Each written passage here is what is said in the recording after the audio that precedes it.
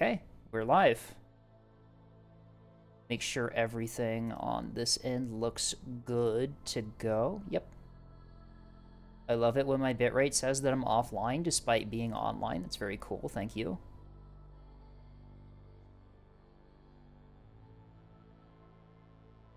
I forgot to change the name of my stream again for like the 5th time.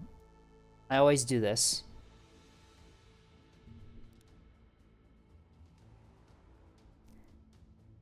I gotta fix this. This is embarrassing.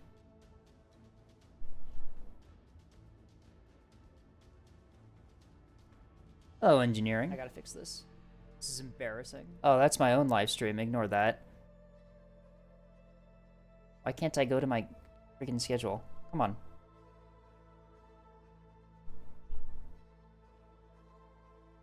Alright, well, I'm gonna fix it the old-fashioned way. I was gonna just copy and paste from the announcement, but, guess I'm not doing that.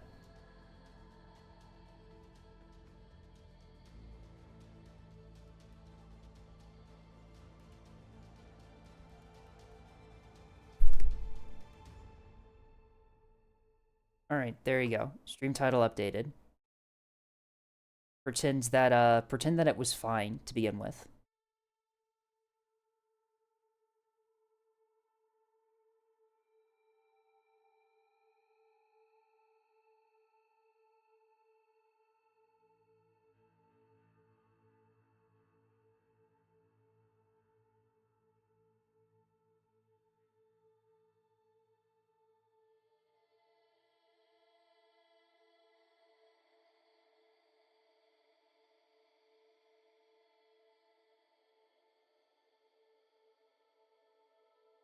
Alright. I am all set up. How about you?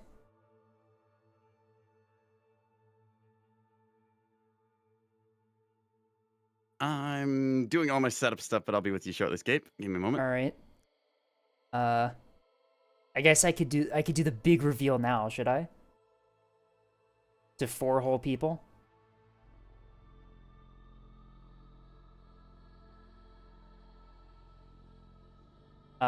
You guys ready for this? You guys ready for the big reveal about what's going on?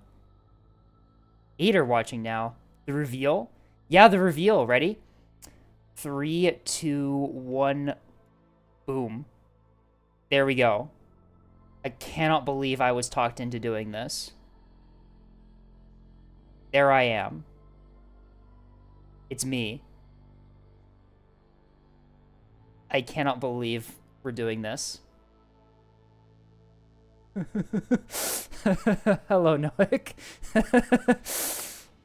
Ignore Scape Chan.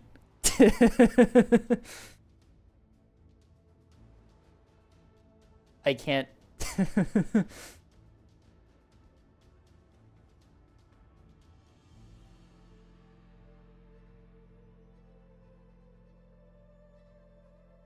I still don't have access to Neb streams on the main Neb server.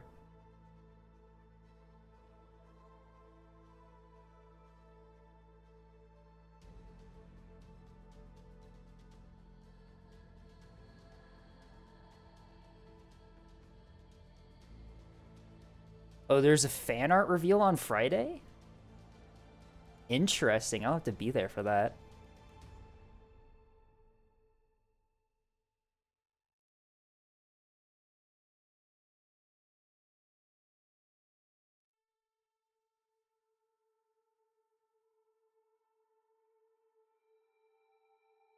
I think we are just waiting for Neko to finish up their setup and we should be good to go.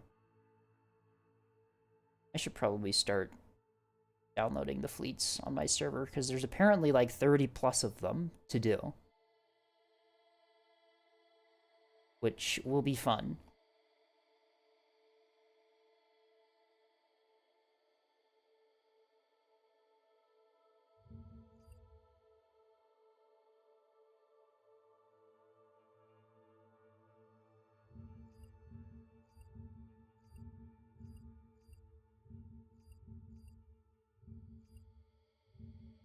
Bastel, I see you typing in this channel.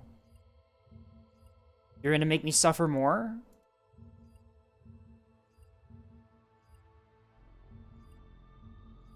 Oh, Noak, did you send me 9 fleets? Why? I'm gonna have to that's it. I'm gonna have to institute a limit for how many fleets people are allowed to send me.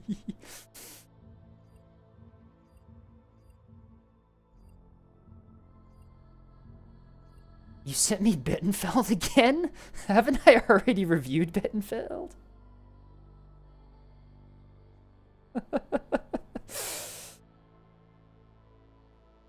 I did Sir Richard. Oh, yeah, that's true. I did the other one. I'm mixing up all my Vastal fleets. I can't believe this. Well, there are certainly some fleets in this folder now for me to review.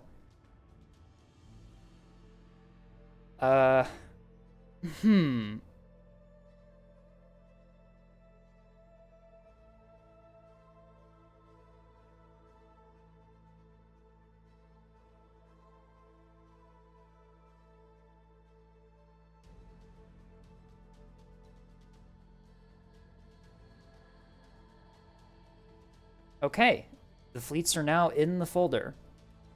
Nearly crashed my computer, apparently, doing that. I'm just kidding. I've got a good computer, but I am going to go ahead and stick this in the neb submission place. Yeah, any new fleets that get put into neb submissions will not be reviewed this stream, or for a while, probably. I do not know if I'm going to be able to get these all done today with Neko, but, oh dear. We have a lot of fleets today.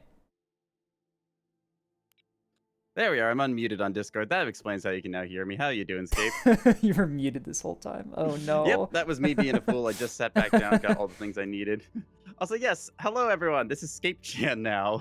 I cannot believe. Beloved figure from Nuclear Option, was it? It started out Option. as a token. Yeah. Hey, I wanted to commission Banana for a skin, so I could get a skin in Nuclear Option, and then he could also learn how to do the thing to make skins. And then he just sends me Scape Chan pretty much completed in its finished state. And he's just like, this is no longer your commission. I'm just doing this for fun. You will accept the anime commission. All right. I sent you a stream together invite. Let's get these chats merged together so everyone can disagree on things, right? Let us also have to get just all those fleet files in. Because I think we were going to clear through as many of yours as we could. And then I might open the floor to my group. Okay. I just realized how many submissions we have. Yeah. Oh boy. Whoops. This is my. I'm sorry. I was doing finals and projects and stuff. I couldn't stream. Yeah. Oh no. Oh man, how far back do these go? Which one do we start with? Even like it's looking at all the submissions. So the one that I started was the one underneath the first bar, which was, let me scroll all the way back up. It was Stars Quack Hotel, is it? No, we did Quack Hotel last time. That was the one that had the really cringed Axford and Foxhole. Leviathan's XML Mana. file? We could start with that, but TF Mana is the one that I started with down to Benfeld. Mana. Where did that go? Okay, I see that. Yeah. All right, I'm gonna just start downloading all of these and then find out just which ones are what. All right. I probably should have downloaded these earlier, but I was a little bit rushed getting everything together today. Oh, it's fine. Given My OBS freaked out yesterday, and I was trying to figure out just what broke on that. Interesting. Yeah, it was weird. My whole monitor is like it crashed, but it didn't crash. Like it just kind of like blinked, and then because I got dual monitor setup, right? So it just completely forgot like where everything was, and it all merged into one screen. I was like, what the hell? Huh. Okay. I have a cheap knockoff company monitor as my second monitor, and it doesn't even do that. Interesting. I'll admit, I got this one surplus from work. I see. Okay. Like, hey, there's free monitors here, and then in 20 minutes there wasn't. Yeah. No, main monitor is the one you pay for. Then the second monitor is the one you find out by the dumpster and plug into your computer. Okay, I will admit, for the longest time, my keyboard was like one of the old, like not even USBs, like the old keyboard style connector types that I just fished out of like a work dumpster thing because it was just like, oh, this is just like electronic recycle. I'm like, yeah, Oh okay, bet that's free no. stuff. Incredible. It But held. It's like, yeah. you should see Tethys's laptop. Some of his keys just don't Everything I learn about Tethys scares me. Some of his keys just don't even work anymore. or rather, sometimes they do, sometimes they don't. You gotta roll the dice on if they work or not. Also, a quick disclaimer before we start reviewing fleets: we will not be reviewing any non-vanilla fleets. Yeah, we don't know enough about the state of modded to give good opinions I on that do or apologize. anything, so. I know that there are a lot of OBL fleets that got submitted, but we don't play OBL. I wouldn't know what to say if I tried to review them. I'm sorry, but yeah. Do you have no ship limits installed as well? I do not. I should probably do that because I believe there was 6Ks. Okay. There 12Ks. A few 12Ks I think might be in here. I should have loaded this before. Well, Neko Arc. I forgot that there's a mod for a Neko Arc voice pack. Interesting. Well, it's gonna be a black screen for a bit while we reload the no ship limit things. Yep. All right. Don't think anyone needed no ship limits except for my. Don't think anyone needed no ship limits except for my OBL fleets. Okay. Well, it's probably safe to just have it loaded. Yeah, we'll get that anyways and just reload this. All right. Because a 12K vanilla, I would know how to review. Yeah. Let's be real. A 12K vanilla is just 3 battleships and then like 7 cap assets. Well, actually, hang on a second. You could do that, couldn't you? Yeah, you could just do that with the 10 ships, couldn't you? 3 battleships and like maybe like 7 cappers. Do you need 7 cap?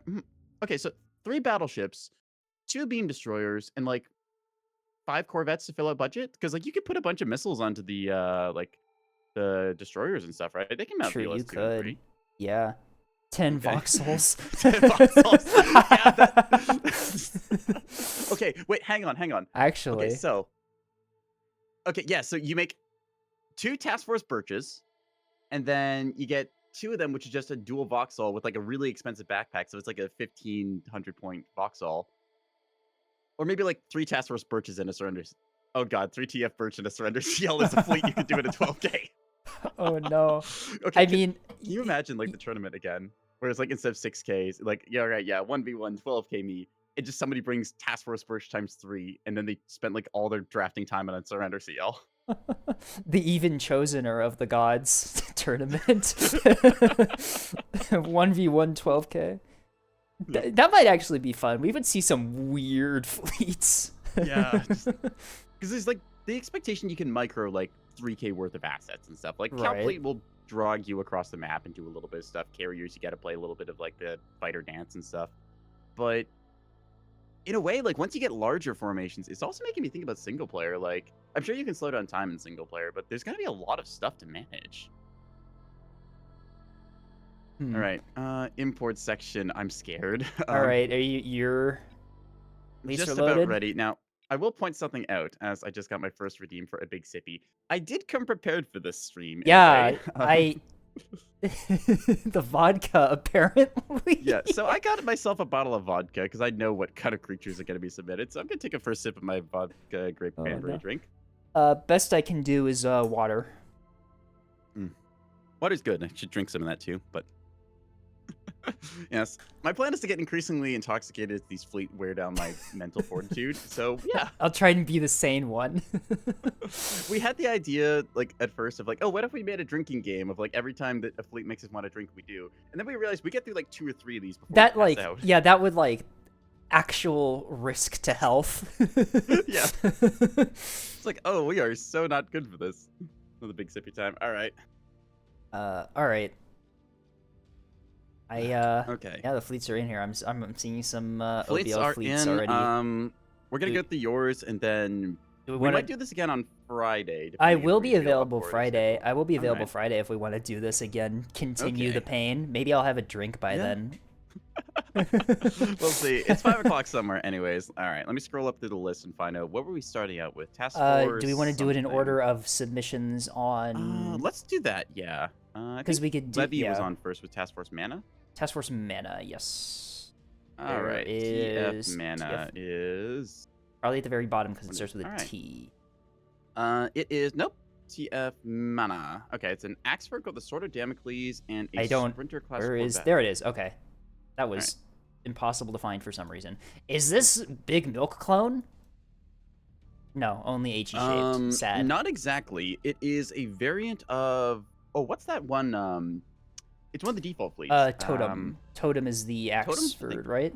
Yeah, I can't remember what it's called, but Hemlock might be it. Hemlock sounds about right. It's very cold as I've taken 3 big sippies in a row here. All right, anyways. So, what are we looking at? I'm seeing a VLS-3 on the front, a VLS-2 on the back, and a beam belly. So, not that unusual for an Axford. It's got, looks like, some more VLS-2, chat box, defenders. Okay. Double FPA, small E-Reg, spyglass, crack correlator with supplementary radio amplifiers. I'm assuming we're running command missiles for that, then. Yes, we are. Yep. Yeah. Doing the, Yep, a couple of those. Oh god, the missile list. The missile list. Uh-oh. Oh, no! Oh my god. That's... Yep. I have to scroll. This is even worse than Tethys's. Holy shit, I didn't even think that was possible. Yeah, little did we know. Oh, okay. A couple things here. Let's see. Oh, all right. Dear.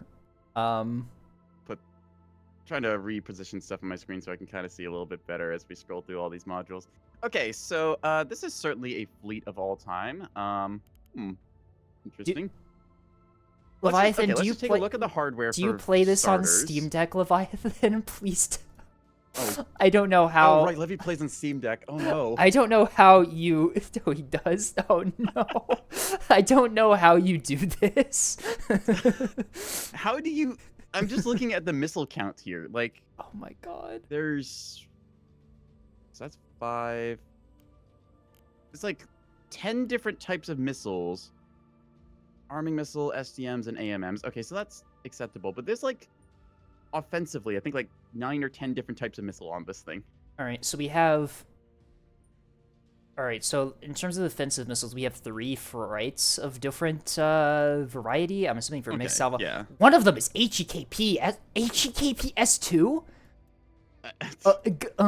That's What is the speed of this thing? 252. Foundation. That's what is your armor pin with that speed? Interesting. Wait, one. Okay, so 1 centimeter of armor. Penetrator armor 1 centimeter. Does this? I don't think this works. I didn't even. 250 Is that a bug? Be right, is right? That has to be a bug in terms of pin depth, right? Like surely. It goes further than that. Yeah. What do you wait, Leviathan? What do you mean this is the broken version? What does that mean? Yeah. Huh. Okay, it has to go further than 1 centimeter. Yeah, like, I know even like size 1 HEKPs can go further than that. Uninstalling the warhead and reinstalling it does not change that. How did you do this? I'm gonna fluff with a missile triangle. Okay, yeah, it's like it is set at the very base minimum to actually pen. If you increase the top speed, you actually get pen depth with it. Okay. That's okay. So we learned something today. Like 250 meters is the bare minimum needed to actually pen anything with a HEKP. Oh, cool. Should we be writing this down? I don't know if we should. Just reload the fleet here so I don't fluff it up again. Yeah, that's probably a good idea. Mana. Leviathan, care to explain the tech behind the HEKP S2? Okay, so I have an idea for what it is. I think that this is a mixed salvo. There's some of these that have, it's just act steerable with. Okay, so the points cost on these is a little weird. I mean, like the rest of the S2 mixed salvos make sense. Yeah, so one What of do you them's a mean? What do you mean, glitter bomb. Flynn? What do you mean, Flynn is your reason? Flynn, what? You can't just point to say Flynn did it. I just send a screenshot of this to Flynn just in DMs randomly in all Yeah, caps. just tag him, bruh. Flynn explain. Actually, no, I'm doing that right now. We're just gonna take a quick screenshot of this missile. Yep. I'm going to open up my DMs. Where is Flynn? Oh, okay, hang on. Star might actually be onto something here. If you go low enough pen on a Heck-P, it dumps a single sphere instead of like 5, and with 40% min damage, so you're putting a single like big punch sphere on this thing to try and break components. I see. Maybe for like light ships, but yeah, if it it's like shouldn't a even shallow pin... enough thing, that's just like a really big damage sphere. Because like, okay, it's so the explosive component is 1600, which is normally detonated across the ship. Because like the Heck-P it's got the big like line that it draws through, right? Like, and Right. stuff. And then it's got the explosive circles that go along with it. That's why it breaks things. So if you're just able to drop like a singular like 1600 damage sphere, huh? I want to see this hit a ship that's been like armor stripped. Yeah. Because theoretically, this should be like a tactical nuke going off on like the surface Actually, of a hang on a ship. second. I forget. Do corvettes, not corvettes, shuttles even have armor?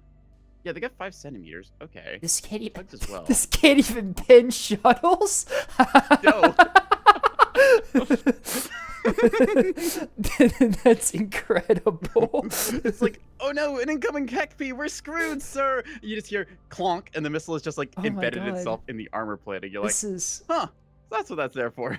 I mean, like, because, like, the rest of the S2s in this mixed salvo makes sense. Like, this is typically how you would do an S2 mixed salvo. I'm completely thrown off by this HEKP. Yeah. The glitter bombs are kind of interesting. Steerable extended with the decoy launcher, so that way it's just meant to, like, shed decoys on the approach or, like, tailing end. The Heck-P is kind of your finisher with that Dayrad. I mean, you've only got 15 of these missiles, so... Yeah, so you get, like... What's our salvo size? We should check that. Actually, yeah, we probably should check that. The salvo size is salvo 3. Size 3, okay. With double strike planning center and missile parallel interface. So we got really fast programming missiles, but low salvo size. So interesting. 5 salvos that's interesting.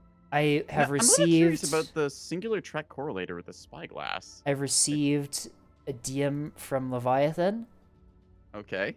They're sending me a photograph of a Steam Deck screen with this missile up that has this missile pinning 25 centimeters of armor and going 291 meters per second instead. Interesting. Okay. All right. I'm assuming it was just like the wrong fleet that got submitted. We'll go so if by we bring that this up, assumption. if so we bring this up to 2, somehow. if we bring this up to 291, yeah, that goes up. That goes up to 25. Yeah. So. Okay, yeah, interesting. 25, all right. Typically, typically you don't see the HEKP on anything other than hybrids because conventional missiles don't really have the speed to. Yeah, I will say like the one other use case is the size 1s for.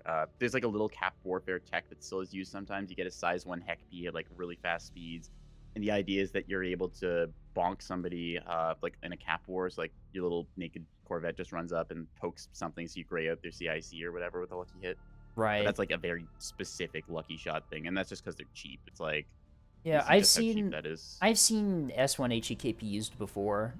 To varying degrees of success, I will say. Yeah, typically you only really use HEKP on hybrids because then you've got the speed to up the damage. Yeah. So yeah, for anyone who's not familiar, HEKP stands for High Explosive Kinetic Penetrator. It's different than the regular High Explosive Impact, which shotguns damage rays into the hull. The Kinetic Penetrator does a line straight through, which does a whole bunch of damage, and it's got a line of like circular explosions along instead. So. Right. HEKP typically does more damage if you can get it in a good angle, and it's very capable of completely just one-shotting ships if you get a good angle. But the caveat of that is the cello or the monitor just gets sterned, right? The caveat of that is that you need to be your missile needs to be going super fast in order to get the pin, and also it's super expensive to bring. compared to HE Impact. It's, what is that, 8 times the cost? 0.25 let me compared check. to 2? HE Impact is 0.25 versus HECP is 2 points. Yeah, that's so like it's literally 8 times more the expensive. price. Yeah. They're your super heavy, super expensive ship killers. It's really meant to be like the I'm going to finish this thing off or die trying. So this is why you see on certain ships like let's say Vauxhalls as an example, they'll carry a backpack of typically size 3 HECP, where it's like, oh, this is a hardened target my guns can't scratch. I'm going to blast it with a missile, and then you just get 3 of them on target, and then you see the thing no longer exists. Right. C, Big Milk. the Acello removal service. Yep. Anyway, let's take a look at these S2s we have as well. Yeah, so we got those S2s covered. They look pretty normal. Size 2 hybrids now looks pretty standard, honestly, as well. Yep, I've got a Act Hodge. mixed salvo with these, yeah. Nothing really Hodge is remarkable. These home look on pretty standard. jam. Okay. I was gonna say running double Act Seekers as primary and a mixed salvo does put you at risk for like being simply chaffed or jammed. You do have the Hodge on the second one, which at least gives you some use against jamming, but actually, I think there might be an error here. I think that this Act Wake was supposed to be a Wake Validator, not a Targeter. Having a Wake Secondary on this is a little odd. Wake Secondary is a bit of a tech for S3H, I think. Yeah. But I think this is supposed to be because an Act Wake Val. This makes sense for these, like, because you usually see these used against shuttles or something, right? Like you get a Act with Wake Val on one and an ARAD Act on the other one. You typically hit that. You can exploit TTGI with fixed acts. Yeah. God, the acronym game of Nebulous is something to look at, right? Like just reading this chat if you don't play Dab is so hard. Completely incomprehensible. Yeah. Missile's not the fastest, but yeah, these look like pretty standard, like anti-capper kind of missiles you use. Just like launch throw a pair of weave, size 2 hybrids at something and then figure it out. I've had mixed solves a bit of the success. issue of like staging early, so yeah. Right. I've had mixed success with S2H. They don't. I mean, against light targets, they do enough damage, but like, the second you're against a ship that's not a shuttle or tug, it's S2Hs don't have the damage output to really do much. I'm gonna be honest, when I'm playing bulk freighters and I see incoming size 2 hybrids, I don't even bother M-conning. I just assume they're gonna hit me and it won't matter. This has happened before, and I've gotten structure broken more than I like to admit. But there's times where it's like, I just can't be bothered to turn off the radar. I'm gonna keep shooting and tank through this. Neko is right. It should be Wake Foul. Okay, I see. Right, so yeah, that makes sense for the pricing as well, because I was like looking at it, I'm like, I know this type of missile. I've run this type of missile. Wake Foul does not change the price. Yep. Because yeah, it's like I looked at the pricing exactly on it, and I was like, okay, 12 points, size 2 hybrid, these exact figures. Yeah, that I've run that. So I see. Okay. Anti-capper stuff. All right. There's also a size 2 hybrid HEKP hardened skinned heck. Hardened skin. What does that bring the health to on this? 45, which isn't really enough to change many breakpoints. I guess it is a little more survivable against flak because it takes a little longer to die. But right. I'm just gonna chain big AMMs as we go here. I'm about to finish my first drink. Oh, oh dear. Sip of water from me. It's not much. Hardened skin. Next kill Bow Onliner. Interesting. Okay. Okay. I mean, yeah, but also low warhead AMMs. Okay. So yeah, hardened skin that does change around the what's the one warhead? It's the size 1 AMM. Size 1 minimum EL. warhead EL. Yeah. So is that takes. Yeah, that makes it go from killing it in one shot to needing 2 of them. So yeah, so that works against the yes, it does. 3-pointers or such. Yeah. So ignore the seeker on this. I'm just testing the warhead on this to see damage. Yeah. Still gets killed. Still gets killed by a normal blast frag max warhead. Yeah. But due to probability of hit, you might actually get through against those. Yeah. Let's take a look. What's the evasion thing on that? It has no terminals to make it hit at a better angle. That's what you typically see with HEKP missiles, is you just don't run terminals on them to prevent them from having a bad angle. It's another issue with trying to get the HEC-P missiles to work. Like 9 out of 10 times a HEI is better, but that 1 out of 10 times the HEC-P lands, that's when it's excellent. It's just Right. very difficult to get that situation because it turns out killing someone instantly is kind of a thing they want to avoid in the game. Yeah, HEKP is super expensive, super risky, but like if you land a hit, it can be absolutely game changing and just a single is the 1 in 10 gamble. instant. All right. You also have, I'm assuming, not insta. Is this an insta stage? No, that's a not Inata, which has blast frag. Blast frag. This is a size 2 hybrid blast frag for hitting. Let's see, what damage? What are we 113. running? Okay. That's not enough for, to kill a bomber. Long range strike against like anti-skiff missile. Interesting. How much health does a skiff have again? Skiffs have 130 health. Okay, so that's not quite enough to kill a skiff either. Won't. So you need to bump the warhead up to like a size 7 to do that. Yeah. Which I guess you could do, but Interesting. Typically you see S3H is your big anti yeah, that's like your bomber. You just vaporize bombers with it. Yeah. Still broken. Okay. Still broken. Okay. I'm assuming it's just should be a larger warhead. Okay. Yeah, if we turn that to a size 7, yeah, that makes sense then to like bop a skiff or like take out a pike or something. Yeah. Guessing these, detect small targets, checks out, wake as well. Yep.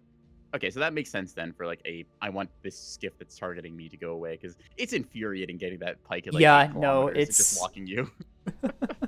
Have fun having perfect accuracy against you, by the way, at long range. Skiffs are certainly something, and so are pikes. And then we have mixed S3H salvos here. Yep. So we get Command S3H hardened skinned, pretty normal. Command Hodge in A Red Act. Okay. Yep. Good secret combos. They're both hardened skin. Yeah. Honestly, makes sense. Hardened skin, very good tech on size 3 hybrids.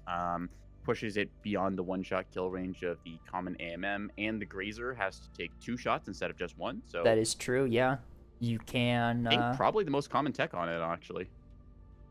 I see a lot of BSSJ and decoys for anti-SLO stuff, but that's typically on your big HEK PS3s. But for these HEI, for these HEI throughs, S3s, hardened scan is an incredible pick. It shrugs off AMMs, pushing that and damage threshold Grazers that much further. It's a subtle thing, so you don't really notice it. We are running. You just think you failed your AMM rolls. We're running max burn duration on the stage, on the boost stage. Ooh. 572. We have weave terminals on these. What is that stage distance at? 3.6 kilometers. That's 7. Okay. This stage is outside of the range of some AMMs I've seen. Yeah. Interesting. I know there's some stage tech, like I've done a little bit with my own AMM, like dodging stuff where I try and like make the hybrid do its little like staging kick thing right as the AMM's about to hit it, but that's a little bit of a mixed bag. I know certain like people try that, but yeah. One other thing to be careful of is that these missiles, the command-guided ones, will stage at... I don't know if this is tech or not, but the command-guided ones will stage at that 3.6 kilometers, but the ARAD will only stage at 3 kilometers due to the ARAD range. Yeah. I'm not sure if this is tech to change how the missiles get to the target. Because that could be tech, right? You bunch up your missiles by doing a very interesting... That is the tech, okay. All right, that makes sense. That would explain the burn duration maxed out. You can force them to stage at different times to like stack the missiles on top of each other, which is something that I've seen done before to very deadly effect. Yeah. All right, so that's an interesting little combination of missiles there. Now, part of me wonders, how How the hell is Liz gonna explain this in the missile editing tutorial for single player? Oh, that's gonna be fun. Oh, but... geez. Well, I don't. their problem. Yeah, I don't mean to be rude, but that is their problem. All right, let's take a look at the rest of the ship, though. In terms of stuff, like, it's about what I expected for this thing. It's mainly tech is the missiles. It's a missile Axford. It's got the beam as a backup. Beam's a good backup to have. Yeah, I will say I do highly recommend this type of Axford build with the beam backpack if you're going to run a missile-focused thing on ANS. Because, I mean, like, surrender CLs, you can have a lot of missiles, but also, if you fail with the surrender CL, you find out really quickly why it's called the surrender CL. I did the math one time to see just how fast I could surrender a CL, just like max strike planning and like the programming interfaces and stuff like that. See just how quickly I could dump out, I think it was like 36 HEC-Ps to like get a 3K. Let's just say that you can finish a match in air quotes in like 2 or 3 minutes. Oh, jeez. I'm not saying you're gonna win. I'm just saying that you can be like, well, I've done all I can do. But yeah, this is, missiles, I'm fine with like missile heavy builds on ANS, right? That is their tech, but I highly recommend having at least one other thing that your fleet can do if the missiles end up not working. Putting all your money on red otherwise is like, it's incredibly. I have a question. Isn't there a self-destruct button? No self-destruct button, because that would be a war crime, but you can manually evacuate your ships and manually scuttle them. There was a issue in past with people shooting at their own like tugs with boosted reactors to cause them to turn into like little ticking time bombs. But in that past, fixed with I still see it. Yeah, people still try it, but the gun plotting pathing stuff is smarter now, so it won't friendly fire. So it tries not to. So that would not be great. Interesting. All right. Well, goes to show the ingenuity of the Nev community. Also, rockets are very good at triggering reactor overloads. To get, like, the staging right, but they're asking surrender CLs are missile Vauxhalls. So the term surrender CL refers to a light cruiser, specifically the Vauxhall. If anyone doesn't familiarize themselves with the terms, it is equipped with generally a boatload of missiles and nothing else. It's called surrender CL because what happens is you go into a match, throw all your missiles, and then you throw up the white flag and surrender, saying, well, I've done all I can do. Yep, it's from the very early days of Neb where people ran this a whole lot, fired all of their missiles at the very beginning of the match without, like, strategically using them, had no offensive capabilities anymore, like 5 minutes in, and just left. Yeah. That was, was that pre or post missile update, actually? I've seen recordings of it both before and after. Okay, because I remember pre-missile update, it was always destroyers with both MLS2 and VLS2, because they compounded costs. Well, yeah, so you got 2 of each in the beam, and then you just threw all your Thunderheads at the start of the match and crossed your fingers and prayed. Yeah, pre-missile update, it was just put a bunch of missiles on a beam destroyer, and that was the most optimal build. Also, Rail Battleship was also the most optimal build, which was not a fun Rail Battleships experience. had 7 barrels. That was the time. And Rails did damage kind of like how old Mass Drivers did, where they just, like, killed stuff. Yeah, Rails could actually just, like, completely gut a heavy cruiser very quickly at range. It was it was ridiculous. It was horrible. I remember Nyx's Eye being completely unplayable. Yeah. Nyx's Eye was 4 versus 4 long range. Oh god, Canyon as well, just like having a rail battleship full broadside, and like if you pinged on radar instantly, there was just like 7 beams of light flying at you. All right, yeah, but the no programming channels, that was the thing. The heavy cruiser, pretty well built. A small, a large, and a reinforced. Decent DC. We're also running the supplementary radio amplifiers for the command missiles, which is a nice piece of tech that people... I'm surprised people don't run it more on, like, Acellos and Axfords, because on both Acellos and Axfords, you have access. You have access to these CR-75s with massive radiated power. You can just, if you put enough of the radio amplifiers on Axfords and Acellos, you can just transmit enough data. Yeah, you can transmit enough data to just transmit through comms jamming. Yeah. Mind if I go a little deeper into the tech on that? Right. Ramble for a moment. All right, so for anyone not familiar, there's the common type of antenna, the CR10, which is on top of the Axford. this is the antenna that's basically on every ship in the game. A couple ships in the game, namely the Acello, the Axford, and the Battleship, have a CR-75. Well, I guess the Battleship technically has a CR-75, but 1 450 round later, that thing doesn't exist. Was it a CR-75 or was it a CR-70? I don't remember. It's got a CR-75 on top, but people typically mount a CR-75 or 70 on the cheek mount stuff there, so it has a backup because the main one doesn't exist.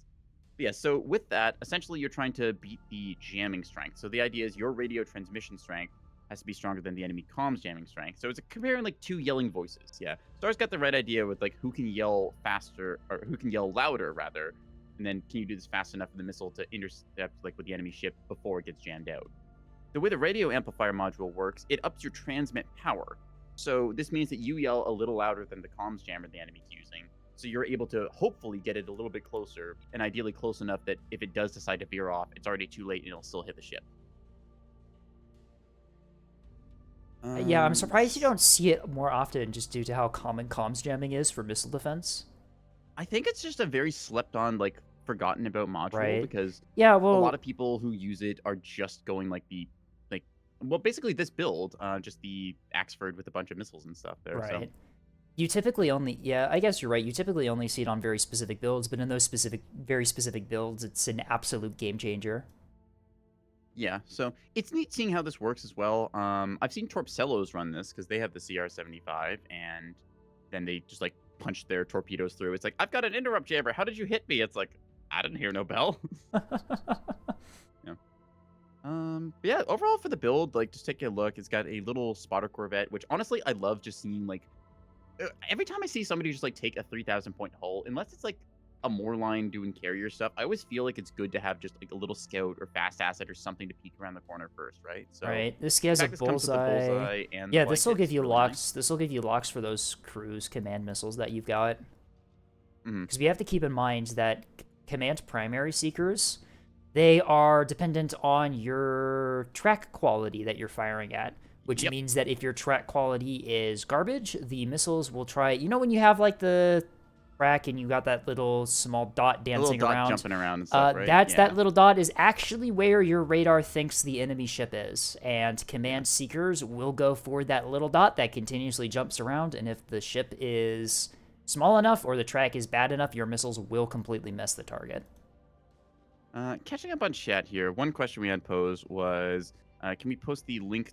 Yeah, there is a chart somewhere for math on radio transmission and comms jam strength. So if one of you has the link, you can post that. I should be able to approve that manually. Also, was it Haro earlier had asked, what about OSP? Find out OSP carrier battleships, speed, mixed build. Don't have amazing ships like this. Both factions have amazing ships. It's just dependent on your play style and stuff there. So I will once again recommend to everyone the starter fleets are good. They are tailored and curated to keep up with like modern tech evolution and stuff. A lot of people hear starter fleet and think, oh, that's just newbie stuff. It's like, no. This is genuinely like maybe not like the exact best, but still just like a really good, like if not like fully playable fleet, something to decide what you want to like tweak slightly and get like your tech specified with. Like maybe you don't quite like the way a certain build works for like having its missiles, so you want to like take those off and add like a little bit more damage controllers. So you can tweak them. That's the whole point of it. It's a good solid baseline. TF Oak is genuinely like a good fleet in high level play. Like it's incredibly reliable. Even the carrier fleets for OSP and ANS are really well done as well. I've played both of them in actual lobbies, and they work really well. Yeah, like it might not be the like optimized super perfect like whatever build that somebody's running in a tournament because they've got very specific tech strategies in mind. But as far as like general gameplay goes, I want to say like hesitantly running starter fleets would make people win more than most of the fleets that they put together, which we're gonna find out today.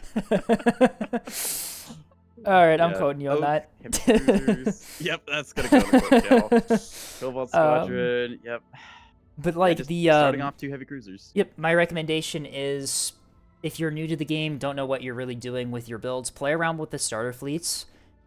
Pay attention to like what they do good and what they don't do good, and then make modifications to them as you see fit. I have additionally most starter fleets I have custom modifications for. Like I have my own TF Oak equivalent, and pretty much everyone Yeah. does at this point because it's just It's like, well, what do I build? It's like, I need a front line. Hey, 2 heavy cruisers with double 450. Axford. Daring today, aren't we, sir?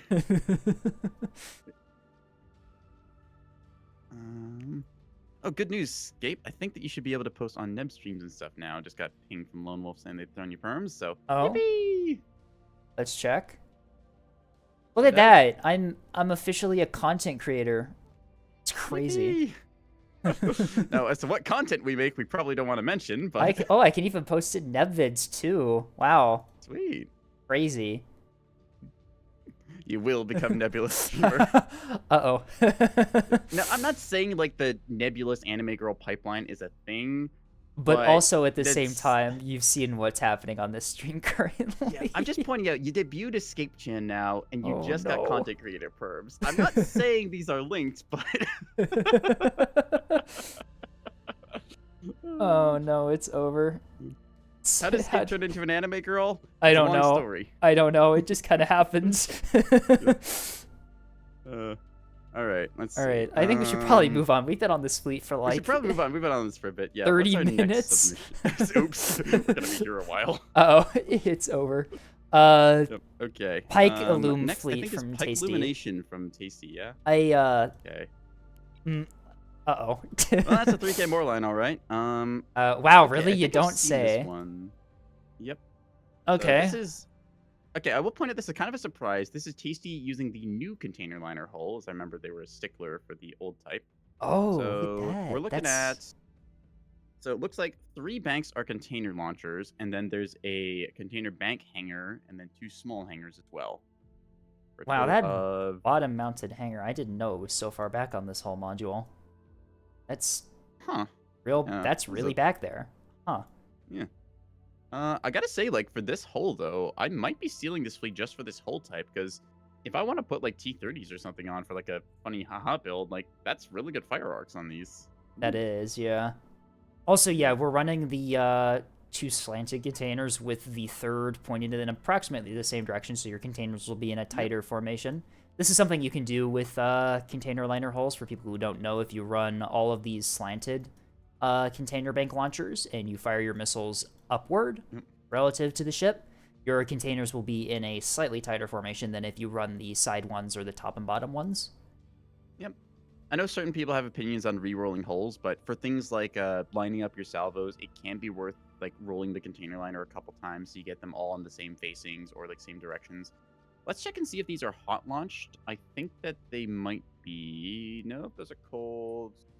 Okay, so yeah, some of these are hot launched. Vertical sublimation point. Yeah, and the Bose-Einstein Condensate. So yeah, those are clearly like meant to sync up stuff here. So the support container with the decoys, that's meant to be a penade, and then the sublimation points, your standard like explosive containers. So Sublimation those are points clearly in meant to be like Bose-Einstein. Yeah, time untargeted. sublimation Yeah. point in Bose-Einstein. Those are the offensive salvo ones. Wave Mm-hmm. function is a bomb finisher. No, it's a rocket finisher. Never mind. Yep. And then the craft bunker This is an interesting. Look A&M. at the layout. Hang on. So the 2 banks that are cantered in the back, those are the pen aid and then the explosive containers. The one up front is wave function collapse. Is collapse spelled with 1 L or 2? Oh, lapse. It should be L. It should be 2 L's, right? Collapse. Yeah. Collapse is spelled with 2 L's. Okay, so Tasty, we're gonna give you the second L shortly here, but and then there's craft bonker, which I have to mention because I think I joked about I this before love- of people taking blast fried containers. It's so funny when these actually successfully hit because they nuke entire squadrons. It's so funny to see. 182 meter blast radius detonation. I've seen AMM containers explode like 8+ Tontos at a time. It's so funny. Now, I will point out something. These are called craft bonkers, but the steerable active radar is set to ignore small targets.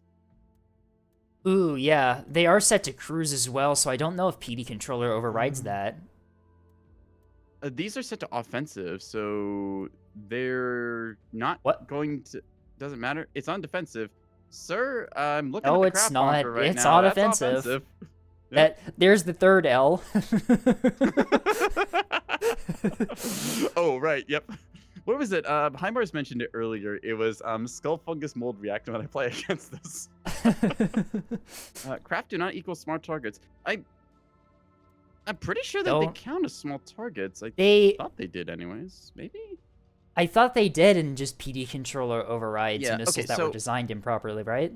yes, I actually asked Liz about this at one point. The PD controller, when it's set to defensive, does override the seeker setting, so it will automatically like hit small stuff. That was back in like missile update stuff because people kept forgetting to set it and didn't know why they failed. I do remember. But yeah, Yeah, this I do remember one, that story about people just forgetting to yeah, fix their Naganatas and then have no yep. anti-craft ability.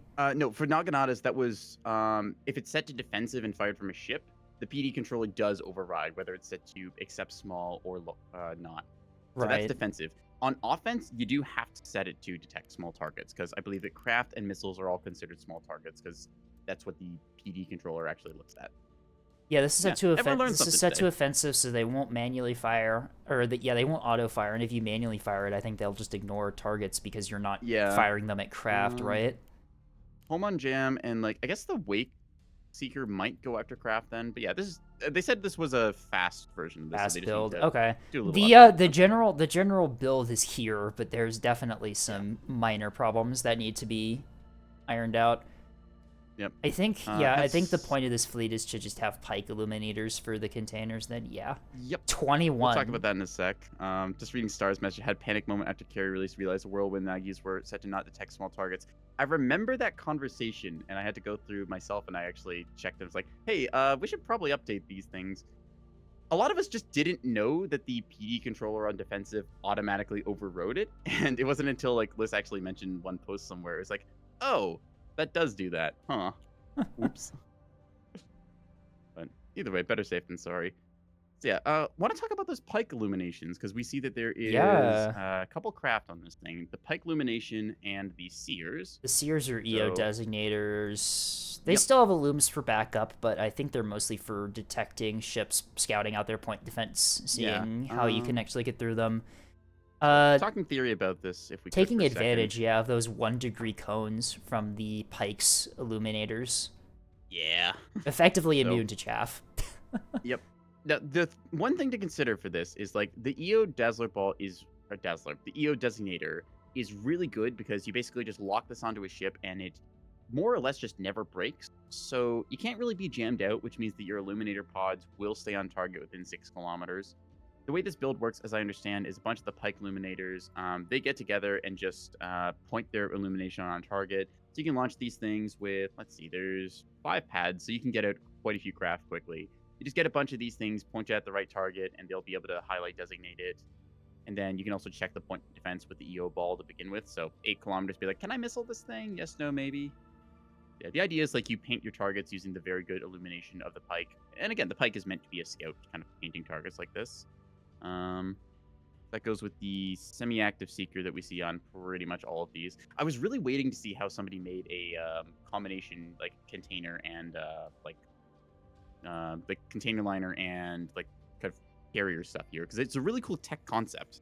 Right. Speaking of tech, I just looked at these S1s that we have loaded into the Pikes that are called anti-coil pinades and are 2 points with no warhead. And is this speed matched with the containers?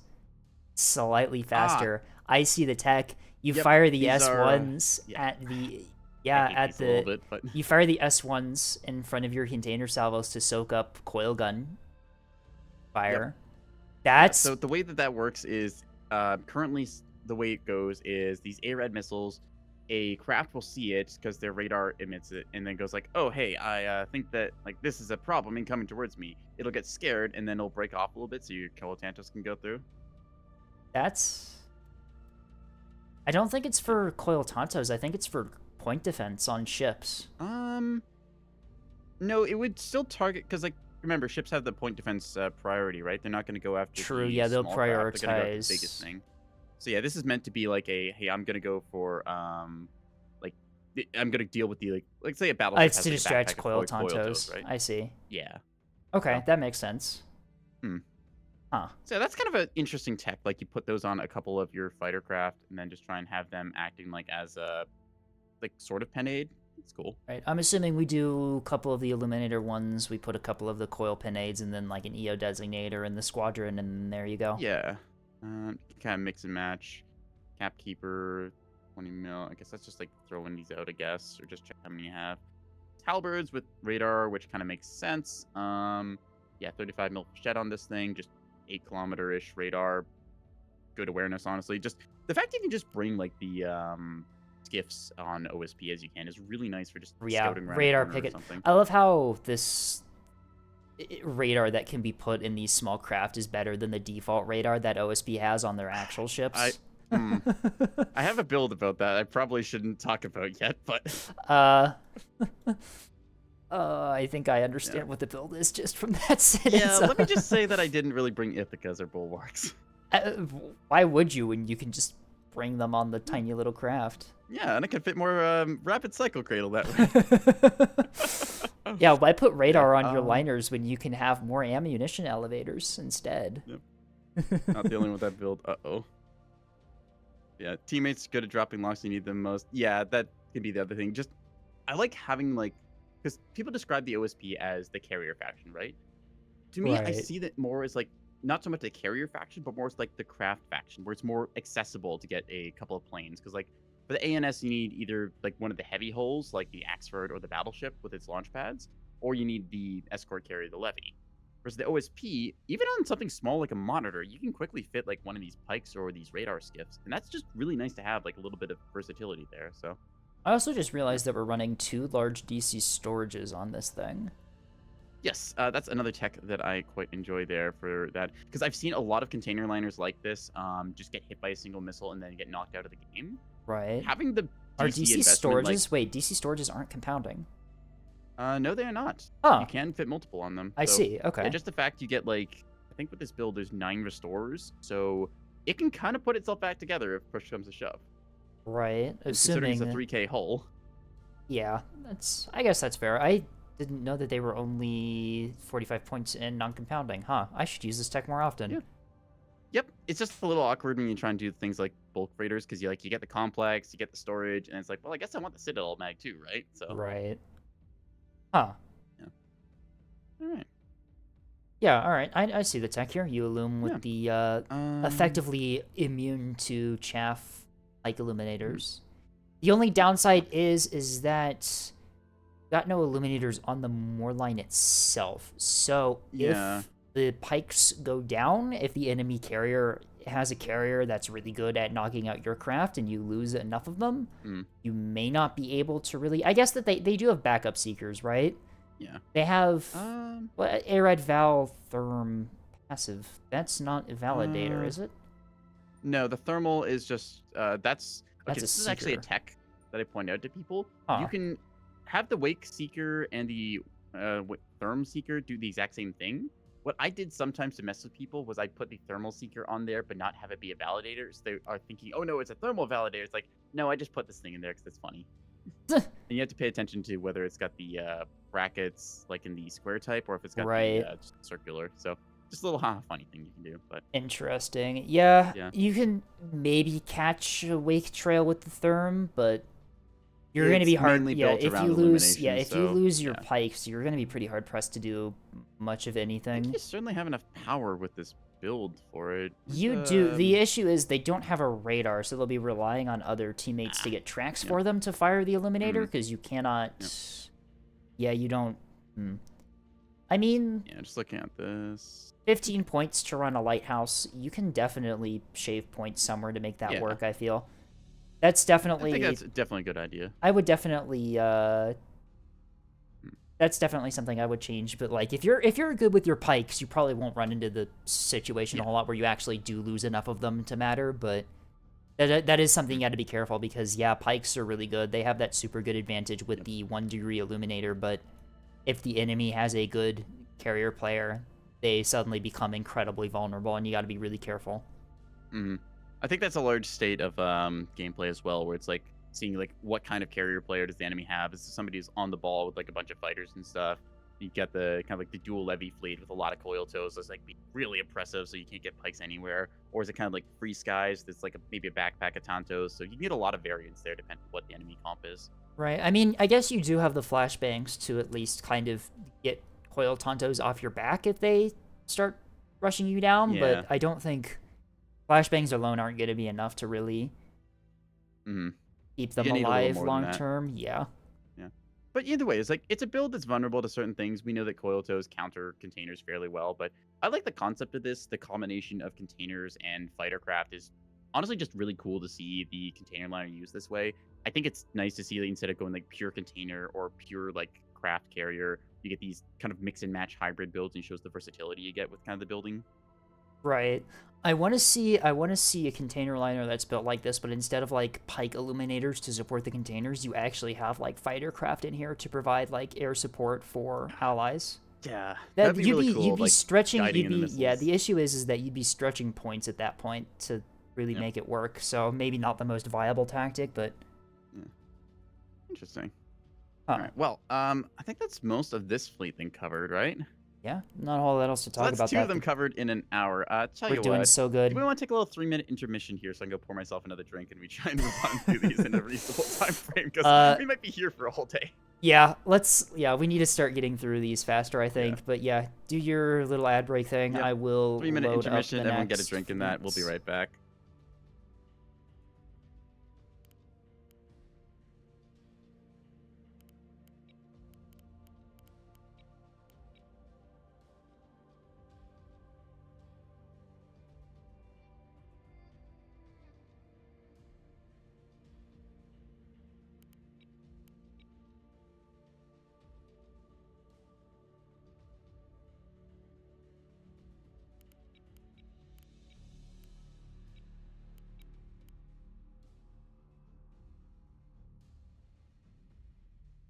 Well, I'm still live, so I can still entertain my chat. Neko, do you want to entertain my chat with me? Right, that confirms it. Neko's left. We're good. We're in the green. Neko's gone.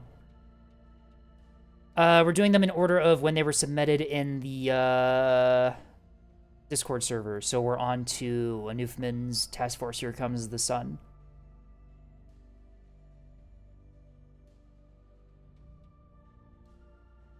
That will be our next fleet.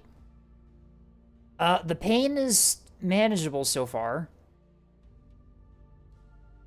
Want to see the updated version and the most complete version I have linked in the start of the stream. It has the... What's the text unchanged? What's the text I needed removed? Like... What? Okay, sorry. I'm having a stroke reading this, apparently.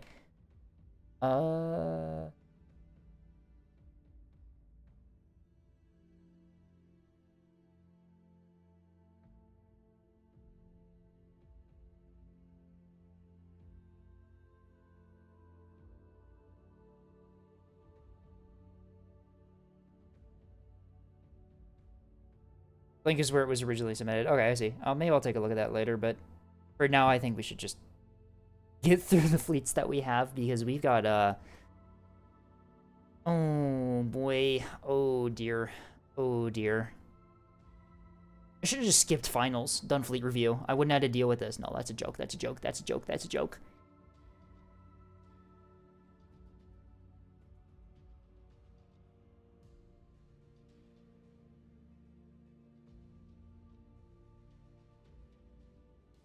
Maybe too bad you're skipping my 12Ks after all.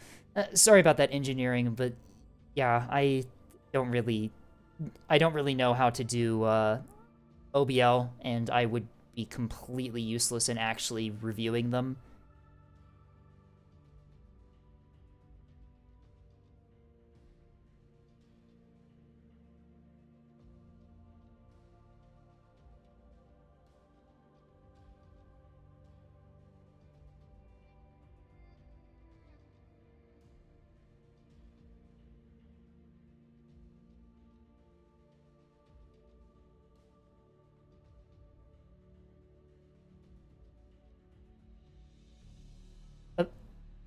Become VTuber. Oh my god.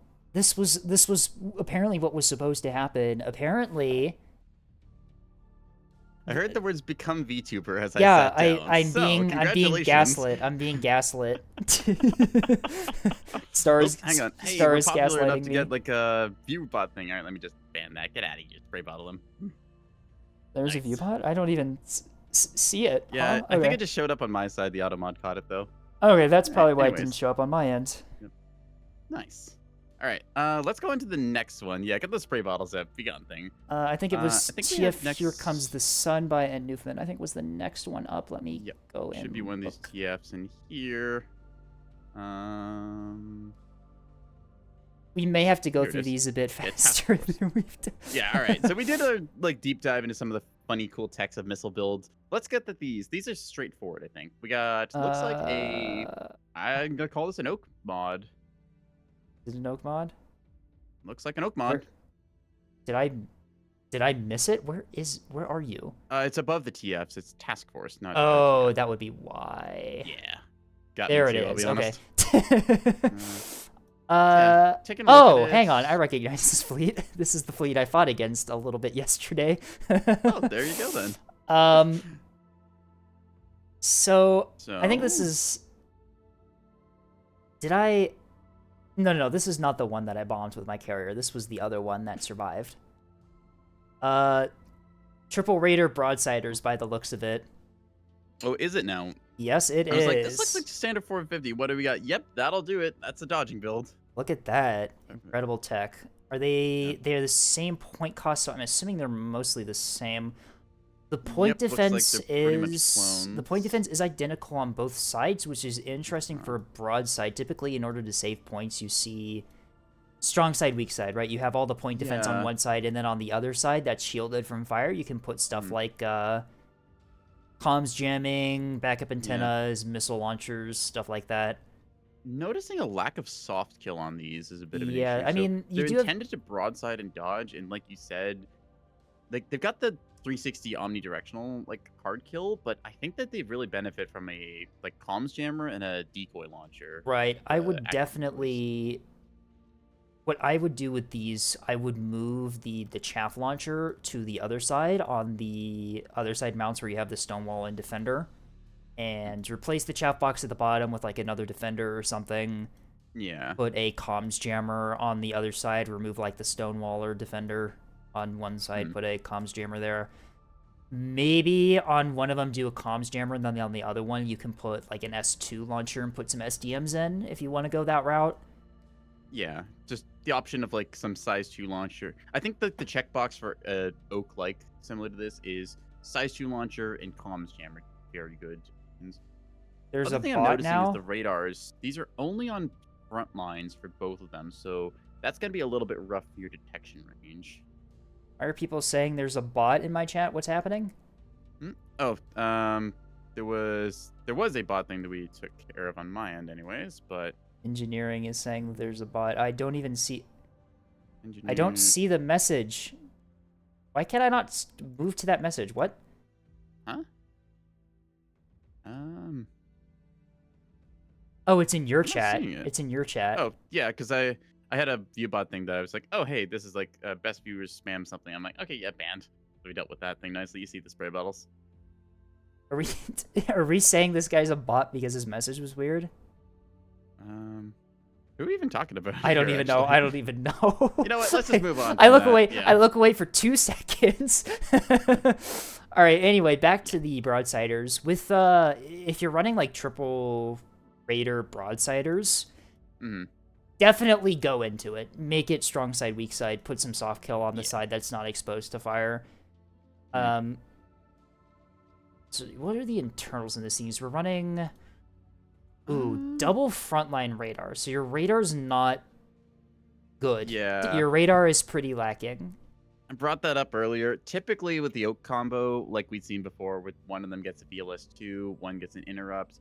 We see typically the combination of one has parallax to punch through and detect stuff, and then spyglass on the other one to see distances. Yeah. You run into power. I think the reason that they're running double frontline is power. Yeah, yep. You're running all of the reactors as drive. Yeah, all of the reactor slots as drives that can say you could definitely make it work. Like, these ammo elevators in the midsection, you don't have to have those there. No, you can move them to the smaller slots and put micro-reactors. Yeah. Also, something that I would recommend is stacking your micro-reactors on the side that you're intending to broadside on, because micro-reactors are actually relatively tanky for modules. Yeah. 200 hit points, 30 damage threshold on a 40% damage reduction hull. You do have to worry about potentially losing them, but yeah. It's pretty good. Same with radar tanking. I think it's probably worth it for the most part. Yeah. Especially on a ship that you're intending to fight at long range, dodging. You're not going to be taking sustained fire, hopefully. So yeah, triple radar drive, you can dodge, and you really want to play that 9-kilometer dodge game there. An occasional hit to your reactors, you can shrug off pretty well. To answer a couple questions from chat, we're not really taking fleet submissions right now because we, looking through the submissions list, have it has been all of this it has been 2.5 weeks since my last stream due to school, so they have added up, and I'm not naming names, but we all know who it is, was apparently telling everyone in my server to put as many fleets as possible in the submissions channel. Big severe request going through again. Whew. Anyways, I'll point out another thing about this build. It's got 2 bulk magazines, which, Wait, it's got 2 I think that's bulks. a little vulnerable. Interesting. There. Where are they? Yeah. One's in the front in the big compartment 10 slot, and the other one's in the very normally safe slot down below when bow tanking. But you're running them broadside. I would, if you're running double mag, run 1 reinforced, 1 bulk. That tends to get you better. Yeah. Yeah. Just looking at the sizing of this, what is your... yeah, you can definitely fit your payload into like this. You might lose like a couple rounds, but also if you take off like one of the flak guns, you don't need as much ammo. So that is true. That is well. What's your firing time for your guns? 10 minutes and 16 minutes for the 450. That's respectable. Yeah, I would definitely. Full broadside, definitely double mag because you're gonna burn through ammo. So secondary bulk mag and a reinforced, keep it so your guns like. Maybe the small one goes reinforced then, because like that way you've got a safe spot for your point defense ammo. I would swap the small DC locker on top of the mag with the bulk mag. That way you can run a reinforced in that larger compartment. If you run it that way. Yeah, no, mag placement and mag stuff on a lot of ANS ships can be a bit difficult to figure out. But yeah, typically what you see on large capitals is 1 reinforced, 1 bulk. If you're going to double mag, that's what I run on my battleships. It's pretty reliable. Yeah. Double magging battleships pretty common. Some battle tank builds still get away with single magazine. You can put a single bulk. The magazine doesn't draw ammo at 0 or like below the operations threshold. Now they've changed up the gameplay a little bit. So you can put a single bulk in the front in the super. Yeah, I mean, if you're running broadside, the magazine in the front is actually pretty safe. Having them spread out like that's pretty useful. The damage, right? Ox steering midsection with the reinforced CIC. Yeah, just big bulky midsection. Oh yeah, we're running double ox steering in the core as well. Yeah, so that's just a hit point damage. Right yeah, there. damage soak. I'm assuming. Yeah. What's our DC setup look like on these? A small, a large, and a reinforced. That's pretty good. That's respectable. Yeah. Nothing 10 teams. Yeah. Nothing buffing them, but you got 10 teams. You should be fine. The only thing you got to be careful is that 3 radar drives is going to kill all of your drives and all of your thrusters and all of your teams if you're not careful about when you flank. I will point something out briefly because it's something that doesn't come up often, but if we take a look at the flank damage probability, it is capped at 100%. So if you compare like 2 radar drives to 3 radar drives, you don't actually get that much like problems for adding that 3rd radar drive. It's just you run into the issue of like, how do I fit power into this build? I did not know that there was a cap on flank damage probability. Interesting. Yeah. So that's how some triple radar drives have been managing to do work. Yeah. But yeah, no, this is one big thing I would change is, probably I would definitely recommend strong side, weak side build for your point defense. Since you're kind of committing to the broadside anyway, you have the ability to run that sort of thing. Yeah. Maybe commit to the broadside, play around with power. Yeah, and... play around with your reactors a little bit, see if you can get that at least maybe. Yeah, I mean, like, if you just want to run like 1 parallax in one of them, that's probably good enough. But yeah, double frontline is very rough. You're just a little too blind, then you can't get that 9-kilometer lock range you really want to do. So it's the 6-side boost on triple radar. That's a big. good question. It's big, but the idea is where even is that listed? At the top there, it's 57%. 57, so 58. Yes, you're. Out of curiosity, does this make you battleship size? I believe it. Not quite, but pretty damn close. Really, battleship's still smaller. Okay. Well, typically battleships. No, battleship is bigger. The Axford's a little smaller than it, but let's be real, you're gonna get spotted with this. Yeah. So that's before the battleship even adds its own radar drive. So. Well, the idea is that if you're spotted, it doesn't really matter because you have the maneuverability to dodge at those long ranges, even while broadside. That's the triple radar tech, and it does work if you know how to use it. Yeah. You can just straight up avoid incoming fire. And I mean, you've got the damage control, you've got the teams, you're an Axford, so you've got good damage soak anyway. A stray shot here and there isn't really gonna do a whole lot to you. You can live through that with how much damage mitigation you get from just dodging. So right. Yeah. Okay. Very nice. Nice little build. Let's move on to the next one. That should be, I think, now Task Force Beyond Reason from a Noic vessel. All right. Is it Task Force or TF? TF. TF, okay. This is a carrier. So it is a Moorline class carrier. All right. This is carrier maxed out as you typically expect for these things. Container banks everywhere, small mounted hangars. Quick look at the internals just to get a sense how much more planes they've got. Double basic. More bulk internal hangars just to stretch that fighter craft count that much. Wow, yeah, you've got a lot of craft in this thing. Let's take a look at how many you've actually brought. 16 bombers and what is that? 54 Barracudas? Yeah. That's so some of them are 20 mil, some of them are 35 mil. Okay, interesting. And then we've got 2 of these harbors with the radars. Yep. Big radar is what we've called them. Very nice name. I'll say I kind of like this. I think 16 bombers is a nice count. Probably the minimum you'd want for like a 3K Moorline. I think going any less than that, you just kind of feel like you're a little bit gimped against anything you want to strike. I typically run 14 in my fleet carrier, which works if you're not stupid and don't embarrassingly lose a squadron of 4 in the first 5 minutes of the match. Ask me how I know this. I'm not going to run that because I know what I do. Ask me how I know this. Yeah. Turns out splitting your 100 mil bombers to go after 2 different sprinters that are right next to each other is a really bad idea because sometimes they accidentally fly into the point defense arc of the other one that they're not shooting at and then get obliterated. Whoops.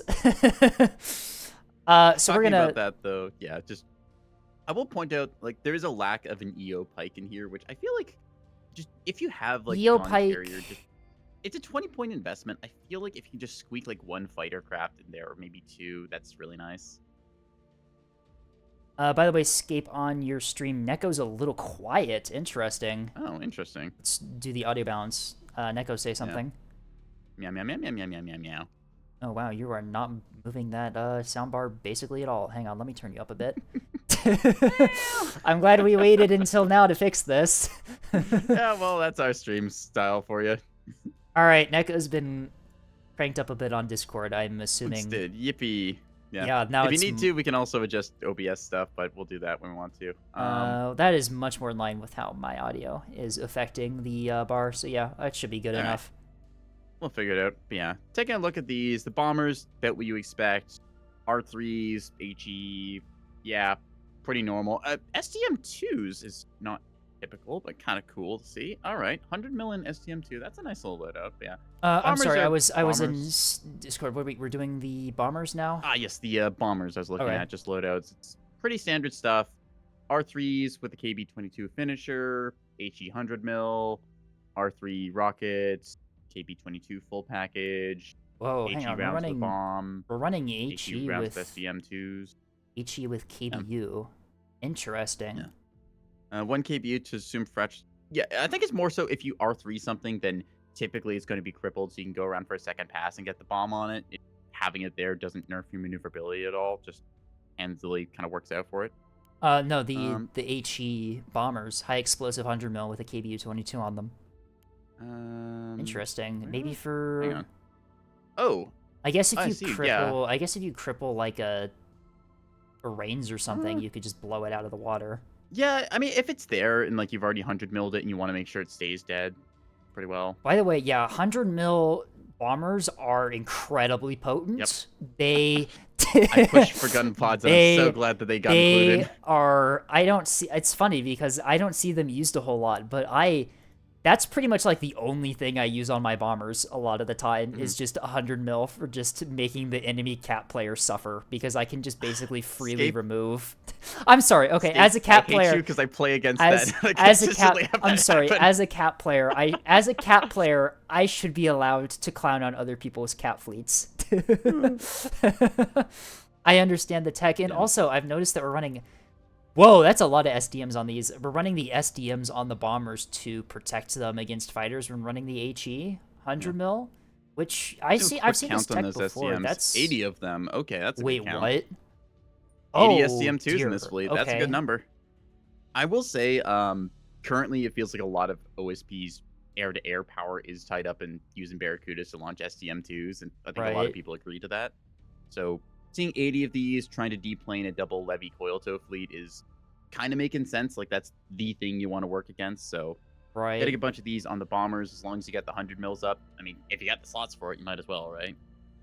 True. We do. Plus, typical fighter intercept won't be probably expecting that because I mean, I sure as hell wouldn't. Yeah, four SDMs per Barracuda that's actually like. Take a look. That's strong. That's so how many is it per Barracuda? Not Barracuda. Sorry, Sturgeon. Oh, the Sturgeon ones with the SDMs. Sorry, I completely messed. Sorry, I'm being confused by Tethys, who names his Barracudas Sturgeons and his Sturgeons Barracudas just to fuck with you. Gotcha. Yeah. Just having the backup option there's nice. No, I love the bombers bringing their own anti-craft protection is pretty neat. Nerf maneuverability? It doesn't. Nice. No. Probably increases the like loading time a lot. Let's find out. I'm assuming it does. Oh yeah, that's it really one... increases it, but it's an that doubles the arming time. All right, so yeah, kind of interesting to see. Interesting tech. I've only seen it a couple times, but when I've seen it, it's been pretty effective at keeping fighters off your bombers. Let's see. For the fighters and stuff, speaking of... Charybdis is usual the 20 loadout, mil. Fuel tanks, SDM... Fuel tank, SDMs, jammers, fuel tanks, and I'm assuming we have variety of... rockets, okay. S1s. Rockets. SDMs, jammers, and then a rocket light strike with like KB-15s to finish off anything you cripple. This kind of 1-2 punch, perch rockets, stun it, exactly, and then you hit it with a bomb. This is exactly what my light strike with R1s looks like, and probably what literally everyone's light strike with R1s looks like. KB-15 bombing with jamming kind of makes sense. I think the only change with mine is that I don't bring the jam pods. I still bring the 15s, the KBU-15s, and I instead bring 2 AMMs with me on my light strikes for defense against SDMs. Okay. Interesting. Yeah, that could work too. I have a tech with light strike for dealing with like goalie beamstones, and sometimes they have SDMs on them, and so the AMMs help. Just looking at the jamming loadout for this, I like the mixture of missiles they've got, where they've got 2 of them as ACT, 1 of them is home on jam, and then 1 of them is wake. I like seeing that variety. Like if you get 4 missiles for air-to-air combat, that feels pretty good in that regard. Yeah, use mixed salvos with your missiles on fightercraft and bombers. It's literally just free mixed salvos. You don't even have to worry about trying to program different missiles or do your weird mixed salvo thing. Craft will fire them off when they please. Home on jam is really good against jam pod because that was a big thing when Craft launched, where you had 35 mil the guy build everywhere, so people just teched home on jam and they smacked them. Right. Kind of cool to see that. Rocket strike. They have 35 mil gun pods, which is just the guns. I assume that's a scramble loadout. Interesting. Yep. All right. 56 seconds, very quick. No fuel tanks, mostly just for, just remove a wing of craft that's gotten close to me. Yeah, 35 mil is about the same, so looks like they just had enough points to put into like some of the things upgrading from 20 mil to 35 mil. I'm curious, are we running 35 slug on any of Or is it all flechette? No, it's all flechette. All right. Yeah. That's fair. 35 slug. 35 slug would come back. I right? know. 35 slug is such a cool potential that's completely unusable right now. Yeah. It was too strong, and then it got nerfed and forgotten about, unfortunately. So. Yep. And then, yeah, we have already taken a look at the radar skiff you have. Big radar. For just general sensor awareness is really nice. These skiffs, when run with skiffs are just good. Yeah, they're just strong. Your radar is incredibly powerful. You can even lock with it if you're close enough, which is incredibly powerful. Yeah, I forget what exactly the lock range of it is. It's much shorter than 8 kilometers, I've been told. It's not 8K, so but you but can still, lock with it at some distance. It's though, still which an is option. Kinda helpful. Mm-hmm. Also good for the 35 mil chin gun, which a lot of people underestimate just how good skiffs are with point defense. Like the 35 mil guns do not kid around. I remember in the tournament when Suncats fought against CPU Hard, the bots. Their main strategy with their fleet carriers was running massive wings of like 12 double turreted 35 flechette skiffs, and I'm a little you've got like so much gun fighting ability there that you can just pretty much be immune to SDMs. It's like, oh hey, nice, I noticed your missile comes my way. No it didn't. Just the benefit it too, because it's turreted, right? The craft can be running away and still fighting. So you try and outrun the SDM, and the turrets are like, oh, okay, don't mind if I do. Bert. One thing is that the turret turn rate on the 35 guns on skiffs, I'm not sure if it's because they're not leading the target properly or if it's the turn rate, but a lot of the time, if the missile comes in at a bad angle, they just miss every shot. Yeah, you can see a bit of that happen.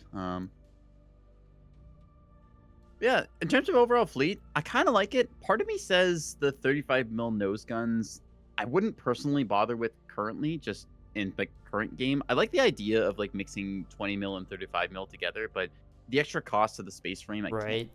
It's like an extra 48 points you save by that, so I'm sure there's like other stuff you could put a bit of points into, but also the ammo cost, like 35 mil is just by definition more expensive, so for maybe OSP, you save like close to 100 points. Dogfight in particular, 35. Like, don't get me wrong, like if you can get on top of a squadron of Tontos with 35, you can tear them apart.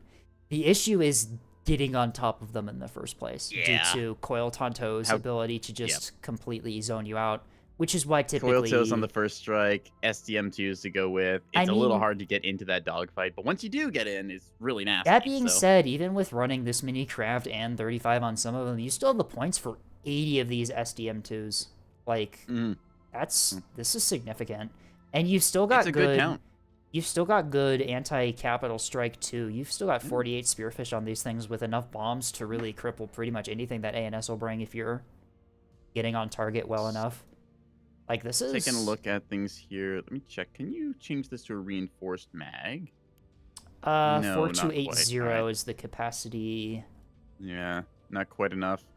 2 CICs, 2 small DCs. Honestly, I like seeing people bring damage control on their 3K carrier, because I keep seeing repeatedly just a wayward missile finds a carrier accidentally because it was trying to hit like a craft and it like missed at first, and then the hybrid's like, oh hey, there's another big target, and then it snipes your magazine out or something or starts a fire, and a lot of people greed their backline builds. So seeing like 4 damage control teams, 2 restores, that's nice.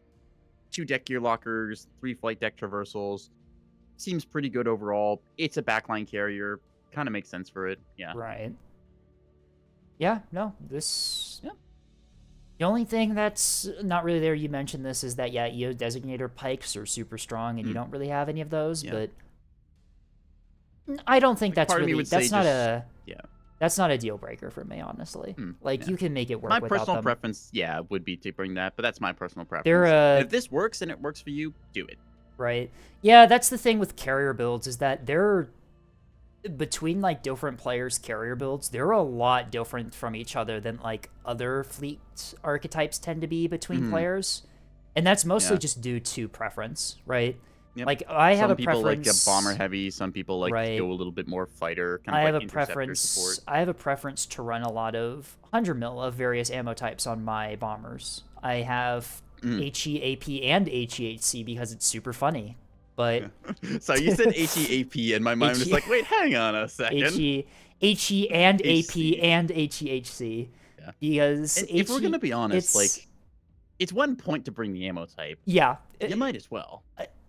this is why I'm so confounded that I don't see 100 mil bombers more often than I do, because it's what, like 5 points to bring 20 sorties. All the ammo types. Yeah. The only issue is like trying to make the loadouts, because I will complain about this. Okay, this is my one nitpick. Hang on, let me just go really big here for a second.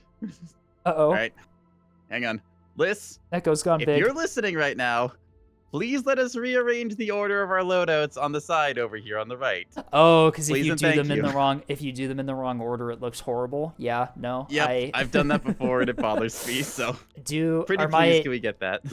Are my bombers still like that, where they have them in the wrong order? Yeah, they are. There's the HEHC tacked on the bottom on my bomber loadout. Yeah. Don't rename that.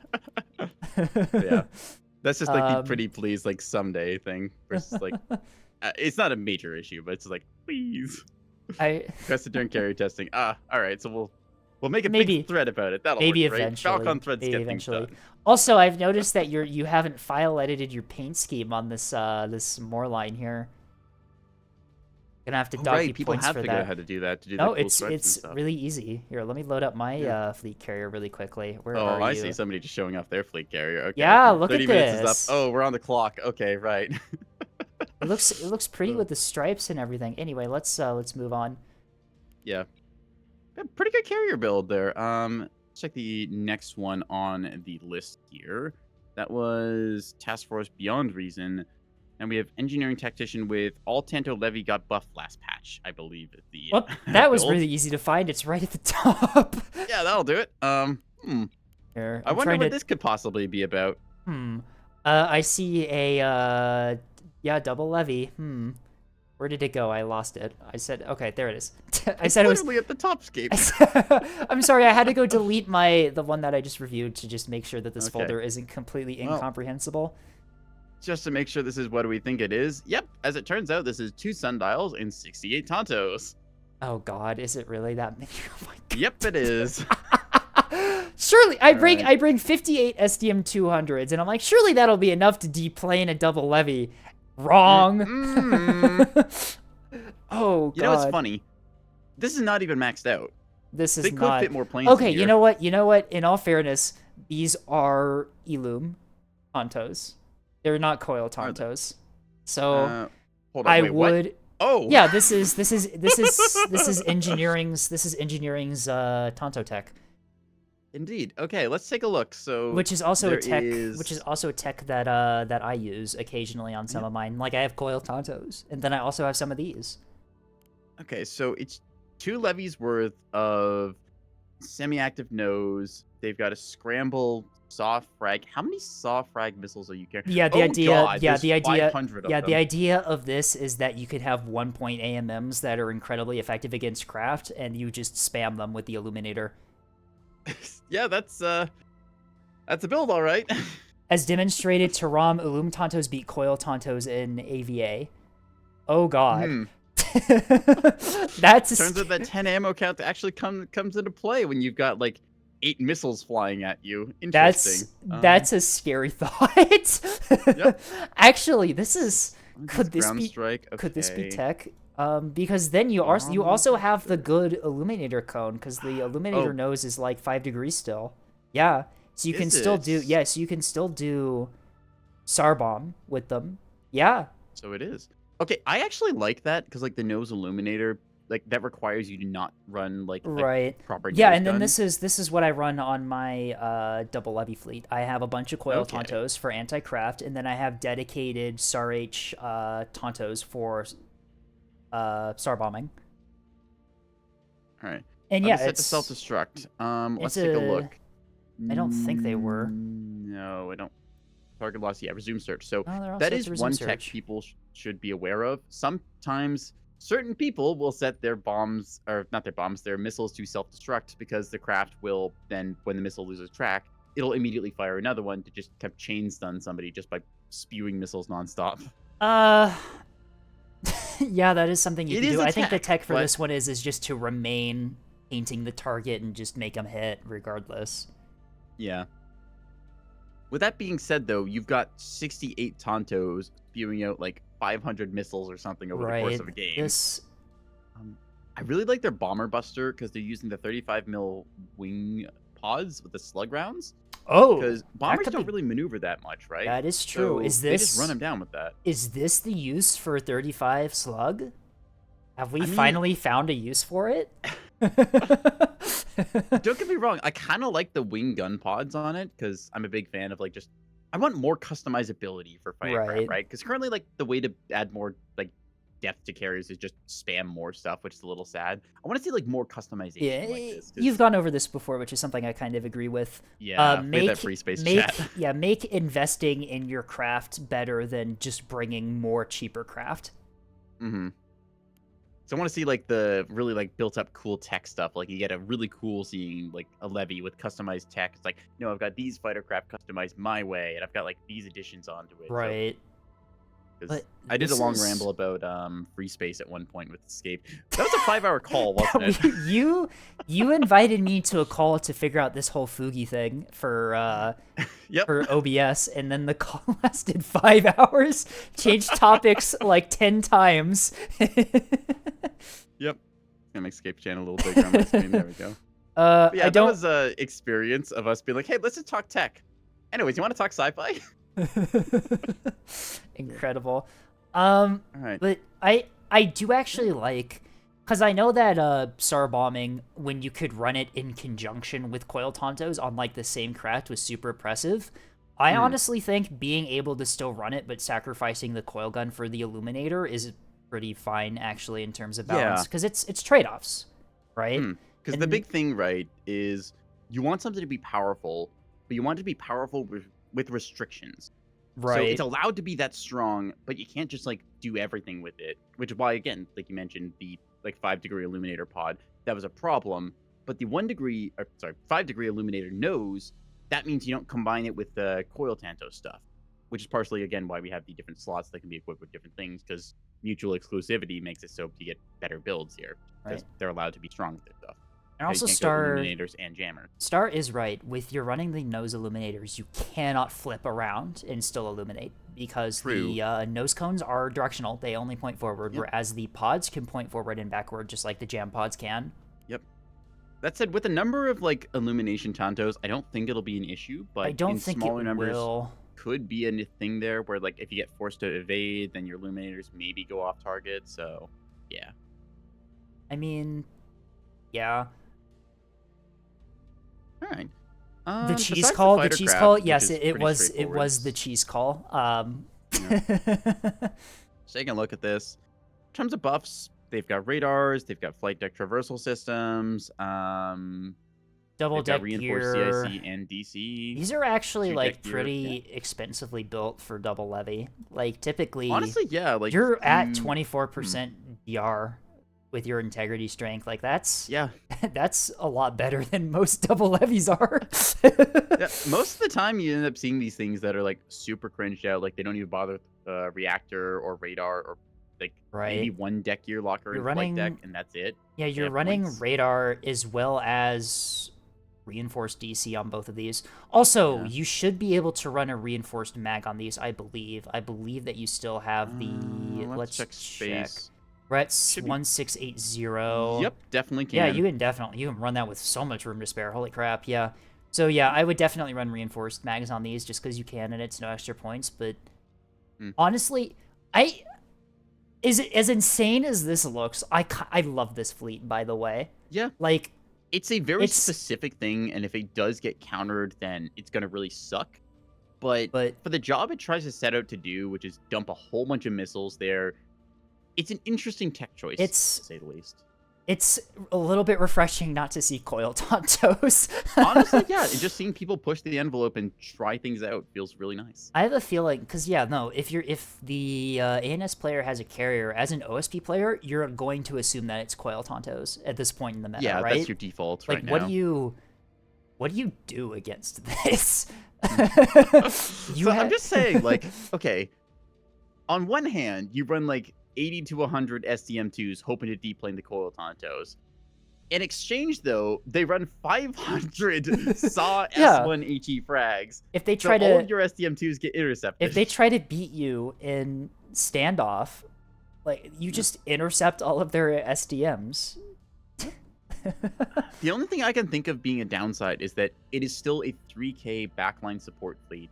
So while it might win against SDM2 spam, its strikeability is still crippled a little bit because you are limited to just a Saw S1. And while those are good against certain targets, if the enemy has flak or like just a little bit of like presence, just kind of like holding on with damage control, it doesn't have the best strike ability because craft are quite vulnerable now with the reduced wall thickness. You can get poked down by a bunch of point defense. Flak, again, like I mentioned, is going to be a threat to your size ones and your Tontos. So got to watch out for that Bastion spam. But I mean, you've got 224 of the SAR bomb missiles. That's true. That can hurt liners even. That amount I'd say of them. If nothing else, like, this is the opportunity to win the air battle and try and take out a bunch of the like very light assets OSP loves to bring along, those cheap like 100 or their 200 point shuttles or such, just either as a capper or as like a little gun device.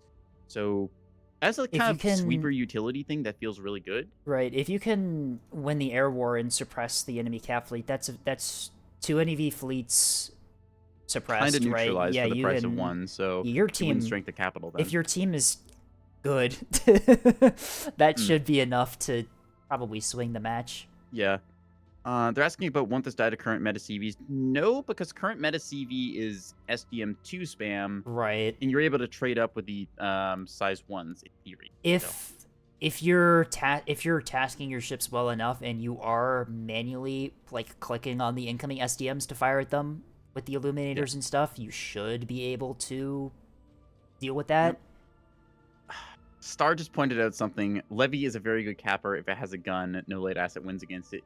That is true. That is true. I have been seeing a lot of levies. You just stick a like Mark. What is it? 61. Mark 61 on the bottom like the belly of it. For the arc, and then you just pay like 2 points for ammo, and you then theoretically you just kill something because it's like, oh, what are you? You're a 100 mil shuttle. That's cute. I've got more health bar. Yeah. Yeah. That is a tech you can do as well. Yeah. Make yourself useful in the cap war. But yeah, no, it's a very different ANS double levy fleet, but honestly, I really do like this. Change. Yeah, it's kind of funny. You still have more SDMs than Tontos. I think this is another case of just like, I feel like certain things like with craft has just not been explored yet, and like a lot of people haven't bothered pushing the envelope because so much of it is focused on like, say, more line SDM spam or coil toe like double levy that you see a lot of. But once we get like past those like initial like, oh, these are the big focus points, we get these cool builds where people have got the nose illuminate, like the 35 mil slug pods as like the option to use in conjunction to kill off bombers because they don't have guns to defend them. Right. It's really neat. It's All right. Shall we move on to the next one then? Yes, indeed. What do we have next? Okay. What we had next, let's see. Another from engineering tactician. Do we want to do one per user, or how do we feel about that? What is engineering's next? It's meta, I promise. Meta, promise. Got a couple from Noah Vessel in here. I kind of want to do like one per person, like as we go. One per person. All right, we can save its meta, I promise, for maybe the Friday stream if we end up doing that.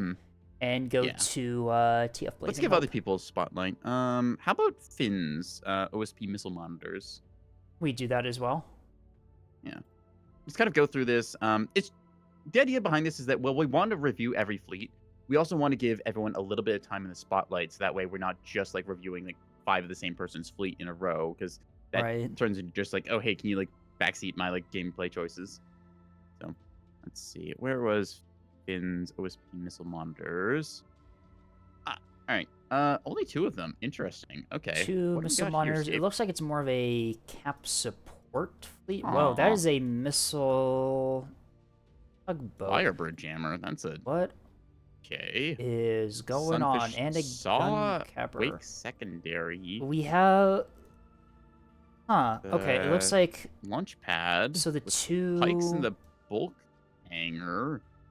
The Okay. heck are these pikes illuminators? I'm Steel hoping ball they with are, right? illuminator. Okay.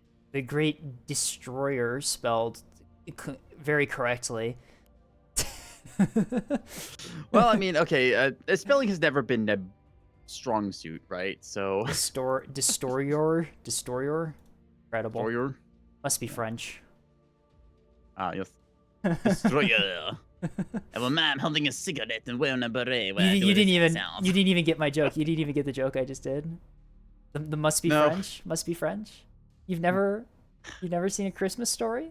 Oh. I can't think of it right now. I'm sorry. Fragile. Chat, is this a cap fleet? Yeah, it's got 2 shuttles and a tug. It's a cap fleet, obviously. Well, one of the shuttles is called A cap, so I'm assuming this will go to the B cap. It's a cap ship. Yep. Much to my surprise, it actually has a radar. So, oh wait, and a small DC locker. This is worth more than my usual 8 cappers. It's still on. It's worth more than my usual 8 cappers. 130 points. I mean, I'm telling you right now, my 8 cappers, 86 points flat out. ANS is in shambles. No arming missile on this thing. Oh no. So, Star is right. Choices there. Interesting. Okay. Wait, what? No arming missile. I'm looking at the ScoMo, the other shuttle here, because it's just going through the ships. Where are we? So it doesn't have enough power to run the bulwark as long as the PD is going. Whoa, yeah, we're running a Huntress on this thing. Whoa. Yeah. Okay. Huntress shuttle as a tech is kind of cool. Like, just taking a shuttle as Huntress. Let me just see how cheap that is. I wouldn't put guns. I wouldn't put guns on it though, and make it fight though, because your track quality with a Huntress is pretty bad. Whereas if you run a bulwark, you basically have like lock quality track. Yeah, the bulwark Huntress is not great, but the Ithaca does have 20-meter error, which is better than frontline. So yeah, good enough to shoot at. Has Huntress shuttles are good as like scout assets, but as gun capper assets, so won't be enough. Yeah, I think that the current I feel like the current shuttle is 2 T-20s in a chaff box, because the Pavise and the Bastion, they're not doing the most against incoming missiles. They're typically hybrids, and against fighter craft, they can kind of stay at standoff distance or otherwise just nuke them with some stuff there. So it feels like chaff is your kind of default as that option there. It depends. I run I do run Pavise double T-20 Pavise on most of my shuttles actually. It's pretty good. I think I'm probably going to upgrade to single T-20 Pavise and then a chaff box on the bottom, which is I think that's a more really of good the capper current overall. That's more of the current thing. I do love the double T-20 though, because it allows me to occasionally, if I get lucky with where my bullets hit, outgun gun shuttles, which is really funny. Yep. I think that's one of the big benefits, because in my case, I didn't encounter many torpedo corvettes, but I certainly encountered a bunch of enemy fighter craft just size 1ing me. So I'm like, you know what? I'm just going to bring chaff and 2 T-20s. I've got double the gun. Should feel pretty good. Maybe I get lucky grape shotting an incoming bomber, and that worked out. That is true. If engineering's on the enemy team, I should definitely do that. We just saw the SAR-H Tonto thing he has. Yeah. Yep. Terrifying. Yeah. I also feel like lack of chaff is always going to be a weakness, because the Axe Seeker is it's the default. So if you don't bring chaff, that's kind of asking to get smacked. You're really hoping that Pavise is in arc. So let's talk about the monitor formation, because we have 2 monitors in formation with this tugboat here. The tugboat is the one with illumination, and it's only got a single lighthouse. We have illumination on the pikes though, which helps. I'm assuming the pikes just orbit the let's see. The monitors. These are they direct? They're cruise. Okay, they are cruise. Wait, they're cruise? Yeah, hear me out on this. Here's what I think happened. So, I think that this is designed to do a bunch of size 2 strike. It's able to fire 16 times 2, so that's 32 missiles and a salvo. It's got the pikes that go off, and because all the pikes, they've got the EO targeting ball and the illumination. They're going to paint the target as best they can when they find something they want to shoot. 32 size 2s is not an insignificant amount, and unless you have flak, that's going to get through your point defense, especially with pike illumination going. I think the tug is just there because they had points, and it's not quite an MMT, but it's kind of built similar to one. They just swapped out the nose gun and the normal Bellbird jammer for the Warbler and C-53, because C-53 I assume you that can anything do that they hit with missiles, they want to try and like DT pop break. with damage threshold. You can Yeah. do DT break with 250 AP is why I think they're running that as well. I think the Illuminator's just there as a backup. I'm assuming so as well. This isn't really expected to The fight, so it doesn't have cast. missiles on the tugboat are different. They are act, wake, val, direct. Yeah, those are more MMT type missiles by the looks of it. I'm assuming. So again, yeah, it feels the warhead, like a pretty normal. The warhead's salvo even there. set up for that. We do anti-light with the MMT thing, and then we do cruise. SAR-H for anti-capital, I think, is the idea behind this. Okay. Yeah, I'm just looking at the loadouts here. This all kind of makes sense with how they've got their payloads. Hang on. They've got 99 of these size 2s per ship. And that's not divisible by 16, which bothers me slightly, but besides that.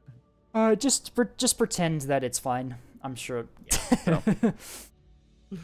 I'm sure it's fine. It's in case they accidentally fire like one missile because the MLSs can be weird sometimes. Actually, just having a spare missile, if they had like 97, I'd agree to that, because that's like, oh, I keep like one left in the bank, so as long as I have like an MLS2, I'm still considered armed, right? That makes sense. Wouldn't you want them to be Wake Val instead of Wake Secondary for the S2s? For these, no. I think it is Val currently. No, you're looking at the oh, the that MMT wrong one. missiles. Never mind. The size 2 cruises, you want this to be primarily the semi-active, because the idea behind that is you've got 1 degree illumination. You're not going to have any error, so you want to guide that in.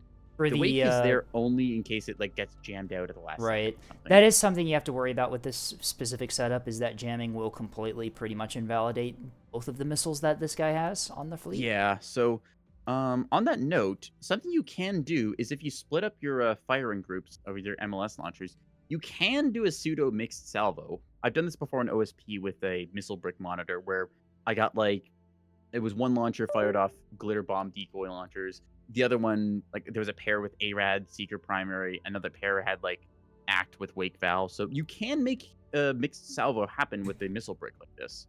It's just normally people don't do that because you just have to like figure out like which ones, like, okay, I set this one to fire with this ammo, the other one to fire that ammo, and then you just hold down shift and click all your MLSs and launch and fire. It works out. But right. Yeah, MLS, it's definitely more difficult to do mixed salvos, but it's still possible. It's still fine. Yeah.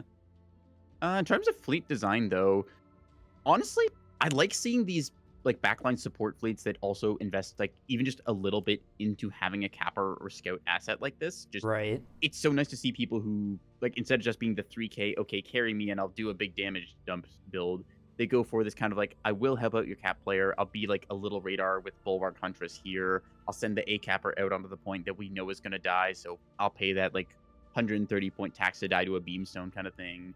And then you've just got your missile support. I'm going to dump 32 size 2s onto like a singular target. Right. Yeah, no.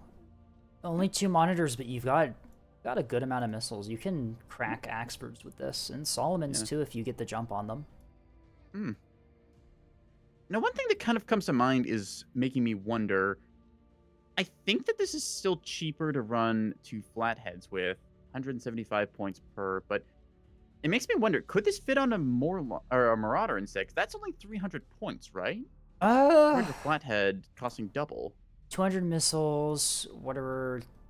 I think we've got 1 bulk magazine force. You run 2 bulk mags on the liner. Yeah, you can definitely do it on a liner. Because that's not compounding costs anymore, right? Like, let me just grab a bulk mag on 1. 2 bulk mags shouldn't be compounding because the first one's free, and then it's the second one that costs points. Yeah, only 20 points on that, which is still cheaper.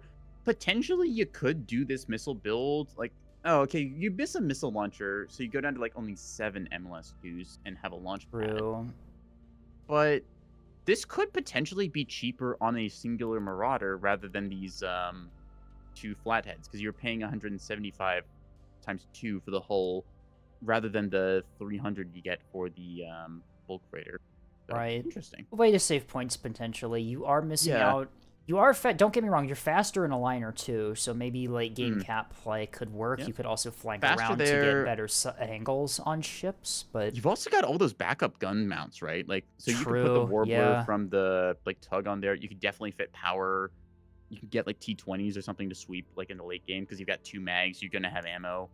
Right. I feel like I almost want to see this put together on a bulker instead of just on this like monitor split group here. Yeah, you can make it work. Typically, when you see missile monitors, you usually only bring like one of them to support like a cat fleet. I know one of the OSP starters has that build. Yep. And I also have one as well. Look at that right now, actually.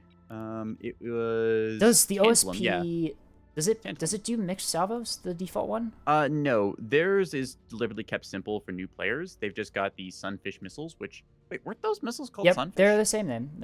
Oh, so yeah, okay. So kind of a emergence, I guess, from that going heavier into missile, going again to show why starter fleets are so important. Yeah, I mean, I have a Fix Seeker, Wake Secondary, Validate. Yep. I have an OSP. This is the wrong one. I have an OSP cat fleet that's very similar, where I do a missile intelligence monitor thing. Ah, yeah, those are really good. Where did I put it? Here you are. And I do actually do mixed salvos with this one. I have 2 different types of missiles. I have ARAD Act and then Act Command Val. Downside is I definitely have less missiles in this one than other fleets do, but the monitor is it's meant to be intelligence. People in chat are asking, since there's apparently some gender fuckery going on, what are Scape's pronouns? Ah, I see. They, them. Scape is, in fact, multiple people. Yeah. The collective. It's 2 kids in a trench coat. You never saw it coming. We've established, apparently it's Scape lore, that I have a cloning vault somewhere, so... Yep.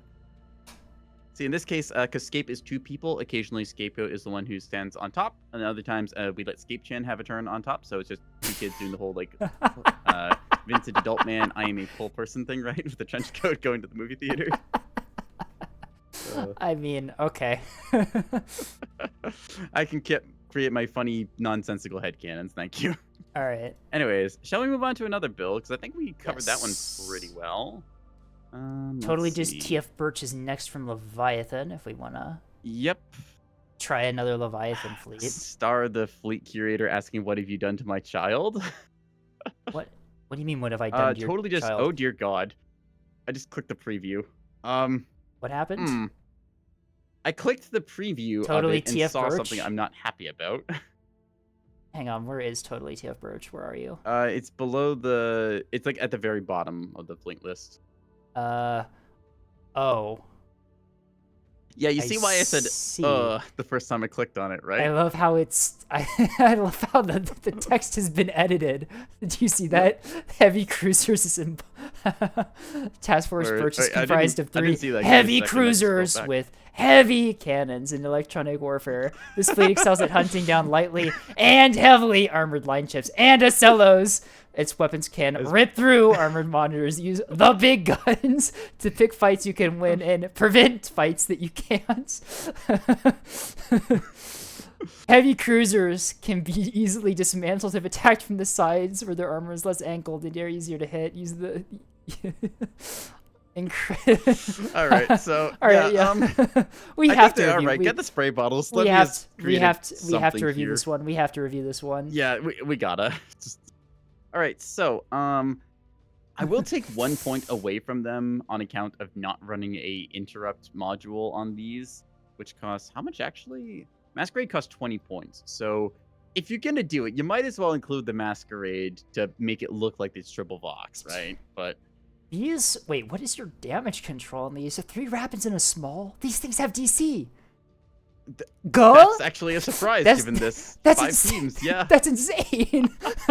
Yep. Double aux steering. Aux steering in the nose. Damage control. They have a damage control central. They're double. They're double front, raider. I guess. They're double raider. All of them are double raider. How did you do this? What? This feels criminal. Oh, no point defense. That's how it worked. That's how. Ah.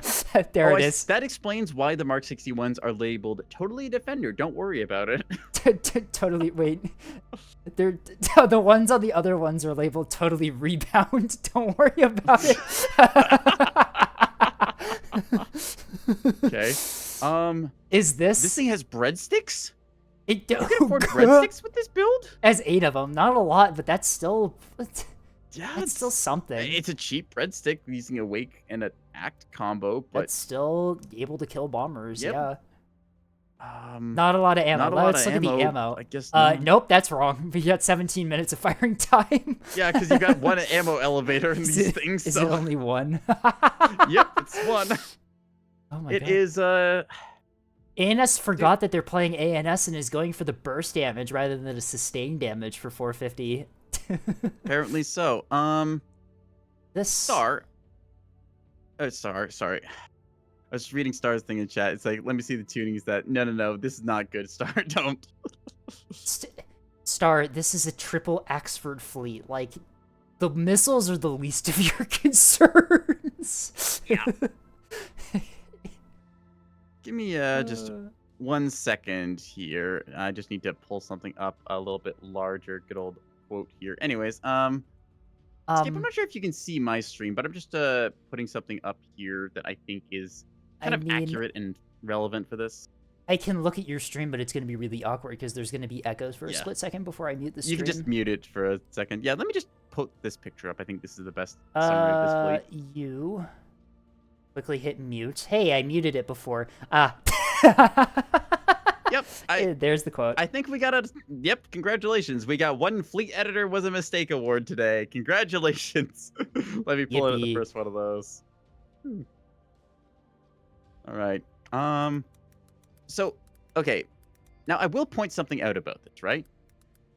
This is a 450 build that does not have a gun plotting center, right? Right. So its accuracy is going to suffer. However, there is a cousin of the 450 turrets that is similar size in the size 4 slot. Oh no. The Mark 65. Oh no. Which does have 250 ability. No, we're not bringing back Trip Boss. No. So I'm just saying, if you decided to put a pair of Mark 65s on all of these, Neko, you would save a total of 120 points. Neko, Trip Boss already exists, and it's actually like pretty decent. Oh no. It's not. I'm just saying, if I was doing this, I'd run it that way. And this is coming from somebody who decided to run like 3 Acellos with triple Mark 65s because I thought it was funny. Something's going on with my audio in Neko's chat. Uh-oh. Uh-oh. Uh-oh. Oh, Do I sound like a robot? Oh, no, I know it's done. Give me a second. I have to jiggle my audio cables again. Uh-oh. 1 second here, chat. Gotta just do. All right. That should hopefully. There we go. Am I better now? Do I sound? Yeah, I think that's my end. Sometimes it occasionally goes like crumbly because OBS. All right. Interesting. How come your OBS like always has problems? I don't understand. I don't know. I think it's just the curse of being a VTuber. It's gonna happen to you, by the way. So. It will. Yeah, I'm a VTuber now. That means it happens. Am I a VTuber or am I a PNG tuber? I don't. I mean, you count as a PNG tuber, but it's only a matter of time before I just pass you off to my artist and then she starts drawing you. So. Oh no. Neko, don't you run Streamlabs? I do. Streamlabs is different though for stuff here. I use Streamlabs plugins in OBS because OBS. I like OBS better personally, but I hate that this fleet would be actually bit viable. I have a feeling double radar in all of these. You could just, I mean, like you said, no gun plotting. You're not accuracy kind of sucks. Your accuracy is going to suck, but like you volume of fire. Honest, like, in a way, 3 Axfords worth of firepower pointed down range is still like significant. If you don't get like super punished, then maybe. If you can keep these, if you can keep these alive into the late game, just put one of them on a cap point each, you can just completely deny the enemy cap player from having a fun time. Yep. I like the idea that they're trying to do with the damage control central in the front to like do damage soak and also like buff stuff, but I feel like with 5 teams, you do just want to like get rid of that, like, and it costs 20 points. I would run a second small, honestly. Yeah, I think that's the better case for it. Like second small, you don't need that damage soak up front because like you're not even hitting max integrity with this thing. So It's worse than double Solomon in terms of rate of fire. Why are we hmm. even considering double Solomon a build to compare this to? Yeah, well, I mean, we did triple Axford, so Oh no. The most okay, optimal you know we're ANS, gonna the get a most, double Solomon yeah. fleet called Value Judgment and Uh, what's it? uh, Moral uh, Failing. uh, Yeah. uh, uh, uh, it's funny you mentioned that. Definitely don't Oh have. no. You've Oh seen this no. fleet. You've seen this fleet. You watched the video. I know. That's why I just remembered, and I didn't remember it because I suppressed that memory. How could you bring this back to me? The valve adjustment and the oral failed. Yeah. Did you also inherit like somebody's carrier with that build? I did. Yeah, this was the video where I was just playing along with also myself apparently because there's a second scape that exists now that has Yep. access to my paint schemes and badges and fleets. And I told you Scape was multiple people. exactly.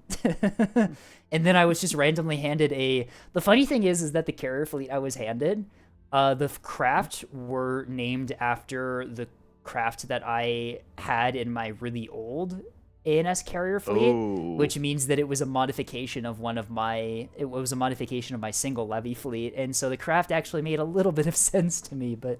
You're like, oh, I know how these work. Sort of. Well, the names were the same: Firebird, Preybird, and Stormbird, and then the Kingfisher for the bombers. But Gotcha. I. It sucks when I see like some of the fleets I've posted like before, like out in the wild, and I'm like, I don't run that in coffee shop right, anymore. What version is this? I need to definitely because there's I'm forgetting their name now. They always, whenever I'm streaming and I play against them, they always somehow show up on the enemy team with one of my fleets, and it's hilarious. Ah. The other, I think the last stream I did, they showed up with one of my triple liner fleets. They changed the names on the liners, but they didn't they didn't change the hull numbers, and so I just knew that it was my fleet. Like, I'm surprised you remember whole numbers because I'm gonna be honest, I don't. Yeah, this is actually a PSA really speak quickly. Of whole numbers, I PSA just really realized quickly. these are 140, 142, and 141.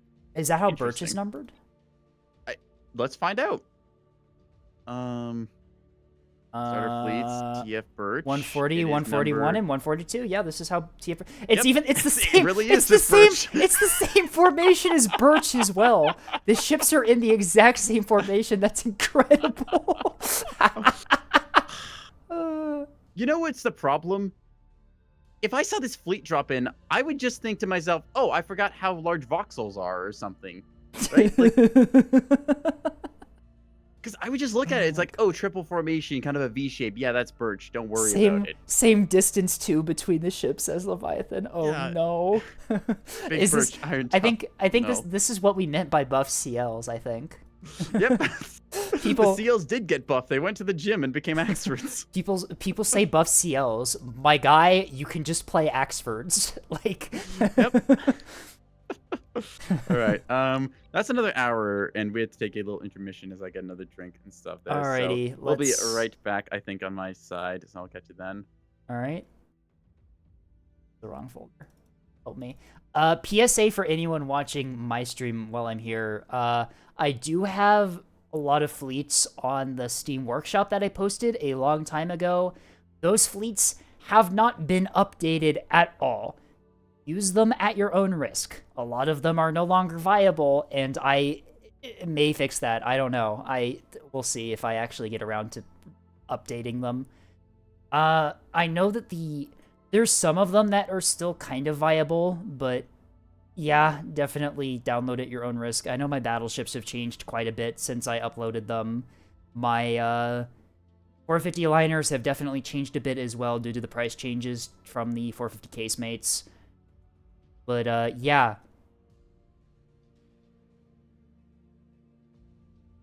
Escape low TF Cosmic Horror and make Neko drink more. Do I have... Oh, get me out of these folders. How do I... Where's the fleet I was just on? You're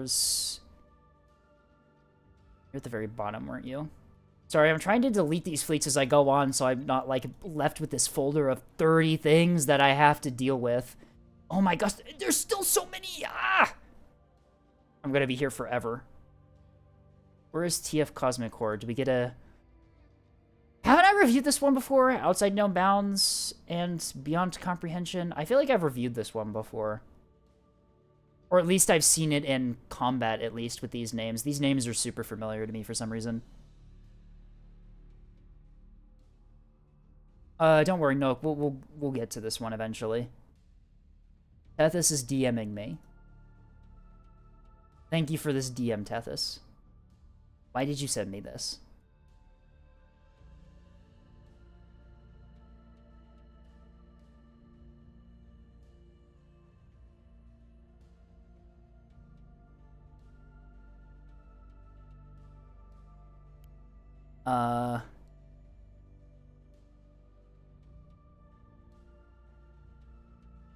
Interesting.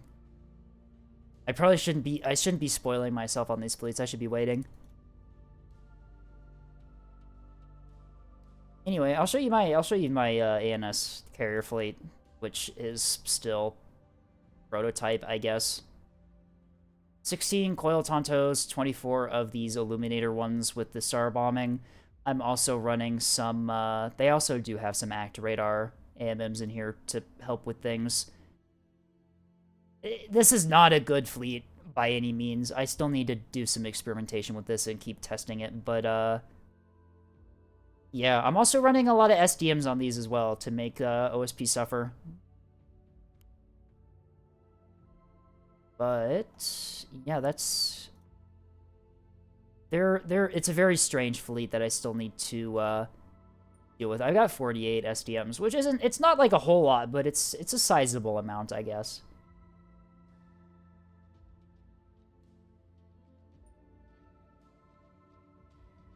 Alright, Escape. I've returned with a couple things, another drink, and a slice of pizza, so there. Welcome back. I know which one you're talking about, Noak. It's funny, it's called Cold Warriorless, and I liked the fleet so much that I have it saved in imports. So I can actually use it in real life. You have it updated. Alright, maybe I'll ask for the updated version eventually, but I think for now we go on to the next fleet we're supposed to review. Yeah, that sounds probably about right. Let me just put this... There we go, check. What is our next one? Let's see. Totally TF Birch. I think Engineering Tactician, we already did one of theirs, right? Totally TF Birch. An excess of points. Excess of points might be an OBL fleet, considering... Okay. Nope, excess of points is horrifying to look at from the preview. What the hell? Okay. I'm curious on this one, because that is like... How did you fit that many points into that? Should we just review this one really quickly? Get it out of the way, because this one confounds me. That's how. Are these double cluster chaff? Yep, these are double cluster chaff. These are 108. Yep. Oh no. Oh no. Okay, so once again, I am required to pull up certain pictures. Yes. Where's the bell curve of missiles? Throw the quote that Liz said when reviewing Tethys' fleet. Yeah, I don't have the missile editor one. This one made me regret missile editor. I can probably find it and paste it really quickly. So it's kind of funny because you can tell that Neb missiles were never meant to go over 100 points, because when it gets to a 3-digit number, it breaks the line spacing. This is Liz subtly telling you that this missile is bad. Yeah. There's it. You've got Gale. Okay. Give me a quick second just to reset the shaping. All right, there we go. So here we go, chat. Once again, we have a good old bell curve meme template here. Let's take a look at where things sit on this. If I can find a good spot to put this. There we go, right at the top. All right, so as you observe on the bell curve chart here, you can see the Humboldt midshipman deciding that, hey, Gale Spam's pretty good. Oh, it's this then one. We get I know to it's what this build. Yep. The 99-point EO Heckby something missile that requires you to mix yourself to do all this stuff, and then we go back to find out, hey, Gale Spam is pretty good. Damn it, where's that? I should just have this image saved. The Liz reacting to Tethys's missile If build. you do have it, then please share it with Where me is so I it? can expand my Neb meme folder. I don't. Unfortunately, I am not high score, so I can't just yoink everything. But Where is it? I don't see it. No. no. I'm going through like past DMs with people that I might have sent it to because I don't. Oh, I can just check my quotes channel. That's where it is. That would work. What am I doing? I just had to find out who quoted it. I know who. Scrub his fleet I editor think makes you angry. I. I'm just It was reading through your me. quotes It was page now. me who put it in there. It was All me right. who quoted it.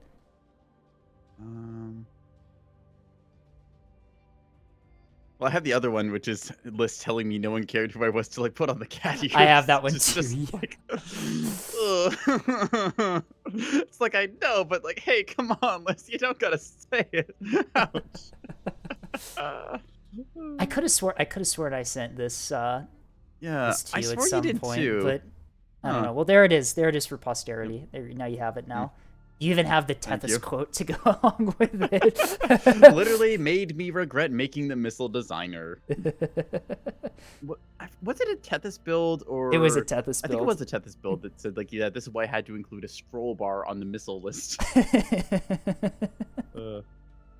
But it should go without saying that these missiles, although they might actually deal damage in game, are 108 points for something that can be accomplished in like 40. Don't bring these. Yeah. It is certainly technically a build.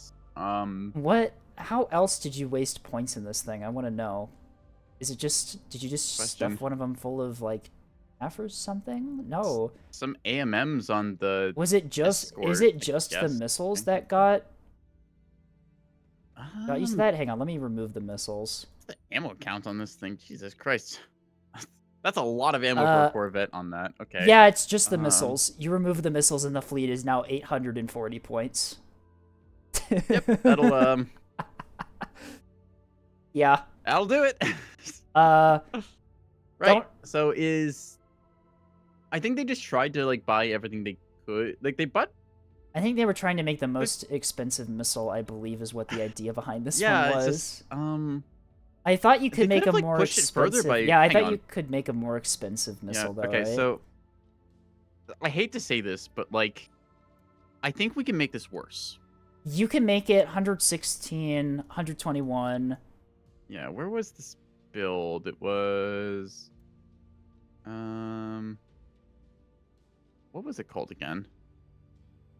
Excess points. There we go.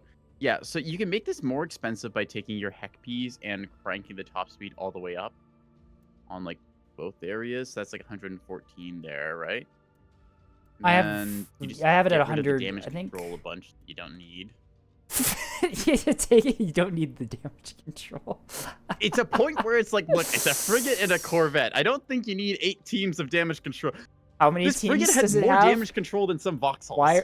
Oh, that's a CIC, and then the rest of the compartments are damage control. Okay, I didn't even look at that. You can throw way harder than this. What are we talking about? Stop giving the Nebulous community ideas, please. The amount of times I've sortied with people who are like high mid silvers running small drive in their line ships and they just get stun locked out in the open.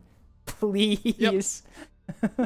Please Small yard put, happens to the best of us. Please put large drives in your liners, Large please. drive slot. Yep.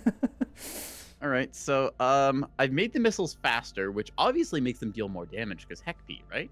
That is true, yeah. And if you make the warhead the biggest, then they deal even more damage, despite being. What's the speed? Stage sugar at 350 meters. Genius. You'll never see it coming. I love it. I love how that makes the decoys entirely completely useless because they don't have time. It doesn't set it off at all. It moves at 1,000 meters per second. It does not have the range to pop any decoys. Oh yeah, you can just warhead. You can just warhead to. Can you on these? No, you can't replace that. It's not a container. Liz. Tasty literally so container coded they thought every missile could be replaced with decoy. Liz knows. Liz has figured it out that you used to be able to do that on S3H, but Was Bittenfeld done yet? I'm sorry, Vastal. No, we're doing not them in yet. order. We're doing them in order of which they were submitted, and we've done like 5 fleets or something. We made choices. We're not saying they're good choices, but they were choices. I really should have gotten a drink, shouldn't I? I told you so. I told you this was gonna be this kind of stream. My biggest mistake is being sober. All right. Do you want to move on to Bell's Yes Flak fleet? Yeah, let's. Oh, it's a Bell fleet. Uh-oh. I was just familiar with Bell, so I was gonna say I'm like, hey, maybe the next fleet will be better than this, and then Bell. Oh God, it's not. Or yeah, is it? I don't actually know. Where is? Sorry, hey, Escape. Random wrong. math problem. Uh-oh. What's 14 times 3? 42? No. Okay. Yeah. 14 times 3? Yeah, 42. So what happens when you put 42 bastions in one fleet? Oh no. Oh no. Oh no. Can you still spam the reload button to give bastions better fire rate? I don't know. No, it's the same recycle time now. That was changed. Damn. Oh wait, no. With ammunition elevators, you should be able to. Ammunition elevators, yeah. So reload time is faster than recycle, something with the bastion. This is something Tethys pointed out to me, because if you're running it on a liner that has ammunition elevators, the reload time is higher than the recycle time. So you can just spam the reload button when your flag is firing. How much APM do you need to have to do that though? Like, you need like a macro that's like every 0.16 seconds to be like doing the full. Isn't reload tied to R? Just pressing R? Is it? I don't remember, I'll be honest. Bind reload to mouse wheel. Oh God. Right, because you could like just flick through as long as it's like the increments like far enough there. I remember when I still played Apex, there was an Apex streamer that I watched who tied the ping button to mouse scroll and then maxed out the sensitivity and was able to ping like 300 times a second. I used to play Apex, and like you just gave me flashbacks to like the ping spam I got sometimes. Oh no. Yeah. Well, it's certainly a choice of all time for this fleet. Yep. Layouts a little bit more so we can hang on. I don't have like hang on. I want to just quickly for the sake of my stream load up a fleet that has some decent S2 missile salvos. Click testing range, go to fleet review, scroll all the way to the bottom to yes flak, let the game load a bit, and I want to see what happens. I want to see if my computer can survive this. Chat, if my stream suddenly stops, you'll know what happened. Anyway. Yep, I think I'm gonna try the same thing. Thank you, testing range, for removing all of my formations from existence. I really love it when you do that. Yeah, it's the annoyance, but all right.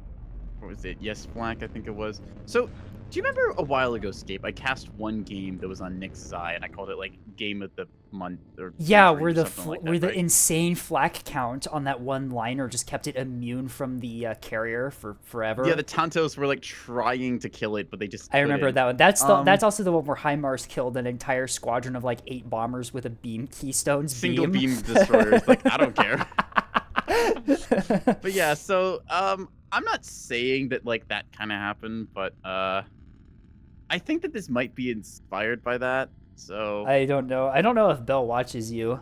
I know that Bell is also the one that gave us the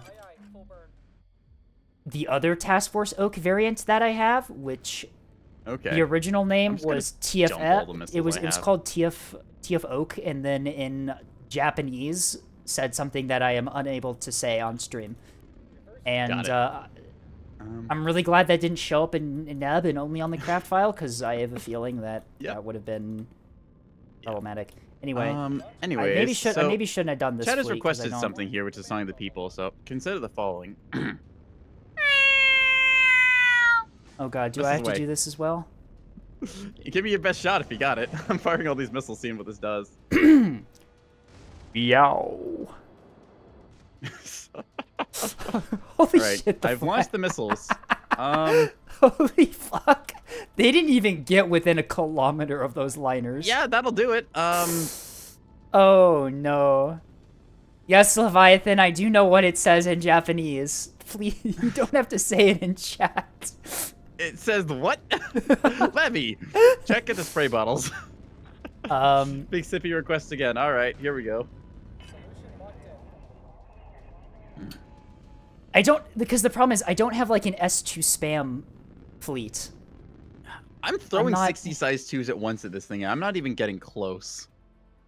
I'm assuming S2Hs are also going to be completely useless against this. The flak kill. Two of them got through out of a salvo of 6. Interesting. Okay, so not the worst, but also they were only S2s. Now the real question is, can Big Milk end this point defense? Okay, there's thought, right? Like, flak en masse, there's just so many projectiles going down. What is the DPS of that? I don't know. I do know that point defense DPS, if you actually like consider it, being able to pen ships would like insta kill a Solomon. Oh yeah, like the DPS itself, there, like if a 20 mil could. They hurt are someone, really, there's a reason they it's are not allowed really to. funny values. Oh, that's wrong. Whatever. Bastion maxing can kill Torps. That's a scary thought. Yeah, it's like, again, Neb, when it gets like the pushing the extremes of spam and stuff, has moments. Yeah. All right, I'm gonna try and whip some rounds around this so I hopefully don't get the...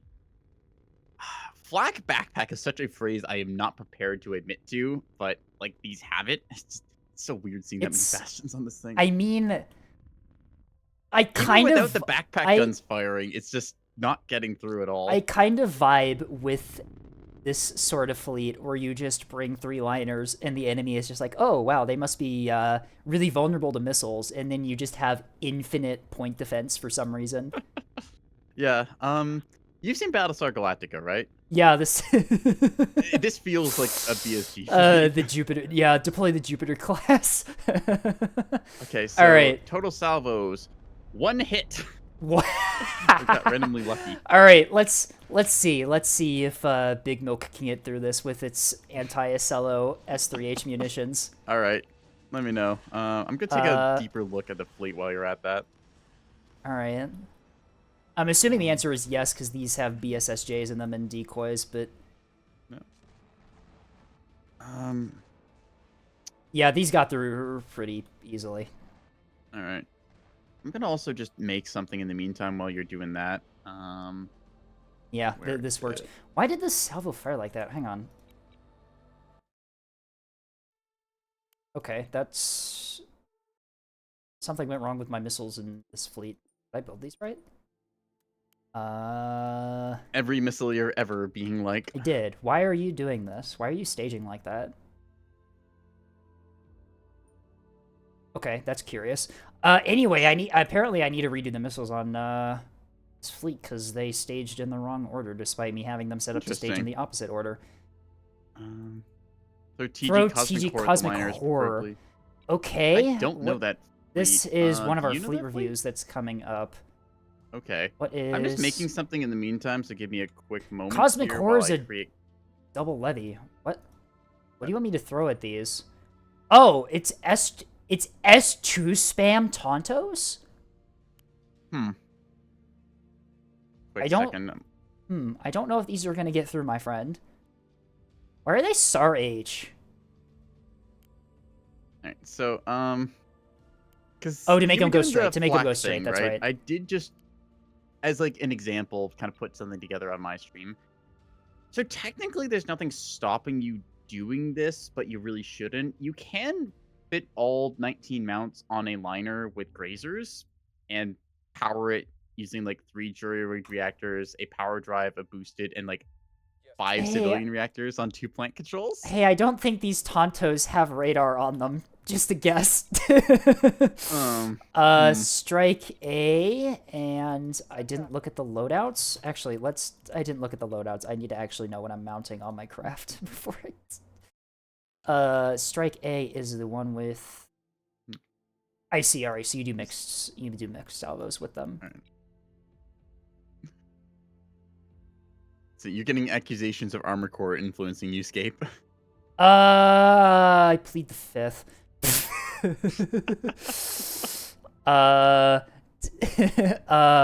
Yeah, you saw the names of my missiles on my Big Milk. They're named after the composer, I swear. Composer? I barely. Don't even do it. Don't. No. You know, like the feeling where it's like there's a cat like pushing a glass towards like the edge of a table? I feel like you just hit me with that. Oh no. But anyways, back to the have you I don't know, here, you accused me of Armored Core names. Have you seen the names of my ships on my main cat fleet? I'm assuming you guys have. I don't remember off the top of my head, I'll be honest. Would you like to indulge me? I named them after pretty much everything Armored Core related. All the names of the ships are like the parts that you can get. Okay. And then Matterlink is the missile name and is also one of the characters in the game. Gotcha. Who dies horribly after being abandoned by her boss to be used as bait to draw you out, and is basically sacrificed because Snail is an asshole. Me having never played an Armored Core game. Yes, I understand this reference. All you need to know about AC6 is that Snail is an asshole, and Rusty is not. I'll keep that in mind whenever I get around to playing it. I'm sorry, I'm looking at the liner. It's so cursed being able to, like, look at a build that somehow has, like, 8 bastions on screen at the same time in a fire arc.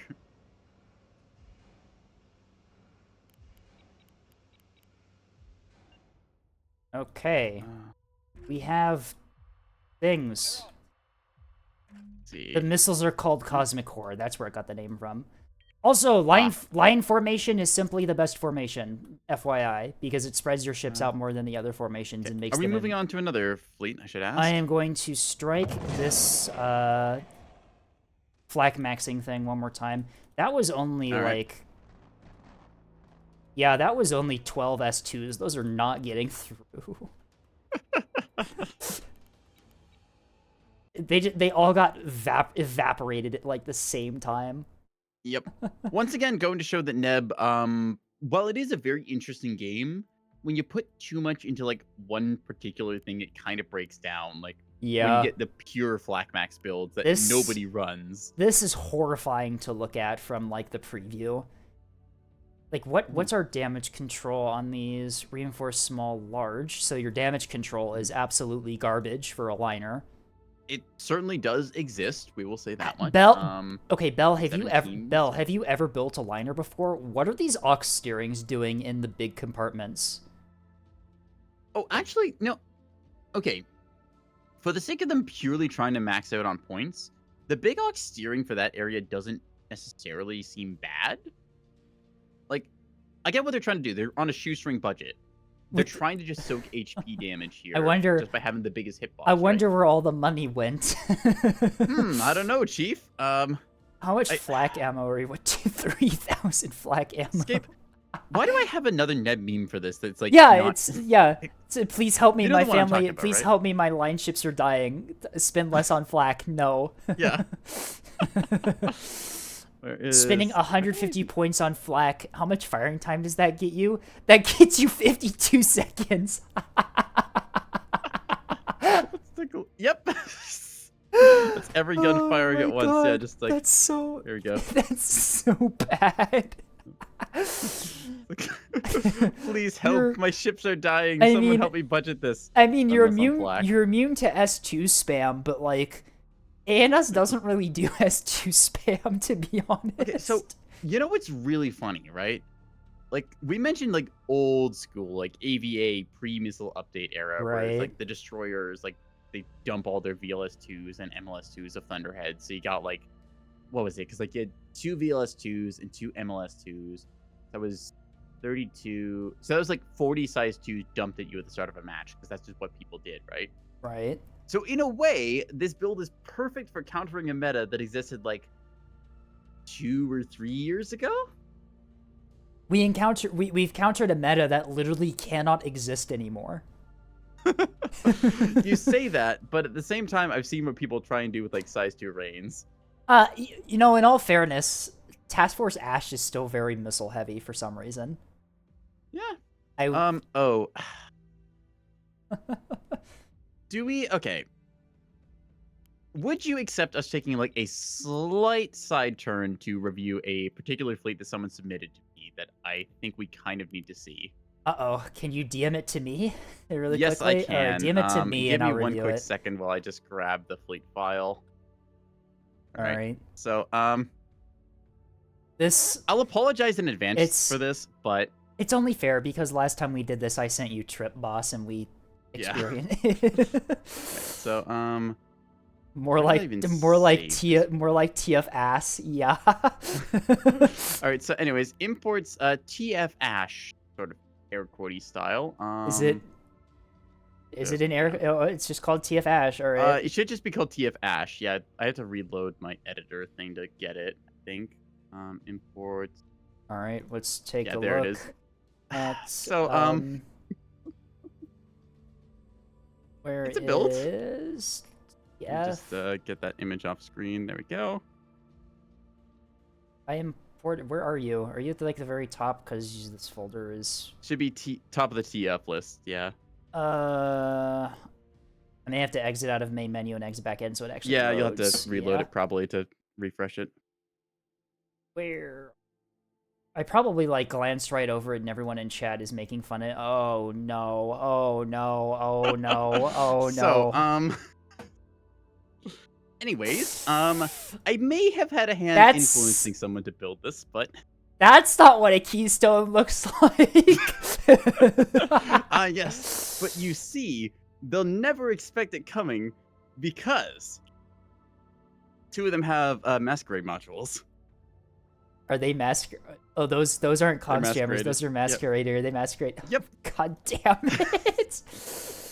So it's the exact. Oh, by the way, I believe of the numbers and like. If you ever get to TF Fallen World, it's a newer version of this fleet. What? Oh no. So does the battleship have a masquerade? I told someone as a joke, it was like, hey, what if you made it look like a starter fleet thing, right? Like you just copy paste the assets, but like you just have a beam battleship. They're like, huh, the destroyer is taking a long time to die, huh? Oh no. This thing has 5 FPAs? Oh, what the fuck? Yeah, I don't necessarily know how they built it. It just I figured it out. Together I figured it out. To me. Look at the drives. Look at the drives. Let's take a look. Oh, there's a. There's only a. Oh god, they put a small whiplash in it. Okay, I'll say this wasn't necessarily made by like the most veteran of Neb players, but it's also really funny. Oh no.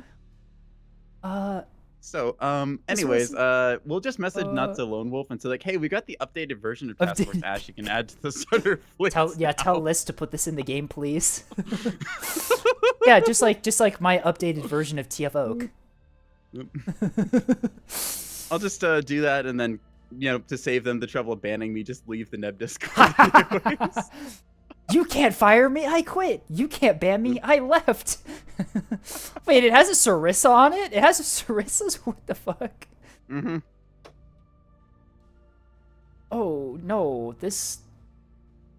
Okay, well, It's also got actively cooled amplifiers, but I'll be honest, for the floodlight? For the floodlight?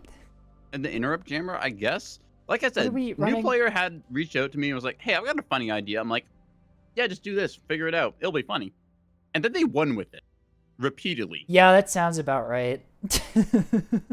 I'm not saying that, like, the midshipman buff is a thing. Like, you see someone with the ANS tag, and then you see the names of Task Force Ash or anything.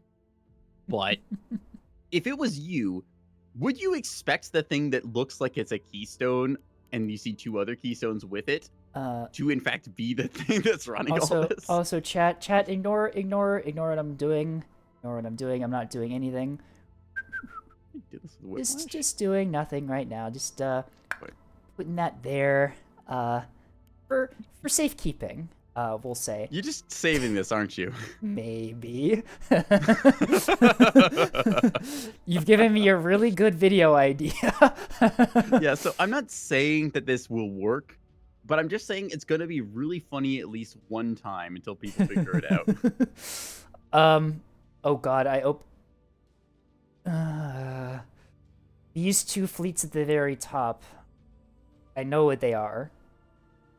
If you open up your Which fleet ones are we review looking folder, at right now? if you open up your fleet review folder and you see the two at the very top, Okay. the chaff returns and there will be mines. Uh-huh. It includes I a know description in red text that says there will be mine. Okay. Yeah, yeah, yeah. Should we know, review? Have we done the Kowalski fleet already? I know who sent these in. I know Okay. who sent these in. Hang on, Well, I'm gonna... this is the first of Kowalski entries, I think, on the submission list here. So Indeed shall we do the chaff returns with more chaff? I don't think there's much to describe about this one. Yeah. It's... Yep, it is exactly what it says on the tin. I hope your CPU had a warranty. Yep. Do I take the... I want to take this into testing range and just press my chaff key a bunch of times. I'm just going to point out that this technically is not chaff maxed, and like if they ditch the reinforced modules, they could fit more chaff into this thing, so shame on you for not fully committing to the bit. I want to... Hang on, I want to... Right. Why did I load this fleet? No, what... I meant to take this into testing range. I'm a great streamer. I know what the buttons do. Yeah. I almost just did it again. I'm not even gonna bother loading this because I know it's gonna crash my computer with like trying to run VTuber model and stream at the same time in Neb. So, you know the Chaff Alamon GIF, right? Yeah. This is just that, but OSP version. All right. I hope your CPU had a warranty. God, the story. The name of the ships has a story. I hope your CPU had a warranty. Maybe you could fry an egg on it.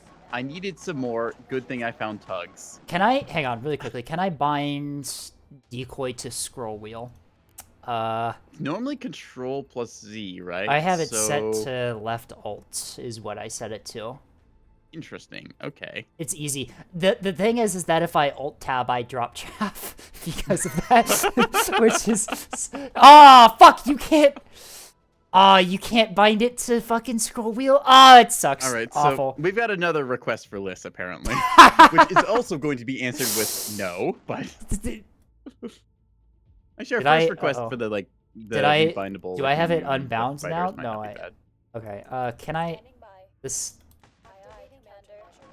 It's not even lagging all my I'm game all that saying much. is you just need a macro that fires off every millisecond or so to just caps lock or something like that, and just go beep boop boop boop boop. Maybe caps lock. Could caps lock? Oh god, you know what I just realized? If it was right? Toggled. Escape. That's tab. This might crash somebody's computer, but every time you pop chaff on radar, they're gonna get the new track ping, right? It's not going to do any damage. But you're going to give somebody a heart attack because you're going to make them think they're going to get size 2 dumped or something. Caps lock does not work because it's not a toggle. It's just a button press. Sad. Did it with auto clicker PTSD sound effect. Yeah. Hang on a sec. Also, there's also a little bit of tech that I learned from someone. Yeah. So you can manually change the color of your allies and enemy highlights. But changing the color of your ally and enemy highlights does not change the color of chaff. And so if an enemy, if you change the enemy to like blue or something, and the enemy drops chaff, it will always be red, regardless if you have it ID'd or not. And you will always know if it's chaff or not, regardless of if you, even if you don't have intel on it, it will always be red, regardless of what you change the color to, which is a tech that I've seen a couple times that you can do. Reports channel. Additionally, I know that chaff, like if you try and press F, it doesn't snap your camera to it like it does with ships or craft or stuff. So interesting. Yep. if nothing else, we found new bug reports. Also, escape. I'm just gonna do something really quick here, which chat is gonna hate me for. So, Uh-oh. let me simulate playing against this fleet for y'all.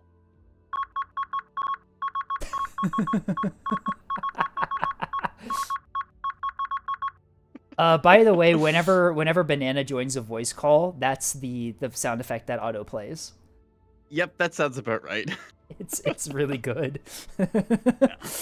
uh, I sometimes yeah. join friends on voice call doing Neb stuff and played that sound just to throw them off. And watching their like stream as they like immediately turn around, like flick around and panic. They're like, "What is that sound?" And they're like, "Neko." They immediately activate interruption. Yeah, it's like it's so like ingrained in your head. Like you Oh my hear that god. sound, you're like, "I am worried right now." I hope your CPU has a warranty. Maybe you could fry an egg on it. I need some more. Good thing I found tugs. That's I told you the fleet has a story to it. So yeah. Anyways, that's a chaff fleet. In all seriousness, don't run this. It's funny as a concept, but please don't. All right. What do we got after that? Mr. Geeker has a fleet called Lawful Appropriation Fleet. Want to check that out? I see. Okay.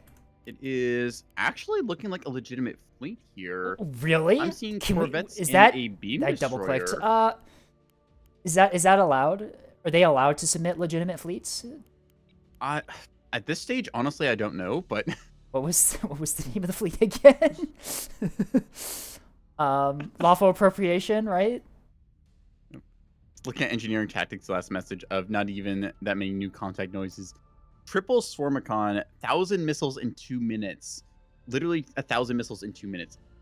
Dear God, no. Good thing lists updated the game so it lags less. Yeah, Okay, so immediately this build already bothers me because it is exactly 1 kilowatt short of being what it needs. Because I'm looking at the warrant here, right? This thing has... How did you do this? Boxes? How did you do this? 1 kilowatt short? How did this happen? Prowler spy control class? centers. Prowler spy. Why are you running booster. 2 VLS? What? Yeah, How you just expensive take is off this? a chaff $250. box, and that sorts out the problem. That's a good choice, anyways. Also, don't take out both of the small ones and just put a large one on, because the large one's same points but has higher health. I will say it's a smaller hitbox and like a tiny location. True, yeah. So if you want an arming missile, it can be worth it for that. But close enough for government work, yeah. So like this works. Like you get a spyglass. This wasn't actually gonna work if they had the chat box because they take power no matter what. You can't shut those down, so it just doesn't turn the spyglass on. Yeah, this. Okay. This is peculiar. Remove, yeah, definitely. They might not know that though, so okay. Besides that though, let's take a look through the fleet. I'm just gonna load it so I can get like the quick, like, kind of, I don't know, just like surface level notes of it. Lawful appropriation. So, Scout Corvette, Pinard Corvette, couple of gun cappers, pretty standard stuff, some torpedo cappers, and then a beam destroyer. This looks like an actual cap fleet that this is run. Yeah. I've seen cap fleets like this work before too. Torpedo corves for dealing with like MMTs and stuff, and also being able to punch up. We have the gun ones for dealing with shuttles. The Pinard gun shuttle is very useful. I see this a lot. Very useful for hunting down MMTs and backline assets, and also warrant is. Ooh, you can save a lot of points on the spy corv if you do a whiplash instead. I know that it can be tempting with Prowler to with the signature whiplash, size, but 2 plant controls, and I think that's enough to mount the spyglass. Right? Yeah, you can 2 plant controls, a whip, and spy is typically what I see, but yeah, that gives you no chaff box, which is that is true, but still, you'd save points on it too because PCCs are pretty expensive. All right, so looking at this thing, like you get the 190 points for the like printer here, gets plant control, whatever. You got spyglass. If you really want to, I guess could you could integrate like a rebound into this with a magazine then, because like let's think what True. missiles would get sent at this. Like MMT would send off a bunch of size 2s. Rebounds are actually really good right now. Shit, did we just figure out tech? Is this tech? Yeah, Hang on. no. I think I like, have to update actually, my though, spy 'cause- corps to do this now. Like, okay, so hold on. So okay, magazine. Let's put in like flak rounds, like I don't know, 150 points worth of flak. I can get like double rebound, or I can just do like a singular one. These have optical backup, so you don't need radar on them. I don't think, unlike the defender, which does. With two right? PCCs and a rebound, it is 5 kilowatts over. So it It's wouldn't over. work. Oh, wait, hang on. So hear me out. Has optical backup, meaning Oh. that when it gets within visual range, it doesn't need the radar on.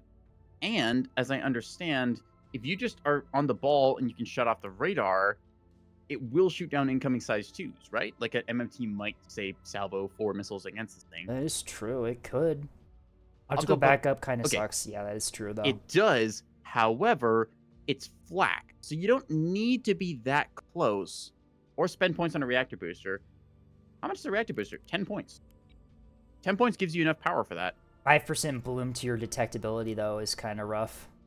I mean, okay, but you're also stealth ship. You're also still a sprinter, right? So you're already pretty small. Also, by the way, if you want to run the Prowler tech on like a spy ship, the Reigns, you can run double Prowler, and it's less detectable than a Prowler sprinter. That is true. And you've got the micro reactor slot that you can use to power things. On the topic of stealth ships, Escape, have I sent you the Boogeyman build? Oh no, we're getting sidetracked again. I think we're getting sidetracked again. Let me just pull up my Neb Memes folder and find out where that Boogeyman build is. Where did I put that? It is not the right folder. Give me a sec. Neb Memes folder, which is a folder that has more in it than I expected it to ever have. I have a folder that's just called Bad Fleets that I throw in memes and jokes and awful creatures into that I want to keep for reasons. All right. I'm going to send you this one and also pull it up on screen just now. What is this creature? Yeah, so this was a thing when mass driver liners were meta. So you just turn off their comms? Pretty much, yeah. So for anyone who's not familiar, this is the Boogeyman build, which just happens to be a sprinter with 4 hang-up jammers and a Prowler drive that operates radar and comms off. And I just kind of point it towards where the mass driver liner was. And then they did not have the ability to play the game, which actually worked really well during the period where mass driver liners were like super meta. Oh, incredible. It's only a 1.2% increase to detection range. That is true. Yeah, the small reactor booster isn't bad. It adds a little bit, but like honestly, the sprinter is so small already that's like right. That might be tech just to run a rebound then on it. Let me just submit the follow-up post of this as well. Oh dear.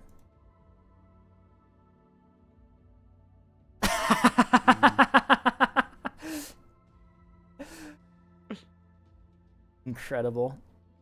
Yep, so I may have gotten known for running a Boogeyman in like 1 or 2 builds because I thought to myself, you know what? It's 242 points or whatever amount it was. It wasn't that much, honestly. How good are mass drivers? Mass drivers are incapable of actually killing ships. However, they very easily kill like the buff modules and like knock out. They temporarily disable gun turrets really easily too. So use them in conjunction with your front line. You suppress them and weaken them with the mass drivers, and then your front line is what finishes them off. But the best way to use mass drivers, I think, is just one mass driver liner per team. I think is probably the best. A singular one to check that backline box. Like, I've seen builds where you just get one mass driver liner run in, like, say, even the cap fleet, because OSP tends to run a 2,000 point cap fleet anyways, because shuttles and tugs are very cost effective. They're cost effective. You can just do it. There's nothing stopping you. One of those things, just applying damage to a target. You don't go all in on mass drivers like people used to, where you see like double or in really greedy builds, triple mass driver liner fleet.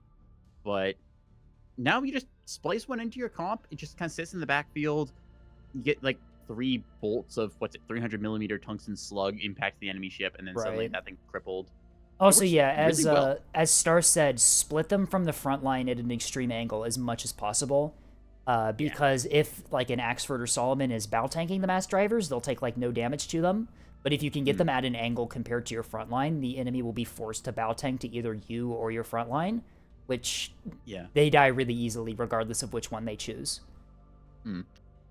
And Corey mentioning is like even just forcing opponents to play around it. Yeah, forcing your opponent to do something different than their game plan in Neb is kind of really strong, because most people with their comps, they come in with a game plan of like, oh, we're gonna like say CL rush, or we're gonna try and like take this long range 450 fight with like a battleship and 2 axe stuff as our front line. Right. If you try and like force your opponent to deviate from that plan, they might not have brought the tools they need to deviate. Like, let's say they bring a whole bunch of like say CLs, right? CLs really suffer to the mass driver, because normally a CL is really good at battle tanking and like dodging around, but once those mass driver high velocity rounds start landing and knocking out those turrets, suddenly the CL's in trouble, because it loses the engines and it loses the guns that it needs to like do DPS. Right. So that's a really good tool against a normally very evasive target. Mass drivers and rails fill the same category. They're not your main offensive weapon. They're a suppression tool to assist your main damage output tool, being 450 or 250 usually.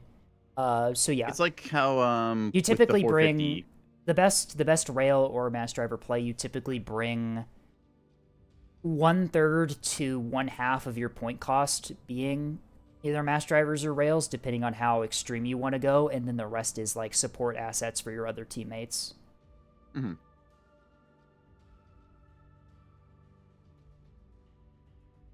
Last time I tried to deal with an MDLN as a CL, I used a levy as a riot shield. Yeah, can we bring back the wall? Remember that old tactic that people were using where they just used the really wide and tall liner holes and used it as a shield to protect the 8-cappers?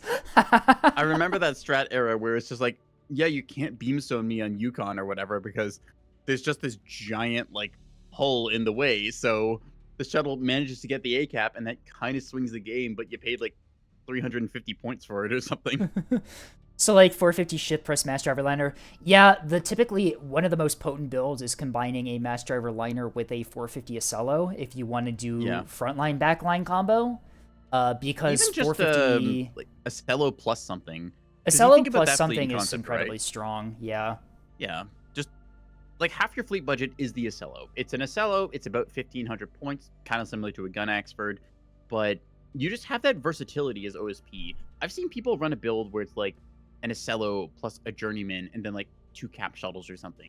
Or you can go like a 450 liner to reinforce the front line. Or you can go mass driver. Just that versatility of what I'd call like a half and half fleet, where you get just a resilient frontline asset, bow towards enemy, not that much micro required, and then you decide what else you want to bring to the comp. That's a really nice option.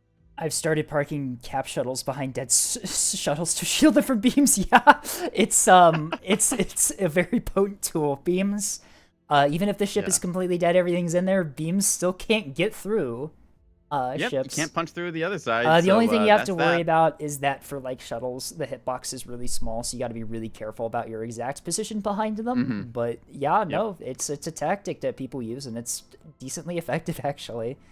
Was it? It was the one.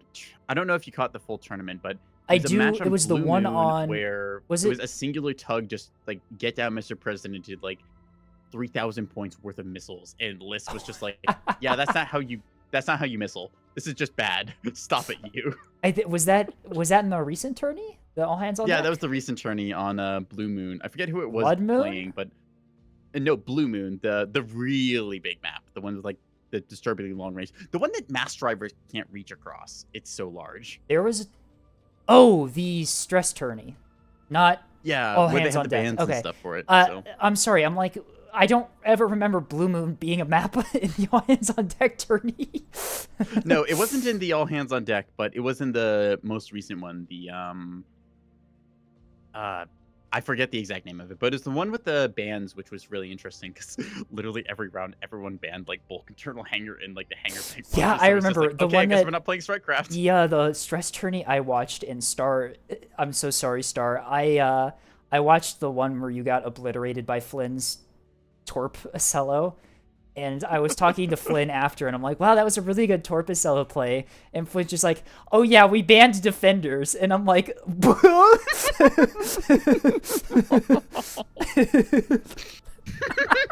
you fucking evil son of a bitch, what the fuck?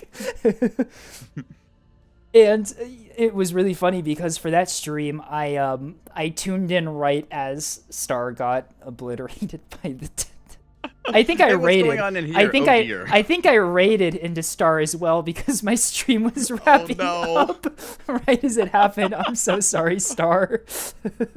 Hey, Star, what's happening? Well, I'm being a supernova right now. How are you doing? Hey, Star, how's it going? Oh, I swear Twitch raid time has literally the worst possible thing. It has some pretty good. We've had some pretty good comedic time. I felt so bad because I missed your raid because of that. Oh, don't worry about it. I thought you were. I thought you were just casting the tourney match. I forgot that you were actually playing in it. All right, are we doing the fleet review still? We're still on. Yeah, we were still fleet reviewing. Yeah. I think the Corvettes look pretty standard. Basic CIC on the Torp ones. Do we have a basic CIC on all of the fighters? No. Okay, Reinforced on the gunfighters. Running Raider drives on them too. Like, I'm gonna critique this a bit. Okay, so looking at these gunfighters, you don't want the Raider drive. Okay. The Raider drive involves a lot of dodging. 100 mil is very high velocity. So unless you're staying like exactly at that 7-kilometer mark and trying to dodge, you're probably not going to. Plus, the most important thing for a Corvette is to get to its location fast. Right. So you really want that whiplash drive to get there. I run whip Plus, on my power issue. Yeah, I run whip on my torpedoes. I do like running reinforced drive on my gun sprinters just for the endurance. I find that the reinforced drive is a really effective damage soak tool, especially if you're gunfighting like double T-20 shuttles. It helps quite a lot. Can be a nice little brick. I mean, the main like issue is the big like thruster just gets knocked out like the first. Yeah, that is true. So, but, just due to shuttle design being incredible. I've seen missiles hit the nose of shuttles, and the only thing they gray out is the main drive for some reason. It's yeah, it's so weird the way like small holes and damage rays work out. But yeah, like how the Keystone, if you're bow on, they can just hit your engine while you're bow on, which is yeah, it's like, bro, I put my reactor there. What the hell, man? Like, how did you get that? The Keystone, for some reason, the main drive's hitbox is like, you can see it. It's like bigger than the Keystone is bow on. I don't know why, but it's really funny to see a Keystone. The size of the CR-75 on the battleship. Yeah. Yeah. So, I have a theory about the CR-75 on the battleship, by the way, on why it gets knocked out so easily.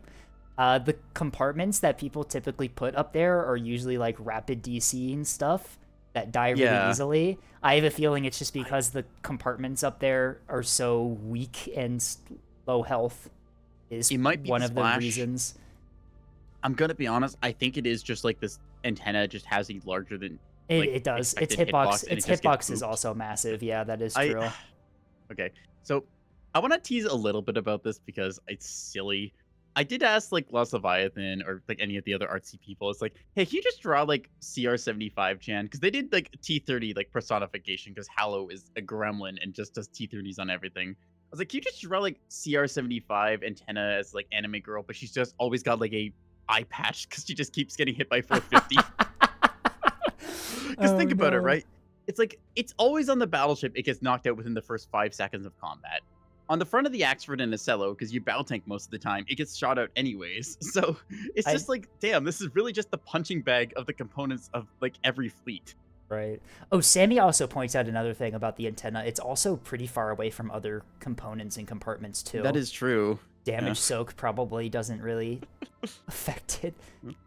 Yeah, because you can't really, like, soak anything, so it just gets splashed by, like, the 150 damage of one, and, like, singular 450 HE. Also, I just noticed this Keystone costs 1,000 points. Wait, what? It's got missiles. It's got missiles. Yo, okay. Okay, one thing about the missiles you have on this Keystone. These are EO Act Val. Validators do nothing to EO. You never need to bring a Validator when you're bringing an EO Seeker. EO cannot be decoyed and cannot be tricked by chaff or decoys. Yeah. What you want to bring as a backup seeker to EO is an actual like backup seeker, because EO can get jammed by the blackjack. Okay. So the only way I could possibly see this working is like, no, it's set to accept unvalidated. So, Accept unvalidated. So like, yeah, the act val just doesn't do anything then. Yeah. Like, I will say, I do really like running Act EO Val is a pretty strong seeker combo that I run a lot. It does decrease your points if you want to run that. Yeah. But yeah, no, if you're running EO, you never need a validator, because EO will never be wrong about detecting an enemy ship or not. Yeah. I will point something out to go along with that. A very common missile type is the size 3 hybrid. You know, I'll just make one right now, for example. Size 3 hybrid with EO primary is pretty common. People like to give it a Wake secondary seeker, because in the rare case that you do get the Dazzler on the board, because Dazzler is, again, one of those modules that, like, as long as you bring it just somewhere, like, on your side of the map, it's generally going to get its effect out, because it's a really long-range jammer. If you get the EO Seeker jammed, then the Wake Seeker takes over and just keeps flying it straight until maybe it gets past the jamming or overrides it. So the EO Wake missile is really popular. You just give this thing even direct guidance and it'll work out. Some people like to do Hardened Skin. I think that's one of the techs in one of the starter fleets, EO Wake Hardened Skin, because that's just a really common missile for like a high explosive impact. People throw that at tugs all the time. So also, Star does have a point. You can run ARAD or Wake Val with EO, and that might help the EO designate between alive and dead ships, because that is a thing. EO will target dead ships. Yes, it will. So you can probably do some tech with ARAD Val, allowing you to. Oh, it's the same point cost, even. So yeah, if you want to just do this, this will help you designate between still living ships and dead ships. Remove the. Could even give it pulse radar just to be absolutely certain. EO with ARAD pulse validator. I use EACT EO Val a lot. Yeah, that's for my general purpose like cruise. Yeah, for my general purpose cruise S3H, I do the extended act with EO Val, and that is very hard to. It's very reliable. It's just all rounds pretty strong. Yep. To answer the question, ARAD does not work on blackjack. That's correct. Blackjack is electro-optical, so it's shining a flashlight at someone rather than a radar emission. ARAD will only go after specifically radar jamming. Comms jamming and EO jamming will not trigger ARAD. Yeah. So the 3 types of jamming in the game is the radar jamming, which is your most common. So this is your blankets, your bellbirds, your lyrebirds, all that stuff. There's your comms jammers, which is the interrupt and the warbler, which, again, I'm kind of glad we got the warbler. It's nice to see that as a like alternative, like maybe not like as long lasting as the like interrupt it, but just a nice little, hey, I want to pay for like comms jamming on my liner. This is nice. And then we get the EO jammer, because EO is a specific thing. So yeah. Actually, hang on, that's a good question that Neutron brings up. Does pulse radar still get jammed and go off in wild directions? If it's only set to pulse radar, I don't think that it will target jamming. I don't think it even detects the jamming. Oh, it does get jammed and go off. That's interesting. Only home in on radar emissions from sensors. Will not see jamming signals, but can still be jammed. Okay. So there you go. Interesting. So, okay. Yeah. So if you set to validate like let's say you do a pulse radar validator onto like an act seeker, the act seeker can still be jammed out. But if you do ARAD as a primary seeker, right? Like if we take this thing, set that to say only pulse radar, that will ignore jamming, as I understand. Interesting. I have always been told if you combine ARAD with ACT, you do ARAD first and then ACT is your backup. But I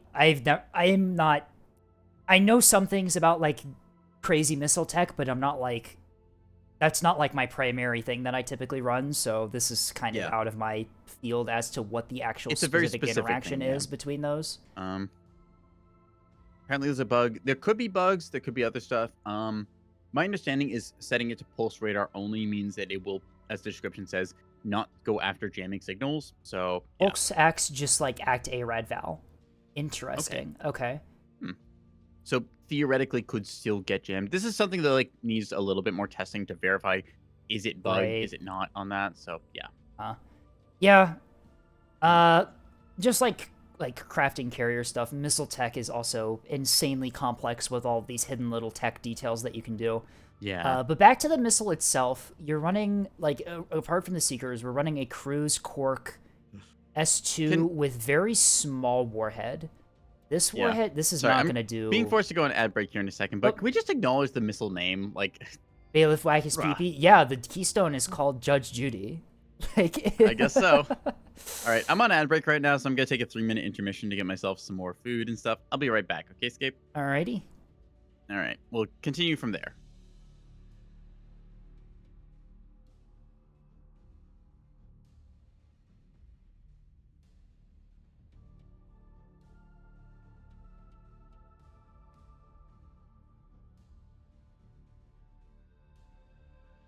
Alright, the Catboy's gone.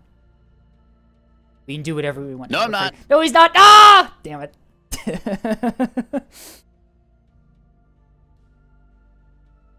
Can't believe this. I was lied to. The Catboy is not going to go get food. Or maybe the Catboy is. Who knows? Who are we to question the Catboy?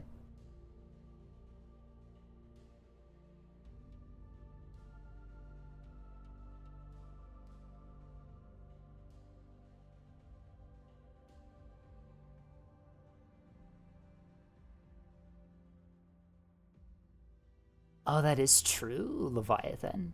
I could always just look for that. If the Catboy remembers to do that.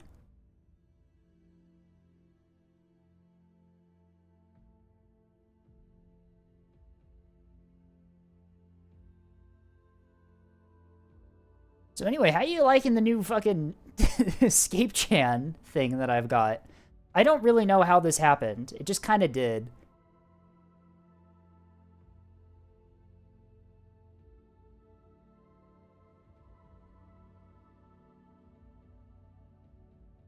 This was entirely Neko's idea, by the way. Neko DM'd Banana asking for the actual, like, files for this, the Escape Chan that was used on the skin and nuclear option. And that's how this happened.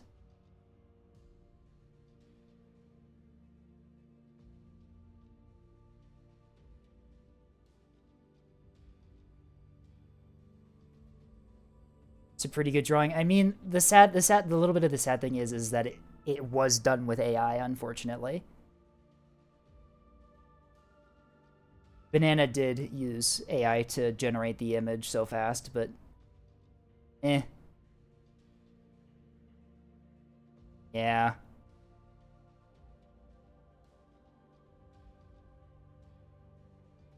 Maybe in the future, or I mean, like, the thing is that the funny bit is I have at least 3 people that I know who I could just commission for an image like this. Yeah, it did have some touch-ups. Banana didn't just throw this into AI and just use the image. Banana did touch it up a bit. Just means you have a template for a real artist to work on. Yeah, that is true. Just ask Belle. Yeah, that was one of the people.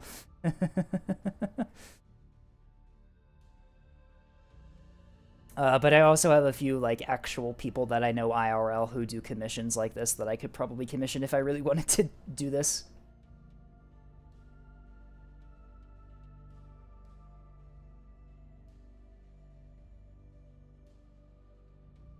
That reminds me.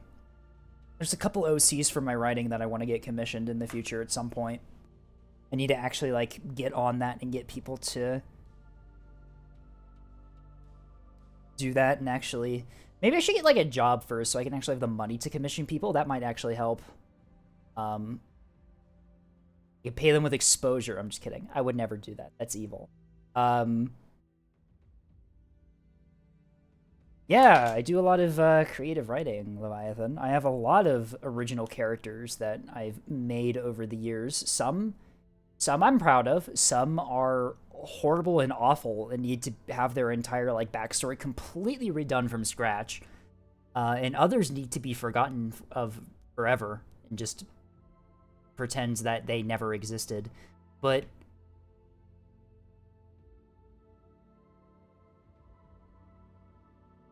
But Vastal's back. Hello, Vastal.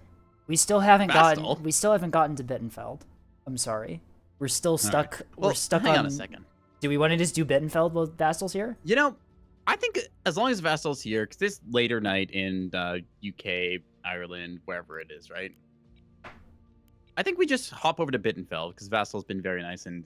That is true. I don't know. Vastal did the tournament organizing stuff. We kind of owe them something. It's right at the top. So there's a little bit of there's a story behind Bittenfeld. I played against Bittenfeld last night in my fleet carrier. Unfortunately, didn't get a strike off because I lost to the carrier in a really embarrassing way before I could do it. But what I did do is I do know that Vastal runs a lot of their decoys and stuff on their little escort here, and I had a light strike in the area when the battleship was first detected, and so I just yep, there's no chat box. I just blew up the escort immediately before Vastal could tell everyone what happened to 10 of your bombers. Those bombers had 10 seconds left of fuel, and my carrier was gone at the time and couldn't refuel them, so I needed to strike with something, and so I just struck at long range and lost them all to beams. There is a reason why I did commit to that. I wouldn't have committed to that strike if I could have refueled them, but the match was pretty much decided at this point. It's like, well, I got this here, might as well use it, right? I will say that carrier match, I lost my carrier in a really embarrassing way, but before I did that, I killed 4 sprinters in the first 5 minutes of the match with my 100 mil bombers and made the enemy cap player really mad at me. Yeah, that sounds about right. I gotta say, like, we mentioned it before, but like 100 mil bombers, I love that they exist, but every time I play A&S cap fleet and I just see enemy, like, the second that you see enemy bomber on the board, you're like, I'm hosed. I did end up landing 1 Spearfish rocket strike at long range against the Bittenfeld, and it hit. Do you see that little like dip behind like where the back beam is? Oh yeah, the little pocket. It hit right there on the surface that's connected to the thruster and did no damage. Oh, that's unfortunate. It hit. Yeah, there's no hitbox that goes. Yeah, there's nothing back there, so it hit right there and did nothing. Yep. Yeah, Vastal, I fired Spearfish at like 4.5 kilometers from you because my bombers had literally 10 to 15 seconds left of fuel. I had no ability to rearm them or refuel them. The match was pretty much over. I was desperate. And I landed one of them, and the little impact was like right there, so it did nothing. Take the top thruster out or something. I will say, for like a minute. I will say, yeah, it was really funny on my end removing your little escort just for free because I just happened to have that light strike that I had in the area was meant to deny the D point, by the way, but my teammates' cap fleet did that. So I just kind of had them loitering there, and then your battleship came over the top. Well, as long as you're here, right, you might as well. We were playing on sticks, and so Vastal went to the C point, like the top one, and Gotcha. I had a squadron of light strike loitering kind of by that central pillar. And so I just went up and just removed the escort because it stuck out from behind the rock. Middle of killing an Acello, apparently. That is true. That is true. You absolutely corridor ourselves. By the way, at the end of the match, for a little bit of added context, that Acello that was on the D point that you beamed at the end, it wasn't shooting back at you because it ran out of ammo. I don't understand how it did that, but I gotta say, okay, I've seen a lot of Acello games where they go with the large reinforced mag because it's a very safe option, just like large reinforced mag, kind of in the midsection there behind like all the reinforced nose. It is possible to fully run yourself out of ammo, but usually by that point you've gotten your ammo elevators or other stuff blown out, so you still like don't use your ammo until like the 30 mark or so, right? Right. When you get that Acello that's like shot its full payload and still has capital to go through, that's a little scary because it's like, oh god, ANS brought like enough frontline to tank all this. I'm in trouble. Yeah, I'm assuming that's what the build was. Tethys was spectating, and at the end never gave me an idea on why they ran out of ammo, so I'm assuming it was a single reinforced. But yeah, that was a very interesting match. Our liners apparently also had small drives, and my rant about liners, Yep. Please put large drives in your liners. May have been Okay. caused by the match that happened last night. Hang on. I had to check something real quick first. Okay, so add ship, blank hull, marauder. Okay, I'm gonna replace the large drive with a small drive, a yard drive. All right. Tips, special compartment, add point defense. Okay, let me just get rid of like these warnings here. I'll give it like a RCIC, wherever that is on Does this it give you list. an advisory or no? I want to know if it does, because I feel like that should be an advisory. I feel like if it gives you a warning that your ship has no point defense. Well, I mean, I guess that is a fair warning. What else? Give it a magazine. Hang on a second. Citadel mag. I'll just give it some ammo. And go. Okay, so it's got no more warnings. I think it should be an added warning thing saying like, hey, you've got like a small drive equipped in the large drive slot. Maybe an advisory. I think it should be an advisory because Definitely I feel like there are potentially builds where you would run a small drive in a large slot, but yeah. Yeah. It's like you see that with I think it's like Journeyman can do that. I want to say Journeyman even get large drives? I don't think they do. Double sun drive. Yeah, double sun drive on liners. Sometimes something you see as like a weird tech that you can do. Yeah.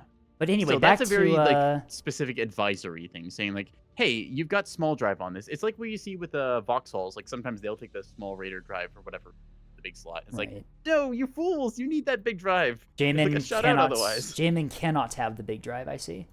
Huh.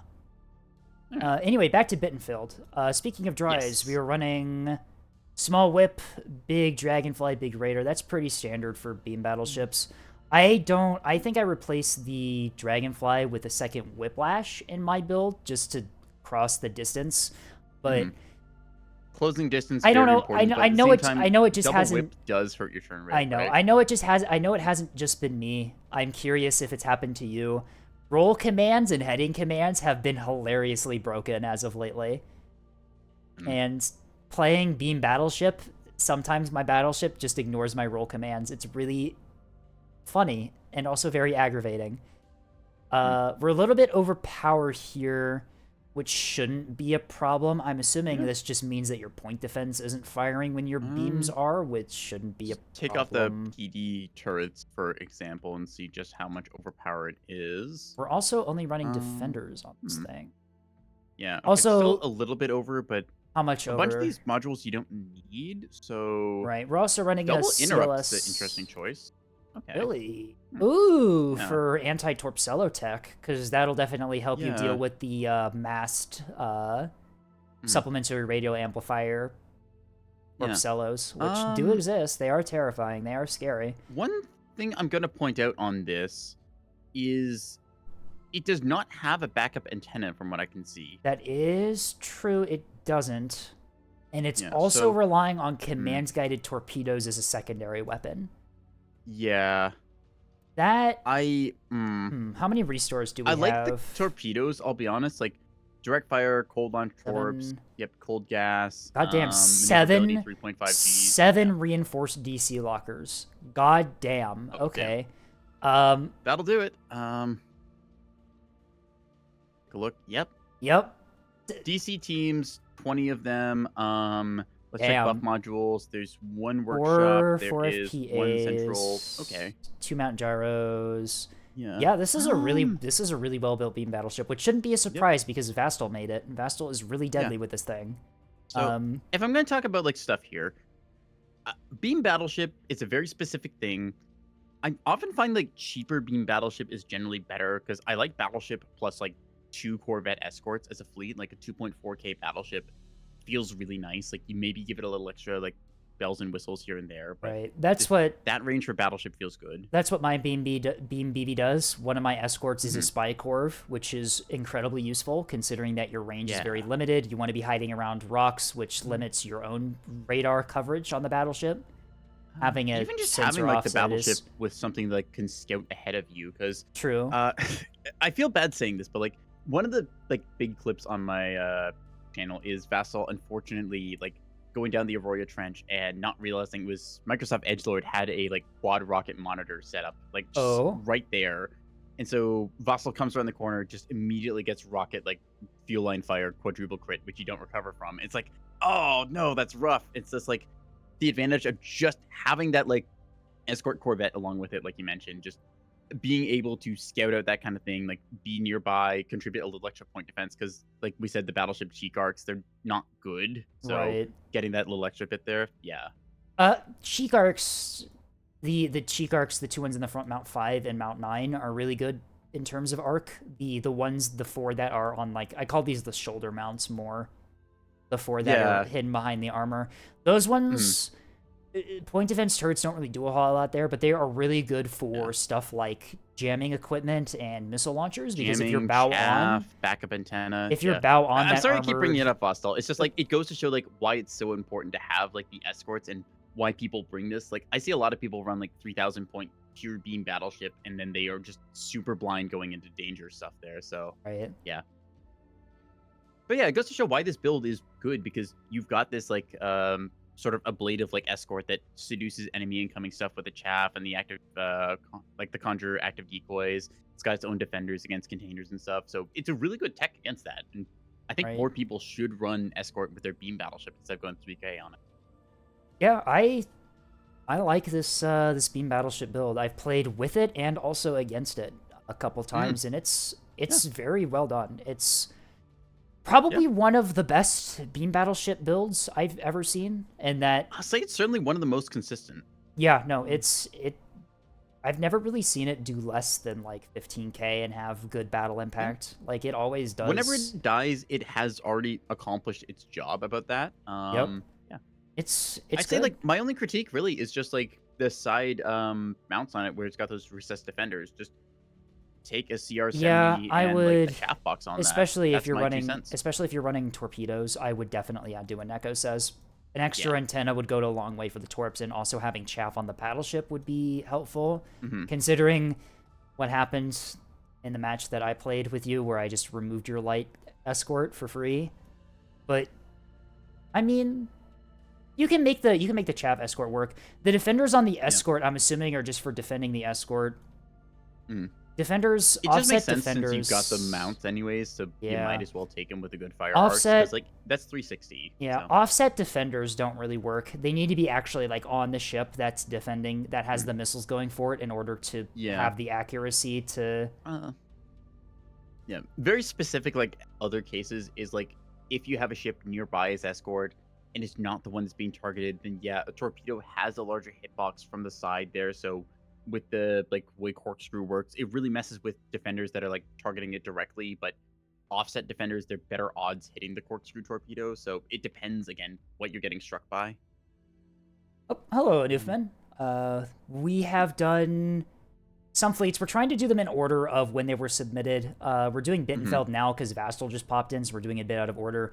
We did already review your, I think it was called TF Here Comes the Sun, your broadside experts, I think it was. Yeah, those were cool. They were really well built. There's a couple things that we both thought that probably should be changed a little bit, but they were really reliable, really well done. Bit of radar and stuff, bit of like one-siding. I think that was pretty much the consistent like answer we had for that. Just, like, make them definitely do strong side, weak side with your point defense, and use the weak side to run some soft kill, and also see if you can invest in better radar equipment. Okay, so, but hey, you know what's kind of weird to think about, right? Yeah. In a way, building broadside like double or triple radar Axfords like that, you almost want to build them like you do bulk. Actually, you're kind of right. I mean, it's the same general play style. Nah, not really. You don't really do orbit dodging and you don't really like jump in and out of cover like you do bulk freighters. I've seen people who've tried to do orbit dodging in bulk freighters to varying degrees of success, but yeah, 40% strafe thrusters up and down. No, thank you. You're fast in one axis in a bulk freighter, and you better play it. Right. That said, though, like, yeah, I think it's pretty decent. Again, for the Bittenfeld, like, this thing, we've seen it do work.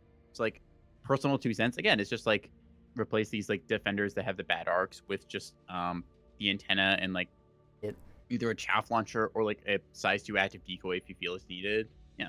Yeah, one other thing I will say is that you do have a lot of defenders on this thing. You do not really have any flak either. So there are I mean, with a beam battleship, ideally you're keeping it hidden until the very last moment, so like the chances that you get S2 dumped are less than like a conventional battleship or Axford, but still, there are definitely missile builds that will very easily pen this, but... I think the quad defender setup is very normal for like most battleship or Axford builds you see. Like some tech into Stonewall, or even with the reworked rebound, you'll see a bit of that for a cheap answer. Vassal in chat, yes, you play it confidently. Yeah, so there's a little bit of that. It's like, you know, very much beam battleship is knowing where to be, where to not be, right. and how to use that thing effectively. I know Vassal's really good with beam battleship, but I've seen some beam battleship plays. Sometimes playing beam battleship players playing competently isn't always a guarantee. I've certainly had some matches where I've done some really dumb tactics and then lost my ship for free, but... something else I'll point out about this. We mentioned the lack of soft kill. Like, doesn't have its own chat box, doesn't have a backup antenna. I'm looking at the belly location, like Mount 14, where the defender is. If I could, I'd recommend, in a way, an illuminator there, because I feel like, sure, in a beam battleship, you're not likely to get jammed out because you're so close, but there's still that possibility of like you getting some jammer stuff that's like really annoying. You might want to like self-illuminate. So I feel like it does the job. But Vassal's reaction to that is to just say "you" in chat. So I guess that's a no. Yeah. All right, fair enough. Yeah, I don't know. My thoughts again is like for battleships, you normally see like VLS1 and VLS2 on the cheeks. This one's clearly invested into double interrupt jammer because they're worried about torpedoes and such. So that makes sense for like the ranges they're engaging at. No, I vibe with this build. It's a good build. There are some things that I would personally do differently with a beam battleship, but like that's just me personally. It also ruins MM balls. Yeah. Yep, that's beams, true. Beams do that. Yeah. They also ruin. They also ruin Acellos that position themselves poorly on sticks, and also 10 bombers that are nearly out of fuel. Ruins the formation orders. That's double interrupt fucks with really. How does? Okay, so let's think about that. Right, interrupt jammer is 4 kilometers. I guess if you are trying to, if you're trying to shift fire, I guess. Oh, or like trying to hold heading on target, maybe. Try to order monitor ball to fire, it won't communicate. That's interesting tech. I was just assuming, because I mean, like rocket shuttles too. Yeah, no, that is true. That would definitely fuck up their shift fire ability. If they lack radars and stuff. Okay, yeah, you typically will see monitors still run with radars, but I know some plasma monitors that don't run radar because they don't have the power for it. Like they get the spinal and the turrets for it. So, yeah. Ruddles get screwed the hardest. Okay. That's good tech. It goes to show why the double interrupt jammer is a choice there versus like the single, which is like single one messes with torpedo strike, double is twice as strong with like some compounding. So it's like, I don't know, like 80% addition or something. I forget the exact math, but you still like mess up a lot of like strike potential against the ship. So the tech for the double interrupt, I'm not arguing against that. That seems like good smart stuff. But it's I vibe with the double interrupt, and it also really helps against. It's a rare case because it's kind of a slept on tech that you run into supplementary amplifier buffed Torpcello, but still pretty effective against helping you deal with those. Walrus pointing out remove radars on Throngglers for more power. Yeah, Throngglers, the specific... That is also true, yeah. Yeah. Well, I'd say with the Throngler, like, specifically for anyone who doesn't know, that's a bulk freighter with typically, like, between 6 to 8 T-81 plasma turrets. Typically, those aren't engaging within the 4-kilometer range that a beam battleship like this will be. But if it does, it can definitely get interfered with. So. With the BB, you can force the engagements if you play it well enough at those ranges. It's very much a close range tool to try and like spring on the enemy. Right. No, yeah. Neko is completely right. The double interrupt is pretty strong. It's a good tech choice. There's a reason to run that, and there's reasons to, again, like not need to run that. Maybe like people are expecting like single interrupt, so double interrupt just messes with command strike. It's a good tech there. I'd say like the only concern I have is the cheek mounted defenders have bad fire arcs, and like you probably want to have chaff box there instead, because like each of these costs 25 points, right? So that's essentially a chaff launcher and 20 pieces of chaff to go with it instead that you could take. And I feel like that will do you better for this because it doesn't otherwise have it, and you're just reliant on the Corvette, which, as we've learned, can get picked off. So right, I'm in agreement with Neko as well on that as well. I would definitely probably not put PD in those places. Mm-hmm. They one other thing you can do is I think you can put bullseyes on those. No, wait, no, yeah, you that's can't. not limited like the big turrets is. If you so do, if you it would wanted have to to, be you could. it would have to be broadside, yeah, if you wanted to do that. Mm-hmm. Sorry, I'm trying to think Yeah. of like weird bullseye positioning tech that you can do because I know you can put Yeah. bullseyes on the bellies of Axfords and they can fire through your main gun on Yeah, the bottom. anywhere with the yellow lines on it, the little dotted lines. Oh yeah, 'cause it is yellow. If we It take a look will at the be able to bullseye, fire. right, It should theoretically be able to fire through the armor, shouldn't it? Yep. So, fun fact: we mentioned this before, but the bullseye radar here, it actually has a FOV of 20 degrees. Which, if you want a visual of what that looks like, load up the hang-up jammer and then fire that thing off. It also has a beam width of 20 degrees. So essentially, anything within a hang-up jammer's cone is the same cone that you're putting out with a bullseye. So you can fire that thing easily through a hole, like we see here on the cheeks. So yeah. Yeah, very. It's a little bit of cursed knowledge to know how the bullseye actually works. Yeah, the bullseye's kind of weird with the way mounts work. But but you can do some if you pretty just cool put it on the tech where back you slot can- of a Vauxhall, it'd be so good. But Right. I mean, you can put anyways, Yeah, I think we move on from here.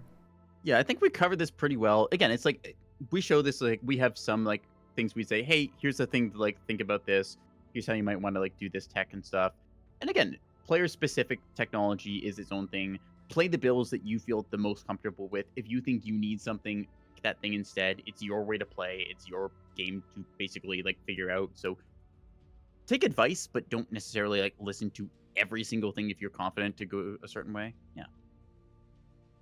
Don't need to think, just kill. That sounds like battleship play right there. There you go. The beam battle peak beam battleship strategy. Yep. Someone's gonna die within the next 5 seconds or so. Let's find out who it is. Let's roll the dice. Yeah. All right. What do we want to go for next submission? I forgot who was the last. Hang on. Let's see. We did chaff returns more chaff. Charlie I think Birch, Mr. Yeager did lawful appropriation. I think we're on to right? Mega Boss. Oh god, I know what this fleet is. All right. So going on from battleship to air quotes battleship. This is a Mark 65 battleship. Oh, it certainly can be said to exist. It's Mega Boss, of course. It's Mega Boss. Why would it's always Mega Boss? All right, this is a build of all time. Yes. It's like Pit Boss, but even worse. Yeah. So okay, the reason why you run Pit Boss is because it can be made cheaply to get the 40% damage reduction you want. Just like be largely immune and armored against a bunch of smaller threats that otherwise could hurt you. What's with the antenna on the back of the battleship? Can we talk about that? That's certainly a choice. Yeah, I looked at that and I just breezed by it because I didn't want to think about it. So let me guess. If I take off like one module, no, actually, okay. I thought maybe the antenna was because it needed to hit like the integrity rating, but it's actually past that. So is these just backup antennas placed there for some reason? I guess so, because it's a small hitbox. All right. My favorite place to see antennas is having them on Mount 14 in front of the bottom turret and just watch the bottom turret fire through the big antenna that's sticking out from the hull. I've seen that a couple times in people's builds and it always cracks me up because it looks so dumb. You can fit a CR70 there if you want. I like to have that mount for, so the way I run my battleships is I put the chaff launcher on either Mount 7 or on Mount 11, so it's facing the bottom of the ship. And then Mount 14 is where I'll typically put my floodlight. 'Cause if I need to self-illuminate, I can do that. Or otherwise, I can just kind of illuminate whatever I want. For power constraints, because I'm weird like that, I typically put my chaff on either 14, 7, or 11, and then have my illuminator on an offset ship. Okay. I see kind of what you mean. Yeah. Because, yeah, you put that like on the bottom cheek mounts. Yeah, 7 and 11 there. And then 14 would be the chin mount. Okay. Yeah. Right. It just depends on what the actual battleship build is that I'm running. Yeah. Going back to Bidenfeld for a second there, part of me, like, I think 20 damage control teams is good, but another part of me almost wishes there was, like, 2 small workshops because I know the beams, they're going to battle short them at some point. So getting that extra repair speed on those like modules are going to take damage because they're so large and going to be like cooking away their health bar with maybe as a tech. Yeah. I don't know. That's just something I thought of now as I looked at this thing's damage control. But on the topic of that, it certainly has a damage control setup of 8 teams with a central and a workshop. That's pretty good for how much does this cost? 2,000 points. Just shy of 2K. Okay, so it's call it 1,900. This is. I run a really bad pit boss in one of my fleets, and like, it's built really heavily for a pit boss for some reason. I don't know why. I did it because I wanted it to be survivable as well against missiles, and even that one's cheaper than this battleship is. Yeah, this is the very specific case of I want a battleship as cheap as I can make it to take advantage of that 56 centimeter armor, because that's the main thing you're paying for over an Axford. You might get a little more gun forward facing. Like if you think about barrel count for 450, you get a total of like 8 barrels forward facing versus the 5 barrels in the Axford. But in this case, you're just going for the 250s, which is a case of 9 barrels versus 6. So you have a lot of damage output with this thing. Yeah, I'd say the Mark 61s. Mark 61s I really like as just like for a very cheap, cost-effective damage dealer. It's like 10 points for a cannon. That's pretty good. Right. But the cheek location just really sucks for this because it's those mounts are awful for anything turreted. They just do not have the fire arcs to do much of anything. Yeah. Kind of sucks for that because like the VLS 2 and the VLS 1, they could very easily be swapped with a cheek mount, and then I was thinking the same thing. They aren't as bad as people say. Yeah, I know that they're not as bad as people say, but they're still not like good. They're not. It's like if you look at the angles you want to keep this thing on, like forward facing towards the enemy, your cheek mount guns aren't really going to be there. Like if it's a capper guard, like the pit bosses are kind of supposed to be, then like you're kind of getting used to that, I guess, for the broadside. But Neko does have a point. If you replace the Mount 5 and Mount 9, the missile launchers, with 2 of your 61s, you do have some better fire arcs forward. But yeah, it's just trade-offs. Yeah, I want to look at the. I want to look at the use other. them if you get flanked, and then you've got like extra firepower. But I used to have Mark 61s on those mounts, but I changed it. I'm a little bit curious why then, because for me, just like looking at this from a in-fleet editor, it just seems better to have them there. Elevation limit of 70 degrees. Like that could be it. Okay. Like, okay, well, let's think about it, right? Like, if you get a battleship engaged from like 70 degrees to the side, right? Like, I guess then the cheek mounts do technically get to fire, but you're already able to broadside with like 3 of your Mark 65s then. So what are you fighting that you need the Mark 61 against? Because my argument is that if you only move 2 of the 61s to those side mounts and you keep 2 of them on, you'll still have some of them able to fire sideways and sort of backward, while being able to fire some forward. Let me just quickly copy paste this thing's loadouts over so I can take a look at that. I love copy paste function. Honestly, one of the best things to be added to the fleet editor, just the ability to like Control C, Control X, Control only V two, the only 2 on the 4 mounts feels silly.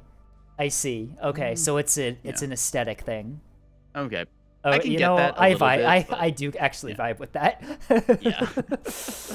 So from the broadside perspective, like I think it is better because you're gonna keep the hull oriented like broadside towards enemies, so your Mark 65s will shoot them. You've got your Mark 61s on the cheek mount there and the recess mount as well, so it will still be able to peck away at. So like in terms of like damage, it's pretty good for that. I mean, if you replace the 2 bottom ones on Mount 7 and 11 with the missile launchers, you'll still have symmetrical firing arcs. Yeah, that's what I did for this thing, where it feels a little bit better because you get a little elevation, but you still get that like side arc with the Mark 61 does its job. So right. I want to take a look at the cappers, the splinters, because these are 253 points for most of them. These are well built. Cheapos. Standard drive, no whiplash. double defender, double Yeah. 60. Oh, we have a 62 and a 61. Okay. These are pretty well built for being part of a fleet that's budget constrained by the battleship simply existing. Yeah.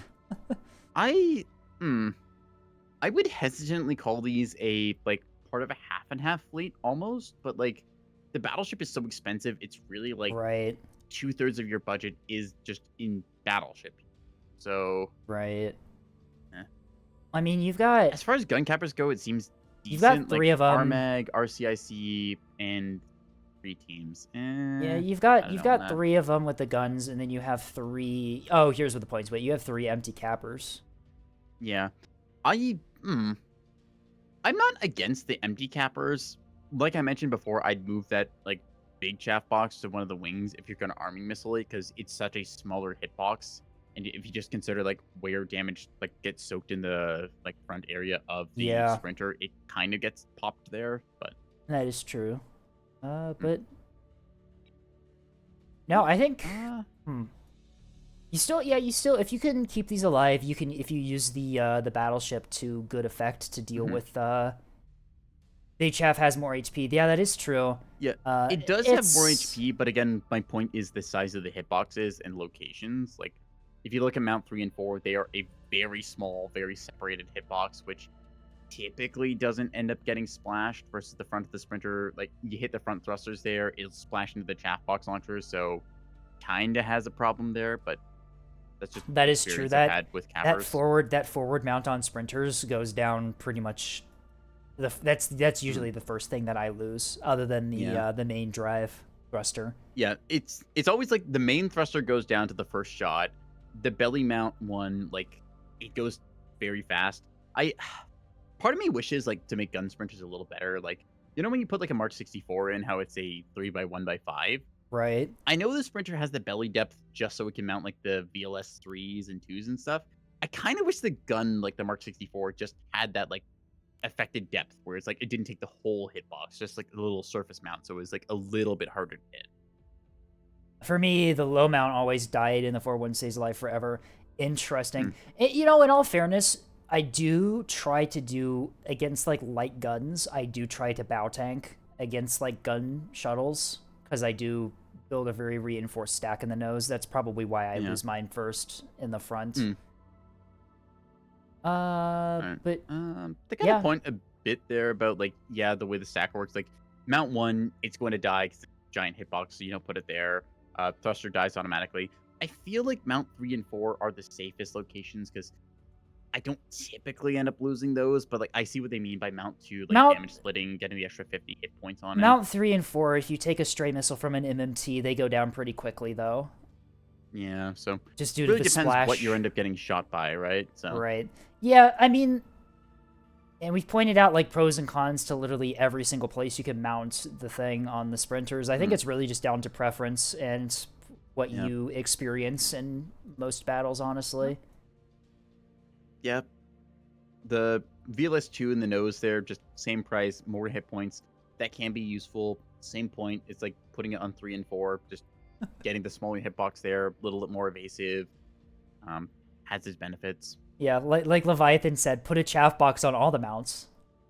You can do that. Like, if you want to, it's like 6 points for an arming missile on every single mount there. So if you want to invest it, you can do it. But it's really just dependent on what do you expect this thing to do. Because having a chaff box with a missile on every single mount, that's still not going to help you if, like, the 100 mil bulker, like, peeks around the corner and says, you don't get to exist anymore. And then, like, how many, like, 100 mil rounds fly into you? All of them? Yeah. 100 mil bulkers, I gotta be honest, like, I've run one of those things in my cap fleet for a bit now because I got sick of using a monitor that didn't work. It's been really, really good. They're very strong. Yeah. I like running monitors in my cap fleets as like guard units because nothing short of a torpedo sprinter can actually hurt them. Yeah. It's like a torp sprinter or maybe a beam, like a beam destroyer. If a beam keystone pushes up, if a beam destroyer, like something has gone wrong. If a beam destroyer gets lucky, it can get an angle and kill me. But my reasoning is that if I engage a beam destroyer in an actual one-on-one fight where our Yeah. guns are already pointed to each other, I do win that fight most of the time because I can You're just knock already a out the defensive beam. vessel there. Yeah. I will point out though, having tried that, HIMARS completely clowned on me because my 100 mil just didn't kill his Well, beam in time, and then he cooked me. So well, HIMARS is whoops. just good at playing beams anyway, so HIMARS has overpowered beam destroyers, and it's only him, nobody else. I don't know why. It's just something with the name tag. It's like Pyro with battleships, I think or HIMARS is Vassal just with beam BBs. I think HIMARS is just good. Yeah, HIMARS is just good with destroyers. I don't know what it is about that hull, but like some people just get them good. Like Hastar has like their Vauxhalls that just does work. Tasty and Jeremy, they make the container liner work somehow. What's other examples? It's like Falk Tethys has what's it like the one creature of the Axford builds, right? With the missiles. Axford with missiles. I Tethys swear they has had an Axford missile build, but I don't think that they. If Tethys runs missiles, not they Falk? run all missiles. Like they okay. they I'm don't not really thinking of run. Falk. Ooh, who am I thinking of? It's somebody runs like white and black paint scheme. maybe They might have changed to yellow paint scheme recently. The one who always runs Esper.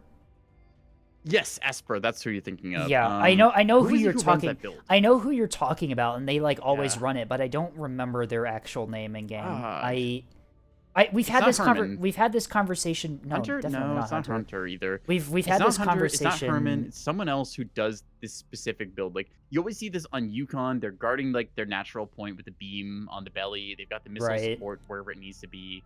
I knew who we runs were that? talking about. Every time I've played with them and they're on ANS, they've always run an Esper build, and that's the Yeah, only ANS build that I've ever seen them play. But they're It's super good with Eban. it. That's who it is. Captain Eban. There you go. Yeah. That sounds All right. I was like, I know who that is. But yeah, so Eban runs that build a lot. In some ways, I like how small the Nebby community is because you're like, I know exactly who you're talking about, and we just like throw it like, yeah, you're gonna run this build. It's like how when I do streams and stuff, my community has just gotten to the point where it's like, your next line is "Hello, everyone," and as I'm about to do my intro, I'm like, oh god damn it. Yeah. This was. I think we're done with Mega Boss, or anything else to say? I think again, our conclusion of it is like this does all the things that the like Pit Boss Axford does, but it's more expensive. It's more expensive, yeah. For the thing is yeah, you're paying for the extra armor, but the places that you're You don't really using need it though. yeah, the places where right? you're Like, using a Pit Boss, you don't need the extra armor is not going to help Yeah. you against 450s maybe, but that's not the job of Pit Boss. Yeah, it's like this feels like a battleship that like it wants to do cap duty, but that's just really not the goal of a battleship. Right. I will give Battleship, okay, 1 point here. The Mark 65, in my opinion, is a really slept on backpack because the Battleship typically is already paying like 2 gun plotting centers, right? right. And it's going full ballistics buff. So if you just want a really, really cheap like backpack option for a Battleship to like pick off a Wayward Capper or like maybe chip away at fighter craft in the distance, a Mark 65 backpack is not bad for 40 points because you get 40 points of that, maybe like, I don't know, 10 points of ammo or so. That feels really nice just like as a cheap little addition to like build your fleet wider or go heavier into like point defense with say some more I don't know, like active decoys or SDMs or stuff. Right. No, that's completely fair. Beam backpack kind of for the same reason, although your build becomes a lot more constrained if you try to run a beam backpack than it does the 65. Gotta get the beam and the FPA, and then you gotta like Right. pay for how much is the beam again? It's like The beam, It's not the beam cheap. itself, it's 80 only points, 80 yeah. points, which isn't, it's not the worst considering that the Mhm. purple barrel 68 is 75, so not terrible, but I don't know. I've been running S2 backpack on my main battleship recently and just fill it with SDMs just due to carriers being very strong, SDMs, but S3H blast frags as well. I've seen people run Firebirds run that a lot of times, and it's just made people not approach them with bombers, which is in a way as a battleship kind of what you want. You can do Right. the foil backpack. I think that's a really interesting thing about battleships because most people expect the 450 like front side of it, but the tech is really like, what do you put in that back mount 3 slot? Like, do you go with a big missile backpack? Do you go with planes? Do you get yourself like a little bit of versatility with the size 2, so you get active decoys and also like some hybrids or maybe conventionals or stuff. It's really cool seeing just like what you get, like the guns and options. Right. Yeah. And for my case of the Mark 65, that's the case where it's like I just want a cheap backpack so then I can put more points into like my escorting corvettes. Maybe you're able to squeak out like a third one very cheaply because you saved so much budget. Well, that was Mega Boss. Yeah, Mega Boss, interesting fleet there. Pit Boss, immune to 450 largely, but at the same time, you don't really care about 450 for a cap guard device like that. Versus like Pit Boss, which is 1300-ish points at most, I think, right now. All right, up next, Finn put in 3 fleets. Yeah. Do we want to We already covered one of Finn's, didn't we? We did. Okay, Finn did OSP missile monitors. Do we want to check out Lemon with the Task Force Oak stuff then? Task Force Oak 4. Okay, let's take a look at what Lemon has. Yeah. So I feel like we want to get a variety of different fleets from different like player skill levels and play styles and stuff. So right, and I will likely be streaming. If we want to do the Friday stream, I'm totally down for it. I've got time now that classes are over, and Friday is no plans on Friday. So if we want to continue this Friday, that would be perfectly fine with me. Take a look at it. Oak 4. Not gonna lie, this feels like the natural progression of most Oak builds we see, where they ditch the back gun, go forward facing, Raider and 2 Raiders and a Whiplash drive on both of these. So very evasive, able to kind of keep moving forwards fast, the extra Whiplash speed. Yep. Remove the backpack, put some comms jamming and some other utility stuff there, and then just vibe, I guess. Yeah, this is typically what you do see. Let's take a look at the specifics. You said it was Whip Double Raider. Yep, pretty good. Yeah. Frontline. Good count of ammo elevators. Frontline we're running Frontline Spy. Yeah. I would prefer a Parallax on one of them if you can afford it, but not the worst. The Spyglass helps, but you're still very vulnerable to jamming. Yeah. My one critique I'm going to immediately make looking at the toe of Christie over here is that it's running a small reactor booster when I believe for the same amount of points you can just get yourself another reactor thing. Yeah, you can. So I see. Yes, you can swap. You can swap the positions of one of your ammunition elevators, put it where you have the small reactor booster, and then put a reactor in that slot instead. Just definitely 3 micro reactors for triple drive. Micro reactors you only really need to use when you do not have the ability to free up any of those large module slots. But you have an ammunition in there, elevator in there, so you can definitely free that up by moving that around. I think alternatively, you could also go with a big Whiplash here. Let's find out. Oh, no, you just shive power on that. All right, never mind on that. DC is looking really strong as well. Large, small, 2 rapids, and 3 reinforced per ship. We're in Canuck mode. All right, bud, we're doing fucking Canuck mode, so you're going to have to listen to this for the next little bit there. Oh, God. Help me, help me, help me. 5 minutes Canadian time. You just got to put up with it, bud. Oh, jeez. Well, 13 damage control teams per ship. Yeah, that's a good chunk of DC right there. 6 restores. Yeah, that's strong. That's, Yeah, it's got itself a workshop. It is missing a, workshop makes sense for, like, buffing up Mount 1 and 3 there, where it's got, like, the Mark 68, which is a big bullet magnet and all that. So I'd say, like, yeah, I get the point of the workshop on that, but it's missing a central, and if you think about the size of the Axford, right, it's going to take a long time for the teams to, like, do their whole path and thing from, like, the front thrusters to the back thrusters, which with double Raider drive, they're going to do. So you might want to ditch, like, I don't know, maybe, like, one of these, like, rapid lockers, give yourself a DC central instead, cost you an extra 10 points or so, but you lose a team, you get, like, really good move speed, gets your stuff where it's going to be. Yeah, I get the point of the small workshop if expecting to take fire in that, but yeah, small workshop plus DC central, 12 teams sounds good to me, so I recommend that if you can spare up the points. Worth noting, single bulk magazine on this is a choice. You can make it maybe a little shy into flak ammo as well. Only 525 rounds on this thing versus just 525 on both. That seems a little short for this. The bulk mag is in a good spot though. Compartment 4 is pretty well protected if you're doing bow on stuff. It's for sure, especially with double Raider drive, like dodging all those incoming shots. The Mark 68 is gonna absorb all the bullets that are going for that bulk mag. Oh yeah.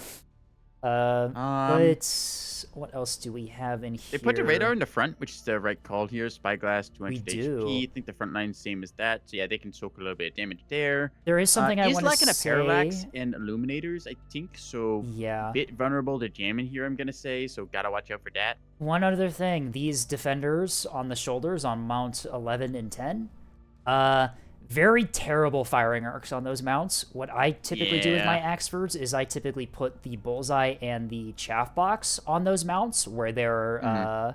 arcs aren't really as important, and then I put the defenders on that nose mount, mount 8, and then the belly mount, mount 9 is Yeah. typically where I have there. Because a defender on that belly mount, by the way, will save your life. It has such good arcs there, and it's able to cover Yep. massive space from underneath and behind you. Yeah. Other thing is to consider, typically people on the cheeks, like mounts 4, 5, 6, and 7, that's where they put their defenders. So people will try and missily, depending on those arcs, they'll try and get you from like one side where only half of them gets to fire on it, and they got to be really like facing upwards, so they're arcing like targeting the ain't great. So if you go about that and you think about that angling, if you get them like kind of offset, like Scape had said, where you get them on Mount 8 and Mount 9, you get better like 360 coverage on you, so you're not as vulnerable to incoming missiles. And also, as mentioned, with the chaff box being up top with the bullseye as well, bullseye got that 20-degree FOV. You don't got to be perfectly on target to still get yourself a lock, so you can make do with that. Yeah. Taking a look at this, dual Axford, reinforced snoot there, triple reinforced DC in the front. I feel like that's almost a waste. Like, you could maybe make one or two of those in actual steering and get away with it. Yeah, reinforced Also, empty top DC. side. Yeah. Reinforced DC in the nose can either be really good due to damage soak or really bad because if you actually start taking fire to your nose, those are the first things that go down. And Yeah. losing your reinforced restores is very suboptimal. Hmm. Because then if you start losing your other DC to like missile strikes or bomb strikes, you're not going to have that ability to chain restore. Yeah. I'd also Just point out to this, the rapid DC locker in compartment 7 on, I think, both of these. Yeah. So the thing about the rapid DC, what you're actually paying for there is not the module itself. You're paying for the DC team.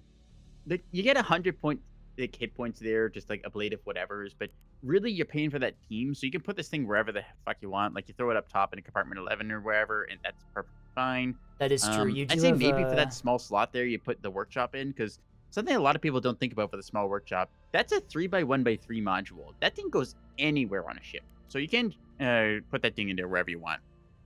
Yeah, compartment 7, especially if you're running all of the compartments in the nose with stuff in them. Compartment 7 is actually a very well protected slot, so having a Oh compartment yeah. there that doesn't really need to survive is kind of a little bit of a waste in terms of where you're putting things. Sure.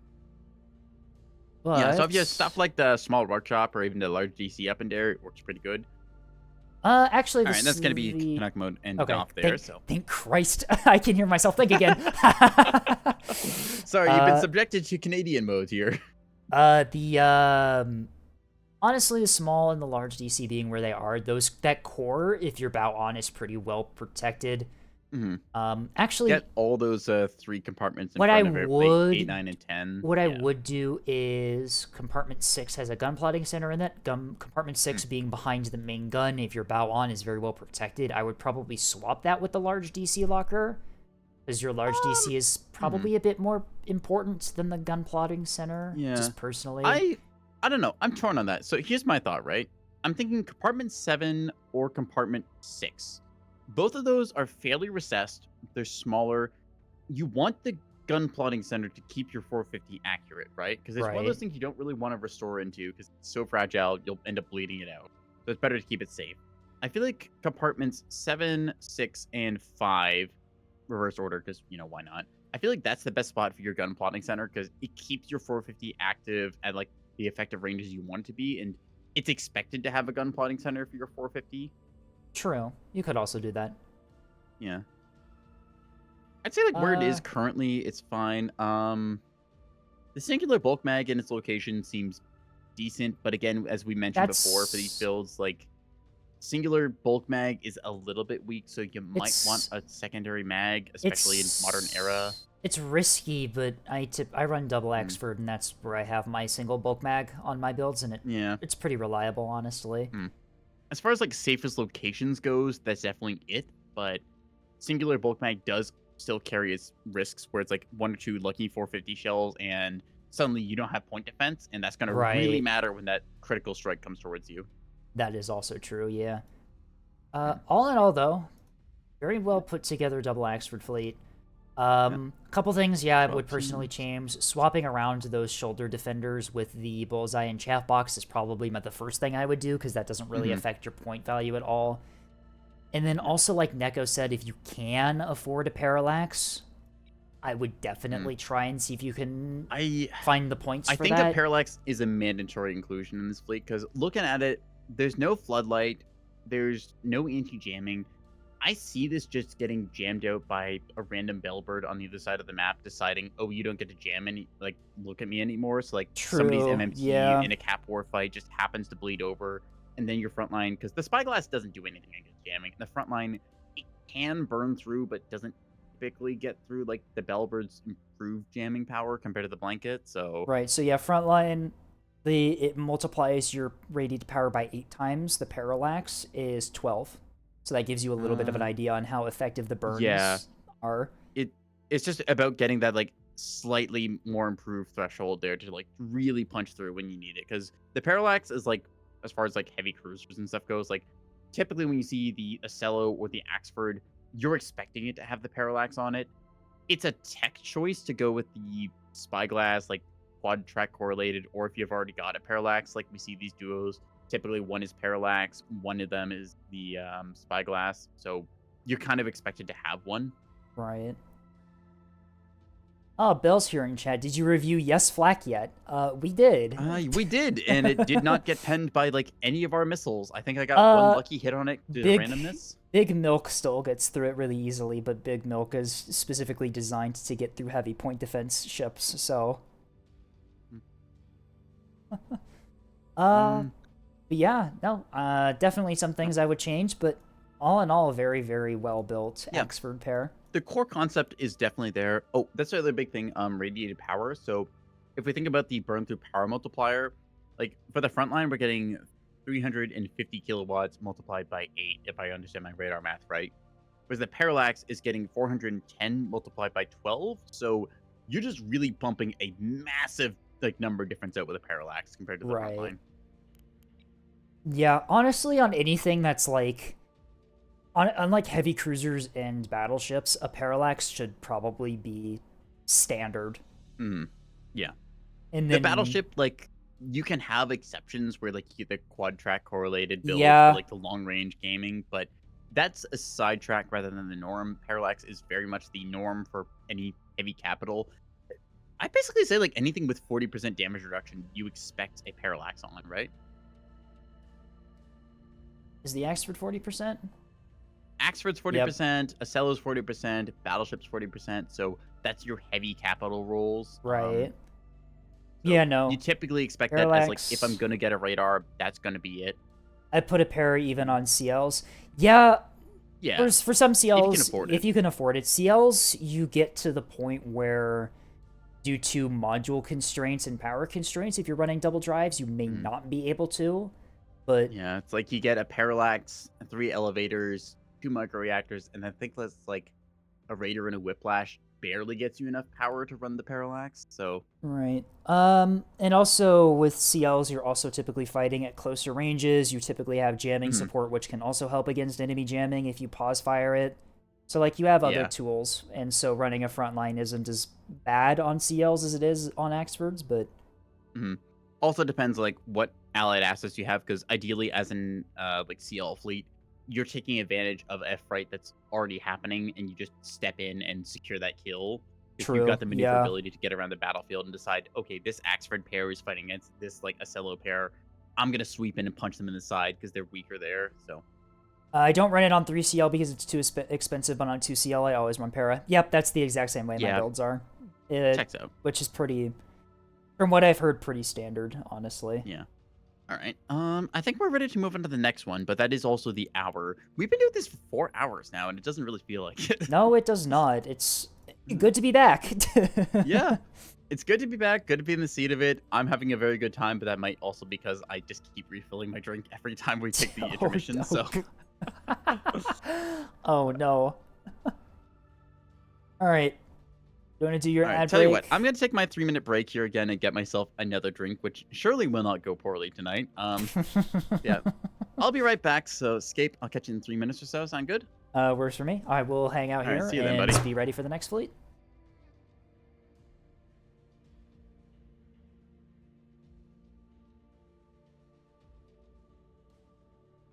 Oh, they keep...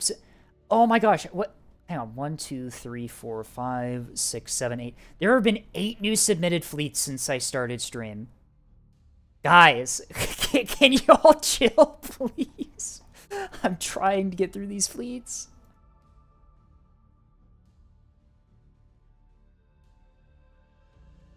What else? What would be the next fleet? We just did...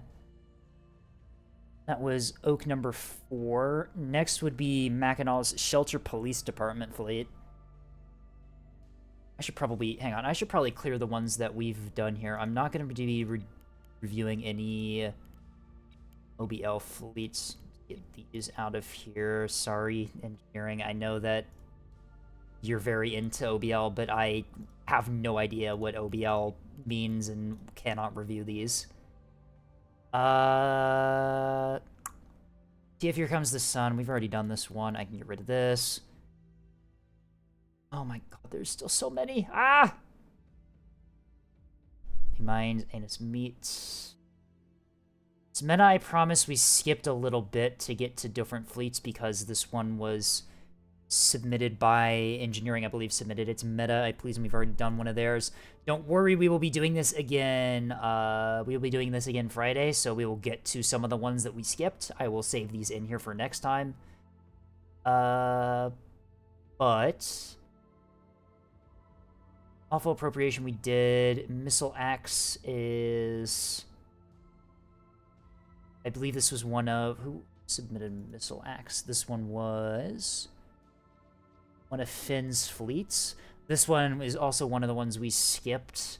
OSP multi-roll is another Finn fleet, and D with Torp Core. Yeah, this was the last of Finn's fleet cluster of 3. Task Force Oak we've done. Shelter Police Department should be the next one we do. What else do we have? Oh god. Noak sent in 9 fleets at once. Noak, you're in chat, right? Noak's in Neko's chat. When Neko gets back, I'll ask again. I'm gonna say, for now, Noak, pick one of the fleets you want us to do. Oh, hey, Noak. So you sent in a cluster of 9 fleets, which is coming up. Vivid Imagination, Blazing Hope again, Burning Horizons, Nuclear Option, Shattered Hope, Higher Reality, Fallen World, and Harmony Sands. I want you to pick one of those for us to review, and we'll save the rest of them for later.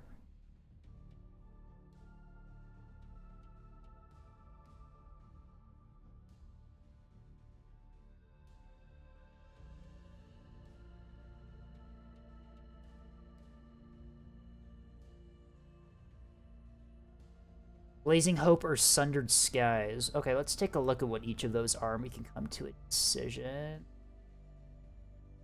Blazing Hope appears to be a cat fleet, and Sundered Skies, where are you? Did I miss it?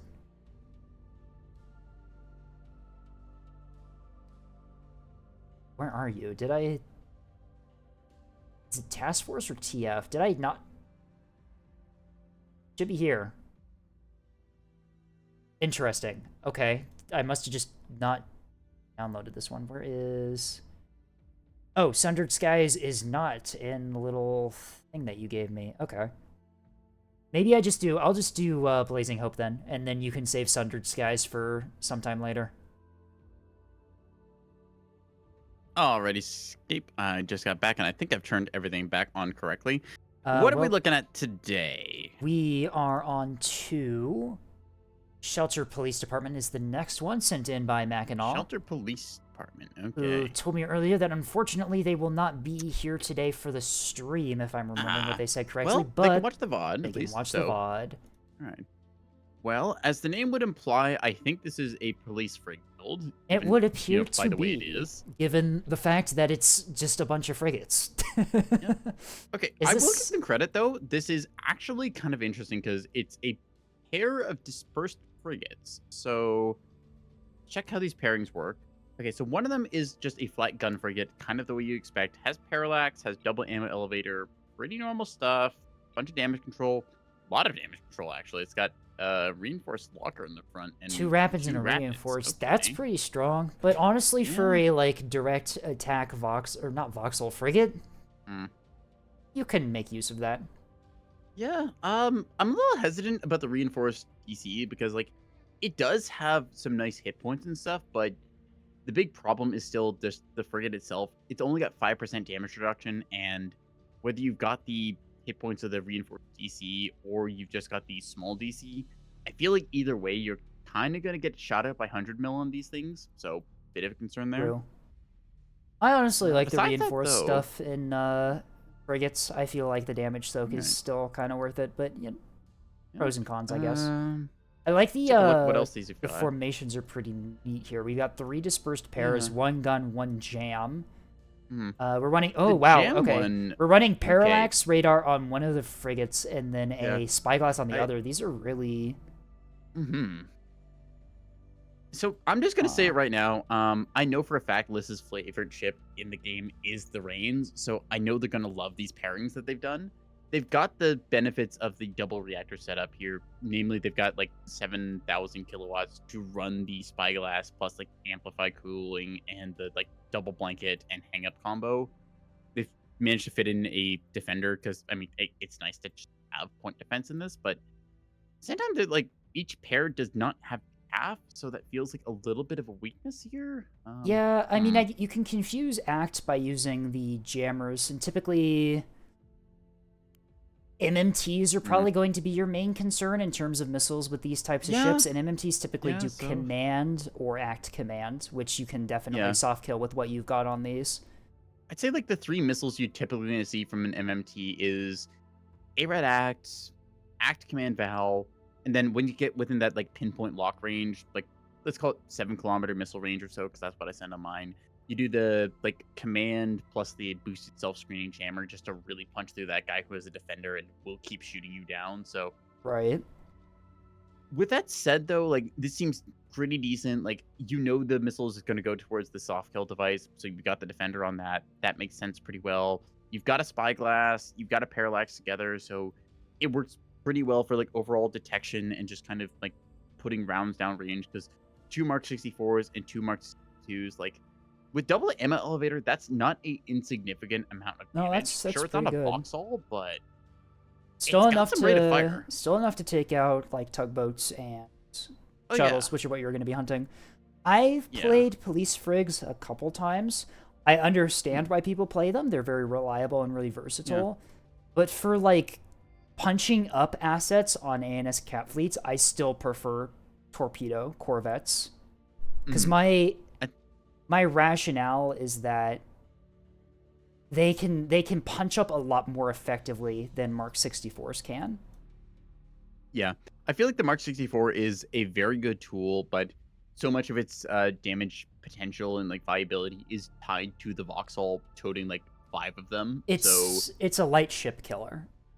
yeah, it's a nice anti everything, but like I guess a cello and monitor in a way, but at the same time, Right. 250 AP still does a bit of a number. If So I Yeah, if I monitors, silos, and even liners, right? Like, mm, if I fight those in some police frigs, I'm not going to be having a good time. Whereas, I'm not going to yeah, win the fight against mm, liners and like a Torp Corv, but I can still send out like 5, 6 torpedoes into a liner, hit oh most yeah, of them because of Cork and police stuff on liners, and then just positioning, withdraw, yeah, the and point defense turrets, just withdraw.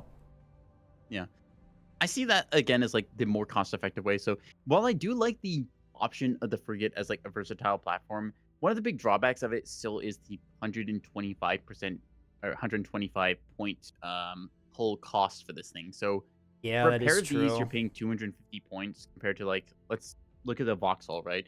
A Vauxhall is 350 by comparison. In the Vauxhall, you can definitely get like enough gun on to sweeper comfortably anything on that side of the board. So while you do get the benefits of like a very cheap like EWAR like asset, like you get Spyglass and EWAR, which is wonderful to have on the reins. I feel like the gun range just is kind of there. It's similar to how monitors, like you run a blob of say 5 monitors, maybe 6 if you're really stretching your budget, because you can hide them under the jamming due to the way radar return works Right. compared to like say a bulk raider. But I feel like with these things, like maybe you jam out an MMT, but just looking at the fleet, you don't really have a bullseye in there, so you're not going to hold a lock for your allies. You're gonna be There is a doing all this. parallax on the Yeah. gun range, which you can use to get a lock, but that's dependent on the enemy not having any jamming. The parallax lock is really just there as a case of you don't have any jamming versus the bullseye, which can, with say the assistance of a parallax burn through and a floodlight punch through enemy jamming. So I can see the gun break being a very good punch down asset against something like say shuttles. Like if a shuttle comes along with its pair of T20s, you just outpower this thing very handily because you lock onto it, you lay into it with your like 4 guns on here, which is just gonna kill it. But how many points you've spent to kill off, just like shuttles there? Unless the enemy is like running a lot of shuttles, you're basically spending like what 900 points almost, a little more than that actually to do that. So it makes me wonder, like Right. with the number of police frigs that you have here, I almost wish that like they went with less police frigs, like maybe went like 1 or maybe 2 of these pairings, and then just decided like what's the rest of the build going to be, because they've got a Right. sprinter left over because they had points with just frontline radar, like ablative cap or whatever. But Because, I mean, like, yeah. So the advantage that you have with these is that unlike a Torp Corv where you throw all your torpedoes out and then you're kind of done, these things, if you keep them alive, they can effectively sort of last the match, engaging targets over the course of the game. But yeah, yeah, I think the police frig, although I think it's a useful tool in some cat fleets, I think that it falls in the unfortunate category of being in between the 2 options, the 2 other boundary options that you have for punch up ability, that being the Torp Corv, which smaller, no sustain but has high damage, and just bringing a Vauxhall. Because I've seen Duke's Cat Fleet, the one that they ran in the tourney. They had 2 well-built gun Vauxhalls and like 6 cap assets with it still. yeah. And right, like, and they I budgeted think their that a points. good comparison would just be a starter fleet. Like if we Right. take a look over here at Task Force Willow, I love the archetype of Willow where you've got this like singular Vauxhall acting as this shark in the waters where it's wanting to find like all those light assets that it can punch down against. Like maybe it'll see off a tug that might like burn its jammer for say 45 to 90 seconds, and then it potentially gets shredded there. You've got that Vauxhall just to sweep around. I think about Nyx's Eyes map for this, right? You want something that hops between like kind of the 3 points there. You've got your natural deployment. You've got like the one side you pick to favor. And you've got that neutral A point. So a Vauxhall just sweeping around there, using its maneuverability strong. You Why then am take other assets in your fleet like the torpedo corvettes, and that's just really useful along with the gun corvettes. They like hop on a point. So Why am I not using this cat fleet, Willow? it's a good You cat got- fleet on you something got like that. Yeah. Gun Vauxhall, S3H, Spy, Inard, Sarissa Reigns. You got 3 Torp Corvettes and 2 gun Corvettes? Why is this not can we my just, main like- cat fleet? Can we acknowledge how let's good of a cat review, fleet this Task is? Force Willow for a second here. So Willow has really good stuff. Like it's got a good Vauxhall. Like just in terms of Vauxhall builds and stuff, they come at about like 1,000 points. Maybe you put a little extra for the bells and whistles. hang You on. get a parallax on it. You can pay for that if you're not going triple Vox. You get that as like your one kind of sweeper asset for big maps. Like I said, Nyx's Eye, 3 points you kind of want to like jump between. Like let's say on ANS side, there's the D point, which is very open. You kind of like park your Vauxhall between that and your natural. You can shoot the A point neutral a little bit. You get a little bit of that. You can get the sensor asset here, the Pinard. Oh, actually, this has the missiles I was talking about, the Black Amnesias, I think they are. So we can talk Yeah, about that EO as well. Wake. Yeah, these Crew's are very good for EO Yub, Wake early game second. Yub. Yep.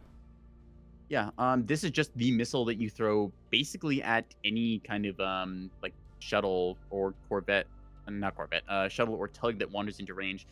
I personally push for like a little bit bigger missile, like warhead size, but still, like, size 5 warhead gets you, like, 2,000 points worth of damage, That's so you can put still... a serious number on stuff. You could I was just gonna say, you could probably remove the hardened skin. How much is a self-screening jammer? I will Same point disagree on that. cost. So, okay, hear me out on this.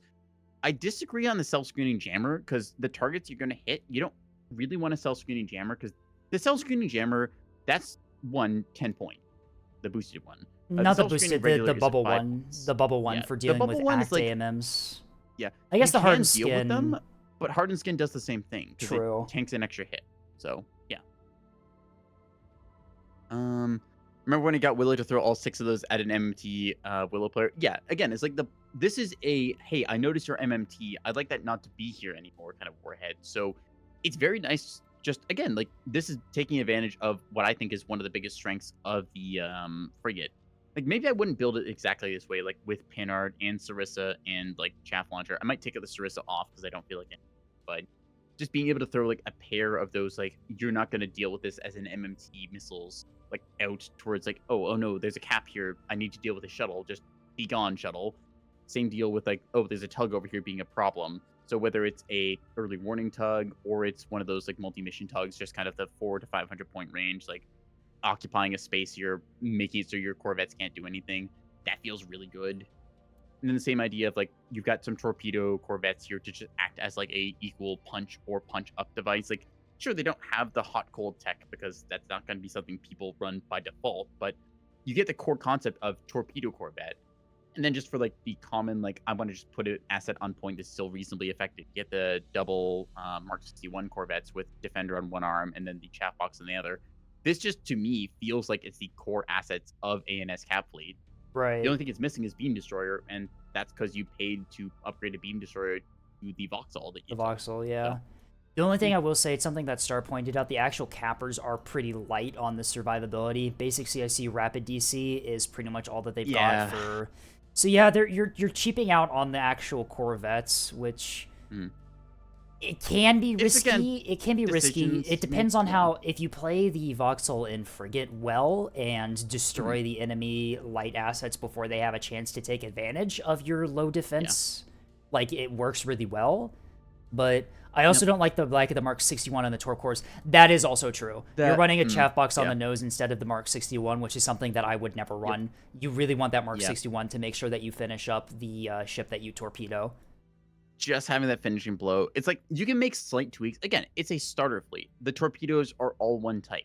You've got the command AMMs. You might want to greet it and go with the act AMMs. These have command AMMs? Whoa. Yeah, they do. Why am I not using this fleet? What the fuck? It's honestly, like, as far as cap fleet starters go, I'm going to be honest, like, Willow might not be exactly what I'd want for, like, a starter cap fleet, because to me, I probably want, like, I don't know, 4 to 5 corvettes to hop on points and, like, a pair of beam destroyers to clean stuff up. But that's my kind of play style for using beam destroyers defensively. But for a starter fleet, like, Willow gives you a sweeper asset as a capital to familiarize yourself. And they've just got these very, like, versatile, like, corvette assets. Like, I'd say the only change I'd really make to Willow, I'd downgrade one torpedo corvette to, like, gun corvette just so I can get a little bit more budget in the fleet. And then just kind of run it that way. Like, actually, maybe with the, actually, just think about that, right? When this stream ends, I'm actually just doing that, by the way. Like, straight up. Hang on. I'm just copy-pasting, like, one of the assets here. You copy one of the gun corvettes over. You free up, like, 116 points. That's enough to get either, like, some backpack of size 2 hybrids or, like, maybe change around, the first thing I would do, with spare points is definitely put the guns on the torp cores and then try and reinforce the core components of some of those sprinters. Yeah. Because honestly, reinforcing the core sprinters goes a long way. Also, I just realized where this Vauxhall CIC is. It has a basic CIC in compartment 2 in the core. Sorry, what?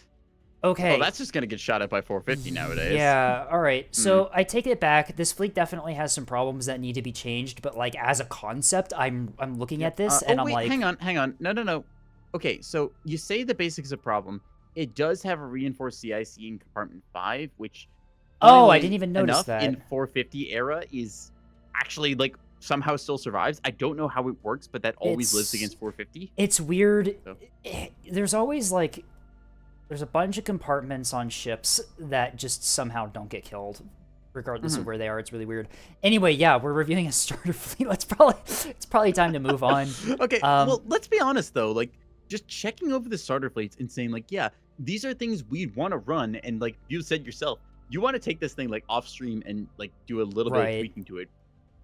I just removed a couple of assets from it as is, and I saved like 200 points, so I could just tweak this to be the way I want it to be. Like, the core concept is there: Vauxhall, sensor reins, bunch of corvettes, 2 torpedo corvettes, 3 gun corvettes. I'd run that. That sounds good. Actually, wait, didn't I literally build? I swore I built this fleet. Actually, hang on. Let me check my files. Cap. Open neutral. That's gun frigs. Open neutral. No, I literally did that. I actually just went out and rebuilt that fleet that way. Oh my god. Starter fleets are good too. ESA. Starter fleets, starter fleets are good. Take a starter fleet, play around with it, see what you like and see what you don't, and modify the starter fleet. Go off the starter fleets to, see what you like. Genuinely the best advice I could give you. I understand if you're new to the game, your first instinct is to build your own fleet from scratch, and I really, I admire people who try to do that, but at the same time, don't feel bad if you want to just start with a starter fleet and see what the game is all about, because the starter fleets are actually very strong. It is very easy as a new player. I mean, just offhand at least. Like, how many times have you seen somebody load up like Task Force Bismarck, which is a 3,000 point battleship, and has no point defense or soft kill or anything, and just pure guns? You're like, it's either this thing's dying 5 minutes in the match. It's either called the Bismarck or the Yamato, and it dies immediately. Yep. You got to be historically accurate, you know? There is a reason there has not been a battleship starter fleet. And hot take, personally, I think that the battleship and the container liner hull should be locked behind the campaign. Oh. When 1.0 deb comes out, I want people to fully complete the campaign, or at least the tutorials, to get access to that hull. Maybe. Don't get me wrong, Battleship and Moorline, they still have roles in combat in teams, right? Like, they're not bad ships, but, like, they don't teach you how to actually play the game if you play them as your first ships. Accurate Bismarck, let's stop pretending that the Bismarck was actually a good design. It was not. It was a very opinionated historical gaming. I'm sorry. I see so many people being like, "Oh, the Bismarck and the tier pits were such good designs." No, they fucking weren't. The Bismarck blew out its own search radar from firing its main guns.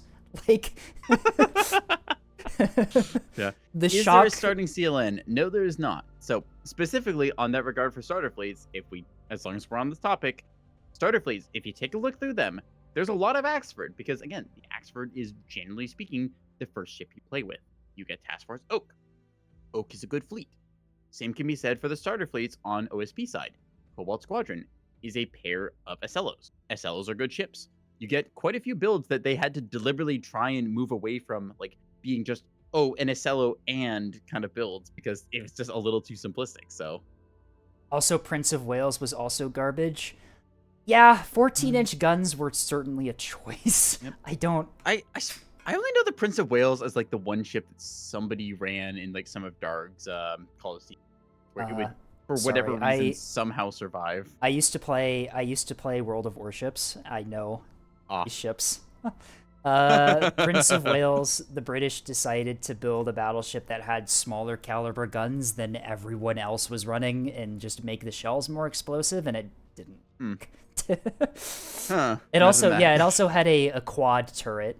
Its turret layout was goofy as hell. It had a quad turret forward and a super firing double turret over that, and then in the back it had a quad turret instead of just running 3 triples for some reason. I don't really know. Certainly a choice, yeah. Reeling it back, but yeah, to starter fleets. The starter fleets are designed with intention. Some of them are a little bit weird, like Task Force Sycamore, for example, it's intended as a way to like familiarize yourself with a bunch of weird different missiles of like different types and stuff, so you kind of get experimental.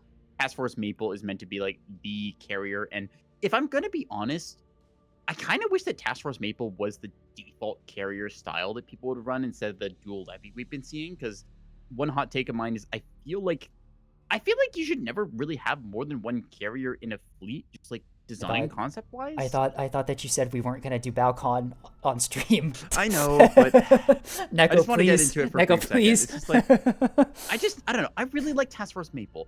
The carrier plus like the escorts and stuff, so you can be around the map. It feels great. We do that. As people mentioned, there is a carrier, or rather a Moorline build, which came with this squadron. So there is a carrier build like as the like intended kind of like, hey, take a look at this as incentive to how do you want to design your fleets. So yeah. Yeah, it's nice to see like again the variety of starter fleets we get, like all the different styles you can play as. Like if Neb didn't have the fleet editor and you just had the starter fleets, it would still be pretty good because there's a good chunk of variety amongst these fleets. And I'll be honest, I just took Tantalum Squadron and made it my own. Like I just took that fleet straight out of the box and just decided like, okay, missile monitor goes away. Yep. What other tech do I want for 1,000 points? It feels good. It's funny, you can in all of my fleets, you can be like, hey, I can tie a one of these ships to one of the starter fleets that exists. Yep. It's incredible. Also, yeah, we should probably get to Noak's fleet first before they lose their minds. Let's take a look at that thing then. So Noak submitted a series of 9 fleets. While you were on break, I told them to select only one. And so they selected Blazing Hope V3.2 is the one that we're doing for them. Okay, let's see if I have that already in the imports. Apparently you should, or not. No, that is correct. Just to confirm, you do want to do Blazing Hope 3.2, right? Okay. One sleep before the fleet is reviewed. So hang on a second there, Escape. We have the opportunity to manipulate someone to give us better viewership here, obviously, because we are elite streamers and trying to go for bigger number. That seems morally wrong or something. Oh yes. Also, Tuesdack here. Hey, Tuesdack. We did review air quotes Task Force Ash, and it may have gotten saved by Scape. I put it in the funny folder for later. I have some. You've generated me at least 3 separate video ideas.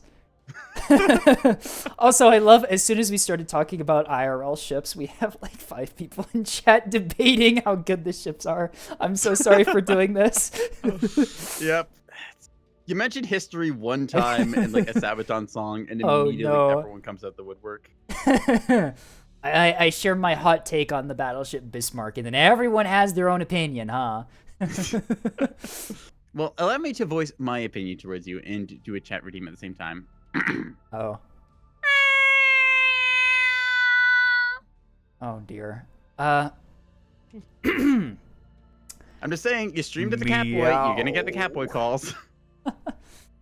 Anyway, TF Blazing Hope V3.2. Yes. Blazing Hope 3.2. Where is that in the submission? It's in the big wall of 9 fleets. Yes, of course. The load-bearing structural supporting 9 fleet block that totally is not just Shattered Hope, Blazing Hope. Okay. There's a lot of like Hope mentions here. Blazing Hope 3.2. I'm assuming they're modifications of each other is what the naming scheme is, because I assume so. Is Shattered Hope also a cap fleet? I wanna look. I will say this as well.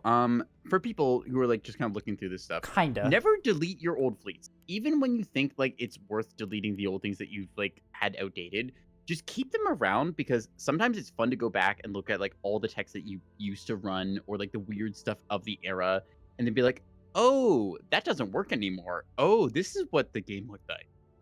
Shattered Hope. Someone still has original like Task Force Oak from like the Steam launch era. I fucked up my folders and still have a very old version of TF Oak somewhere in my folders, so there is that. What's this called? TF Blazing Hope 3.2. TF Blazing Hope. Here we go. All right, so this is a cap fleet. I'm just gonna read through the like cliff notes of it first. Is there a description on this that I completely missed? I'm just looking at like the kind of like snapshot of it. Beam destroyer, blanket jammer, bullseye, bunch of defenders, good stuff. Bunch of torpedo corvettes, 2 of them to be precise by the looks. A bunch and then of them. Some gun corvettes. Okay, 2 of these are Reigns with VLS2s and pinards. Okay. It's an ANS cat fleet with all 10 ship slots used, which is something you don't really see a whole lot. Is it 10? Yeah. No, it's 9, isn't it? No, there's It's 10 9. ships. There's 10 ships in here. You mean there's Why am 9? miscounting this? I Hang on a have the second. fleet loaded. Sir, I have the fleet loaded as well. I see total ships in 09. Something's We looked wrong. at the same fleet? Something's wrong. Did you load 3.2 or just the regular version? That's a good question. Because I believe might have loaded regular version. Yeah, Blazing Hope has 9 ships. Version 3.2 has 10, and that's specifically the one that Noah said that they want reviewed is the 3.2 yes, okay, version. I see. I got 2 copies of Blazing Hope and Blazing Hope version 3.2. That would be why. I see, yeah. Big wall of text. Noah submitted both Blazing Hope 3.2 and regular Blazing Hope, so... Okay. Interesting. Fair enough. Anyway. Right. Let's go through this thing quickly, because yep. I feel like ANS Cap Fleet, pretty straightforward. I don't think there's a lot of versatility for ANS Cap Fleet, but like ANS Cap Fleet kind of do their job. ANS Cap Fleet, you're reliant on being versatile and your ships being generally useful, rather than employing strange tactics to take advantage of your. Okay, I've got a bit of a take here. I feel like OSP Cap Fleet is more versatile in the sense of like what you put into it ship wise, versus ANS Cap Fleet is more about like what the loadout is. Because I think about like the ANS Cap Fleet, the destroyer, it can mount size 2 hybrids. The CL can mount the same similar thing with like missile backpack. The basic like capper assets, you don't get much versatility on. Like you think about a gun corvette, right? Like there's not many ways to build a gun corvette. Let me actually find one among these naked corvettes. Last 2, I believe. Last 2 are guns with rebounds too. Interesting. Okay. Rebounds could be tech. Not. Yeah, that's an option against like I guess like size 1. You talk about this for 1 second. I gotta go do something really quick. I'm sorry. All right. So we'll talk amongst ourselves. Escape has to go do something. I'm gonna continue to eat my pizza here because that is something I've been meaning to do. I got a second slice, but decided I wanted to. So there.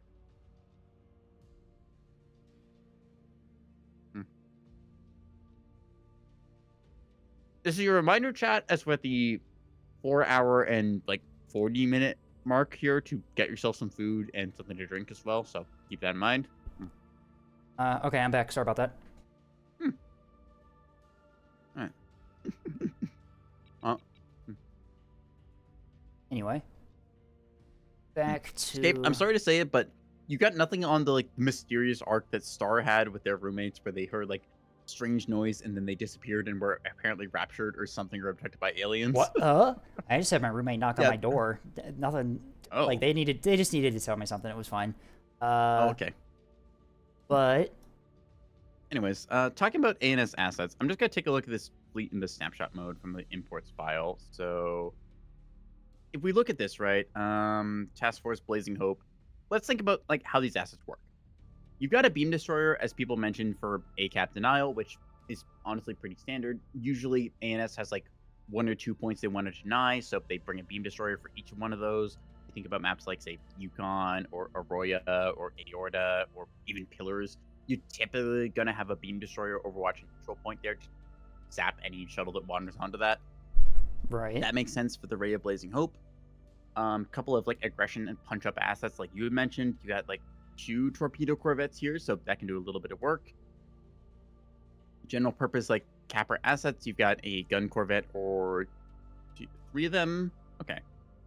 Whoa, okay, something's up with these formations.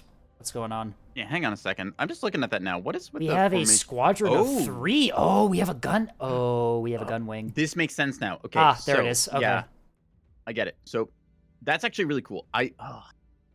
We have a jammer on one of them, too. I've been wanting to see more people run formations of corvettes and stuff lately, because for the longest time, Cap game was just single asset ship, just go onto a point, try and beat other single asset ship. Like, okay, gun corvette loses to, like, say, multi-mission tug. Multi-mission tug gets hit by, like, missile rains with 2 of those size 3 hybrid EO, wake, hardened skin missiles to get, like, those single iterations. Seeing, like, even just 2 or 3 of, like, the 3 formation is kind of cool. I see why they've done this, because like you hit 4 on your keyboard and they're like 9 and 10 are accompanying with it. These things have rebounds, so they're just meant to be like the area point defense saturation, not expecting containers or something like that. Just buffed up rebounds kind of being good. You've got the central ship now, which is number 4 in the fleet. Hang on, let me flick to it. So yeah, the Tangerine, whatever. This thing has jamming, it has chaff box. able to kind of do its thing there. It's drawn on power, which is It has a why jammer is it is short what on it's power? got. So I'm assuming Yeah. its radar shuts off and it can fire the jammer, which is honestly pretty tech because against like Yeah. stuff like gun shuttles, they're just gonna Mm. have a bulwark, not a bulwark, Yeah. an Ithaca. Ithaca, yeah. So they So just thinking about this, right? Hang on. So like taking a look at this, right? You've got the center ship, turns off its radar, very easy to do micro-wise. You've got a jammer with that. It's got two escorts that have their own like radars. So if one of them gets booped, you've got two of them to like basically have a fallback on. right. I'm not gonna lie, like for a singular sweeper fleet, like I kind of like that asset. Just like three Corvettes, This hides under the blanket, is able to put like a lot of DACA downrange because that's like what 6 Mark it would be 61s 6. just Yeah, popping away. are they? Yeah, no, this is incredibly scary for like gun shuttles to deal with because Yeah. they cannot counter jamming at all. Nope. Singular They shuttle just gonna die to this. Yeah, they will even like squadrons. If the player playing this squadron of 3 plays Yeah. it well, keeps the range as open as possible, keeps hiding beneath the jamming, they can just pick them off one by one. Yeah. This is They're why saying that solo the 100 call mil signs liner are is good. colors. Okay. So It can also it's not beat quite meat squadrons, tugs. but That is true. It can also beat meat tugs, yeah. which oh god, meat tugs. Yeah. That's another term that like again, Nebulous has a bunch of these weird emergent terms that come up. So meat tug refers to a tug that's got like I think it's like a C30 in the nose and like 2 T20s on it, or maybe a jammer.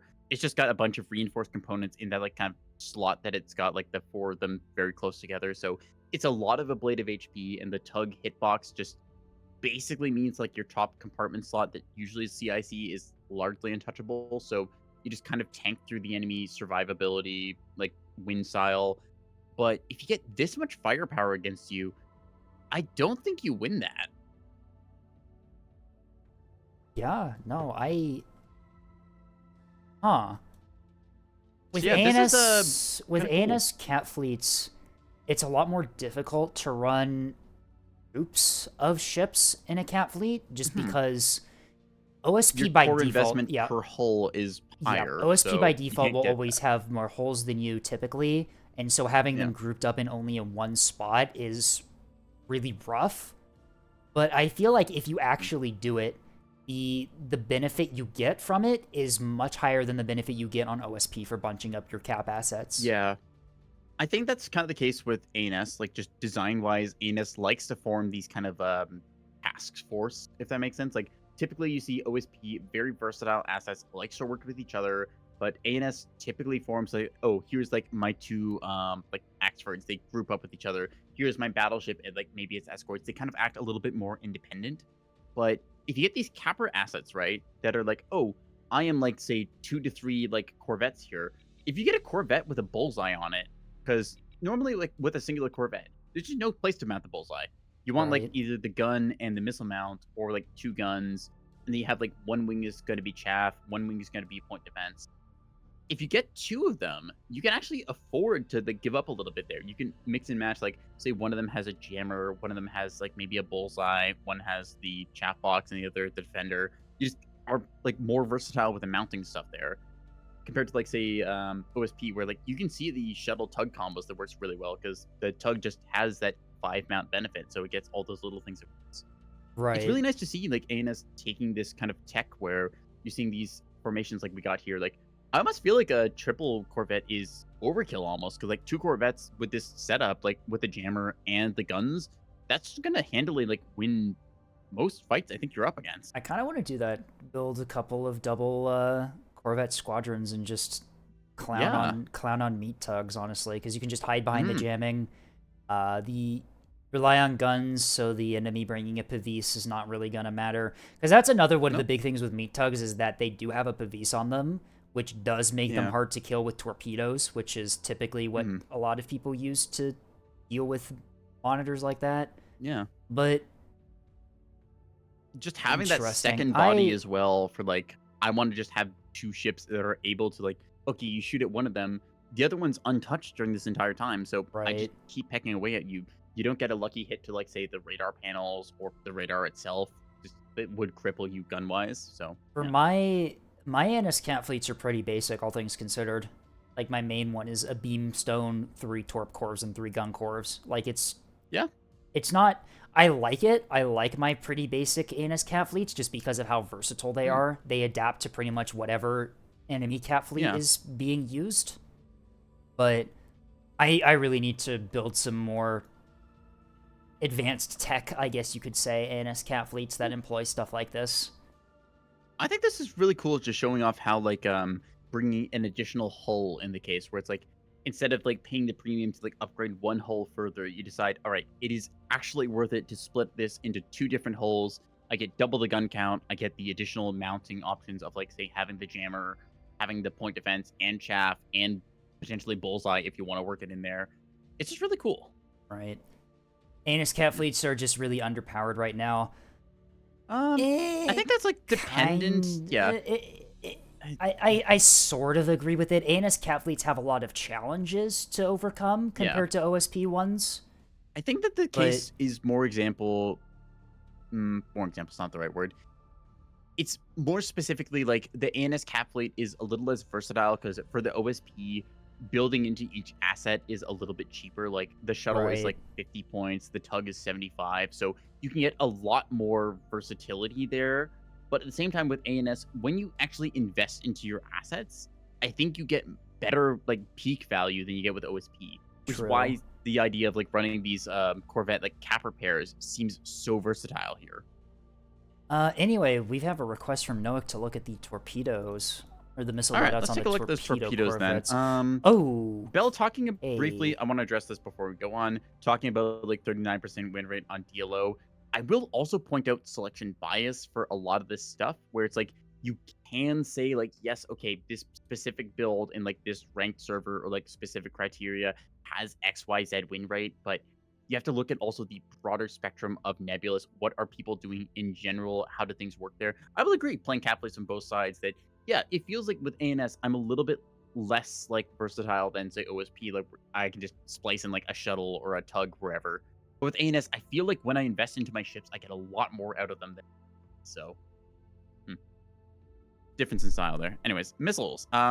we have a lot. That's a missile list. Guidance, reflections, misdirections, orchestras, and transcriptions. Okay. Let's take a look at one of the Corvettes never first to figure out what it's mounting, shall we? All right. Check these. Pretty standard Torp Corvette by the looks of it. Whiplash, CLS-3, Yeah. Mark 61, Defender, Chaff Box. Yeah, that's pretty much how you build them. Yeah, it's a Torp vet. It's kind of what you get on the tin. Like, maybe sometimes people upgrade with the Mark 62 if they have the extra 10 points, but the 61 does the job. 61 works. Typically, I only use the 61 for, like, finishing off ships that I've already torpedoed, which it does. Yeah, it's just to enough. break off that last little bit. If I have to get into a gunfight with a Torp Corv, I've made a mistake somewhere in the past, and, you know. Yeah. So, okay, let's look through these torpedoes, because there is 1 guidance, 1 reflection, 1 misdirection, right? That's 3 torpedoes. Okay, what are we running here? We are really big engine on these, 3.8 Gs. It's a 11-3 ratio, 4 kilometers, 3.8 Gs, corkscrew, kind of what you expect. Approach. Is that the self-screening jammer on them as well? I guess at close range that can scramble the tracking on Pavises. I don't know if it's enough. I don't think that is enough, actually. Okay, let's take a look at the reflection missile. So this is, okay, they are running the hot-cold tech. So for anyone not familiar, hot-cold refers to you fire 1 torpedo that's cold launch, and then immediately afterwards you queue up another torpedo that is hot launch, because there's a 2 to 3 second interval between like the firing instances of the like torpedo launcher. So the idea is that you fire off one of them and the other one comes out streaming from the tube hot launch. They kind of sync up and like helix around each other and then hit the target at the same time, so it really messes it up. Right. Looking at these, Noak is saying that the Torp is messed up. I'm assuming you're referring to the SSJ or something else. Yeah. SSJ on its own singular doesn't do too much here. Like, I feel like SSJ on a torpedo is kind of useless because you have the armor to yeah, resist AMMs anyway, right? And yep. that's pretty much And it if you're only doesn't do enough running to break that like point defense lock. So right. yeah, Mm, so that's I typically like on my primary torpedo because again, mixed salvo is one of the big strengths of the VLS. You can mix two types together. This is a way right. to get around the programming channel limit of just one, which is why hot cold is a tech. So I typically will see like on the first missile, you go like ARAD act or something to be like force the enemy to turn off the radar and mess with them. And the second one, because you have generally to go with the cold gas bottle because it's a really good tech to get that hot launch torpedo onto target. You go with the command primary like they've done. So I think that like the idea is there. The warhead's a little small, like 11:3 ratio I've used before, but typically you want to go for the 10:4 ratio, I want to say, to get just a little bit Yeah, more that's boom for what your buck. the misdirection, the last torpedo is 10-4. Yeah. That's a I'm very conventional assuming torpedo. Command, wake, wake. secondary in case command gets jammed. Torpedo has cold launch, corkscrew. Yeah, that I'm seems assuming the normal. So misdirections are more for finishers after you hit them with the mixed guidance reflection salvo. seems like it. Yeah, like you fire the 1-2 punch and then just have a third torpedo there as a like final finisher. Right. We also have Um, 2 orchestrations and a transcription on each, which are S3H. yeah, so that's the additional like extended range. I think this also goes to show like how much of the versatility of ANS is built into the missile launcher for torpedo corvette because you can decide like how you want to do your torpedo combos. Do you want to do like a 1-2 punch like the hot cold launch like you see here? Do you want to go a bit more into the hybrids? Like this thing is half torpedoes, half hybrids. Like it's got the 1-2 punch, it's got a finisher, it's got the option of these additional punches here for the missiles. Like we see the very common EO wake type that elects to go with self-screening jammer instead of the hardened skin. Um, Personally, I do just prefer the hardened skin because I feel the hit points is safer because in case your enemy does go with command guidance, self-screening jammer doesn't really do anything. So it's the same price, gets you a little bit better benefit. 20 hit points is 20 hit points no matter what you do. Self-screening jammer might work, might not. So Right. that And option. then the transcriptions, we see EO Wake. These are obviously Yub. Yeah, we have self-screening jammer, Yeah. cruise. And yeah, same thing with self-screening jammer on these that Neko said. Hardened skin probably is a Yep. little bit better. But, I actually looked at the transcriptions first and the orchestrations after. oh, As for they're the orchestrations, same, yeah, these are just the same case pin of my aids. torpedo corvette doesn't have range on you, so steerable extended act, command validator. Yeah, this is just one of those like Direct, yeah, I can't torp you yet, so I'm gonna stab you. right. Yeah, max Yep. speed, main and max speed cruise engine. Yep. Yeah, no, pretty standard Yeah. stuff for that. Yeah, the ability to put S3H into a Torp Corv's launcher is very useful. If you Hmm. ever have the space to do it, I highly recommend you invest the points into it. Yeah. Because it is, My yeah, mm, my personal preference for torpedo corvettes is either to go 2 hot launch, 2 cold launch. That way I get a pair of the 1-2 punches kind of style. And then I go like for those last 2 missiles, they're typically hybrids. And I decide what I want. Do I want to get like a single one of those things to like punch out a multi-mission tug? Because multi-mission tug does not run EO Dazzler, so the EO Wake hardened skin combo for size 3 hybrid that punches through no problem. It might mess up the gun or at least red out the magazine long enough that I can like get close enough to torpedo or just otherwise get out of range. Um, Something to mention as well, in case you're worried about craft. I've seen people run the size 3 hybrid blast frag like 120 or 140 meter explosion, which is fucking hilarious when you it get a bunch is, of bombers yeah. on a torpedo corvette and they just get nuked by it. I feel like maybe I should run that a bit more. 100 mil bombers are pretty strong, and honestly, being able to just nuke a bunch of bombers with a Corvette seems Yeah.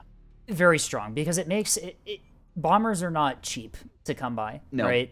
it's not And even just the fact that they're not cheap. It's also the fact that typically the carrier player wants to try and get away with as few of them as they can and try and cycle through as many like bombing right, runs as possible. So if you decrease that amount, that just one by like having a singular missile on a torpedo corvette, you just help out all the capitals on the map by like taking up say 3 or 4 bombers in a run.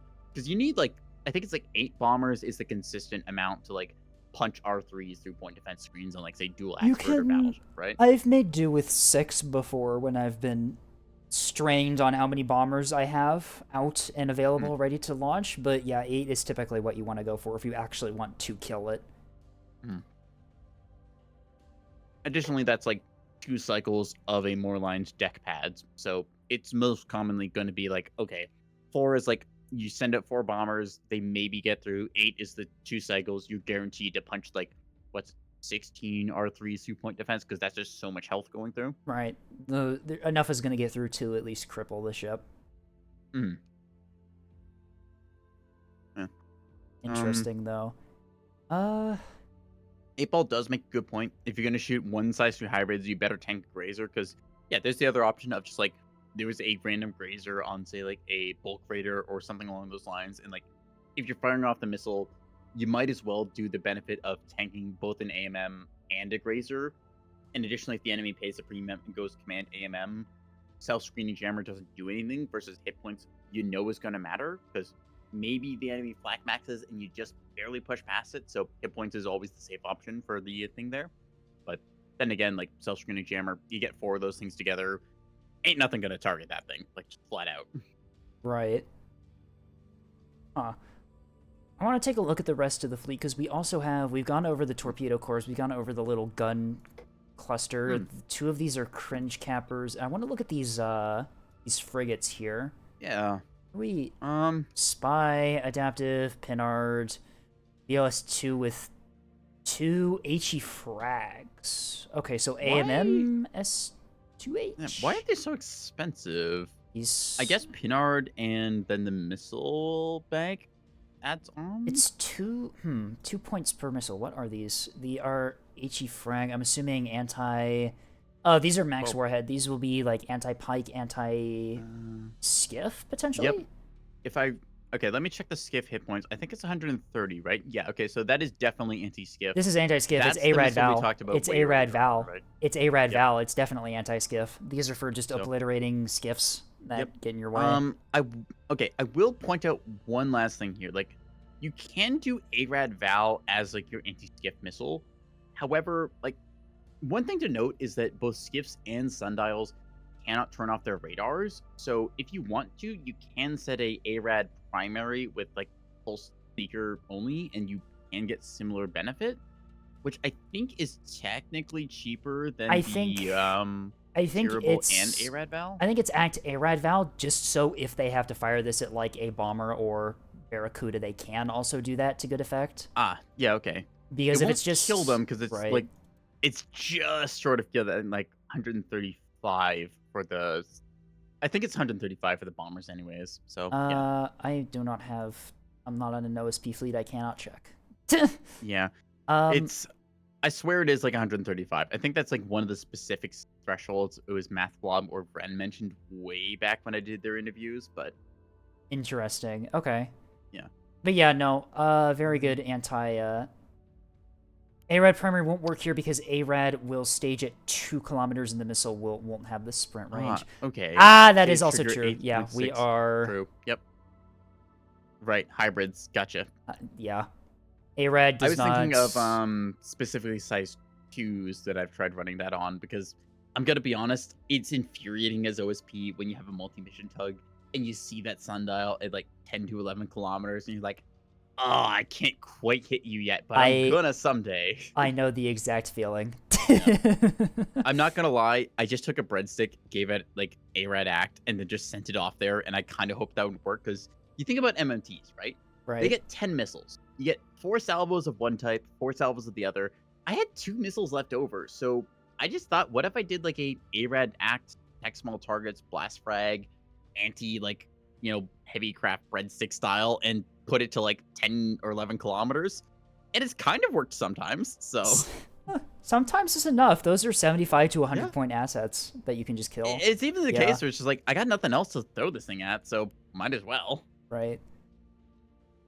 Yeah. Pure ARAD might just also hit a shuttle next to the skiff. That is also true, but it depends again on location of like where is the skiff located, where is the shuttle located in that. So I think I vibe with the Act ARAD Val. It just gives you the versatility, and yeah, you got to keep in mind, like Tethys said.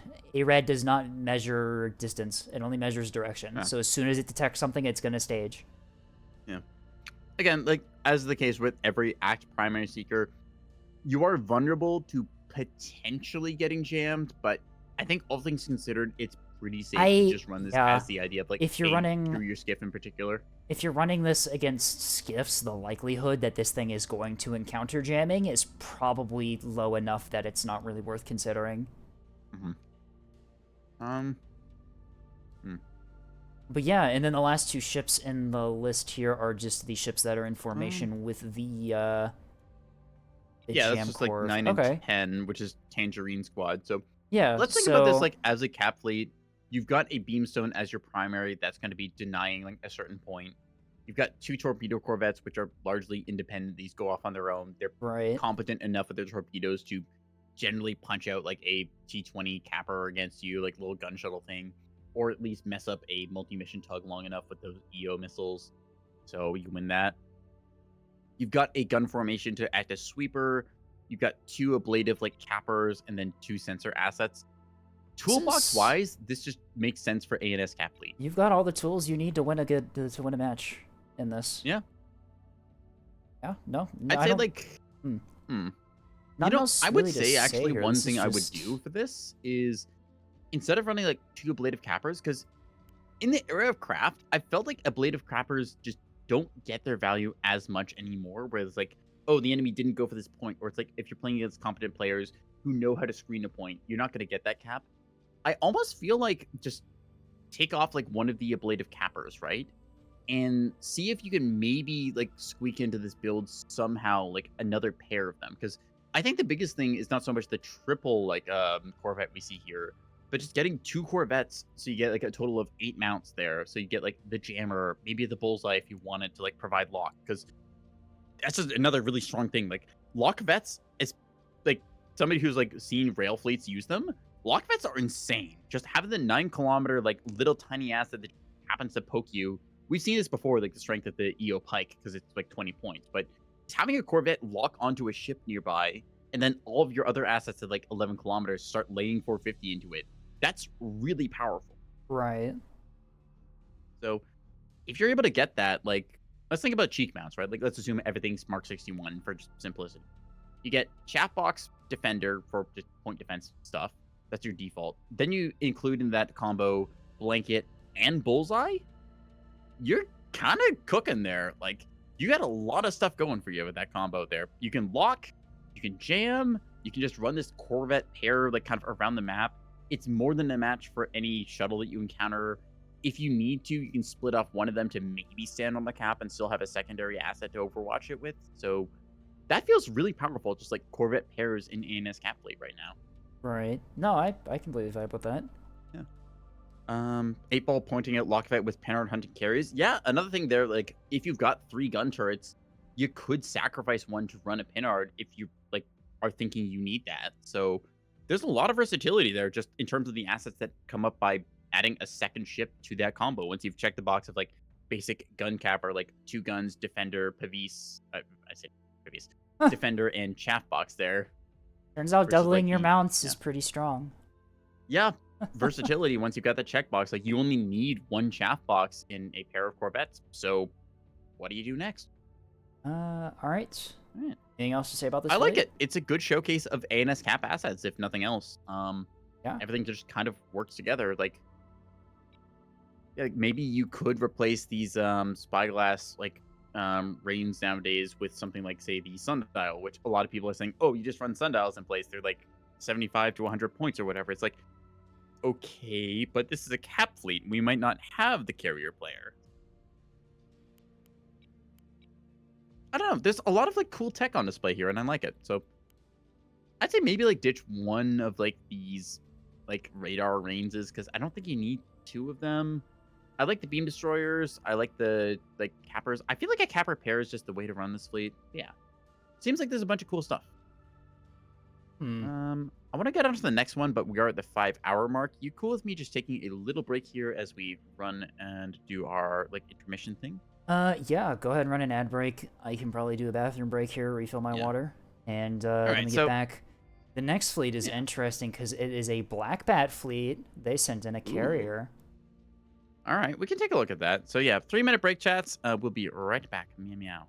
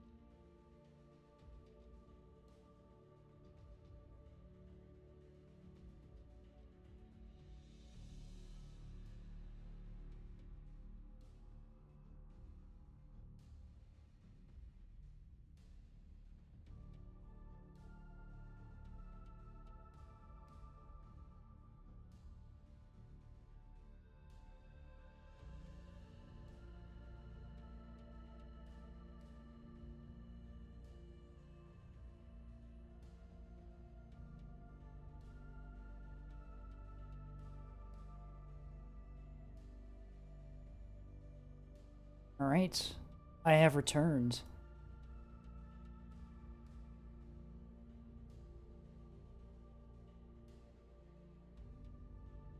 All right, we've actually gotten through some of these here. I have not brought booze. Maybe the Friday one I'll find something, I guess. Just... Oh, God. Oh, dear. There's so many. Yeah, I am definitely going to have to put a rule in my fleet submissions where only one fleet per person per stream, I have a feeling. Yeah. A lot of this is also because I haven't streamed in a couple weeks, and so they've added up. But, you know, I have to prioritize classes before anything else. But, yeah, I think in the future we're going to do one fleet per person per week, and that'll probably be best.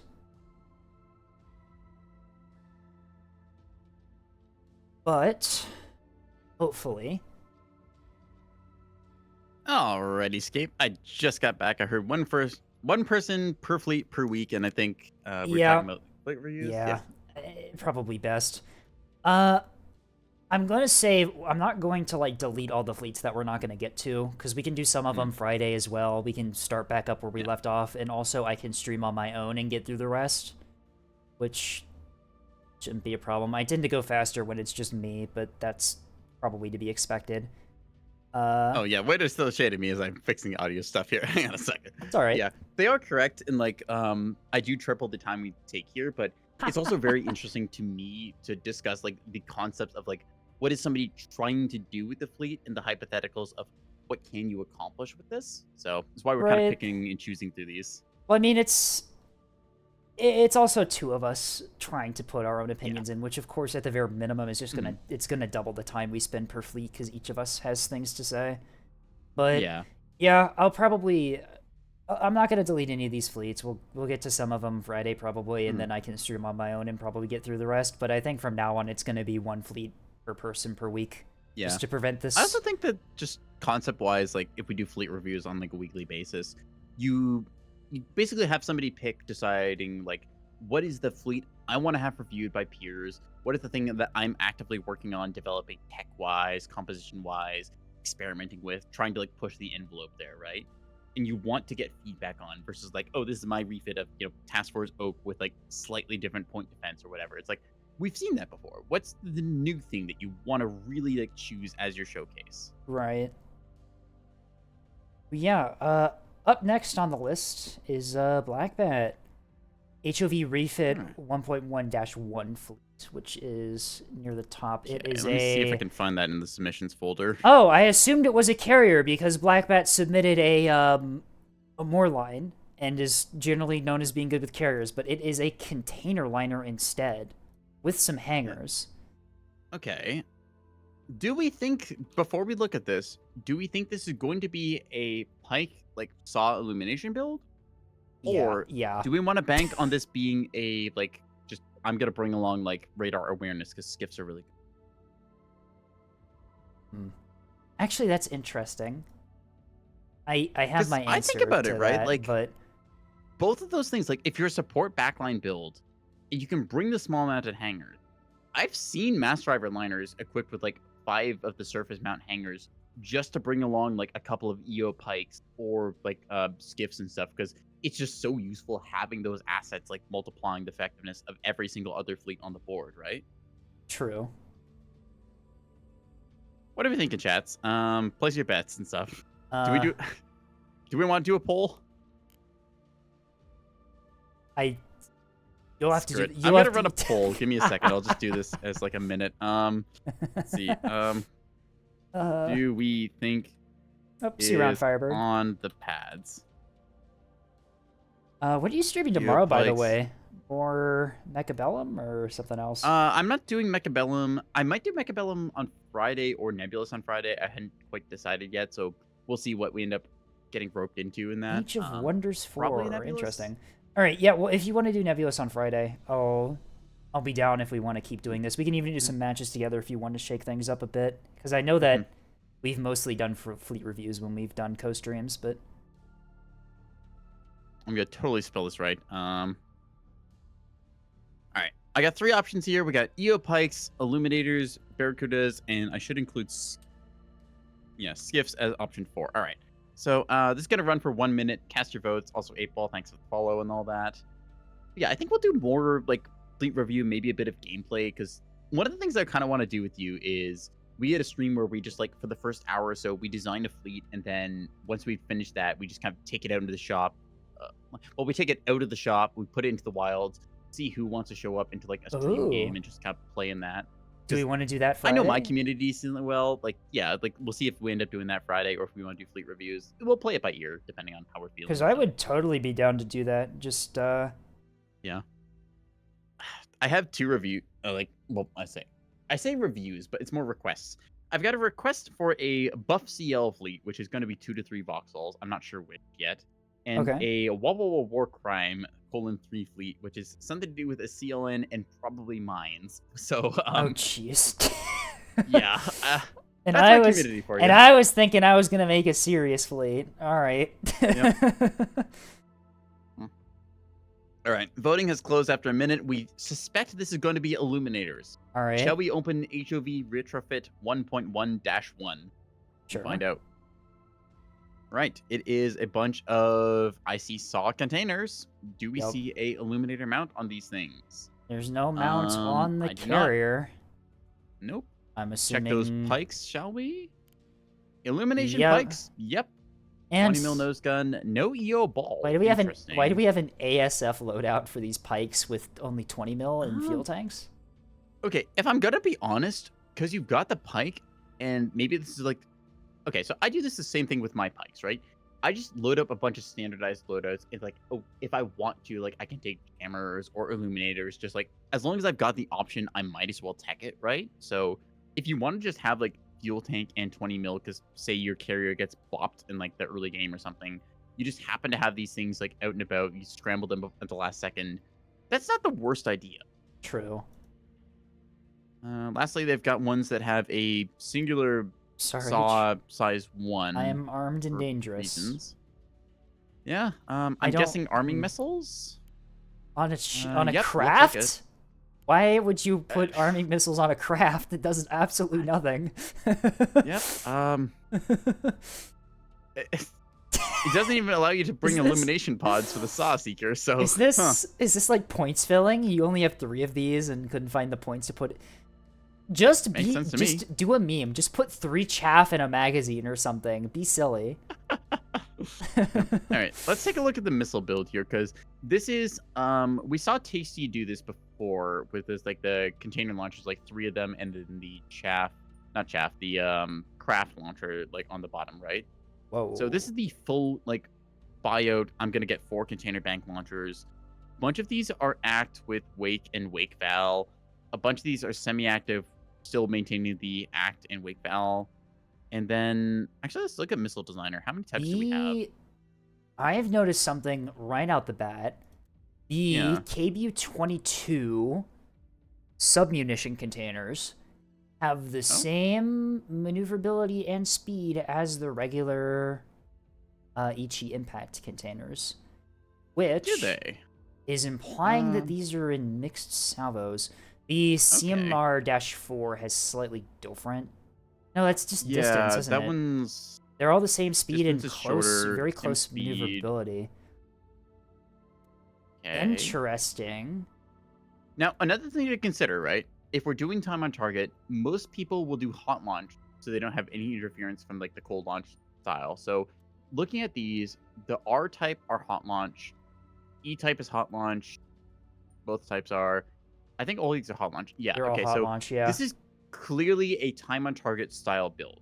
So, given the summary of this, I'd say that the CM4R type is your main game plan here. These are R2 Piranha rockets firing. Well, I would sure hope. Total of 4. I would sure hope they're your main game plan, given that you have 144 of them.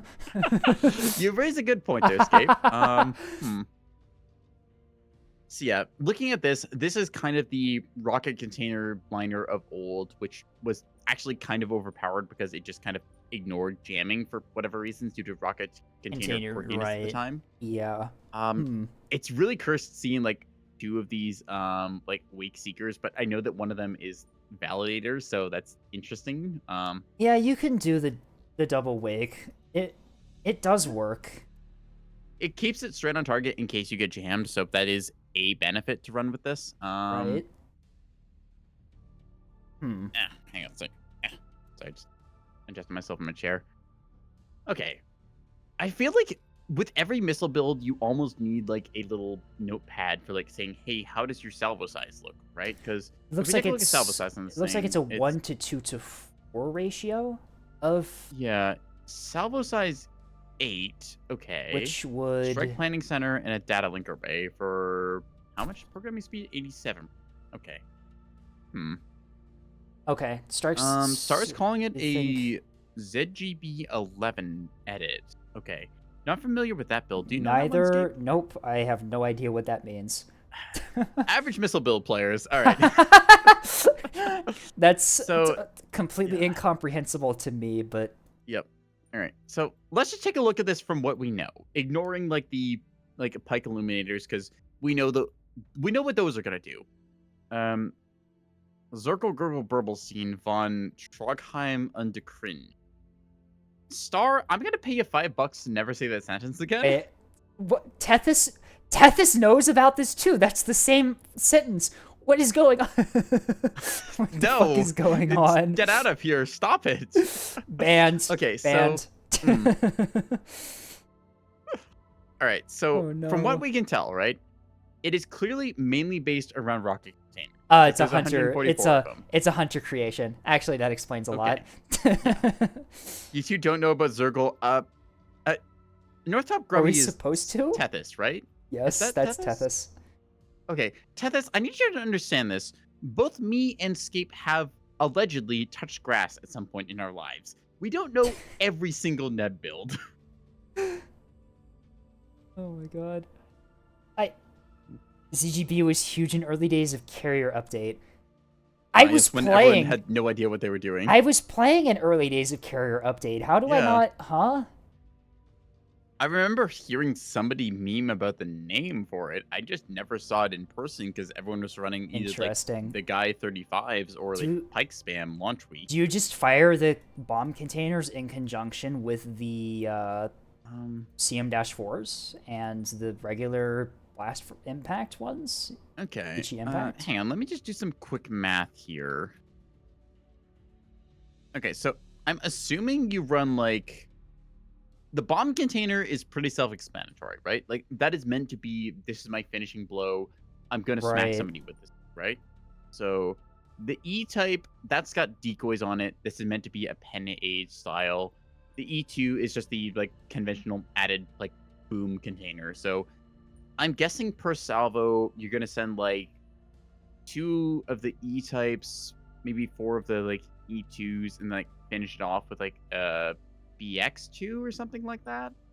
Maybe put a rocket container in there, or if you feel like you can, you just use the rocket container against like a lot of stuff.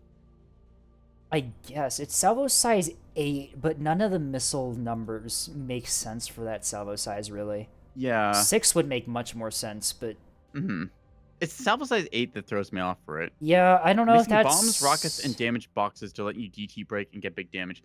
Oh, okay. So maybe because salvo size 8, it's trying to like do. Oh, are we mixing in? We're mixing in the rockets like, rockets, and then like the regular explosive box. I've got it. We're mixing in the rockets too. We're doing all 4 of these in salvos, I think. Okay. I think we do. Also, Neko, Tethys has a GF get wrecked. Levy, what the fuck does that mean? Tethys does have a girlfriend.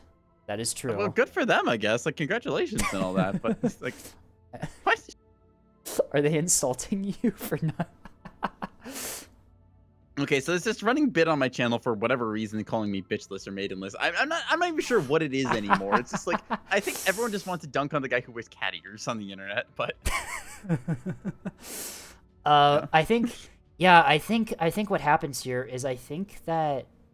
No, because the rockets shouldn't work for pin aids because... Well, what's the distance it detonates at? It detonates at 2 kilometers, which is just when steerable act kicks off.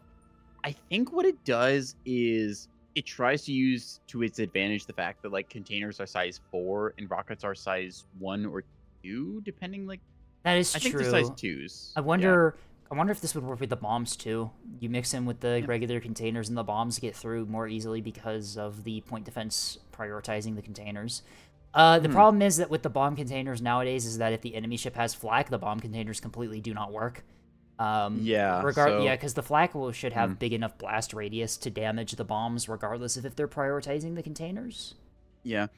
I'm guessing what this build mainly is like you do the decoy container kind of like first or maybe second in a salvo, so it just like sheds off the decoys. You get the like E2 containers going along. It's just a like generalist boom salvo. The rocket containers are really what's meant to actually hit the enemy ship because everything else is focused on killing off those like size 4 munitions. And then in theory, the bomb boxes, like, let's read this as like you're doing 12 salvos, right? The bomb boxes are like your final munition here, where you like are trying to really bump the enemy with them. So maybe like per salvo, there's like 2 of the glitter boxes, because I know people have mentioned like you put one of the glitter boxes like at the start of the salvo, and another one at like the later points. You're constantly shedding decoys, right? I see. Star has pointed out how this was supposed to work. You put the rocket containers and regular containers hit the target first, and then in the back there's the bomb container that's slowly just spitting out bombs that move in behind, and the bombs come in Yeah. behind Okay. the missiles and hit afterwards. That makes sense then, because again, bombs are meant to be the finishing blow Right. for a ship that's been crippled because of damage rays. I'm So assuming, I doubt this fleet really... Uh, it might still it work, might but again, still it's like work. If so you... much. I Hmm, doubt using the bomb containers in the mixed salvos with the other 3 is really all that good anymore, but as a finishing weapon, yeah. the bombs would still probably be pretty good for Hmm. just finishing off Well, ships that you've already crippled. hmm. Actually, hang on a second about that, right? So the big changes for bomb was the fratricide change, where it made it Right? so mass bombing doesn't really work anymore because you set off one, it sets off everything else nearby, right? Right. I think this is only like one of the bomb containers per salvo. So after like the rockets or just a random like of these E2 containers with a big explosive is hit, I think the bombs are just meant to DT break as like the final salvo. So Could if we be. read this as like a I'm gonna fire like say 12 salvos and like there's only one bomb container per salvo, this makes a lot more sense. Right? The BXs... No, that is true. The BXs are located on the furthest bank back, one of the back banks from the front of the ship. So they would be... Hmm. They should be last in the salvo. I guess Yeah. Can look at that. the bomb containers in the very back. Yeah, it is. No, they're all there in the Yeah. very back mount. All right. That is true. Yeah, I think that's the case of how this missile salvo works, where if we just do the math on it, right? Like Wait, no, they're not. rocket They're in the containers, middle. maybe you just send some of them solo. 144 divided by like whatever amount you include in a like salvo splice. Like, let's assume this is only meant to do like, say, maybe you don't do bomb containers every salvo. Maybe it's meant to be like 24 salvos, right? Could be, So yeah. like, And you mix in... and you just use the bomb containers when you know that you're gonna get them through. yeah. So it's not every salvo. Okay, so if we assume Interesting. this is like 24 salvos, that makes more sense then. Because let's do, say, one of them is going to include these E-type with glitter every single salvo, right? Right. It's going to be 2 of these like conventional containers just like as added boom. So that means that we've occupied like, let's say that's 3 of them. So we do 144 divided by like 5-ish or so, right? That feels like that's enough to do like the, maybe it's like 1 E-type, a pair of E2s, and then like 5 of the R container types. That's actually a pretty reasonable ratio for like missile salvo size of salvo Yeah, size 8. Yeah, no, I think you're completely right. And then you just throw in the bomb containers in, like, Bombs special as like salvos. at the late game, like I feel I can confidently hit this guy now because his point defense is gone or his like magazine is out or something like that. Right. Okay, I see the vibe here. Yeah. All right.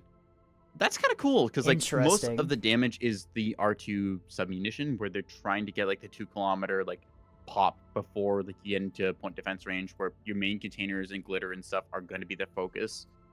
This feels not terrible, honestly, like just the submunition range. It has been really interesting to see the new bomb submunition containers being used. Mm. That's a new tech that you I can do since carriers. It's really interesting. yeah. It I'm constantly being drowned here, but between that, I think that the bomb submunition is kind of a cool tech. Like it's on the bare minimum of 1 kilometer. It's meant to be used as a finisher.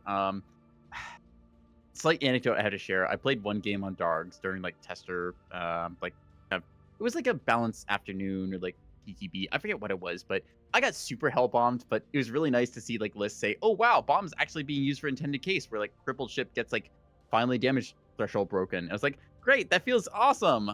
Shame I lost to like 7K of carrier. Yeah. interesting. Is it 100 damage per ray? Bombs do a lot.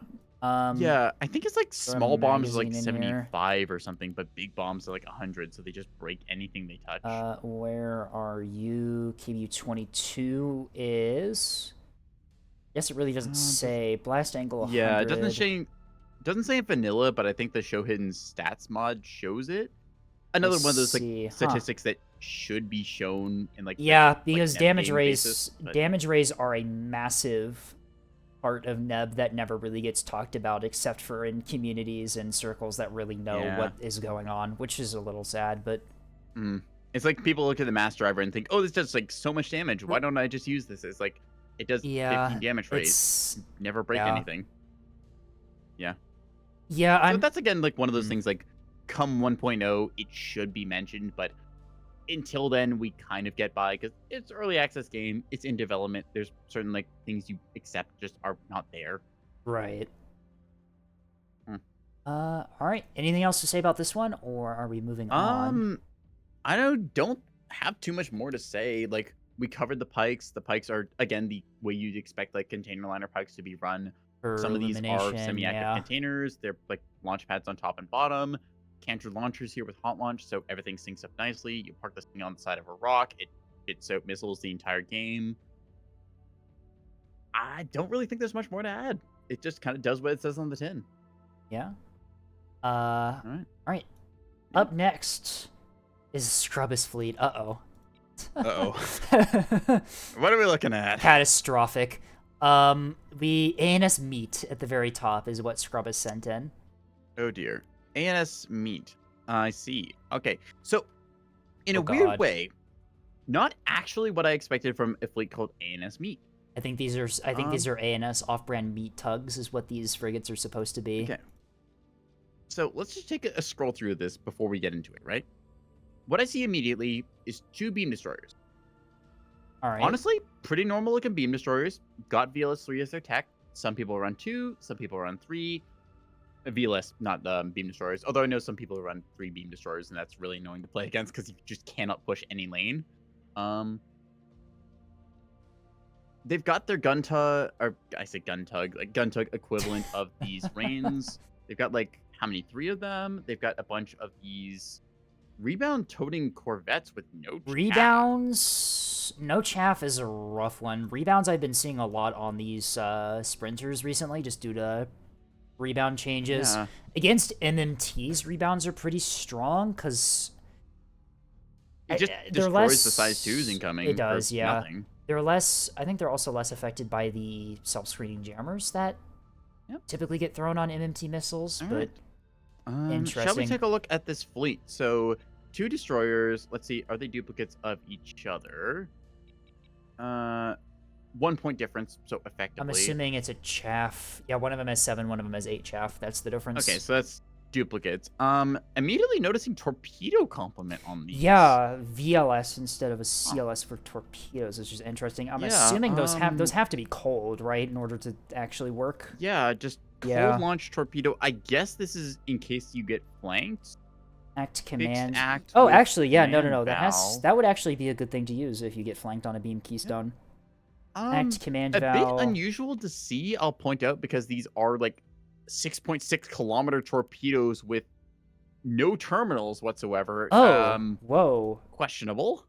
Okay, that's certainly something that you can definitely run. I don't know why you would run this. These things are going to be fodder for Pavisas. Yeah, like Oh, wait, I know what these are for. They're on the DD, right? Yes, Star, they are on the DDs. I am curious. Yeah. What do you think these are used for? Because these are... I think these are just strictly, I have a rocket shuttle on my flank, and I'm paranoid about that, but... Could be. At the same time, like, they're for structure... They're for structure breaking LNs. Oh, maybe? Because you can just structure break an LN and then be short the beam. All right.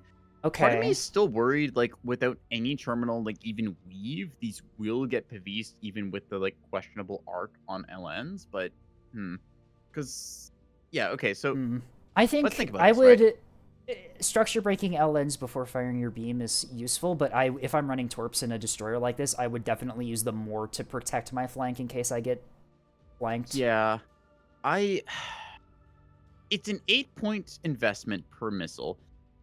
I personally feel like this is not so much the tech because, like, while I get what they're trying to go for with the distances involved here, like the distance of 6.6, almost 6.7 kilometers, I don't see a situation where your destroyer gets to fire on a liner and also dump these torpedoes and get hits off. Because, like, I assume either they're going to get shot down by Pavis or, like, your ship is going to get, like, booped super heavily so you lose CIC or something. It's got 2 CICs, which is pretty normal for Beam Destroyer because that's really cheap, honestly, and just adds more hit points. It's like it's Right. 20 points for 2 You of did them. put the That makes basics sense. next to each other, though, which I'm not too big of a fan of. Yeah, could be better laid out for that, I'd say. Yeah, of Like, a maybe good compartment 7, you put a basic instead to try and, like, tank through that. a good missile hit to that general area would heavily damage both of them at the same Yeah. time. Yeah, I'm not And a not big even just a fond. good missile hit, just, like, a good chunk of gun splash is gonna That is boop true, both of those yeah. down to red. I would definitely... So, I vibe with the double CIC. I would definitely split those up a bit more than you have them mhm. currently. Yep. In terms of other stuff, Beam Destroyer makes sense. Ox steering up front with a reinforced mag, that's pretty normal, just extra HP to soak into beam. Small DCs, pair of them. Yep, checks out. Damage control teams seems 5. There's 5 teams on this thing. What are we Something okay. running? 2 smalls and a rapid? Hmm, That's pretty standard, honestly. yeah. I feel like that's almost a little excessive because one specific tech I like to do for my beam destroyers is instead of having the rapid there, I like to upgrade it to a small workshop just so I get that little extra boost of repair rate to that beam in the front that is so Okay, essential, or the that's reactor that I might need. that's So viable. yeah, it's an extra I tech, but hmm. personal. They do have the rapid, which can also fulfill that role if they get it onto the beam. Hmm. People talking about this build, but VLS2 on top with 3 channels.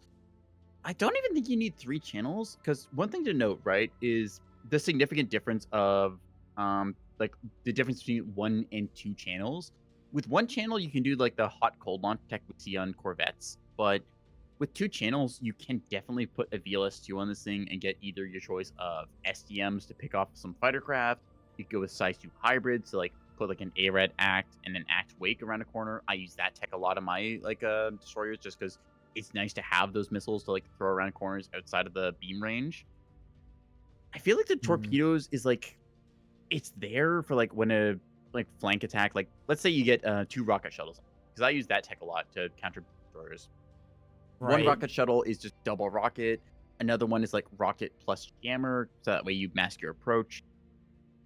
Does the ACT CMD validated torpedo actually counter that? I think it just gets jammed out instead. That is So, also true, yeah. hmm, Act command is strong, but it's not not that it's strong not going to though. get through anything that has jamming. This torpedo is entirely useless against.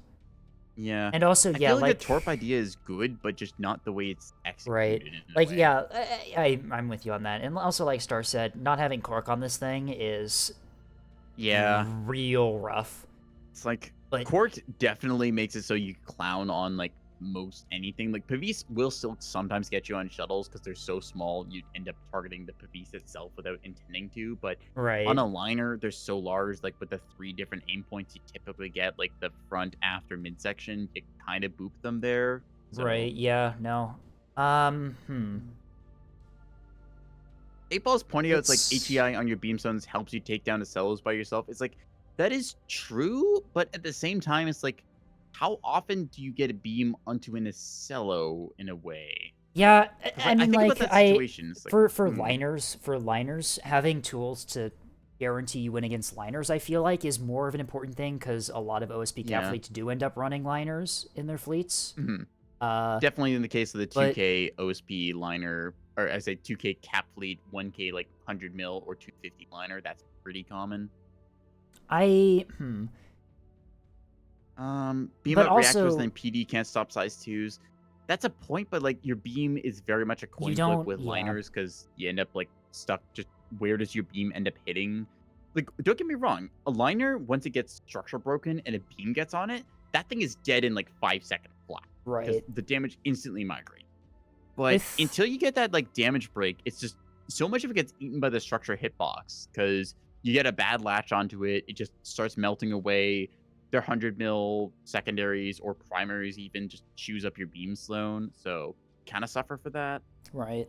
I think I do actually like the torpedoes for structure breaking liners before you get your beam on target, but I don't really think these torpedoes are really going to be very effective at that. They're an interesting design. In a way, yeah. The idea is there, though. I think that what they need to do is they need to take half of these things, give them like ARAD primary with maybe an act secondary for 7 points. Yeah, that's pretty reasonable. So that's you can less just take points like half than... and half. Yeah. Yeah. Just a generalist, like, good torpedo to have against like somebody like, let's say the rocket shuttles come up on your flank, right? These are 6-kilometer torpedoes at least.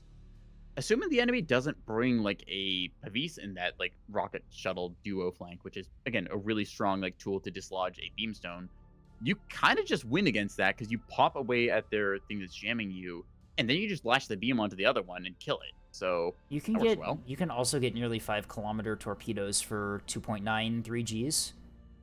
Yeah, that's so, like, if still good enough generally. Yeah, that's good. If you want to run the Quark, you can definitely invest into that and still have the range to pretty reliably hit liners. Yep.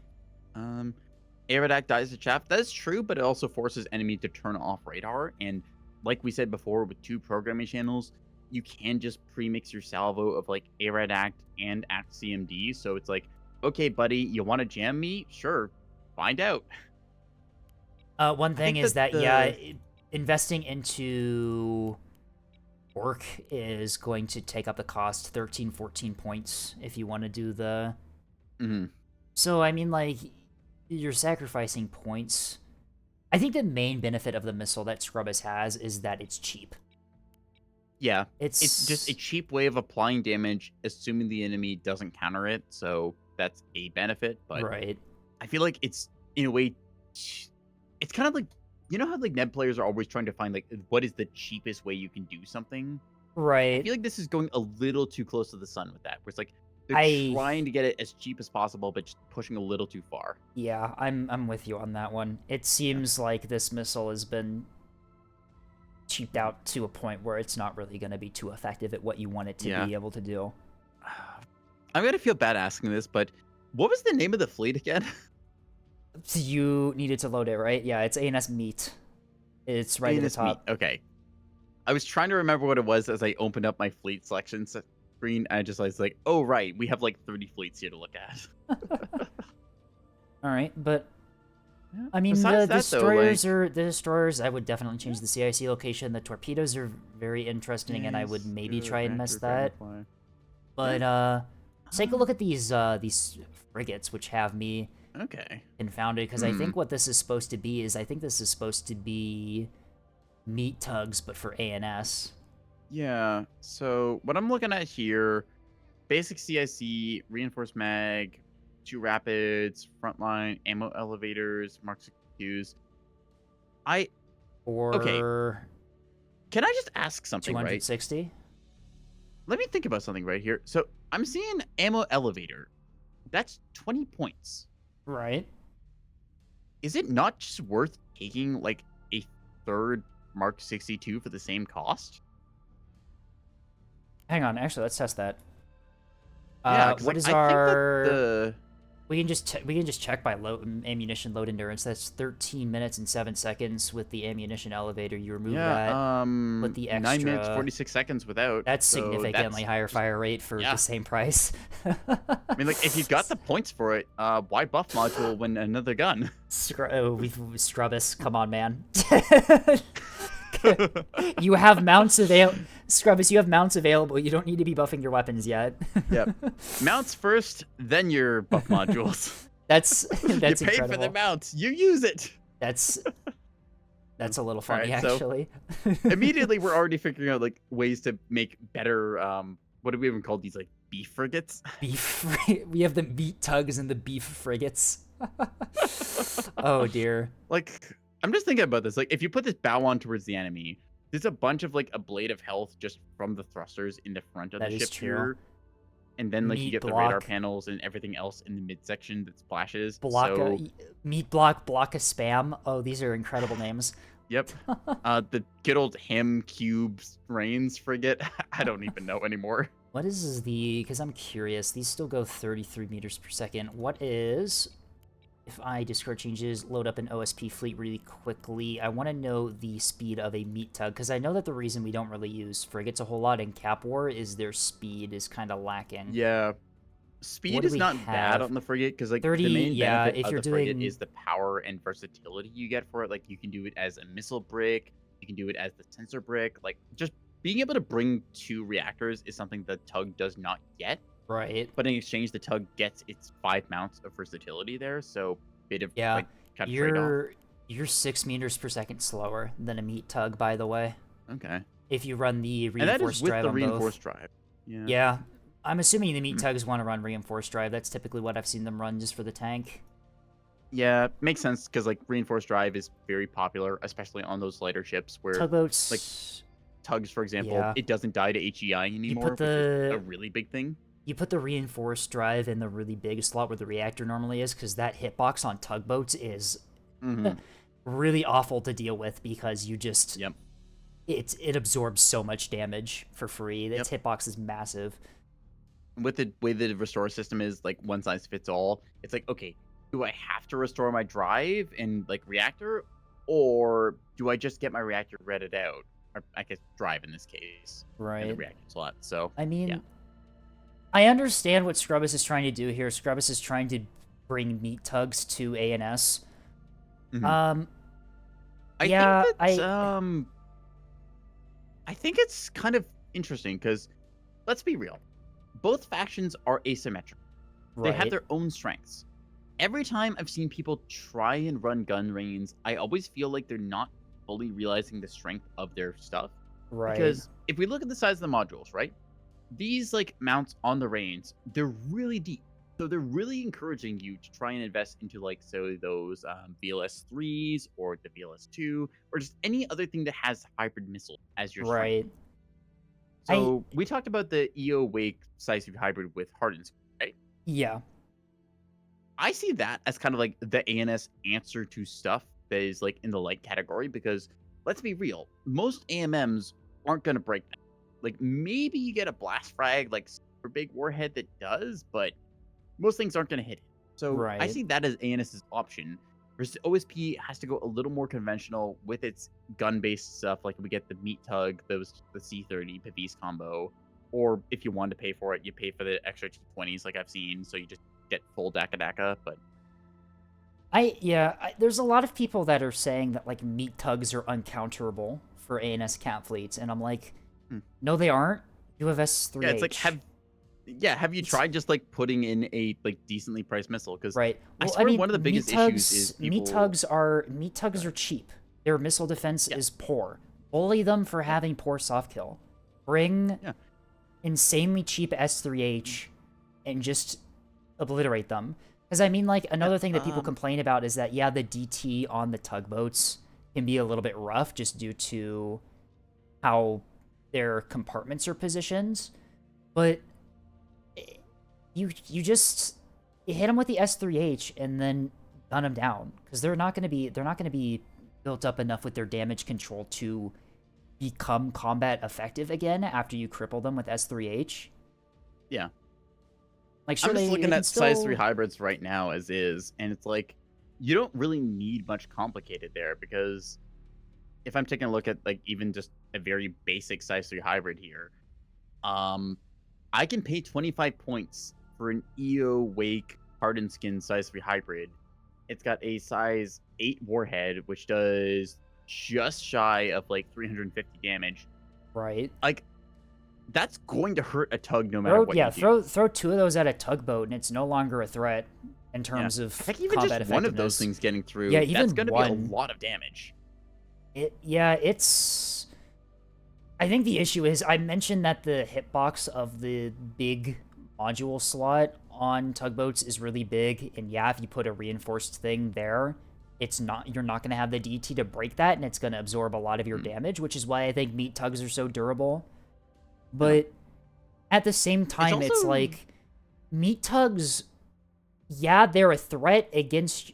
If they're undamaged and you get into a fight with, like, a gun corvette, they're a threat to you because they have a lot of health.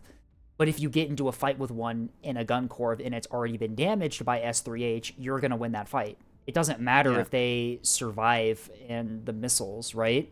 If you damage them enough... I think the big thing to think about there as well, like for Meat Tug, it's relying on this 4 compartments in the front of it, very close together. Typically, that's where the mag or CIC is going to be, right? Right. So if a hybrid missile just comes through and plows into that and drops it down to like the bare minimum, like survivable HP, even if you're just tickling with RPF or even like getting a random HE hit, it's hard to break those components. Don't get me wrong, because you get like 4 or 5 components in close proximity. But once you read out the magazine on that thing, or just break it down to like 15% or whatever minimum it gets after repair, you're kind of winning that fight. Because ANS, like much in the way that OSP has craft accessibility, ANS even on the like Corvette, you can bring a size 3 hybrid. Right. And I feel like, yeah, that's the thing that people aren't really understanding. Use S3H against meat tugs. Don't intend to kill them with the S3H. Intend to wound them to the point where they're no longer able to effectively fight your other cap assets without being stunned permanently. Yeah.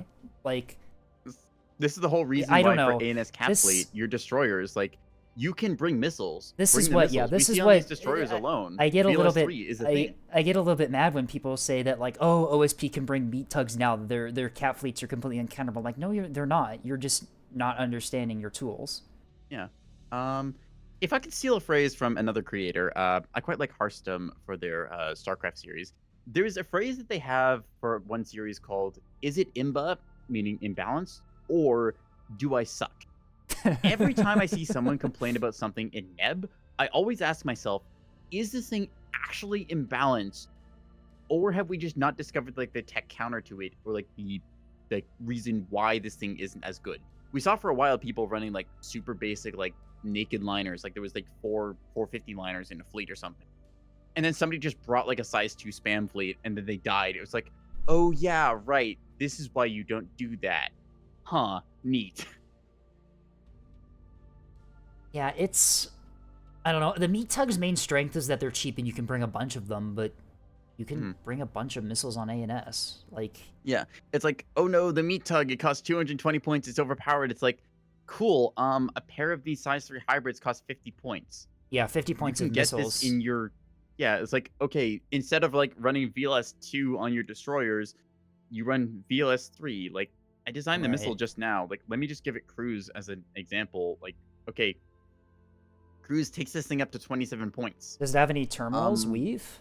No, I don't even need to, because it just goes through AMMs. Like, true. You do have to consider that meat tugs typically do have a Pavise on one of their shoulder mounts. Oh yeah, right. This is cruise, so I don't get direct min angle. Jeez. So let's add weave. Okay, another extra point. Cool. 28 points times 2. That comes into what, like 56, right? Yeah, for 56 points, you've made it so that this 250 point asset can no longer effectively engage your stuff. Yeah. Like, again, Neb is a case of all these interacting systems together rather than just like, oh, I've just got this asset here. How do I win this thing? It's like, just bring another thing in your fleet and missile them. Like, you have programming channels. You paid for it. And another thing, Torp Corvs are also pretty effective against meat tugs. Yeah. Especially with Torpedo Corvette alone. Yeah, just throw it. Bow on, the Pavise on the shoulder mount on tugboats doesn't really have an arc to defend in front, which is really funny. So if you're fighting a bow on meat tug, i.e. a meat tug that's firing its main gun at you and is thus bow onto you, a lot of the times your torpedoes will just hit. Yeah. And it's the case of, once again, it's like, did like this thing actually exist as overpowered, or did we bother trying to like do the tech choice against it? Right. It's I don't understand why people are complaining about meat tugs as much as they are. Like, yeah, they're strong, but they're not uncounterable. You have the tools available to deal with them. I keep thinking about it as this case where it's the case of, is it easier to complain about this thing, or is it easier to like adjust your fleets and counter it? And I think people most of the time go for the answer of, it's easier to complain about this thing existing, that, if I'm gonna be real, has existed since like OSP was introduced, right? Like, there's no reason why Meat Tug back in like OSP introduction was any different than Meat Tug today. Right. I feel the like only difference is like what you want to use against it. I think the only reason that meat tugs have gained such prevalence is one, the person that introduced them, Hunter, is very good at the game and knows how to use assets like this, and two, we've seen a sharp decline on the usage of like torpedo corvettes and S3 usage on ANS cap fleets. And even then, like if people are worried about like, oh, my light assets like torpedo corvettes get killed by like perch rockets or piranhas or stuff, it's like, okay, you're running a cap fleet, just bring like not corvettes, like two like destroyers like this. I run VLS2 as my secondary. You have the options. Like the standard beamstone is bullseye in like either the front or on the back slot here, so you get a lock because otherwise the beam just misses. You get a jammer to mask your approach. 2 defenders is pretty standard. You've got a free slot here, and like you have depth to run these missiles. Use this shit. And I mean, yeah, I'm with you, Leviathan. I love my Torvettes with hot coal tech. I will. You've seen my cap fleets. Like they're generic, but they're good. They always run at least some Torp Corvs just because of how useful they are. That's another thing about like just gameplay wise. It's like you don't need to have the fanciest things. I think about the stock fleets like we mentioned before. Like we talked about Task Force Willow, where it was essentially like what 4 different components. Like you've got gun corvettes, you've got 3 torpedo corvettes, a Vauxhall, and then like a Reigns, which just has a Sarissa for like shooting at stuff there. If we simplify it down as well, like on the OSP side, Tantalum Squadron, I still run variants of Tantalum Squadron as my cap fleet. Heck, I think every version of my current cap fleet is Tantalum Squadron. It's a like missile splice in the build. It's 1,000 points of like VLS2 or MLS rather. But if you take that out, what do you got? You've got multi-mission tugs and gun shuttles, which is T20 you get Pavis and Chatbox. You get 3 MMTs with Tantalum. I thought it was only 2. That's really good. Yeah. I've swapped it over to running like generally 2 because I feel like 2 is enough for me, but I also like running an earlier warning tug just to keep an eye on that third flank. So most of my cap fleets do run 2 MMTs because typically you can cover left and right side of the map pretty effectively with just 1. Yeah, just good surface area coverage. Right. Using size 2 strike on Tandos may have slapped Neko once. Yeah, okay, well, let's be honest. Carriers in their current state, carriers are really good against cap fleet because anything that kills off capitals is also going to completely dunk on any, like, smaller asset that doesn't have the same point defense it does. So right, that is true. That's just a given. Yeah. But I mean... But... It's... Running ANS cap fleets is definitely, I think, more difficult than running OSP cap fleets, but you still have everything you need to be successful. Yeah. I think you're right on that. I think, like, the core of most ANS cap fleets nowadays is, like, a pair of beam destroyers just feels really good. It's a good staple. You cover 2 points with the beams. You take of, like, any, like, light asset. Like, if they put a shuttle or a corvette... There we go, corvette. Shuttle or a tug onto a point, you hit the battle short, you cook through the thing, you cover it with the jammers, you just get back into cover. That's dealt with that. If there's an early warning tug or like a meat tug or just any other problem, you've got a size 3 hybrid like we just described, where I just put together the missile alone of like 27, 28 points, whatever. It's like, I'm just going to smack you with this thing and win that fight decisively. I think the biggest problem comes down to just Neb mentality of how do I maximum cheap this out? And then a lot of Neb players just not wanting to pay like a little bit of premium to accomplish like a certain goal and being allergic to investing more than like the base minimum for it. Right. It's well, back to the fleet. Yeah. We've got the fleet itself. three of these weird meat tugs, which we've already talked about our problems with them. We're trying to do an OSP thing on ANS, which of course has its problems. Your speed is really... OSP is not ANS and ANS is not OSP. Your speed kind of sucks on frigates because that's not what frigates are supposed to do. Yeah. Also, if you want to make these work, why you have an ammunition elevator instead of an extra turret, but we've already got into that. Yeah. And then we have... Additionally, I'm looking at this right now. Like, I'm looking at the price point for these beam zones, just shy of 700. I'm looking at the price point for these like gun frigates and stuff here. I'm thinking to myself, what does this effectively kill? Well, okay, it kills, like, I guess a shuttle moving onto the point, sure. But what else does this do? Is it an Like, I'm empty paying 250 VLS? points for what? A not really, almost 260 for a not really mobile asset. It dies to any missile thrown its way. Right. And, like, why do I run this? I'd rather just run, like, 260 points worth of missiles on my keystones to just, like, smack any light capper rather than just, pay for this thing. I think the idea like, here... OSP can have its meat tugs. I'm just going to go and do my own thing because I'm AMS. You get 750 points from removing these frigates. You can easily afford an extra capper, bring your total up to 5, and then afford some nice S3Hs on those keystones. Yeah. Additionally, if I could point out, for that same price point, like, of these three, like, let's say 750, right? Right. I could easily... Actually, I'm just going to do a hypothetical here where I delete all three of these. Hypothetical. That, like, it's more than 750, too, because these are 260 each. I can get a third beam destroyer in here, and with slight tweaking, I think... Yeah, you can. I could get myself a intel center and still be within budget. Keep in mind that if you duplicate one of these keystones, you're also paying for more of those torpedoes, which we've already talked about as being... We need to change them or have something else. Yeah, like, the torpedoes need a little bit of tweaking and stuff there, but the concept, as it is there of VLS-3 on this thing. So, Look at this, Scrubbus. We've completely fixed your fleet. It was that simple. Yeah. It's like, okay, well, why do I... Well, there's another question. It's like, why do I bother paying for meat tug? It's like, I'm just gonna, like, pay for 3 beamstones. I'll take Intel Center on one of them. That buffs literally my entire team of, like, 12,000 to 15,000 points. Right. Why don't I do that? Right? Yeah, I think what happens is a lot of ANS players see S3H, see the description that they're capital ship killers, and think that they shouldn't be used against light assets. But, like... Or, if I'm going to be honest with S3H, I think people just see the price point on it.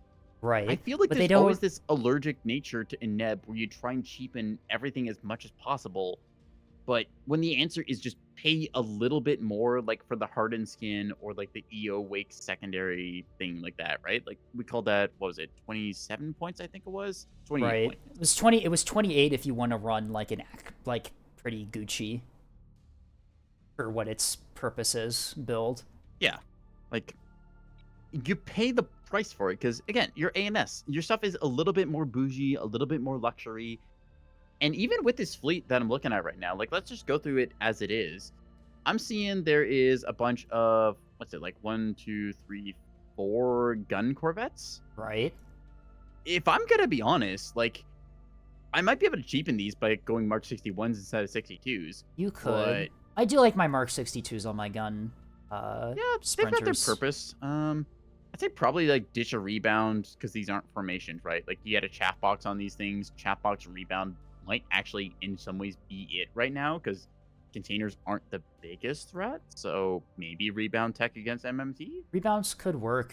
I mean, because then on the flip side is but then again, who's running torpedoes on OSP cat fleets right now? No one is. Nobody's really running torpedoes. Rocket shuttle, okay, it exists. You can kind of get around by dodging it or keeping range. So... Well, rocket shuttles are gonna...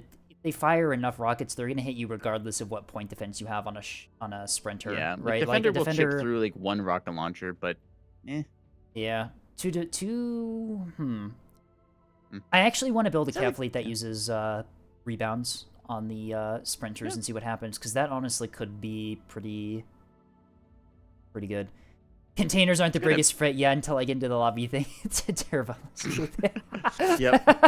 Yeah, it's like it's always the case of like, okay, do you have like one of like what's it like 4 or 5 players who actually know how to use containers on the enemy team? And then because I'm gonna be honest, I think there's only like 5 people who actually know how to container in the game. Well, in that case, you just build 2 cap fleets, one with defenders and one with bastions, or not bastions. Yeah, you just decide rebounds, which tech you want at the time, keep the names the same, and just adjust it. So there you go. It's as easy as that. Yeah, ANS cat fleets I think are definitely harder to build because you need to be using missile tactics effectively in order to actually make them effective, which is not the easiest thing, but I don't think that I really I have the perfect summary for this. Oh no. ANS cat fleets are harder because it requires you to play the missile tutorial. ANS cat fleets are harder because it actually you have to be good at the game. Even so, like just looking at this fleet as is, like, okay, I have to make some slight adjustments, but like, I just got 3 beamstones and like 4 gun like cappers. Like I could cheapen these cappers a little bit if I want. Like, okay, instead of a rebound, I take like a chaff box and like maybe I drop the Mark 62s down to 61s You or could whatever. probably even cheapen these keystones if you want to go really low budget. Like replace the Dragonfly Yeah. with just a regular drive. You've got 2 defenders, which could be good, or you could just put 1 on the Chen. I mean, like you can cheapen options. it if you really want. I honestly There's I tech don't here. I don't really like having. Heck, even 3 beamstones feels a little overkill. Like I think 2 is a pretty good healthy point for capstone. For this particular cap fleet, I would do 2 beamstones and then probably put in an S3H missile frigate with spyglass and sensor stuff. Yeah, like honestly, going back to Willow, like we mentioned before, Willow has that one little like asset there, like right. And also, yeah, speaking of Willow, just load up Willow for a sec. CLs are incredibly powerful against meat tugs. Like you can just meat tugs are not a threat. Bring a Voxel, bring S3H. You have options. Again, comes down to like, is it Imba or do I suck? Have I run the counter to this thing before? Have I used this? People have gotten so used to bringing police frigs as their ANS cat fleets for some reason that they've completely forgotten that you can do other things. Yeah. It's like everyone's so hyper fixated on one thing, then somebody just does like a slight step out of line. It's like, oh, that does work, doesn't it? And I also feel like a lot of the meat tug hype is also because it's been primarily played by Hunter, who is one of the best players in the game. Yeah, it's I'm gonna be honest. Hunter can bring a double beam battleship, and everyone would be calling it meta as soon as they used it.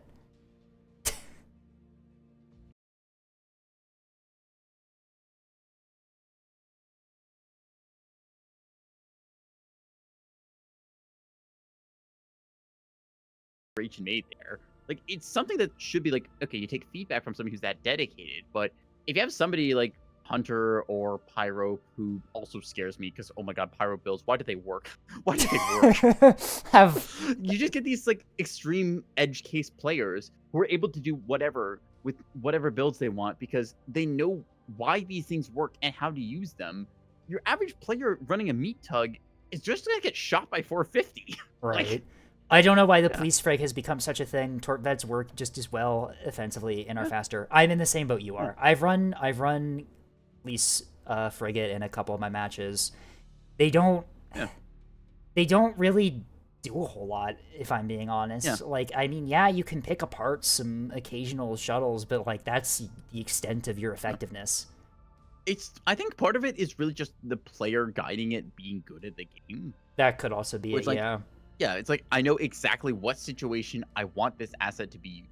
It's like the importance of like in the Cap 4 I mentioned before, like somebody gets a Corvette with a size 1 Heckpie. It's like, why would you ever run a size 1 Heckpie? It's like, oh, for the specific case of somebody's running a naked Corvette with no point defense or whatever, okay, I instantly kill them instead, and then I take the neutral point dictating like the opening of the game. That makes sense. Escaped, you still have the Butter Tart fleet. I know which one you're talking about.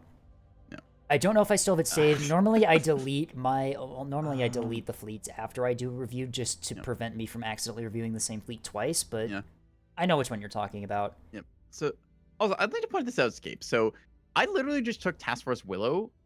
I took the like fleet as it was. I decided instead of like 3 Torp vets, I'd run 2 of them. I just copy pasted one of the gun loadouts over to the other. So now I've got 2 Torp vets. I've got 3 gun vets. I just doubled the missile count on the Sarissa like toting reins, taking off the Sarissa instead. I've got 20 points left over. You save over 100 points by doing that. That's impressive. Yeah. It's like, okay, I've got 3 gun like cappers to sit on a point. I've got 2 torpedo corvettes for when I want to punch somebody, and like I still have 20 points worth of tech that I can add on to these torpedoes. Yeah. I've got a 250 Vauxhall. This is kind of a good fleet. Like, hello? I can add on, like, active decoys if I want. I could add in, like, more chaff. I could adjust, like, damage control and stuff. Like, there's a lot of options with starter fleets here alone. So, yeah. Right. torps are a little expensive. Yeah, but they're effective. Like, yeah, that I they're think the not. Star again has the same mentality here, where it's like people in Neb are allergic to paying more in a build, when so much of the like design philosophy of Neb is you bought the hull, invest into it, Right. right? Yeah. Because like And that's I why mean, we like, see instead of double shuttle, you see like double shuttle's like a bad example, but instead of seeing like double liner, you see like somebody take a liner, add ammo elevators and rapid cradles, and decide, okay, I'm going to shoot you with this upgraded thing rather than just get another hull. Ah, I see. I'm sorry, Star. I took you out of context there. But Yeah. the I think what happened is when OSP came out and OSP cap fleet started to get like well defined, I think what happened is people saw how effective OSP cat fleets were at having high numbers of cheap ships and saw how Yeah. powerful that was and tried to replicate that on ANS. And it doesn't work. And it doesn't work. And that's, I think, where a lot of the ANS cat fleet woes are coming from, is people are trying to do the same thing they're doing on OSP. Yep. And yeah, it doesn't work. You have to address fundamentally, these are two different factions with two different playstyles. As ANS, I just stopped investing ever into like a throwaway capper. Every time I buy an ANS, like even just like a little gun Corvette hull, I accept to myself, I'm like, okay, I paid for this thing. I'm gonna try and keep it alive. Versus OSP, where it's like I mentioned the 86-point shuttle you throw on the 8-point at the start of the game. Right. If you think about it, right, there's got to be a Vauxhall or a Beamstone that kills that instantly. So why are you doing that? Like the only time you see those actually work is if you send 2 or 3 of them at once. And that's a very specific like points invested gambit, which is going to die, but maybe gets you the cap. So, I mean, it's interesting. Yeah, I think Turbo's right. Making your ships cheap, it can be good, but yeah, like Turbo said, you have to still check boxes with them. You still have to make them effective at what you're trying to run them for, which if you make them too cheap, you suddenly don't have that effectiveness that you need to actually make them work. Like, I will agree. Like, there's certain factors of the game. Like, can OSP more cheaply get a cap asset onto a point? Yes, that's a given. Right. As ANS, you have to accept that and decide, okay, this isn't going to change. Instead of like balconing it up and like arguing about it, what do I decide to do about it? Yeah, you can just, and like you said, or like we've been saying, S3H, you use it. Torpedoes, use them. They're effective. You have these tools in your pocket. Use them. Like, you've got hybrid missiles. I will never Why don't understand. you just hit this guy? I will never understand why people stopped using torpedo corvettes. They are so effective at dealing with... The only reason, like, I see that happening is because, like, maybe carriers were a little overtuned with how much craft they could spam out. That is true. OSP Light Strike is insanely powerful, but it's not... It doesn't completely invalidate your ability to do things. Like... Yeah. It's also just the case of like these asymmetrical factions, they play differently. Is there certain advantages? Like, yeah, okay, OSP typically like in initial like say rollouts, for example, the OSP will put their shuttle onto an 8-point first because sun drive shuttles are faster. Does that mean the Whiplash Sprinter is bad? No. Yeah, I don't understand the argument about like how ANS is worse. It's like, I think that's just a skill issue. Like straight up. Personally, like, I feel like whenever I play ANS or OSP, I'm like, oh, each of these factions has their own like appeal to it. Like with ANS, I feel okay, each of these assets is more valuable. I can't afford to lose these things as much. I gotta play a little more defensively or a little more carefully, but at the same time, I know just how much I can punish a OSP cap asset, because anytime, like, literally just like these missiles I described from the starter fleet here, these Cruise Black Amnesias or whatever, right? These are 29 points as opposed to 28s I made. Right. And they actually have less... Why do they have less explosive than I did? Oh, they got screwed, that's why. Okay. Yeah, just looking at these things, like, a pair of these things is gonna clap a shuttle. Like, just flat out given. Like, you're not gonna AMM this thing or defend this with the shuttle, because you're not gonna run Grazer on it. Oh, wow, they did AMMs put Quark on these. So, why don't you use this tech? Right. Yeah. Yeah, I don't know. It confounds me greatly why people are having trouble ANS with Dad beat Fleet tugs. murdering OSP Cap Fleet. Funny S2 patrol reigns. Yeah, that's the other thing too. Like for ANS, it's like you paid for the hull. ANS hulls, they feel like they get like sure, there's a higher like initial investment. OSP has like I mentioned the 86-point capper of just like arming missile little shuttle to throw onto a neutral point, whatever. Right. But like that thing dies instantaneously to like any beam or gun or anything else thrown on it. With ANS, you've got a narrower profile of ships, but you get higher quality out of them. Yeah. OSP, you really have to play wide, and that's one of the big appeals. So yeah. Yeah. Well, 2CL feel nicer to play than CCL? Yeah, that's another point there from Star, curator of Task Force Birch, where it's like, yeah, 2CLs and like a jam vet along with it, or like a lock vet. yeah, That feels really good. That's my You get missile primary. backpack. That's my primary CL fleet, because then I can run a lot of SDMs and the missile backpack, a jammer, or I can invest in S3H for dealing with like Isellos and stuff. It's Bring back Spyglass advanced radar receiver or adaptive radar receiver size 3 hybrid range for capper slapping. I'm literally looking at that thing right now on my screen. Yeah, it's on my screen too. It's right here. Yeah, it's like this thing is like, okay, I get a dozen of these like EO wake missiles. Like, oh cool, you dazzles me. I'm just gonna get close enough that my like dazzle doesn't matter because I've got wake secondary, and then I'm gonna hit your shuttle. Cool. We are reviewing a starter fleet because this is what it comes back to. Starter fleets are good. Once again we strayed far from the course of our fleet review, and we're now looking at a starter fleet. Yep. And again, it comes back to it. It's like these are the fleets that like just naturally you move towards. Oh, They're geez. good. Oh jeez. All right. Tell you what, because we should have move reviewed a on. starter fleet and gone on this loop. I'm gonna run an ad break intermission because we're at like 6 hours 16 minutes of stream. Do we want to do more reviews, or do we want to like end with a match, or just call it? Because I don't know, because like I want to run ad break here in a minute or two because I have to, but Right. we can do more reviews if you're up for it, or we can do like an actual match and just discuss theories and stuff. I think we should end with a match, a fun community match, and then Tell you what, let's do a little intermission here, and then we'll come back with a match. Sound good? Sounds good to me. All right, intermission time. Catch you in 3 minutes, Avignon.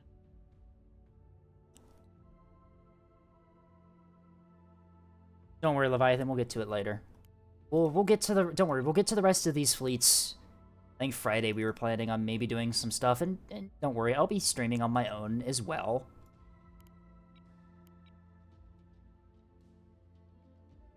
Yeah, I'm through some of them, I guess. Here's the creature you were talking about. Oh, that's curious second ship. Yeah, I'll do a preview.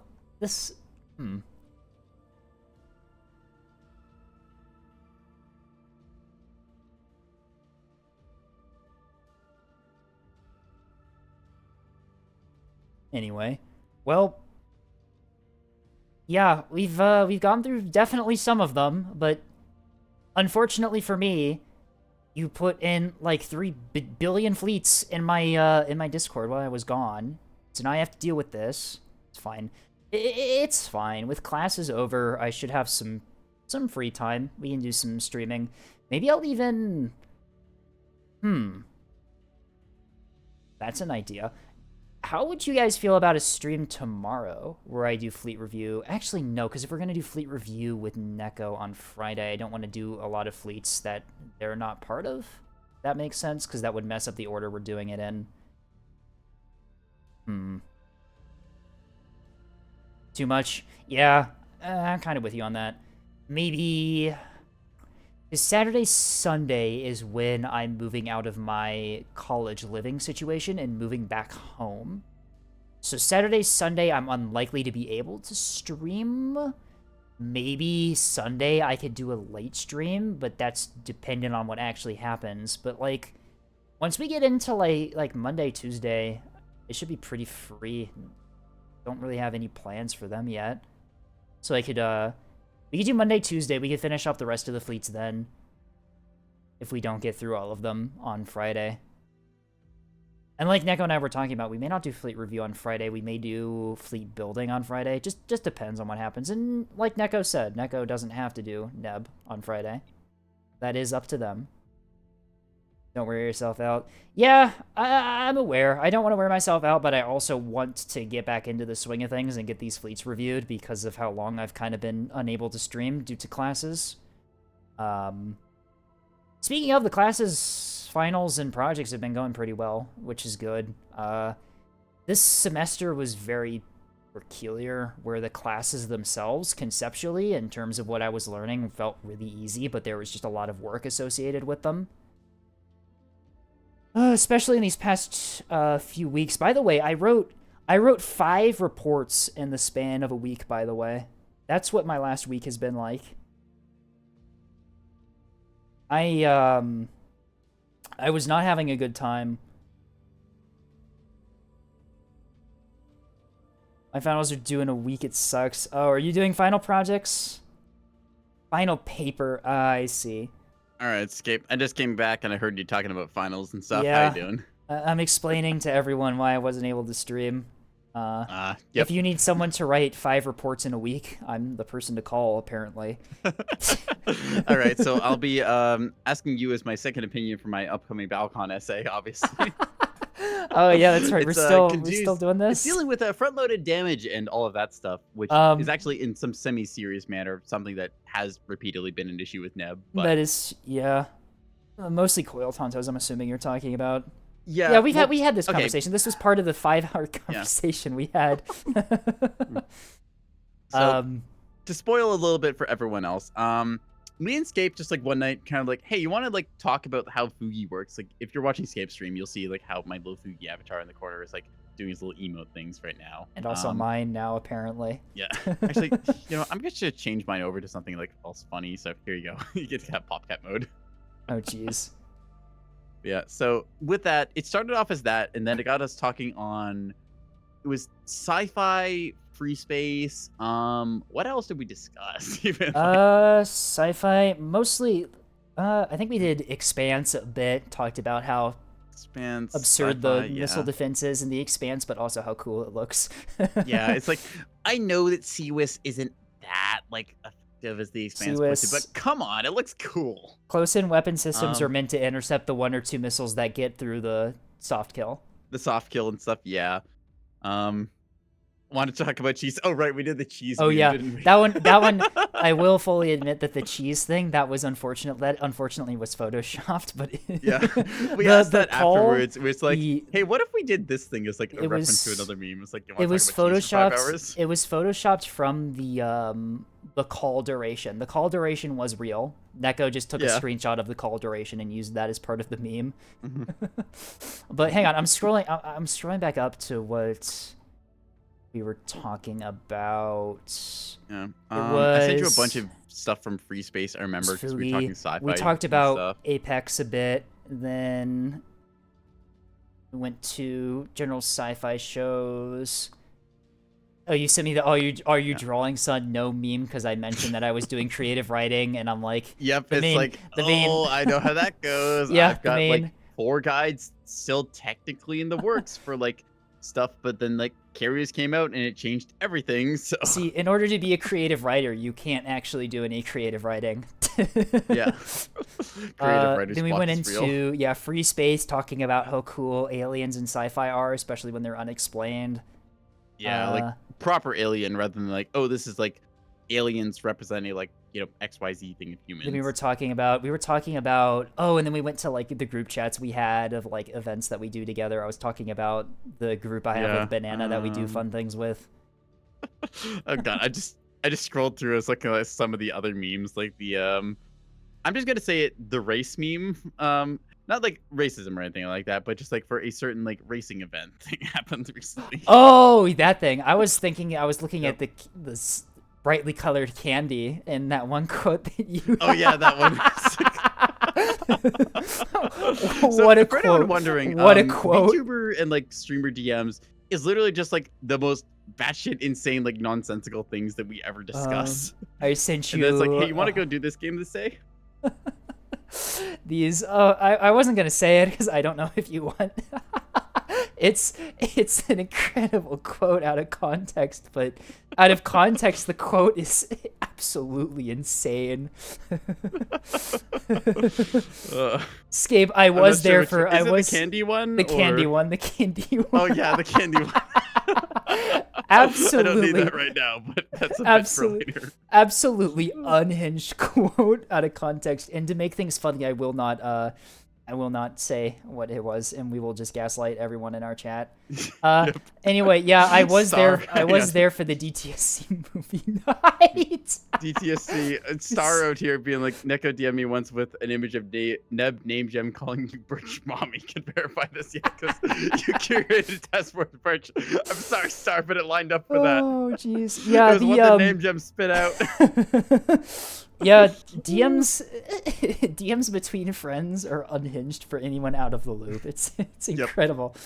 Anyway, do we want to actually do a match before we call it a day? Maybe after like what 6 hours of allegedly playing this game, we might actually play the game. Yeah, let's hop into a lobby. We'll do a match to end the stream. I'm not gonna lie. I'm just gonna save this like cap fleet that I've essentially reworked of like I already have a Willow Redux. Reworked is a strong word. You deleted a ship and duplicated another. I didn't actually delete any ships in this is the thing. I just copy pasted the gun loader onto one of the other ones and I doubled the missile count and I'm still like 21 points short. So where are all the servers? Oh, all the servers are in progress. Wow, okay. I guess Pyxis is busy the only night on one. the Nebulous, I guess. Cool. Eri 4 is the only one that's actually open with no one in it. All right, let's hop into Eri 4, I guess. We're doing, I guess, hang on. Yes.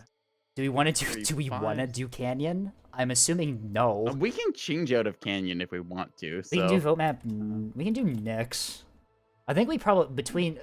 Really, I have to put. Oh, I didn't type vote map. So. Okay. Actually, these are. Oh, I mean, these are fairly balanced teams, actually. Yep. See if I remembered. Oh, right. It's case sensitive. Case sensitive. 30.3. That is also something that we should do. And I just took a screenshot because I fat fingered it. All right. So I may or may not have been drinking for the past 6 hours. So we're gonna see just how bad I am at the video game. Oh God. Hopefully for me, I will also be able to say this on Friday if we end up doing Neb again. Why are we? No, Tethys, stop.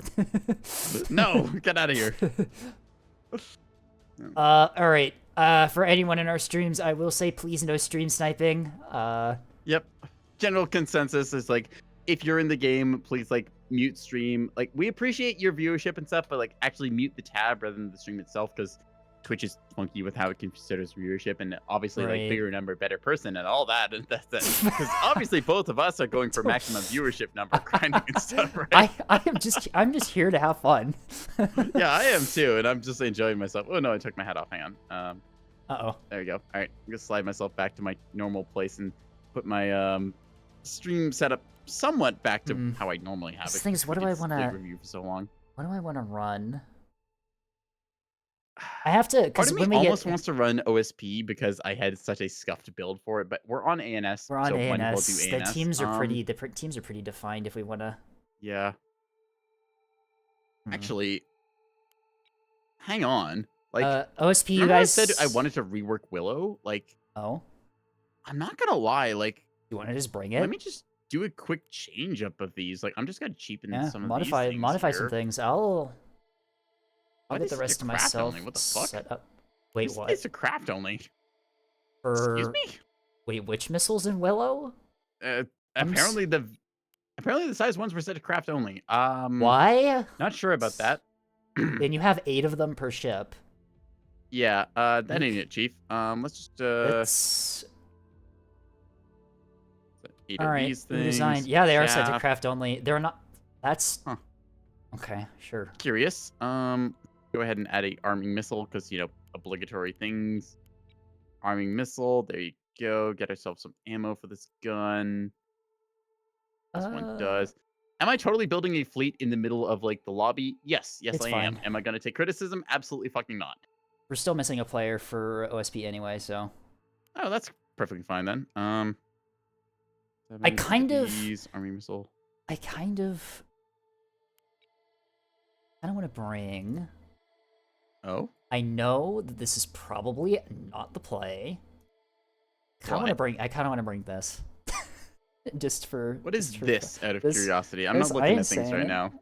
I'm not breaking OPSEC. Uh-oh. This is called Gun 0. There we go. Escape, you should run Yubulus. I'm not doing that. No. If that thing... Okay. This has got... Loose lips sink ships. Yes, indeed. Actually... Tethys, it's fine. It's fine. Sure, you see my stream. You see my stream. We've already got that. Wait, what? 2 Torp Vets, 3 Gun Vets. Oh. I don't have wait a minute. These, damn it. Wait a minute. Uh-oh. Uh-oh. Lemon. Uh-oh. Lemon, where did you get this fleet? Escape, should I be scared right now? Lemon, this fleet seems oddly familiar in terms of the names. I'm finding out just how fast I can build a fleet right now, actually, as I'm doing this. So, So, okay. Yeah. Don't worry, Tethys, it's fine. Tethys wants me to run Yubulus. It's fine. Lemon is literally running Yubulus right now. Lemon has stolen... Oh. has stolen Tethys's Yub fleet. Oh, no. It's an older block Yubulus. Tethys, quickly. DM Lemon. Send them the new one. Torps. Probably fine. Well, I was torpedoes. Should get a hybrid in here. I was gonna run. I can't really. I was gonna run Big Milk, but I have a feeling that we don't really need any more missiles right now. We probably need more front line. Yeah, that might be a tech. Oh, I can use my new. That's fine. I can use my new paint scheme, my new badge that I made. need whiplash on these to get in range. So how do I do that? You know what? I'm just gonna pretend that fightercraft don't exist this game, okay? Exactly. It's a simple. This won't be possibly a problem at all, right? I'm just gonna pretend that. Yep. I'm just gonna take off one of these. You know, with the comp that we have, we should actually be okay against craft, considering what I'm running in the backpack of this battleship. All right. They are the Dash A's. They are the up-to-date versions. They are. Nice. Yep, they are fine. Wait, hang on. Duplicate. Make this direct fire. Min-angle cheese. That works out. I don't need corkscrew on these, so I'll set them weave. That's fine. That actually saves me a lot of points. Wow. I love how our combined viewers has dropped by like 10 since we opened up this lobby and said don't People realize it's like, oh no, we're not gonna get our fleets reviewed. We're out of here. I was being optimistic and thinking that was people leaving so that they didn't cheat, but it's whatever. Okay, yeah, it's fine. Willow Redux, 2 Torp Vets, 3 Gun Vets. It's a fleet of all time. Surely this will not possibly end poorly at all, right? It's fine. CMD. Meat tugs. A-Red Act though. Meat tugs. A-Red Act. Meat tugs shall be in shambles. We simply pretend that they don't exist. Do we want a VC says star? We could. We could go to. I think we're on air, right? We can go to a different. Yeah, I think Star actually has permissions to join this if I set it right up. Anuth's been sitting in one of the VCs in my server, but those ones aren't locked, so yeah, I would have no way to control who joins. One sec. All right, let me check. Star's on our team, right? Star, yeah, you can totally join. Get in here, Star. Yeah, get in here. Another big sippy request. Okay, so everyone take another big sippy. Huh? Oh yeah, of my definitely alcoholic drink that I have here, and it's not water. So I'm not gonna say that I've blown through like most of a 375 milliliter bottle of vodka in like the past I don't know 6 or 7 hours. Holy shit. However, oh no. Oh no, indeed. That sounds. Hey Star, how you doing? Neko? Shrink everyone down here a bit. That sounds bad. Yeah, I think I need to actually have OBS open so I can manage our little icons here and not mess up the stream. Yep. Probably set transform to this thing. Whatever. This is fine. Good enough. This is totally not like a bad idea at all, right? I mean... Oh, God. I've done Can worse we... fleets on, Hey, like, hey, Nix's Eye, right? Hey, OSP, can you go easy on us? Neko is drunk. Wait, hang on. Why are we letting the drunk person play Cat Fleet? I'm gonna be honest, I'll probably play better this way than not. Alright, this isn't even my Cat Fleet, this is just me taking, like, Willow, deciding, alright, I'm gonna rework this shit and then throw missiles at people and hope that it works out. Stop asking me to play Yes God! Just quit it.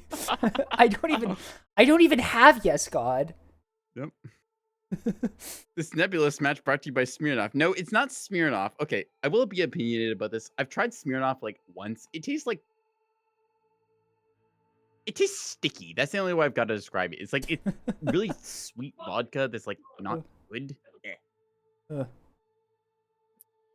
I mean, they're right that I'm adding vodka to, like, whatever drink I'm mixing, but... Mickey in 6.5 hours. Exactly. Thank you, Squeebles, for understanding Canadian lingo. Actually, that's a good point. Star, you're American, and Scape, I'm pretty sure... Yeah, Scape, you're American as well. Do you both know what a Mickey is? Isn't that new movie about the guy who gets cloned a bunch? No! Okay, I could have sworn I've heard one of my Canadian friends talk about this, but I forgot. Alright, so Mickey specifically refers to, like, a 375 ml or a 13-ounce bottle of some sort of liquor to that. So, congratulations, you've learned something new today. What I will do with this information, I do not know. Yep. No, I know exactly what you're going to do with this information. You're going to put this into your next video and just have it as an out-of-context bit. GeForce Game Drivers is available. No, get out of here. I'm not updating my drivers. Go ahead, upgrade drivers in the middle of Nebulous. What could ever go wrong? Hey, guys, if I... drivers, nothing bad will happen. Also, wait, hang on. Star, I just want to point out, your fleet was named Task Force Birch, and how many numbers after it? A couple. A couple? Okay. I'm just saying you're numbering fleets like how we had some people do before, so. Alright, well, okay, so the strat is, I'm frontline. I have a TC Spy battleship that I'm going to do high on the left here. And I'm hoping, because I know that Anoofman's deploying with me. Anoofman's running their broadside Axfords that we saw today. So we're just going to make them suffer at long range up by A and just suppress them. All right. I'm doing pretty standard Nix's Eye. I'm deploying stuff towards the D point and the B point, so I'd like maybe have Corvette pairs to counter that. I've got Vauxhall towards A point. I've got my missile frigate in case I need it. All right. Wild Shot Escape is playing Caps Neko and Liners shot. Neko and Liners. We're on ANS, ANS? you goober. Okay. All right, no, that was a spectator. Levy, like, Levy. I don't want to say you forgot what faction you were playing, but like... ANS Liners. So this one's going on YouTube, right? I don't know. I don't really upload a lot of my stream matches to YouTube independently, but maybe we'll have to isolate You're shocking this. To me. I haven't uploaded anything in like a month or so, and I was like, that is true. Streams, this is fine. I was planning on uploading tomorrow, but I also don't have a video to upload tomorrow, so maybe I'll just play it. Well, I guess we're making that one happen. I guess we're uploading this. All right. Anoofman, I think Anoofman's still in the chat right now and can hear me. Just stick as close as you can to my battleship. I have SDMs and also comms jamming, because I know that your Double Axford fleet didn't have comms jamming when we reviewed it.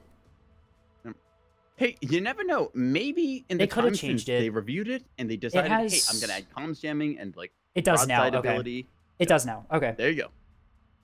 But no SDMs. Okay, I have 31 SDMs in my battleship. I can keep us defended for a little bit.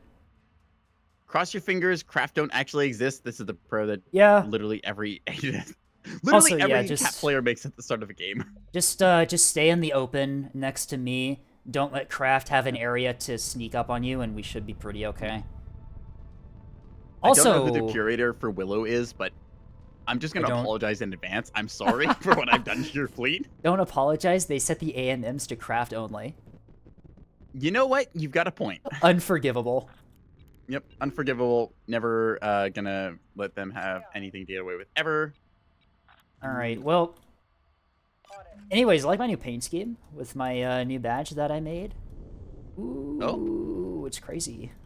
I can't do like textures in Neb like I can do other games. It's supposed to be gold, but it's very much not. Okay. Where is your fleet? Here's your fleet escape. Okay, what do you got?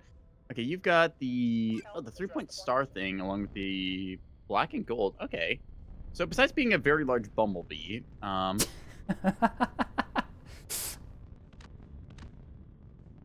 so I hate how like automatic, like even with the effects of alcohol clearly in my system, like Cap Fleet is for me. So when will Liz buff my failing marriage? Oh no! Why does that feel like? Okay, you know how Buff- Vassal is always this- has like I miss my wife. Miss thing, my right? wife? That feels like a Vassal quote. Is this a buff my main? Like, how do I even react to this? I'm so sorry.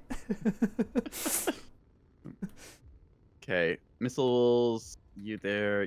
You're. Oh, you've got yeah, you've got Star on the CLs. All right, so yeah, Star, you've got me lane partner for D, so I'm gonna push for that. B point is good.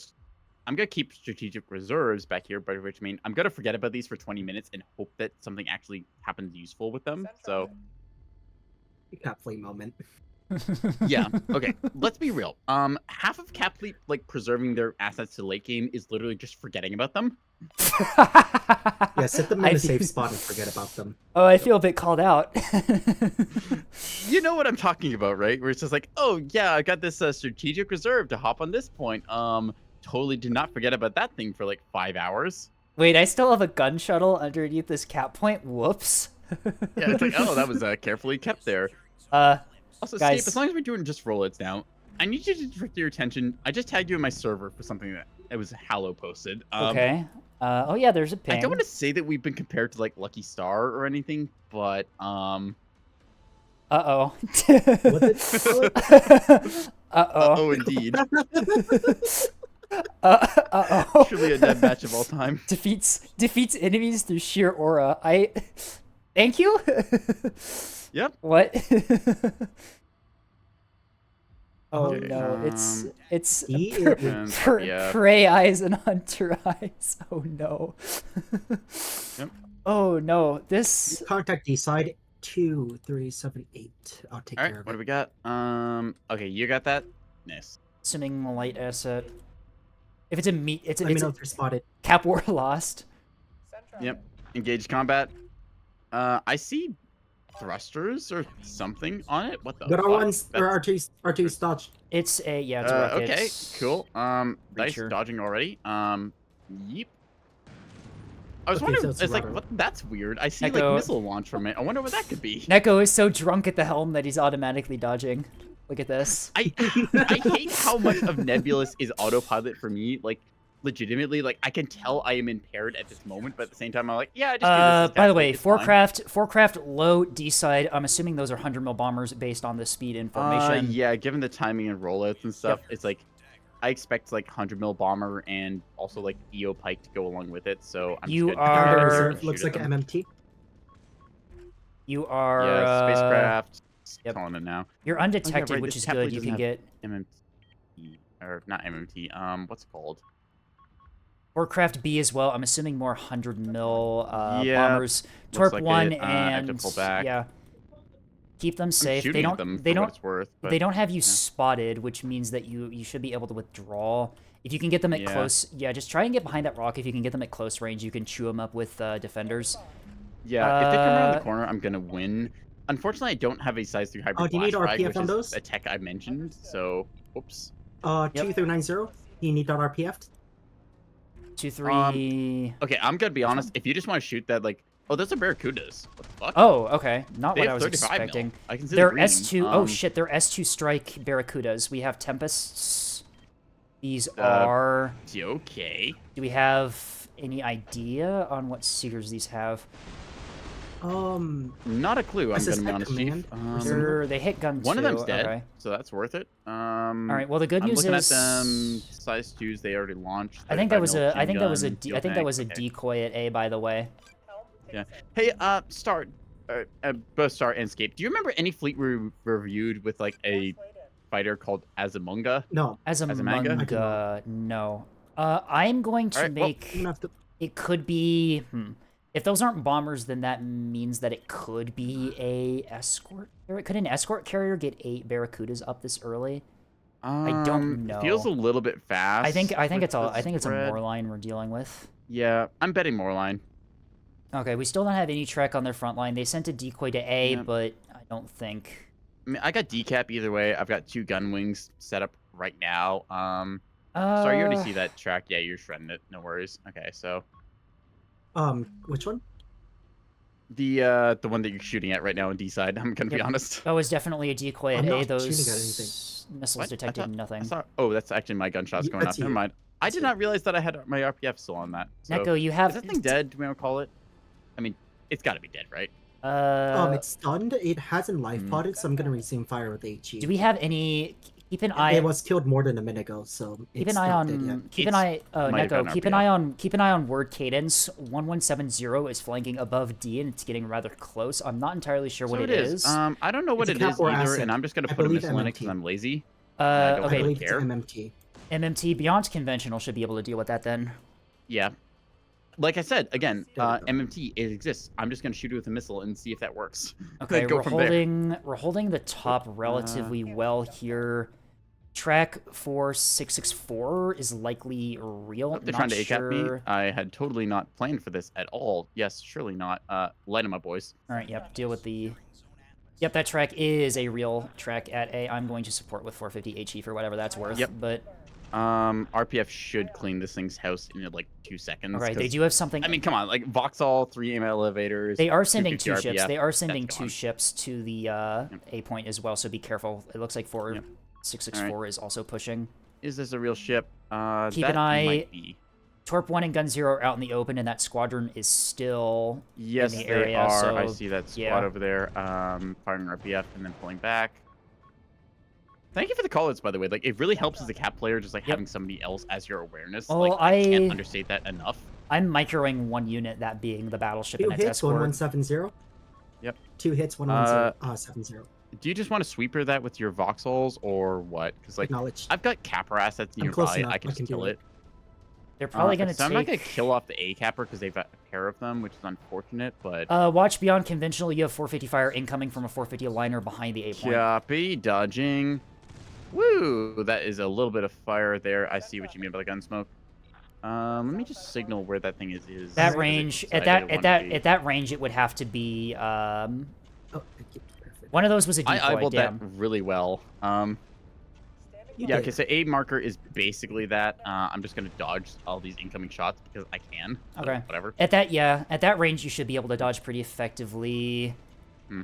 Nice BB scape, like the name. Okay, there is an EO pike Okay, somewhere. yep. Star, we got a kill on that one. 1170. Oh, Anufman, I am dead. swapping. Ceasefire. Anufman, I'm swapping to 4589. We've got some good missiles into Yeah. 3406. They get the ACAP because I didn't have like the missiles I wanted to. It's fine. leave this It with, doesn't look but like they're making a whatever. push for B yet, so we're still okay. They've got 2 Yeah. 450 liners behind the A-Rock. You're taking quite a bit of fire, and Beyond Conventional, you probably withdraw. Yeah, I'm gonna be honest, Chief. Beyond Conventional doesn't really care because I'm just gonna point noise towards them and dodge, All right. as I do now. Anufman, Like, if you want to yeah, start they're not pushing, Anufman, we can hitting. probably start pushing over the top of A here to you- start getting fire Right. onto those liners. Yep, those liners are starting to be Yep. detected by my spyglass. all yours. Copy. I Neko, will... autoloaders Ouch, that reactor hurts. expended. You are autoloaders on those line ships, I believe, are expended. You can pull back. You can pull straight back. Yeah, without breaking now. I'm just living here because like I dive into cover and they can't kill me. So cool. all Put right. Vauxhall on evade. No, we don't want to put Vauxhall on evade because that misses actually with the dodging. Like We have a manual craft dodging of like 90 swarm. degree cuts is more effective than like actual like conventional dodging with evade and stuff. That's a weird thing that people don't know, but yeah. I'm being spotted by LRT or EWR. gonna Character care start- 6941. All right, massive Right below squadron. cloaked We have a intentions. massive squadron of 8 bombers out in the open, hiding behind this rock here. Do not push over. Yeah, Anufman, okay, get so we confirmation Anufman, yeah, more line. Got it. Anufman, get as close to me as possible. We can combine our point defense. Gun 0, Torp 1 below 6941. Yep, confirmed. See it. Lighting up. Prioritizing 4001 is the first line ship we're going to slam. SDMs You want CLs to commit? are... Okay, what Is size your is the range? thing? That's big. That's a liner. Oh fuck. Okay, let's play a game called Do I Actually Live Through This, or do I just like smack this thing with every shot I've got? That is a 415 liner. Okay, 415 liner B side confirmation. Okay, singular or I think it's alone. I can go Just try to singular. hunt it. Yeah, it's either that looks like 450. Chin McGun vet cool. That's Okay, actually I can try not to go doing hunt it. That's anything. an option I have. Yep. Dodging all the shots I can because fair and balanced. Goodbye, fighter That thing craft. does in fact have point defense. It's got I think it's the bastions, got bastions. Pavis, cool, whatever. Yeah. All right. I'm gonna be honest. I'm just gonna do this thing called leaving because I can. Which is another thing a lot of cap players forget you can do. If you don't want to be there, just leave. Pilums are act command val. Act command val torpedoes. Cool. Thank you.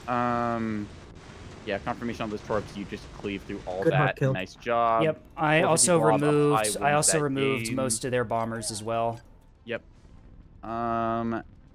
Those 450 gunners towards B sword. Those things had T20 secondaries. If I had to guess, their bombers did their whole strike against you, so they have nothing right now. Yep. You can kind of push on them. Anoofman, start pushing with me. We're gonna try and get radar close on the to ground. those liners. Had anti-craft missiles. Scape. Do Yes. you need CL support to help with the front line, or We am I free to should. engage You're at free. solo? Free to engage solo. We should have enough meat to deal with this, especially with TC Spy at range. We should be able to deal with them. I've got TC Spy on a battleship. We've got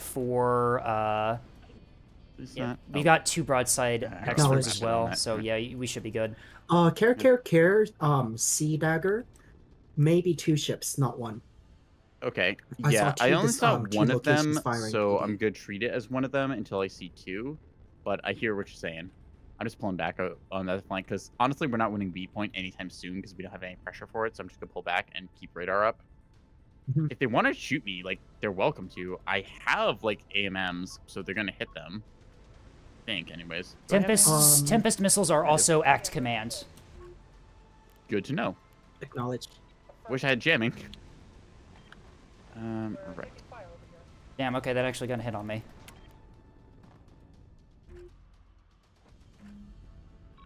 What is tracking? Yeah, I believe they have Alright. EWR under the map. Anoofman, just fire at the prioritized liner. We'll shred it with our 450. Yep.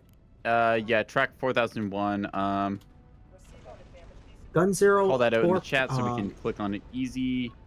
I'm continuing Gun to Zero Torp evade 1 away. is about to get struck by light strike. Cool.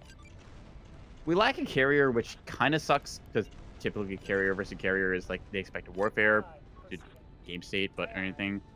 That said, though, I'm 3001 vague going here. contact. 3001 vague contact. Suspect sensor asset. Track number, please. Fast move. 3001 suspect sensor asset. Put it in chat. Thank you. Okay. Yes, I see that. All right. Has I'm gonna jamming. break off gun 1 to engage that.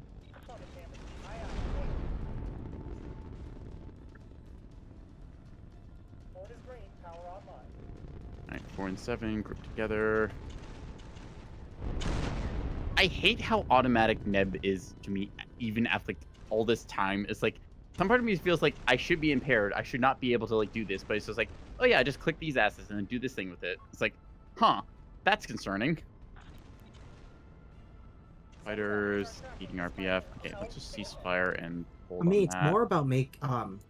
more about doing analysis of whatever you're shooting at and whatnot. But Yeah, it's just like, even oh, I then- know exactly what this is. Like, you see one RPF shot hit, you're like, that's a liner. All right. Well, we made those liners suffer a bit. Yeah. Let's think about this. Okay, 3-cap situation. They have slight advantage. 1250 points to win. We have plenty of time. Rocket containers are trying the water against me here, so I feel pretty good either way. Can we make a play for B potentially? How open is that? I guess it's pretty close to the There's liners. two 450 liners on. Yeah. Let me give you a attack ping area. Like roughly, last ping was on dagger marker, so that's that. They've since relocated for sure, but that general area. They're using fighters to probe like where I am and... cap, so we're kind of boxed in on our location. Squadron of 12 crafted detected low.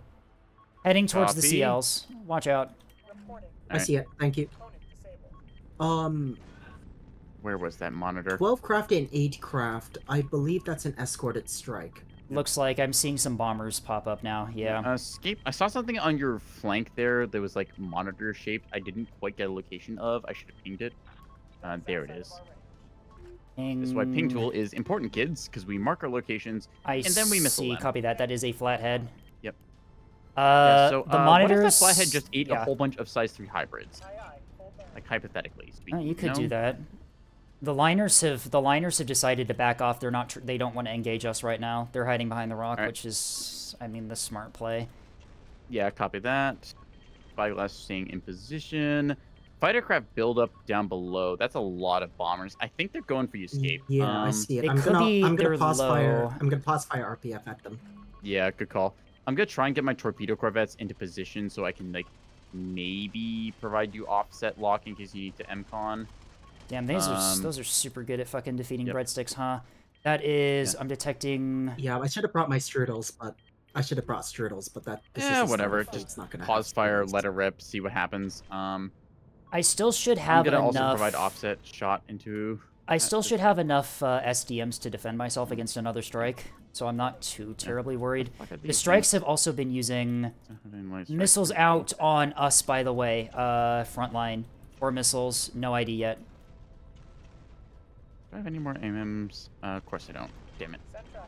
I really just gotta like double my AMM count, I expect, because that's kind of one thing I've been meaning to do. Cool. Size 2 Tempest. Yeah, I don't care. Oh, this doesn't have AMMs. Missiles are act wake. Missiles are act wake. Cool. Just hold still and let it rip. That is a dozen bombers that is going to get shot by like every RPF round by 4 foxholes. Let it rip, bud. They are rocket Bring it on. containers. They're rocket containers, but our PD is in the same spot, so we should be fine. Yep. Attack markering that what was it? Yeah, that one flathead. Holy shit! Yeah, Dark, you just vaporized that entire bomber squadron. Good job with the combined RPF. Holy shit! Yeah, 11 to 3 bombers. Yeah, they're turning back. You're turning back. Yeah, kind of good. All right, I killed 7 bombers up top with the SDMs. So yeah, they're pretty. They're hurt. Liners poking again down low. Watch out. Yep. Yeah, I see them. I've got I'm gonna jam out these tracks fighters on like right side. Also, Star, I might have lied. I might need your help with the liners down here, just so we can clear them off the A and B points. So we can take the points. Acknowledge. In that case, I'll disengage from these flanking liners. Okay. Okay. Potentially, I see a liner flanking here. Might have me on Ithaca. Could be decoy. Don't know the backpack. Moving slow enough to be actual liner. So. Interesting. Keep that in mind, Star. 5-4-2-2. That's curious. Yep. Yeah. All right. What have I got? Yeah, that was you. I counted 2 ships in that general area just based on a PD fire, but I might have been mistaken. Honestly, do we have anything? Do we have anything for an ACAP? We might actually be able to get a ACAP. I don't feel confident about because those liners are nearby. These liners have are a ship that could do it. These liners are suppressed under the rock here. Like we've positioned All right, you got it. I'm sending high. an ACAP. It'll take like. Hang on, let me get ETA for you. Target priority for the liner. Minutes. Which one to shoot? We've been firing at 4001 with the 450. Newfman, make sure to fire HE at that liner. Yep. We're gonna be doing a whole lot more. Yeah.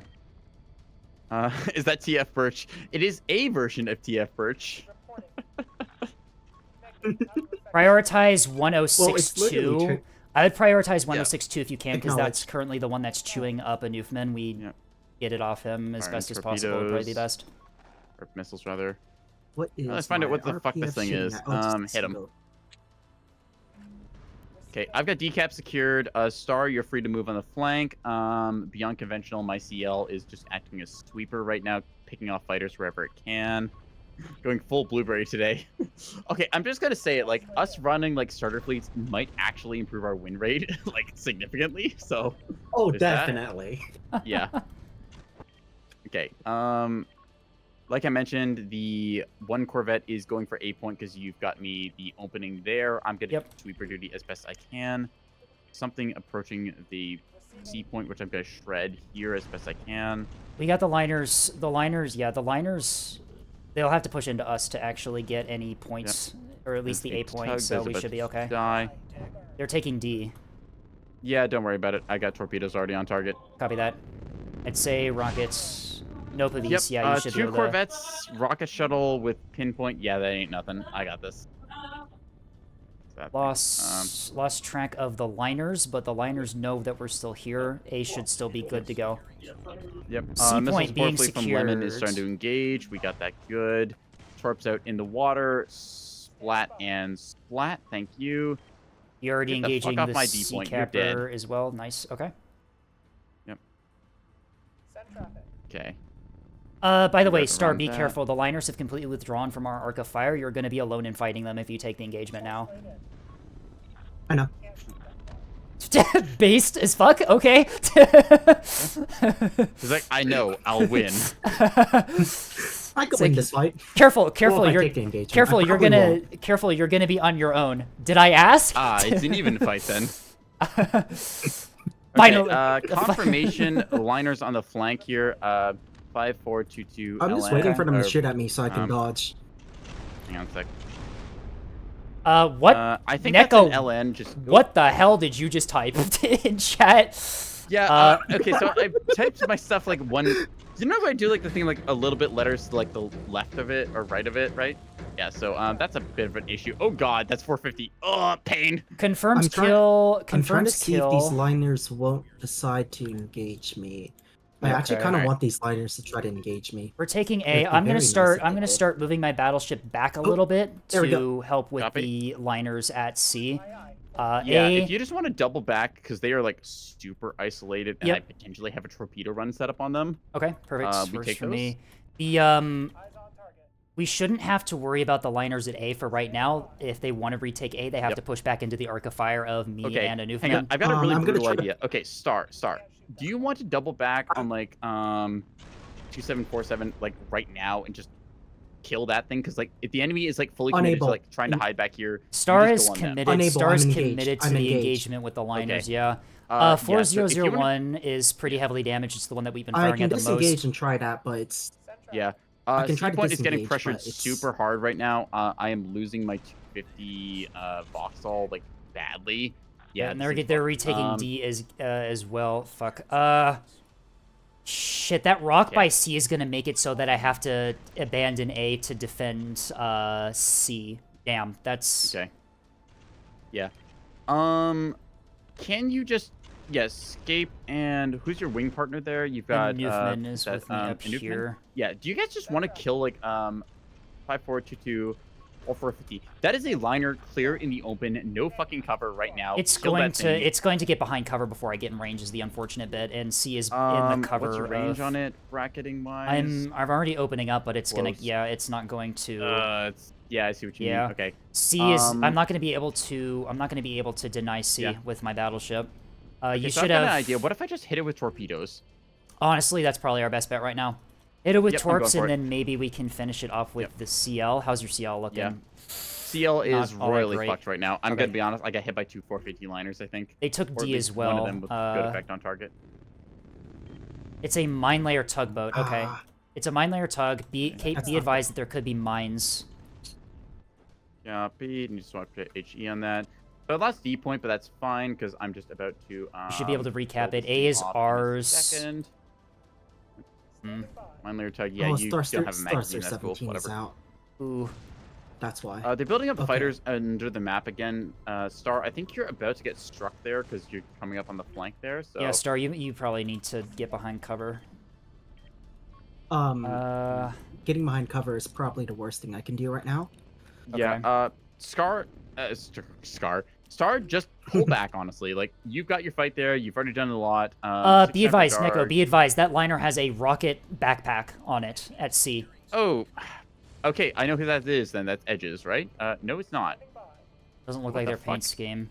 At Plus limit. 25 Okay, is that's good. interesting. Cool. What if it just got shot? Right? Like hypothetically. Okay, I have an idea. I think I have to get close to these liners though Like in on the order flank. And to. that's why, because I'm You, still on sir, flank. Don't have Should a not be on offensive, flank. unfortunately. All right. All right, I'm gonna commit to see if I can get around these liners on the B side flank. Copy that. There Don't is forget this also missile. Trek 7692 is a clipper firing at your 2 ships on sea as well, Neko. All right, copy that. Yeah, my Voxel Rockets is being royally programmed toasted, from the liner. Good ears. Dodge, dodge, dodge. Oh, shit. I just realized what he's doing to me. Yep. Ow, that's gonna hurt. Yep. Ow. Okay, I'm that's... an idiot. I should have dodged first, and then, yep. Okay, I'm regretting not taking a, We got controller on this hybrids. thing. Whoops. Hybrid stage on the liner at sea, but... yikes. C point is kind of lost right now. It has secondary batteries. What if I just hit it a lot with hybrids? What if that? You know My what? battleship... Screw it. I think my battleship should have arc in a second on the 450 Okay. liner on C, Yep. if you can keep it in that position. Okay, you're dead, so you're just gonna hold there. Still being You're locked, good and I to don't know by hold here. what. Die, you fiend. You dead? I think you're dead. Yeah, you're dead. All right. Resecured at least D point here, so we're good on that front. More missiles out on the liner at sea. Yep. I'm sending missiles as much as I can. We have our Yub player doing the same thing as well, so this thing is gonna basically suffer. I think I'm just gonna No. ceasefire. 'Cause, You're like, retaking honestly, C. You're Yub retaking player C. takes this. You've knocked out Yeah. its combat effectiveness. Okay, cool. Excellent. Turns out, yeah, HE rounds are kind of good, as it would appear. Number 5, you guys. Oh God, you are toasted. +4, Okay, +5. Okay. Dodging this way. Liner Come is on, alarming Slicing on C. The hybrid. liner on C is Mac- alarming. You got a kill. That's a kill. That's a kill. Excellent. Yeah, you got it. Our frontline forces are probably safe to split for points. I got these liners pretty well distracted down here. Copy Copy that. that. I Sending can. more hybrids towards there. I am going to Tug on commit. my flank here. I'm gonna commit for B If here. anyone has some missiles, or rather What do you want 'em? specifically, toss it on 7864. Put in It chat is so we very can click to hurt. it. Okay. Thank you. Uh, Again, callouts, as we have mentioned before, are most effective when you have them in chat because you can just instantly click to them, and yeah, Yeah, because that one is very hurt. It is not shooting back. I just need DT break on it. C That's all I need. resecured. Copy that. I'm gonna go for B. The liners. I'm gonna be in close range with the liners, but we can pincer them pretty effectively with our front line and voxels. A is pretty secured. Anufman, if you want to move, secure. hang on, Anufman, if you want to move to like over like this direction, we can get a flank on the liners with the 450. If you move over the top, Did I fire 2 or just 1? Whatever. you guys have a Draugr heading -5 C will as just have well. to do. Stem. Yeah, I see it, but it's about to get missiled, so don't worry about it. Okay, I was gonna. Yep. I know exactly where this guy's going. It's another. Be, It's another so- mine. It's another mine layer. So yeah, everyone be advised that there could be mines on cap points. I've not seen them yet, but I will take your advice. I'm losing quite a few vessels here, and my effective Also, for good missiling is going to be inhibited. chance. 2723 may be carrier. 27. It's not a priority target. Understood. It's low. Not currently a priority, but it right. is likely carrier. Honestly, these liners are the threat right now. Yes. Yeah. How's the missile strike? Could it get something on 7864? Yeah. I'm not your missileer, unfortunately, in this case. I think this is cool. Kurt, we're gonna try this. Fire for effect.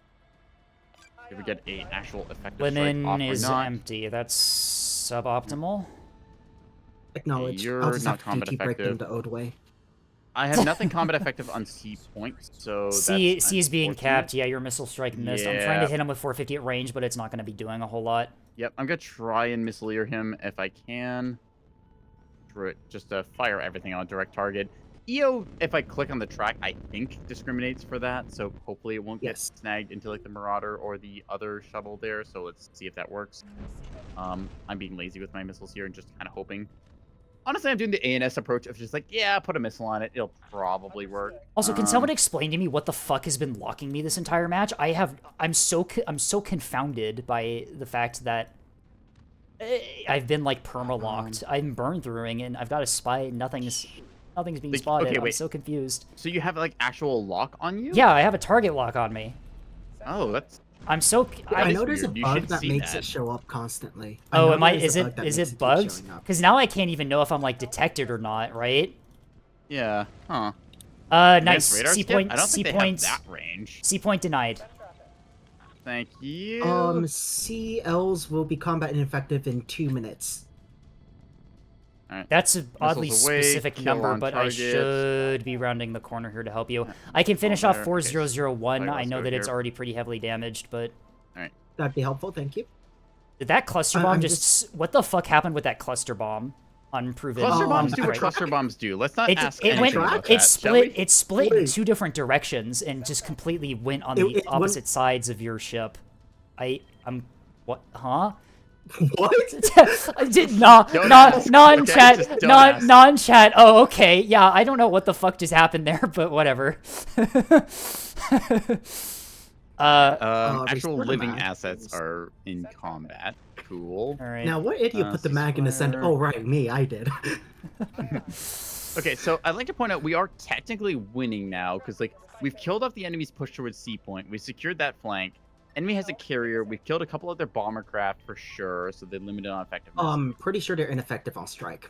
Missiles yeah, out. do we just hold this here? Like, okay, Scape, if you just sit on the A point now, what do they do? Anouf been sitting on A. I'm going B right now for Okay. because I can I've secure got asset that. nearby A point, so I can just hold that. Yeah, weird Anouf, you've got assets missiles off in the incoming. I think these are more of distance here. those. I think those are more of those Axe Wake missiles incoming. So be advised. If you want to just sit above A and hold it from the liners, we can just do that because I can just sit at Yeah. B. Because if the Inframan's liners got incoming. those are rocket containers. You can Yep, just those are tap the that, I same. think. Those are. Yeah, that's soft killable. Or never Yep. mind, just hard kill. You've got your right, point flat. defense. Yeah, your point defense is Hey, still turns intact. out Task Force Oakent kind of has point defense as it would appear. Imagine that. Bearing? What do you mean bearing to target? Open fire, you stupid gun turrets. Where did my frigate go? Why is my frigate... Is my frigate slower than my... Oh, my frigate's been on permaflank and its thrusters are gone and is now slower than my battleship. That'll do it. Okay. Shit. Mines detected on B point. Yep, that is where the mines are. That's definitely the X shape that comes out from the mine launchers. So you know what to deal with. I see. Cool. These, So yeah, just, no ID like, on slow them advance, yet. get I'm through going them, point defense. to... It's not sprint mines, I doubt. I'm assuming could be sprint, could be... They're augers. Yeah, they're sprint mines. I'm going to go to... this is about as... Just pre-chaff them. It's fine. That is true. Alright, this is all I can do. Okay.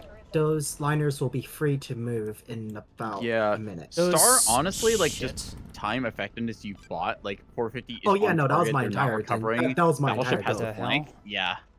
That was my Like, maybe entire not goal. optimal, but, like, we want Battleship to take the hits, but, like, I don't think they have Yeah. any sufficient bombers The or other stuff to battleship, kill us. we blew up 2 whole squadrons of 8 bombers. Like, they're probably stretched Yeah, pretty ain't thin. no way they've got more than that. Like, Battleship, unless you get, like, 8 bombers on target, and I don't think they have that anymore.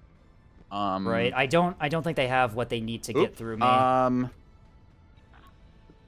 4001 pods. Copy. Just put it in chat here. Yep. Marking as killed. Ceasefire. Retarget. We got that kill. No other tracks in Perfect. range for me, except this Yep, monitor that's down here. I can kill him.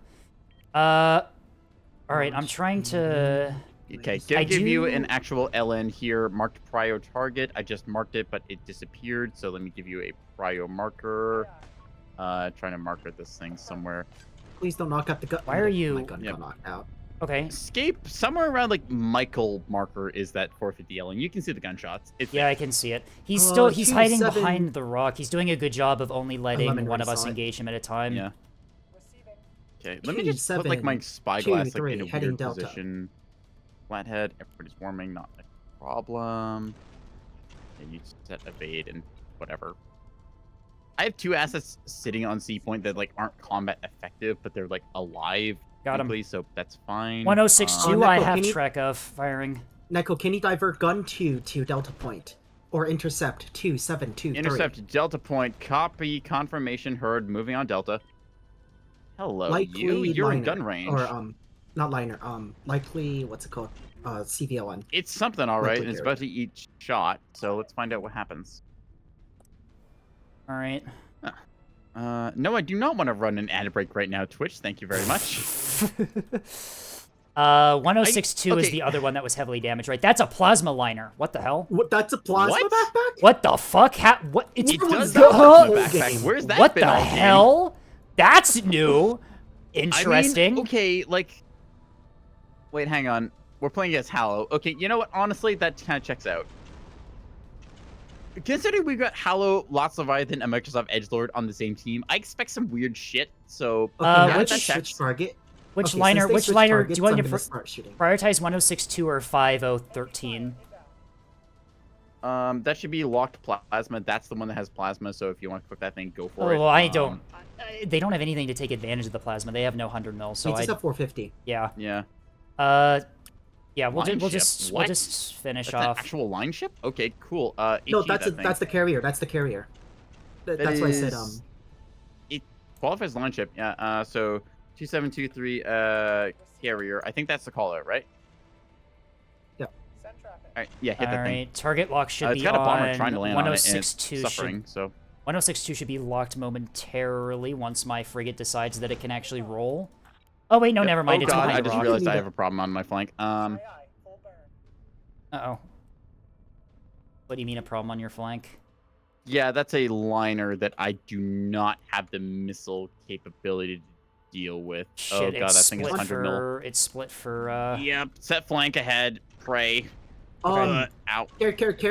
Battleship is nearing sprint mines. I see it. 5 of them. I'm keeping my eye on Yep. them. I have to flank into B so we can cap before we Yeah, just push it like Yeah. right onto the edge of B point there. Yeah, you've got range. Just Matchlock take some mines. care. I have active Those are decoys. I still have sprints. active decoys in the battleship, Yeah. by the way, so I should be okay Honestly, just against pop these. chaff early. It'll probably go after those. Yeah, here they come. Yep. So they're gonna get on you. Here it comes.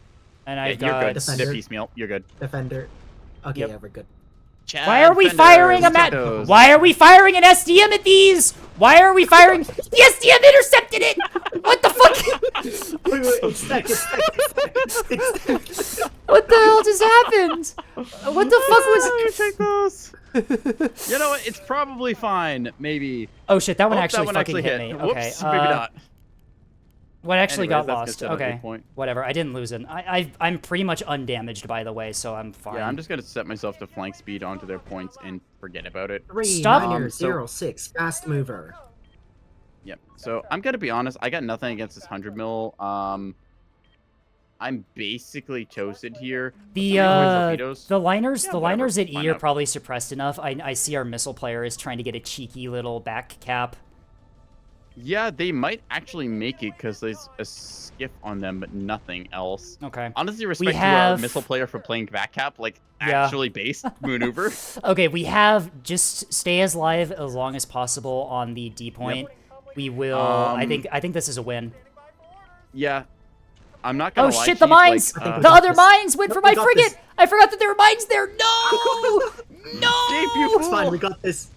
It's fine. They can't recover from this. I We don't got think they it. can. We No, I got think it. that's a GG. Yeah, 4 cap situation. We just took point advantage. 1250. How did that Yeah. miss? Excuse me. What? What How just did that miss happened? your frigate scape? What? The mine missed my frigate. It has no It did. defenses. It went right through it. What? I wasn't even looking. I just assumed this thing was dead. You didn't even have chaff on this thing. How did that go through it? Yeah, the I GG am- called right there. We take those. Incredible. What was this game? This one. Excuse What do you me? mean? What was this game? This game was us being good and coordinating and having good I mean- callouts, and that made Yeah, us I'm win. just saying, like, We a got bunch of something. weird shit happening. Like, okay, Yeah, can C we- point gets like a liner pushed onto it. Your frigate just has a missile like phase through it or something there. Can we talk about the fucking cluster bomb splitting to perfectly miss that CL? Like, what the fuck? Well, I think I just found my next Track upload. I'm not quality. gonna bother Track editing this quality. thing. I'm just gonna put it up. Holy shit! Yeah, I need to edit. I need to post this one as well. Fuck my fucking Yeah. tradition. No, I'm gonna of, post it first. It's my content. Get Oh outta shit! here. Wait, hang on. It wasn't. It was to. Hang on. We got to be careful. It was to. It wasn't to 1,000. It was to 1,250. So we're still. Yeah, we're so still we've playing. got to still like, get another couple caps, but like at the same time, I mean, All we right. have a 4 cap, so Anufman's still Don't get perfectly complacent. healthy. Anufman's still perfectly healthy up top. I think that honestly, if he pushes into E, that would probably kill things. There's a clipper right next to Daybreak, by the way, 4 kilometers out. Be advised. Oh, The fuck is Daybreak? Daybreak is Axford up top. Oh, okay, that makes sense.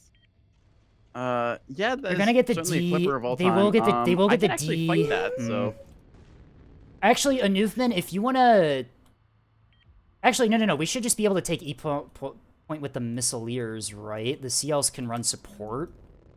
yeah, E Well, point has a capper asset moving onto it, and fighters are nearby. Mine's on E. Like... Okay, there's mines on E. Okay, here's the thought. Like, what do they got to take Okay, C it's point, fine. The A proven point, and E factor- point? Nothing. We get a 3 cap on them. Yeah. We win this. Anufman, Absolutely. honestly, Anufman, move your experts to A. If you move your experts to A, you can intercept those liners that are capping D as they move to either A or C. No. You If can there are just still mines, my first CL will clear them with its body. Yep. And the second one I'm will cap. Clipper shooting down this capper going for A point, so we win that one. All right, I'm just going to keep my battleship on B point just to prevent any back cap attempts. Let it rip. That's Or a tug. November, Never mind. Early warning tug. Get him. Yeah, or Anufman, November, active liner. active liner. Okay. Honestly, if Anufman just moves to A with the Axfords and we just hold the A position, those liners are going to have to push through his arc of fire to get to either C or A. I think we have enough points. We just win on 2 cap anyways. Like, I think we nothing do. I caps think you're C. right, I don't yeah. think anything caps B point. Like, you're still a healthy battleship. What do they do against that at this Yeah, stage? no, I don't think there's, I'm running out of fucking HE. What the hell? I mean, the game is won, so I think we're pretty good on that. Like, right? Yeah, I mean, yeah, no, I think you're completely right. I don't think there's any way for them to recover from this. All right, we take those. Torpedo corvettes, yeah, just hang out on the point here. We take those. Oh, I'm empty. No, you don't get Wait, dagger what? cap. No, you fools. Did I lose a Hang on. magazine, or am I just straight out of HE? Holy fuck, I'm empty on HE. That means you brought enough ammo. I had 20 minutes of firing time in this battleship for HE, by the way. Yeah, that'll do it. Sneaky back cap. Be advised, sneaky back cap on C point. Track 9021. Yeah, I see it. It's not getting a point in time, Chief. I'm gonna be honest. Like, we're gonna win this in less than 100 points, and by the time it caps that, ain't no thing. That is true. We do have our 4 cap's gonna add up. Okay, granted, I have 2 ships on this thing that like don't actually have any ability to do Neko, anything. you're gonna lose but... word. You're gonna lose word cadence to mines, by the way. If you want to, I don't know if you're gonna commit to that push or. I'm gonna commit to that in the sense that I'm gonna try and see just how close I can get to this. Okay. If it does I cap, have a spam chaff it, but launcher. like, good luck. Oh shit! They Oh, stopped capping you're D. fine. They stopped capping D. Yeah, because I put another asset on, or did they drift off it? Wait, hang on. No, they're still. Did they drift off it? They should What? still be on the point. Why are they not capping the D point? What the fuck? Okay, there we go. There it goes. Okay. Okay, now they're capping it. I had That a was weird. single unit that has CIC and an arming missile active for like a millisecond until it died. But It's fine. It's fine. Just Word cadence saying. has chaff. No, one of the mines found. No. Yep, Oh, I got no. it. I got it. Oh no, the chaff launcher's Oh, out. no. Oh, this ain't good. Oh no. Uh-oh. Okay, Oh, it's no. fine. Ouch. Clear the mines. Uh-oh. Clear the mines with your corpse, and Ironwood will cap the E point. I fucking guess. I don't know. Escape. I'm not gonna lie. We're 214 on the Yeah, board out of it's- 250. I'm saying this. I don't think Whatever. we're capping. I'm saying this don't as think we're if capping. it's gonna be a concern. Yeah, and Newfman is intercepting the Moor line going for A. Chef yeah, cloud in the they're. sky. Yep, that's a wrap. We take those.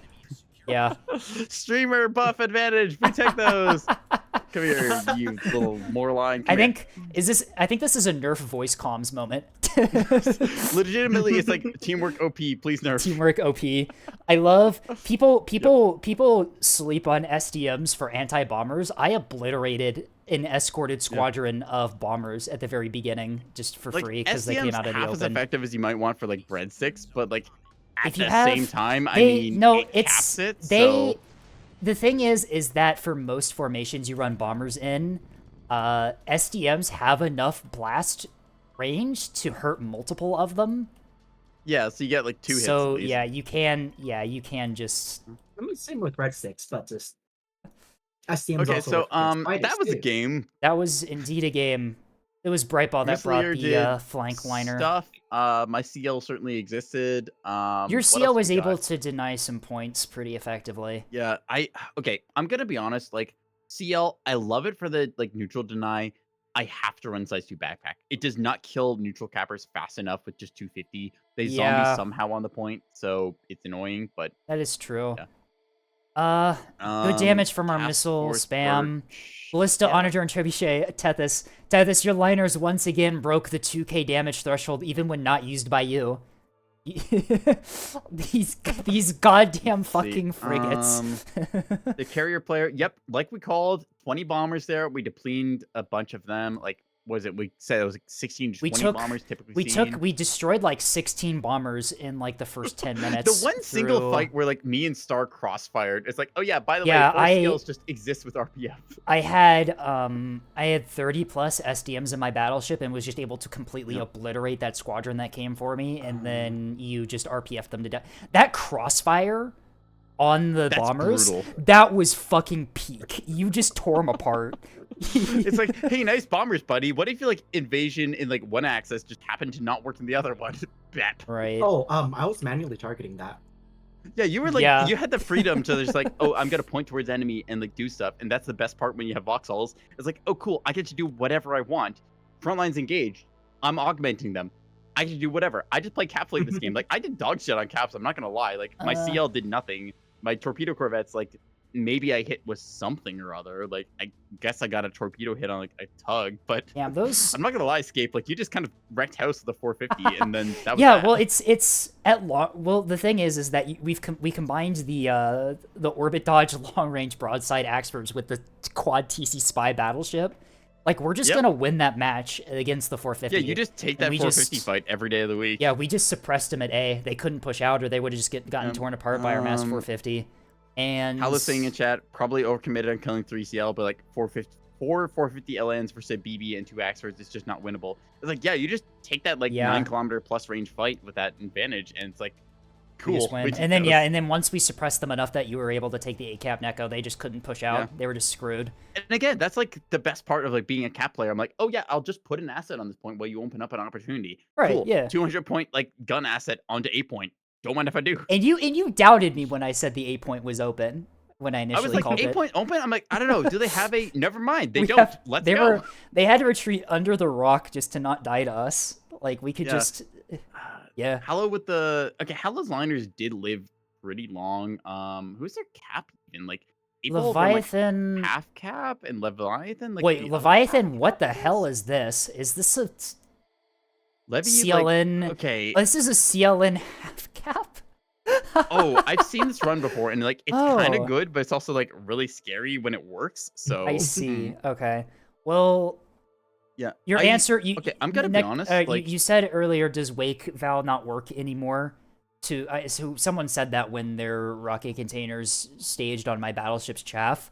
My battleship hadn't had its drives up for a good, like, 30 seconds before. Yeah. So then, your wake so my wake was just gone. Yeah.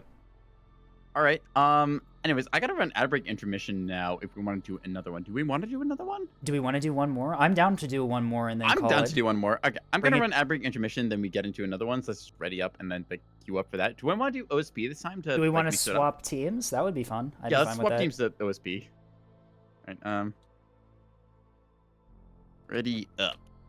Then I'm gonna be right back, and I will catch you all in 3 minutes or so. Meow meow. All right, I'm gonna head off. See ya. See ya. I'm actually impressed those mines on B got through my battleship, considering that I had 2 stone walls and 2 defenders pointed towards them, but, you know, whatever.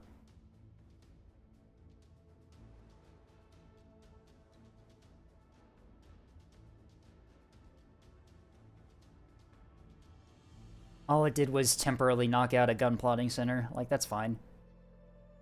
I can live with that. I can live with not having a gun plot.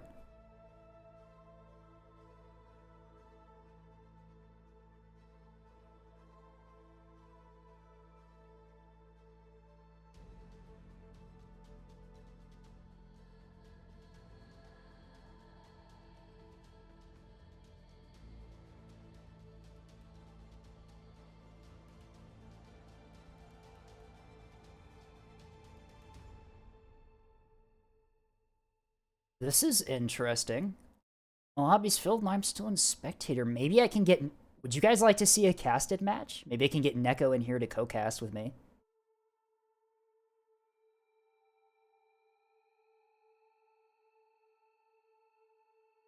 That might be interesting. We have to...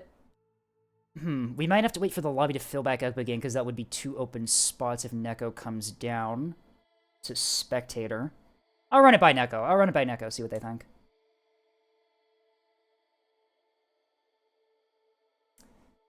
But in the meantime, I should probably actually be a streamer for once. We had a bunch of people, or rather, I say bunch of people, 3 people follow me since the stream started. Spiral, Neutron, and Airborne, welcome in, guys. Hope you're having fun today, as we've done a lot of fleet reviews, and then a very fun match that just happened. I love, I'm being dragged away by other friends, so I'll be heading off now. Oh, I'll see you around, Star. I'm glad you were able to stop by for both of our streams. It was really nice having you here. Tell Neko, see ya. Alright, I will. It's a great match we just did. Good job with the CLs. You distracted, was that 6k worth of frontline from being able to do much of anything. Good work.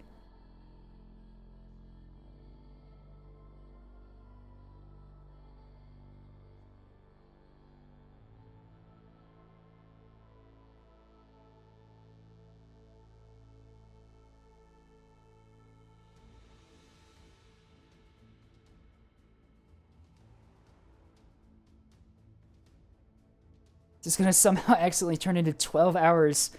Well, probably. I have a feeling when we do this next match, I have a feeling it's gonna be this one, and then we're probably gonna call it just due to how long we've been going. It's been real fun though. It has been a long time since I've actually done one of these 8-hour-long streams, but yeah, it's been great so far. I love doing co-streaming with people. You know, it's been real fun. Just one more match. Oh no. Got the endurance still. Yeah, that's the thing. I don't really feel tired. Normally after a long stream like this, I feel a little bit tired at the end, but... Alright, I just got back. I heard you say something about a little bit tired. What are we talking about? No, I don't feel tired. That's the thing. We've been going for like 8 hours and I'm fine. Also, I put the idea forward of maybe casting this one, considering that we're already both in spectators and the lobby is full. Interesting. Very humorous how that ends up working. What if hypothetically we did cast this game? Hypothetically, we want to cast pillars though. I mean, yeah, that is true. Yukon, Honeycomb, Styx, Blood Moon we don't Remastered. Even have Yukon. It's just official maps. Oh, damn it! Wait, hang on. Is Abyssal an actual official map? Like, wait, what? Abyssal's an official map? Excuse me? Okay, that sounds awful. Yeah. Okay, so why does it feel like to me Tumbleweed is more of a we are not going to small testing range. Stop it, Levy. Why does it feel like small testing range is more like, well, not even like small testing range, is like, that feels like a modded map. Why does Tumbleweed feel like more of a modded map than Yukon does? Because Yukon is better designed than Tumbleweed. Tumbleweed. Like, welcome to the devlog. We feel really good about it. It's like, I mean, oh god, this is just beam battleship galore. Oh no. Don't get me wrong. I actually do like Tumbleweed being in the official map rotation because it is actually a very different and unique map. That is actually versus different plays. It's much more balanced than people think it is, but also people don't like not being able to read changing lobbies. Is that what we're okay? So, is there any area official like modded lobbies right now? You can just look at this up through Steam, right? Damn it. Well, I mean, I would just hopped out of the lobby, so it's gonna be honest. Oh, now everyone's leaving. Oh, I think the lobby's everyone's out of the lobby. I just stepped out for a millisecond. Chat. Yeah, well, come on. I just wanted to check and see if there's anything else. All right. What? Solomon is up. We could go to Callie's. Like, we could go to Callie's. Callie's does have modded maps. Let's do Callie's. We can go to Callie's, change map to something actually fun. Oh wow, the belt. Wow, this is a fun map. Blind, DLO, where's I'm not. Kelly's? I've made a vow to never play on DLO, so we can't go there. Yep. Okay, so I'm gonna be honest. Part of me saw it's like, oh yeah, DLO, welcome. Here's the server invite and stuff. And it's like, oh yeah, a ranked nebulous lobby system. It's like, huh. I surely won't expect that to ever have the Become problems of like, you know, toxicity. what was it, killboard or whatever, right? All right. Also, I'm gonna say this to chat. You know that feeling where like you get up and you realize like you're significantly more drunk than you think you are? Yeah, that's kind of hitting me right now. So I'm going to be slurring my words. It's probably obvious right now. So That's that tends to happen when you drink that much vodka. Like yeah, so I'm not gonna lie, like I drank like most of a 375 milliliter of vodka, and additionally I cracked open like another like 5% like orange tropical like whatever drink. why did you drink? Also, hang on. Can I hear you say milliliter again, real quick? Milliliter. You can tell. Wow. I'm not gonna lie. I can tell right now. I am incredibly like more intoxicated than I thought I was. I'm having water right now because I was like, oh, I cannot get more intoxicated than this. All right, let's. Exclusive NekoBoy drunk casting. Neko Lightwood confirmed. Excuse the fuck out of me, Squeebles. I have been casting or like just doing Neb stuff for like what's it now, 6-7 hours or so. Neko, right? yeah, that is true. Neko is still comprehensible. Like it's like if anyone here, right? I'm the more comprehensible one than Escape. Who's wow, 7 hours of fucking fleet review. Okay, sober. I see how it is. Okay, I'm just pointing out right now, like, you had to endure it how much fleet review sober? Oh, yeah, like good 5-6 hours. Yeah. Yeah. So. Oh dear. I'm not saying that like maybe after stream I might be going just like right to bed or anything like that. That would probably be the healthy thing to do. Yeah. Oh jeez. It's like, okay. So the funny thing about alcohol is like it doesn't hit you until you stand up properly, and like I really try not to like get intoxicated or anything else on stream. At the same point, I think to myself is like, well, Gabe is here, so surely they'll keep things in check, right? Okay, first mistake is relying on me to keep things comprehensible. Yes. All right, so let's take a look at these teams, right? Do we want to Bell, Lost Levy, Blurbles, Firefox squaring off against Lemon, 8-Ball, Spacebug, 3, good name, and Turbo. Never mind, somebody had to change the team. All right, yeah, do we want to... Okay, Hallow is on team 1. Do we want to mix up these teams a bit for balance, or do you think this is probably fine? I'm going to be honest. Hallow is pretty competent. Lost Leviathan, despite playing on a Steam Deck, they can make it pull off. Bell is a gold rank player, so at least they played the game long enough to have somewhat competent of an idea of how fleets work. Bell is a... Okay, Escape. I'm gonna be honest. Oh, like, that's incredible. That's an incredible quote. Yeah, like, okay. I would say they should know what they're doing. I would say hypothetically. I would say I'm so sorry, Bell, but you're right. Yeah. Yeah. It's like, surely by this point in the game, where like I think gold rank is like 1,000 hours, like benchmark, roughly, give or take, right? You should know what you're doing? Question mark. Surely, yeah. Yeah. As it turns out, as many players would abide, not the case. Once again, I'm going to be pulling up another Neb meme that I have saved in my folders. Where the fuck is that? Okay, so I gotta be honest. Like, there's part of me that's realizing just how intoxicated I am right now as I'm just trying to like compose sentences. This cap is okay. This cap. Oh this god. Cap? You go. This cap, no cap for real, all that no cap fleets for real thing. Yeah, this like whole like, hey, let's get through the fleets and stuff. This is not going to go well. All right. So the question is, chat: do we make Neko read ANS fleets or OSP fleets? Which one do you think would be the funniest one to read? What can be some? What the fuck meme was I even looking for? It was like the right. Oh, OSP. OSP, yeah. That's 2 for OSP. Based on the fleets and stuff. All right, Neko, you're reading the OSP fleets off when we do the wonderful. intro. I can feel myself actively slurring my words. Like, there's enough of my conscious brain to say, like, you're fucked up. And there's enough of my unconscious brain to be like, yeah, let's keep casting Nebulous. This will surely go right. This is a good idea. Okay, here he goes. Builds by rank is the PNG I've I know selected, exactly so, the one that you're talking about. Yep. So let me just crop this onto the screen so it can actually be viewed. Okay. Here's a accurate representation of like all the builds by rank in Nebulous Fleet Command. You start off as midship. You have no idea what you're doing, but you know you're doing it really, really well. So you have obviously the best idea, and you won't run the starter fleet at all, right? Right. Then you get to eventually the captain rank, which is kind of the halfway point between like captain and like Commodore, because it's actually like what, like 1,000 XP for Commodore. No, it's 1,000 XP for captain and like 1,800, I think, Commodore, give or take. I forget the threshold, but either way, once you get to Commodore, you become a silly little clown like me. And I'm not gonna be like dishonest or anything.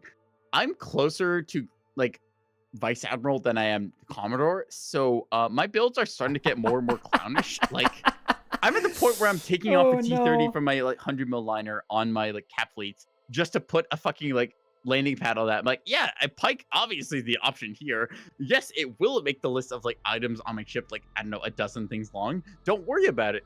Tech, obviously we know what we're doing.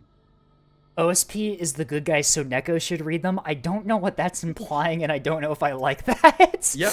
I'm not gonna lie. Like, okay, yes. Do I naturally gravitate towards OSP because I like their like specific stuffs better? Why are we kicking Bell? No, we need Bell in here for the funny. That's actually a good point. Yeah. Like, are they just like AFK or no? It's Leviathan that's not readied. Anyway, before we begin really quickly, Bell is on a voice call with Banana really quickly. I'm going to go... Oh, never mind. We're starting. Too late. Yep, we're figuring it out from here. All Banana... right, you want to do ANS, I do OSP. Yep. We have a hilariously dogshit cast going from this. Let's do it. Surely this will be content. I don't know if Banana's in my chat either. Banana, are you here? Banana, identify yourself.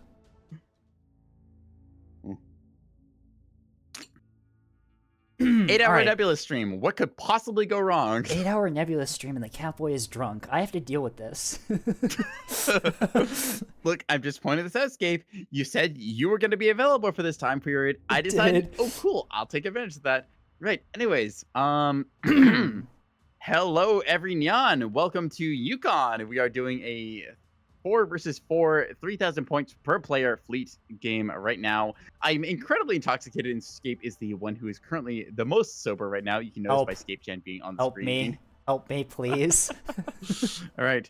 AS is coming in here with what players?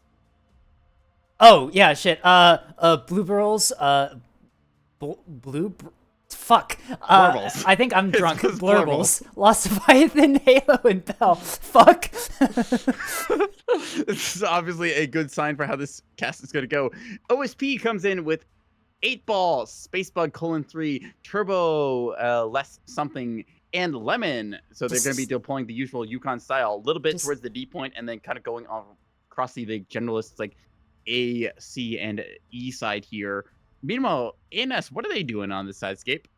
Well, ANS is mostly... It looked like we have a lot of ships deploying near C point here. I'm seeing a lot of Nova tags, which is Bell, which makes me think that Bell is running Cat Fleet, which is that's my opinion right there. Oh my god, am I drunk? What the fuck is happening? Anyway, I'm just saying, both of us at this point have casted at least like 7 hours of Nebulous Fleet review, and additionally, we have done like 1 game at least on Nyx's Eye. So if that doesn't count as intoxication, I don't know what was. I had the wise idea to drink vodka. I don't know what you've gotten. Scape, I found out you're streaming because it echoed through Bell's mic. He's stream sniping. Kill him. Bell, get out of here. Bell. Yep. Bell, no stream sniping for you. Also, welcome, Banana. Neko is drunk, and I have to deal with this. Anyway, on to you, Neko. What's OSP doing? Up too late. Yep, let's find out right now. Okay, so on deploy screen, I am going to watch as OSP comes in with what appears to be a container line or more line. That is with a containers. Even is that a container line stack launcher on the top? and a T-30 on the bottom. Yep, that's certainly a deployment. Neko is drunk and Oh what god, the, I just got kicked out of the lobby. What the fuck? Oh no. All right, who is the server terrorist? Who just did that? All right, what the fuck just happened? What just happened? All right, someone brought a server terrorist fleet. Oh fuck. Yep. Does it say who did this? Part of me wants to be narcissistic enough to ask for a rehost, but like another part of me wants to say, hey, just go off, like do the casting and that. What do we want to do? Fuck. Do we want to do a rehost just to like have the sheer insanity of like drunk cast nebulous? Yeah, let's try that again. All right, whoever brought the server terrorism fleet, fuck. I actually got an error message from that one, so that's something. Eri 2, hop in Eri 2. Eri 2 is completely open. There's no one in it. We can just vote map Yukon again. There we go. Yep. Map Yukon. I am still not beating the typing allegations. Oh god. All right, here we are. All right, cool. We got this. We're perfectly in sync. Totally know what we're doing. I think surely nothing will possibly. I'm going to guess that was Bell that did the server terrorism thing, just off of vibes. I mean, also, it could certainly be possible. Also, as Banana said, Neko is drunk. A perfect time to learn nuclear option. Yes, obviously.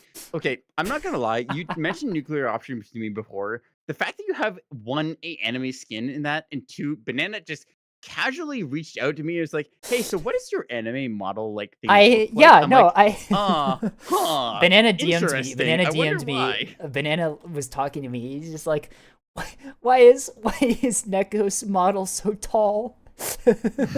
Genuinely horrified about the actual size of the model. Actually, I'm gonna pull myself up on screen right now. It's like, yeah, okay, VTuber models, like, we're typically kind of tall. Like, yes, canonically, I'm 5'11", but like, in terms of like actual model size, like, I look a lot more than that because just the way the proportions work. So there you go. But yeah, as soon as you start playing nuclear option, I've been informed that the skin will be made. All right, so you know what that means in future, right? Given the obvious peak decision making with me heavily intoxicated right now, we are going to play nuclear option, and it's going to go horribly wrong. Can you say nuclear option again, please? Nuclear option. You slurred it so badly the first time. Nuclear option. Ooh woo. It's uncanny valley. It's uncanny valley tall. I'm sorry, Neko. All right. Oh my god. Hate it so much. Well, sorry, Leviathan. You're along for the ride right now. You decided you were going to stick around for like 7 hours of Catboy reviews, fleet review stuff. And I'm just sorry. This is how we have to get through that much stream. You have to do an ad break early so it doesn't happen during the casting. Not to worry. I have 43 minutes before we have to go in pre-rolls. And I've got another, like, actually, I don't have any ad time snoozes. We're going to have to beat this game in 43 minutes. All right. Make it happen. Y'all hear that? Better go quick. You got to go fast. Yep. And if the ad on each team, there's a silver on each team, there's a blue on each team, but it's close Leviathan. It's honestly, if Levy can play this game on a Steam deck, then like blue rank means absolutely Levy deserves Commodore. Let's be real here. Yeah, I'm not gonna lie. Like Levy legitimately like plays better than some Commodores I've seen. So I've seen some. I'm gonna hate reviewing this in like the post game footage where I'm like, oh yeah, I'll edit this for YouTube. What will possibly happen? Oh no. All right, same as last time, Neko. You get to talk about OSP. I get OSP, you get AS? All right, let's do it. I'll be on top of things this time and not goof things up. Surely not. Hello, everyone, and welcome to Yukon. I am here with an extremely drunk Neko boy, and we are watching as we have two teams face off in this standard 1,000 point 5 cap mode. Team 1 is ANS here. We have Bell, Doring, Leviathan, and Halo.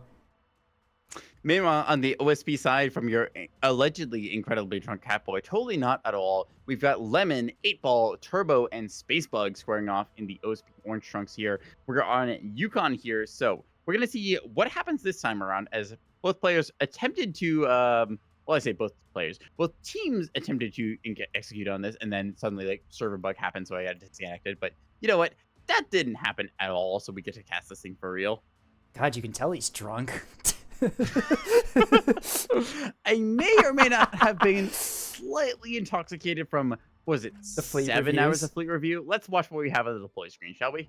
All right, I'm looking at, looks like an MMT pair here. I am seeing a pair of Acellos dropping in here. Oh, 4 never Hookies mind. And Auroras on them. Pretty normal stuff, actually, all considered. This, it's a, Bloodhound tug being escorted by something else. Anyway, Bell brought fucking 4 beamstones. Yep, that is certainly a Yukon build you can choose to do. It should be worth 1, noting 2, that Bell 3, thinks it should be 4. worth noting that this is the only ANS cat fleet that Bell thinks is viable. Because Bell is really bad at ANS cat fleets and doesn't know what an S3H is. Anyway, they've got they've got 4 beamstones and a bunch of these. They got a Pinard Sprinter and a really cheap. Looks like we got. I'm assuming these are like 4 gun Sprinter with sprinters. rebounds. Another 1, 2, 3, and then an empty capper. Yeah. Point. All right. Everyone point and laugh at Bell for thinking that this is the only way that ANS can win the Cap War. Doring has a 250-450 missile backpack Axford. We are running SDMs and S2s in here with some active decoys as well. These are not S2H, those are standard S2s. We also have a bunch of escorts escorting this heavy cruiser here. It's like a couple of them have 250 lock jamming is what I'm seeing. Where is the last one? Oh, it's on the chin. Excuse me, what? And then we also have another beam destroyer taking position by the B point. So that's 5 beam destroyers from ANS. About to be 6, because I know what Leviathan's fleet is. Anyway, Halo is running 450 S3H backpack Axford here. Raider Dragonfly Whiplash with a couple of, I'm assuming, missile spotter reins up top. Love to see it. And then Leviathan is running the super fucking cursed triple track correlated...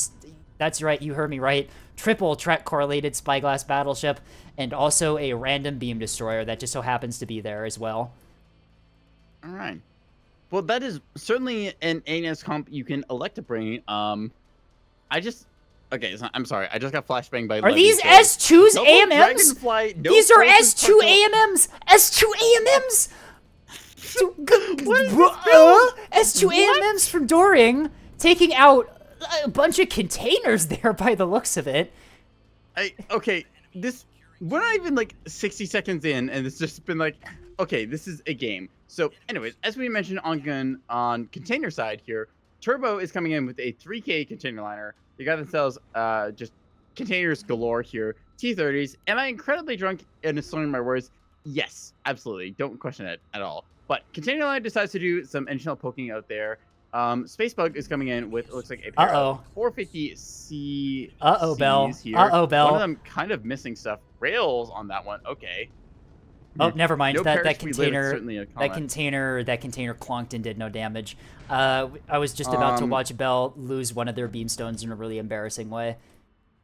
Okay. On that note, though, like within a minute before any cap point really like hard secured here, Bell immediately losing one of the capper assets. Kind of a big deal considering like just what's it we got like 5 plus 2. Look low. Okay, Look so low. 7 Corvettes currently on the board. 2 of them acting as escort duty for a quick Axford formation. Interesting. That's one beamstone dead. That's one beamstone dead from Bell at low, way low at seaside. We don't even have 20 points on the board. How did we lose a beamstone already? What? A point is being contested. Bell has 2. Bell has 1 cringe capper, 1 gun shuttle going for A. There's a gun shuttle. Oh, never mind. Okay, that was the one with the guns. ANS side, rather. Wait, no, these are actual gun cappers. What the fuck is going on in this game? I haven't even gotten time to go through the OSP fleets yet. Okay, OSP completely unloading 450 broadsides. Let's take a look. Lemon has got themselves 450 broadside liner. Pretty normal. No, 250 broadside liner. Pretty normal stuff here. They got themselves general kind of like what you would expect out of a 250 broadsider. small hangars and stuff on the back. Getting missiles, Where the hell did this radar container chips come and from? Hitting the ship at 8. What the fuck is happening? What? The container. Okay, so, yeah, the container Turtle came in apparently from. immediately deciding to container like A point and then like anywhere else they can, just like blind firing like randomly. Oh, I think a beamstone's gonna be here though. That container came in from ANS's spawn direction. What the fuck? Huh? Submunition containers out on the point right now. Can't actually see what those are. Probably size 2s. Seeing a bunch of them going out here. Gonna see some size 3 hybrids as well going for A point. I don't even have time to go for like the fleet review right now. I just have to deal with like whatever the fuck is happening on A point. They do kill the dead capper within like within 100. When I even have 50 points on the board, what the fuck is this game? It should also be worth noting that the top of the 450 Axford in the back, the one with the S3 backpack, Halo's Axford, did get rocket striked a bit. They didn't pin the armor, but they sure roughed it up a bit on top. Okay. Also, so Halo is just putting a casually missile counter battery over D point, firing a bunch of these S3H fucking Star H at long range. HE frag S1s moving into intercept. What are these long ass range S1s? Oh god, what they are these AMM distances? They were commands. They were commands guided, and they didn't have the track quality, and they missed. Oh no. Okay, semi-active ARAD validation gonna swing and a miss on that tug here. Let me actually go through the fleet here. So Lemon coming in with a 250 broadsider, trying to secure the A point. A point does stay neutral, keeping that thing like actually capped neutral, as both teams just decide, okay, fuck it, YOLO, we're gonna go for the A point.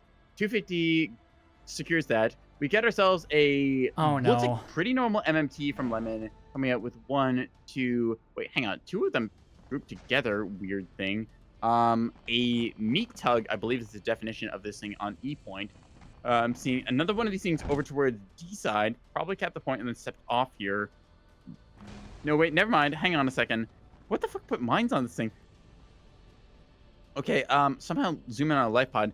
MMT with a mine launcher instead decides to deploy on the D point, drops a cluster of 5 sprint mines, and then moves forwards for this thing. Is Lemon's fleet just all like tugs? Yeah, it's just like 6 tugs and a 250 bulker. That's a fleet and a half. We had the Acelo, we had the container liner. 8-ball comes in with the last on the OSP side, 450 broadside bulker. Actually, kind of standard, almost. Has itself rocket launchers on the This is backpack, the one. This is the one that and we saw used against us in the last match. To pretty good effect. Yep, Those we rocket played a match backpack, against us in this, and that's a thing. Pair of tugs here. Looks like mine launchers on one of them going to deploy itself. Does it even have mines left? Bell is the no, only Nebulous player I know that we can watch their fleet get torn apart. And then this fleet being called the best ANS cat fleet get torn apart in real time. I make fun of them for it, and they still claim it's the best ANS cat fleet, and also put in that meat tugs are also unwinnable. Thank you, Bell. All right, so Balcon aside, looks like 250 or is it 120? I can't even tell at this point. No, it is 250, just being fired off willy-nilly towards the A point, trying to pick off that lone like halberd there. OSP fleet, let's just finish this off before I forget. 250 liner under the map now, currently at about the midpoint, trying to find something to shoot at. 8-ball has got themselves a mine MMT, just similar loadout, but deciding instead of size 2, you just go with mines for whatever reason. Pushing onto the B point at this stage? What? I have no idea. I was looking at this earlier. I have no idea what this thing is doing here. Another mine tug decides to deploy its mines towards east side. That happens. It's able to jam out. Chaff box gets lost. Bloodhound tug is in the backfield along with an early warning and Dazzler tug. Okay, that's semi-reasonable. There's a singular pike airborne. The beamstone on B point. It's getting flanked by the 450 liner. Yep. So Beamstone is going to probably claim this kill here. It cut off. It completely loses the front side, loses the antenna. No restores remaining. So this thing is what you see, what you get. It took a bit off the top, but the tug is still alive. I will say the tug is still alive. However, it did critically take out the magazine, the C30 as well. So does not mean this thing gets any. This thing has cooled amplifiers on it. Yeah, that jammer. What? That's an interesting build, although the jammer did just completely invalidate Halo's Sara H salvo. More containers out on, it looks like the battleship in the back line. Yeah, battleship Leviathan's potentially creature is being here? attacked. Rails out from the rail cello out on the Bell's cap ship. Okay, so rail cell is shooting whatever it can get eyes on. That kind of makes sense. A couple of those size 2s also going towards A point, towards ships that are already dead. Can tell by the A cap being neutral. Maybe just a like micro error. Rocket container stage on a dead sprinter and do absolutely nothing. Rip. Yep. So And the rest swing of and a those, miss there. yeah. That said, other strike coming towards. Okay, hang on a second. So the axe right here. Who is that belonging to? Duringer, I think it is. They do lost their manage escorts. to successfully attack one of those sprinters along with them. So that's kind of significant because that thing's not as significant in points investment. Blanket, bullseye, and like a aurora. That's like 400 points a sprinter, I think, give or take. Yeah, this Axford is pretty greeted. Without its escorts, it's going to be pretty vulnerable. Yeah. A point continues to go along into the, well, A point is A point. Let's just leave it at that. There's 2 dead shuttles and 2 dead corvettes that are still getting shot at for some reason or other. C-56 liner continues to contribute. Bell does lose their keystone on B. However, there is another keystone and a 450 Axford in position to defend the B point. I'm gonna be honest. I'm trying to struggle and like figure out which one of those beamstones you're talking about because there's 4 beamstones on like Bell's fleet alone. Second beamstone will clean up that B capper right there. It does get taken out. It's not. Yeah, it's not Bell's beamstone, but it's still a beamstone. Yep. Swing and a miss on Hallow up top on like the outside B line as Chaff will successfully seduce a bunch of those rocket containers thrown their way. A bunch of sprint mines set up on D side as typically one would expect. A bunch more containers headed towards B point. Yeah, out wide, trying to get rid of those keystones and maybe the Axford. Like there is basically nothing I can do. Chaff. Yep. Okay, so here's the funny thing, right? Those containers, I'm looking at them right now. They're aimed at a dead beamstone. Like, are those? This thing is already dead. In a minute, it's gonna get hit by containers.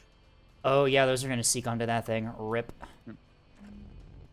What are these? So let's take a quick sample of like what's actually on the board for like frontline assets. Wait, what the fuck? Hallow has got themselves a 450 Axford that's engaging against a. How the fuck has an OSP liner got to the B point like area in like?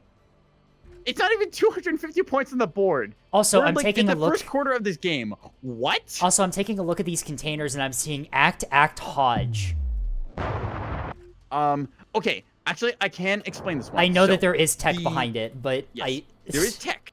The steerable act will find the target. The act, like primary seeker, is what stages it, and then submunitions kick off at like 2 kilometers, so it actually fires on target. That said, they're all going towards a dead target, so that's going to be a thing. Rip. Yeah. So container strike is going to swing and a miss here. Very successful strike onto a already dead ship, as many of them actually do miss, but still, that's going to be a kill. Hallow is going to be engaging bow towards enemy towards the at my limit from 8 ball down here. That 450 liner is doing quite a bit of damage. It's firing HE on a bow on Axford and still doing quite a bit. Although the beamstone gets a say. Yeah, beamstone going to contribute here right into it's firing into a rock. Unfortunately, aim point it's moment. Aim point. Uh-oh. Battleshore does kick in as now we're going to see gun planning center immediately knocked out as a tradition. There's a plank control center on this? What? On the liner? Why do you need a plank control center on a 250 liner? What are you doing? A 250 liner or the 450 liner? Which one are we looking at? Oh, we're looking at this one. Complex. I'm looking at the 250 liner towards B point. Boosted. Whoa, boosted reactor. What the fuck? What happened here? What Bridge do you need Master? all this power for? They have a Dazzler and a Lyrebird, which I'm assuming is taking up the power. I guess, but in the same point, it's like just run a secondary reactor. It's much safer. 450 LN does survive through because, you know, beamstone towards 450 LN or just any liner in general is like, okay, cool, structure just absorbs it. 450 starts to do a number against it, starting to inflict a little bit of actual damage here. Up top, strike in on the Axford. Strike in on the Axford. On Hallow's Axford. Going towards that. It has it. It's acquired. No, 8. How many containers is this? We have some sub, some HE. Is this? I hate to say it, but is this the fleet we reviewed where it's actually going to get the submunitions through? Those are going. Nope, never mind. It is just going to get shredded because turns out Stonewall is Stonewall and rebound on this thing. What? What the fuck? The other Keystone is dead? The 450 killed it that fast? Oh, rapid DC locker. That's it. Okay, never mind. that yeah, okay, so it. complete lack of damage control on this thing. Very skeletal. Kind of makes sense. The 250, or no, 450 will kill it incredibly fast. Hallow does Meanwhile, lose one let's of take a their look at the board missiles. right now. Hallow OSP does... enters second quarter right now. D point and E point secured. B point and C point secured for ANS. Containers continue to swing in and miss against Hallow, who, like, survives on the top of the map, but, like, Hallow did get hit at the top. 2 restores on this thing. They will be able to get things back up and running a little bit, but... Nothing mission critical. C point waters are being tested against Lost Leviathan with their 450. Yep, Salvo out on the battleship too. See what this does. Yep. Can I point out right now, just like the interesting thing, both teams have access to carriers. The only strike craft on the board right now is a pair of skiffs from Lemon. Certainly a match of all time, as they both decided, like, you know what, craft is overrated. We're just gonna go with like pure battleship stuff. Uh-oh. Bye-bye, Size Keystone. 2 strike goes against Lost Leviathan here. And gonna find its way home as a whole bunch of size 2s just completely cripple out that beam destroyer. That Keystone is mission killed. Why is it double Dragonfly? Why is... Why? All right, so no FPAs in that, so not that big of a loss for ANS. Why are they like this? We taught them better with Fleet Review. We did like 7 hours before Another this. unfortunate Piranha Strike into another dead Keystone. That sucks, but I mean, I guess you gotta be guaranteed. I love how ANS started this with like, what, 6 beam Keystone and is down to 1 functional one? Yeah, okay, so Bell continues to survive somewhat with 3 teams, 0 restorers, and a beam on 14%, currently overwatching the A point, keeping them honest. Currently, there is a pair of Acellos. Are the Acellos gonna go for the A point? And what's the other one? It's the rail one. Yeah. I think the Acellos can just. I think advancing towards mid. I think the Acellos can just take the A point. Honestly, there's the Axford. There's the Axford in the area, but it's got fire support, right? Okay, oh, when they see it, they know it's there. Looking at positions, yeah. Legitimately, if the 450 Acellos just step onto A point, ANS doesn't have an answer. I mean, they've got Bell's Beamstone overlooking the A is already pretty damaged, but it shouldn't. Yeah, it shouldn't take much more than a few other. Yeah. Shaftbox, Bullseye, Jammer on the chin, I guess. Beam is at 14%. You can't battle short that thing, or you will cook yourself. Bell is maneuvering. Bell is maneuvering to get around the corner here to help with the Cellos. Although it doesn't have a track on them, is not going to be able to position their Keystone properly. What is not? Why are they not getting a track from the Axford? Oh, the Axford moved behind cover. That would explain it. Yep. Okay, so Lost Leviathan going to find a meat tug up top here. Meat tug, for anyone not familiar, is just a very cheap tug, basically C30 reinforced like front section like we see here, and that's kind of it. Just meant to be like a nice little gun asset. Turns out 450 is very effective against these assets. The meat tug does finish off one of Hallow's ships that still had 8 of those S3Hs in it, which that's not cheap. Not sure which one you're referring to. Let's take a look on the board. Chemical Love up top. Also, Rails out on the Beamstone, and 450 as well. Bell's Beamstone is getting absolutely obliterated here. Yeah, so Bell proceeds to peek their head into the gun range and realize, oh yeah, turns out destroyers are not frontline assets after all. And also, speaking of getting absolutely obliterated, look at the Axford that was flanking near A. Oh, only one of those hit. Yeah, only one of those hit. Take a look at that as containers go swing and a miss towards the bottom side towards E. Look at the drives. Unfortunate. Oh, is it going to stray in the range of these mines? Potentially, yes. Sprint mines, very lethal if you don't have chaff up. If you do have chaff up, it's okay. During potentially does not know that this is here. It might be outside visual range. We'll see if they get within range of the E point here or not. Gonna swing around this corner. Is this trap do they have point defense in range? This is enough? Greeded. No, it's not Greedford. It's got. It's a semi Greedford. I don't think the mines are in range anyway. Yep. Immediately firing RPF rounds against these does see them mines coming. Mines are detected. So... The RPF will be able to clean them up pretty effectively, or at least it should. Yep. Or it's gonna stage against the rock, here, I think. Another container salvo out against that Axford, though. Yep. Time on target strike looking like here as we see some of them whipping around from the side, other ones going direct. Yep. Also towards the top of the map, size 2 salvo going towards cleaning up some of Bell's cap fleet assets. More containers being struck out here. Swing and a miss on most of them, but the guided maybe ones a hit or two hit enough to cripple this thing. Yeah. Although cripple's a strong word considering that it wasn't really much of a combat effective ship to begin with. Rockets stage on the Axfords. Axford gonna get super size 2 struck. A whole bunch of Piranha rockets gonna find their way in. No penetrations as they all spread across the hull. Just armor eating all of that damage. Does the second salvo actually the second salvo is another. The time on target not really the greatest, but still, second salvo is a follow-up. Potentially has the option. Active decoy is deployed. Defenders are active decoy is gonna seduce the actual damaging containers. Maybe tanking this. Negligible damage is once again that armor does soak through the Piranha rockets here. E point cap is going to go through for ANS. More containers sent out, but salvo too little, number too 3 late. out. Yeah, it's gonna get the point, but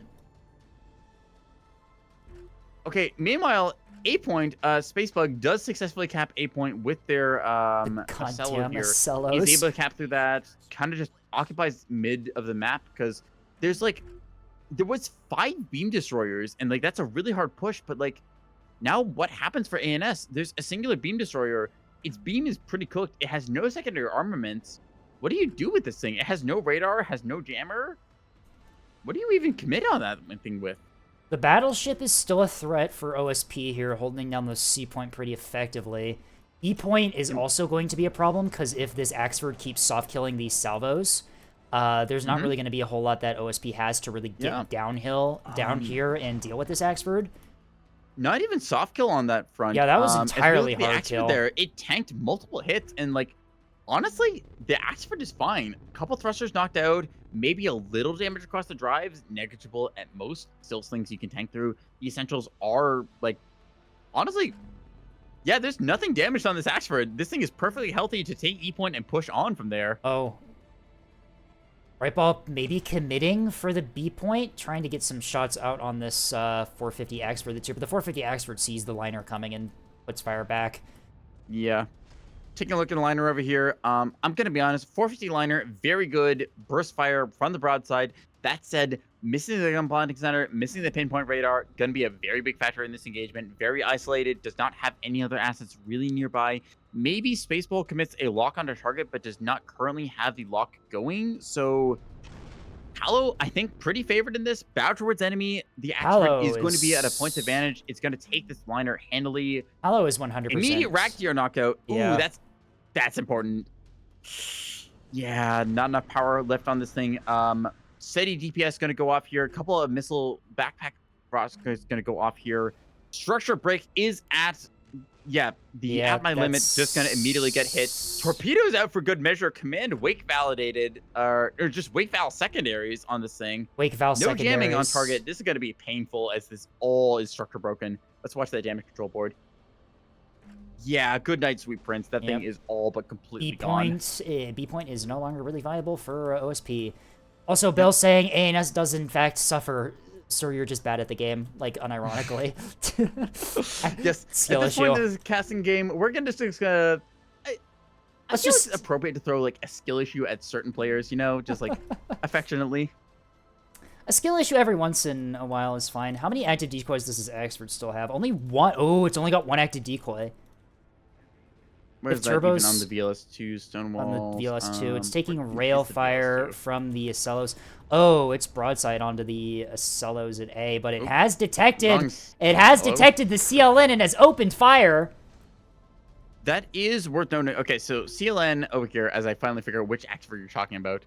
We do note the VLS2 does have the ability to still launch things off. Only thing knocked out is like thrusters and the reinforced thruster nozzles, which is a module you can take, I guess, like double radar drive may be viable, but anyways, this thing gonna get time on targeted as we watch as more Piranha rockets gonna start streaking in here. Couple of swings and a miss, but at the same time, some of them gonna find targets here. That active decoy is still starting out. to take a bit of a hit. Fire coming in from the Acellos from behind, hitting those already damaged drives. Yep. But 450 missiles... does turn around here, does get the broadside, which is very effective. Still, though, Axford deciding container liner is my target. I don't think that active decoy... That active decoy is no longer an arc. Or 4 teams, 2 restores, rather. Oh, no. Those boxes are going to get through. There's no active decoy to stop those. Yep, Piranha Rocket's going to find their way in. At the same time, maybe of a critical strike here. Antenna does get knocked out on the the container liner. Along with the container banks, only 2 restores left on this thing. If this Axford does get its damage value out, this container liner build may be crippled. Still has gotten a lot of its boxes off already, so potentially too little too late. Guys a lot down of damage on being the dealt Axford. here, but... I think it's... Oh, I think... Axford on board time, magazine is readied out, but it has double reinforced mag and a Citadel in this thing. Damn. Fucking Single expensive. Axford builds being on display whoa, here. we have a surrender from the Axford player, though. Damn. That was... Maybe a little preemptive on that, honestly. Like, probably. Still has magazine, still has guns. Like, could cap that. I think during, like, honestly, early GG there, like, you could definitely occupy the enemy's attention for a good long while there. Just like, hey, I've got an Axford in your backfield. That's a big threat. I think that's actually a throw. Like, yeah. Looking at the container liner right now from, who is this? Turbo. Turbo does restore 2 of their container banks, does lose 1 of them at least, trying to get, like, whatever containers they can get back out here. Huh. Escape, what do I think of the device? Weird game. I don't understand why it only has 3 Trek correlators. Why are you doing this? Why does it have 5? It has 4 Raider drives? I didn't even notice that. What the fuck is... Sorry, wait, 4? What? Yeah, I didn't even... I just looked at the battleship. B is being secured by OSP. B is being secured by OSP. There's no beamstone in the area. Tug manages to make its way on over here. Bell throws in the towel as Bell well. had, in all fairness, Bell had 2 remaining assets. Yeah. Same time, okay, 450 from Hallow, giving a good effort here. Hallow's still very healthy, able to take out this meat tug, potentially buy a little bit more time. I don't think it's going to kill it. And recap this. I don't think it's going to kill it fast enough, but yeah, we'll be able to recap it later. There's nothing stopping it from doing that, but I think that with the B secure here and the E resecure from Lemon down low, I think this is definitely an OSP victory. ANS just not have enough ships to really retake the points at this point. The best they can do is really defend with, like, the Battleship and Axford. That's not going to be enough to push into this OSP Torpedoes front line. Out on tugs on the, B side. Torps will find 2 their in way the area. into the tugs. Yeah, there's 2 in the area. Significant damage on the reactor overloads. Yeah, Drive getting reactor overload. Kind of a big deal. Both Lemon has the opportunity. Lemon has the opportunity to do the funniest thing here and abandon ship on that reactor overloaded tugboat and wait for this Axford to come in to retake the B point. Yep, potentially just say, like, okay, screw it. You want to get all your armor stripped off? Don't mind if I do. Please. Could do that abandoned ship strat. Just, like, you're on the point. You're gonna know that they're gonna get there. Come on, you gotta abandon. You gotta abandon ship quickly. Commit to the bit, you gotta commit to right? it. You gotta abandon ship quickly, or it's gonna get repaired. Please, you can do this. It would be so funny. Oh, look at this! Immediately describing. They're doing it. They're doing it. They're repairing the other things. On other things. They're doing it. So, for anyone Let's not familiar, fucking go. they're giving priority repair orders to anything that's not the reactor bloom. They're not abandoning ship, so they still will contest the point here. The V point. But they're committed to going for this reactor bloom, trying to bloom on this Axford, strip all the armor off that it does rely on. The mind games of Nebulous right now showcase this is the complete clown fiesta of a game. Acellos are pushing into ANS's like home front. What the fuck? ANS How down did to just like down to a battleship. That's pretty much it. Battleship and Axford and like a technicality of a frigate and a beamstone that has Containers. nothing in it. Oh, it's gonna bloom. 30 seconds. It's dead. Containers out on the Axford. This Axford's moving closer. Oh no! Hello, no. Axford doesn't know what's happening. Oh no! It doesn't realize there's a crit. Oh no! Although the timing, gets oh no! out. These containers are gonna land, and then the reactor bloom is gonna happen. Yep. Okay. Containers swing and a miss as double chaff is popped there. Hallow's being on the ball, deciding to evade those. The armor of Hallow's ships, the fate is now sealed. 3, 2, 1, Balooey! Unfortunately. The emotion engine is stripped of all armor on it immediately. Oh, that is unfortunate. That means that 250 liner that OSP still has left can now pin that thing super easily. Yep. 250 HE and even 100 mil is gonna do an insane number. The other one bloomed. Double red. The other one bloomed. What is this game? No. Oh no. Any of these other ships have reactor? Hallow just completely stripped of armor. Oh my god. Hallow just saying, "Yep, you know what? Fair is fair. I shot you. I guess I got what I deserved." The Acellos are bow tanking towards B. It looks like they're gonna go try and fight this Axford. Expecting there to be maybe a like Axford over there. So potentially Lost Leviathan, maybe on the flank, able to collapse between like this area, but like nothing left to detect those Acellos. Yeah, those Acellos are completely undetected. ANS has no idea they're there. The battleship is pretty rooted into the C point here. The 250 liner is going to try and step on the C point here, but that's going to make Leviathan want to stay at the C point once that Leviathan that liner gets around the corner. 250 liner at this point completely pointed the wrong way, but still just something for the 450 like battleship to cut its teeth on, gives them a like thing to like have attention with. There's 8 damage control teams, 4 restorers. You got yourself complex. You got yourself like a bunch of different like, assets in here. Spacebug in the chat. Didn't you guys have a BB right as the 250 liner rounds the corner and detects the BB? Lemon being like, oh, that's where that thing went, huh? Interesting. Lost Leviathan with that casual maybe as the guns start like tracking towards target. Doesn't quite have the fire order yet. There we go. A little bit of delay there as they finally get their guns on target. 250 will start biting into the destroyer that is already dead. This poor Axford is going to be broadside to these Acellos as they round the corner. Oh no. Yep, Acellos just knowing there's free real estate on that point there, going to be rounding around. 450 Spacebug. plus 100 mil! 100 mil for the meat tug! 100 mil for the meat tug! That's HEHC! Please tell me that has to be HEHC, right? Please tell me. No, it doesn't have HEHC! No! To be honest, though, HE rounds still going to do the numbers here. That is true. Watch as Hallow immediately broadsided, tries to fight against the tug. Immediately, rail rounds going to be fine and get 450 as well. As around the corner and say, hey, don't mind if I do. 450 HE overpinning on this poor expert. Yeah. Oh god, it is actually an issue. It's too thin armor. It's going right through the nose. What is this game? The rails as well. Oh, those pens. And 450 just casually like penning right through the armor. As it turns out, having no armor.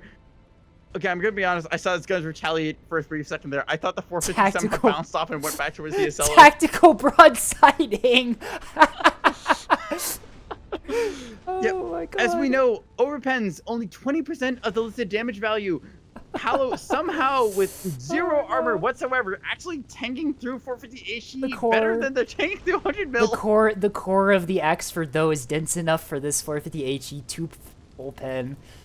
Oh no. So plenty of shots overpenning, rails just kablooing right through. Both of the light drives just getting taken out there. Radar drive, large size, still intact, but like Hallow on borrowed time.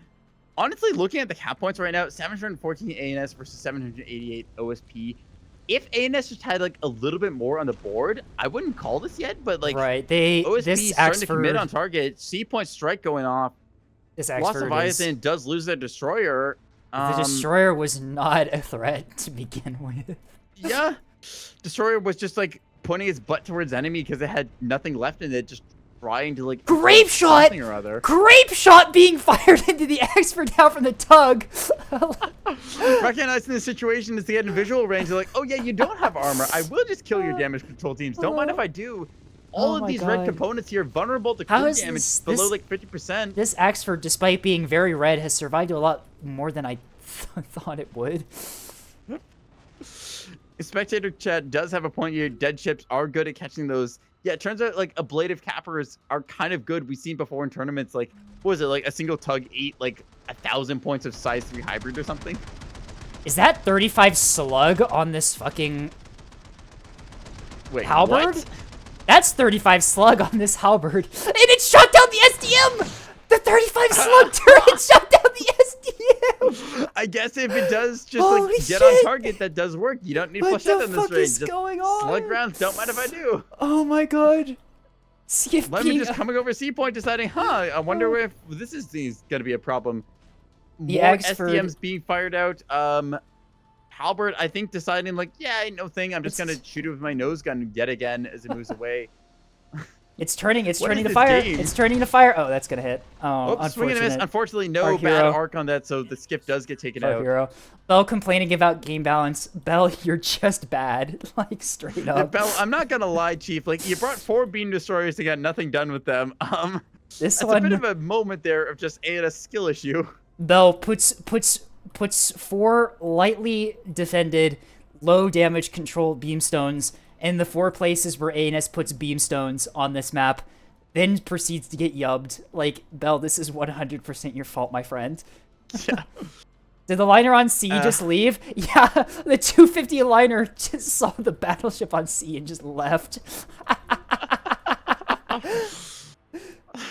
Bell's complaining. Like, oh, huh, interesting. A battleship. I think I'll be elsewhere. Don't mind if I do. Bell's complaining more about the rocket containers ignoring soft kill. The funny thing about that is Bell soft killed a bunch of those rocket container strikes without even looking. Several of his beam destroyers with the chaff actually soft killed some of them, and he just didn't notice. Yep.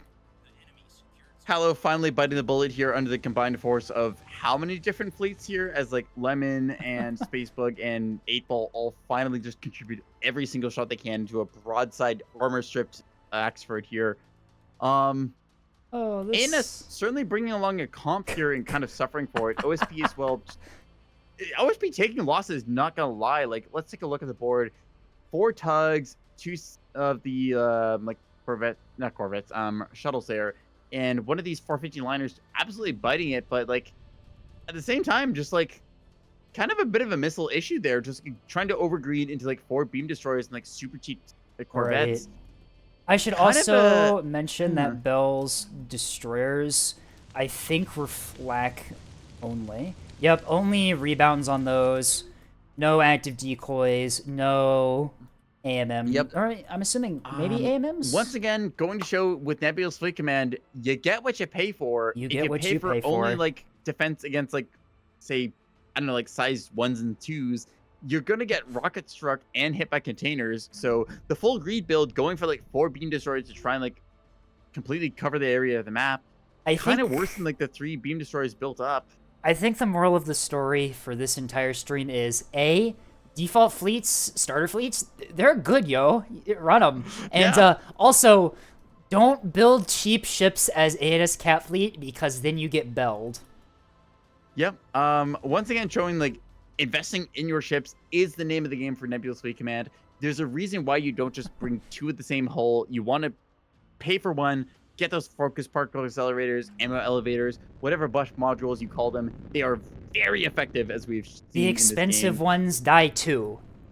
If you put 2 active decoys on each keystone, and suddenly they were immune to those rocket strikes that you were being shot at with. Yeah, like I'm not gonna lie. Like, I don't want to get toxic on stream, but there's enough of me that's gonna call like looking at this fleet, like 4 beamstones and like a bunch of the just like naked Capra Corvettes. Like, let's see. Those 1, rockets 2, completely 3, ignore 4, active decoys because of the them. act. Not really. Like, Yeah, all right, like, then you're still gonna detect the nearest thing that's if like you're all right, signature. if they're gonna ignore the active decoys, put a bunch of stone walls on your keystones. Or if it's act, there's a thing called a blanket jammer, which Yeah, most people with jam them beamstones out. run. Beamstones have, yeah. Yep. Yeah, yeah. Can we talk about the Axford that had active decoys? Yeah, that's true. They did ignore the active decoys on the Axford. But Like, there's little bit of there's like other ways to towards it, deal but with Axford also act. dodges, so You have they have Hodge. Do they? Did the containers have Hodge? did they? I don't think they did. Did they? They Where's might the have. containers? I think they did. I think Bell is correct. Act, wake, home on jam. Okay, so still home on jam does cause a fire off there. So like Hodge even could so, it's like I'm just saying you could cause size them 2 to or size 3 backpack stage on that, early. or even just like investing a little bit more into these and just like popping chaff early, or just ulting your ship even. Like, it's act with wake val. If you just hold still and pop chaff, you do win against that. Okay, yeah, you've actually turned me a little bit towards Bell's side. I think the act is a bug that should be patched, but Yeah, honestly, that's there definitely are a case still with ways like the to steerable extended and then like the fixed act, like causing a weird thing in like the interaction Right. between like 2 kilometers. I detect you, I fire rockets off. That's a bit of an annoyance, but at the same time, both of us having run like ANS like cap fleets, I don't think that's really an issue. I think this is No. just trying a little too much to get like 4 beamstones and then like 5 corvettes on the board. Like that's a lot to fit in a cap. I think that should definitely be patched, but like I still think there's ways that Bell could have dealt with it in the moment. Yeah. Size 2 backpack or even a size 3 just like for options there. Because the Bit thing of chap, is, holding still. Yeah. There's options against that. Doesn't Hodge cause them to stage early as well?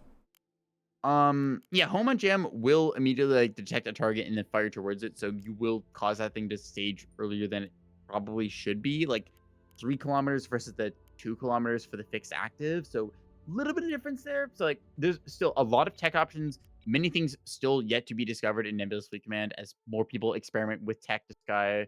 They're just figuring out like, oh, this does this thing. Oh, I do this counter tech against your counter tech. And then I'm not gonna lie, a lot of it comes down to just run the starter fleets. It's probably gonna be better anyways. I think.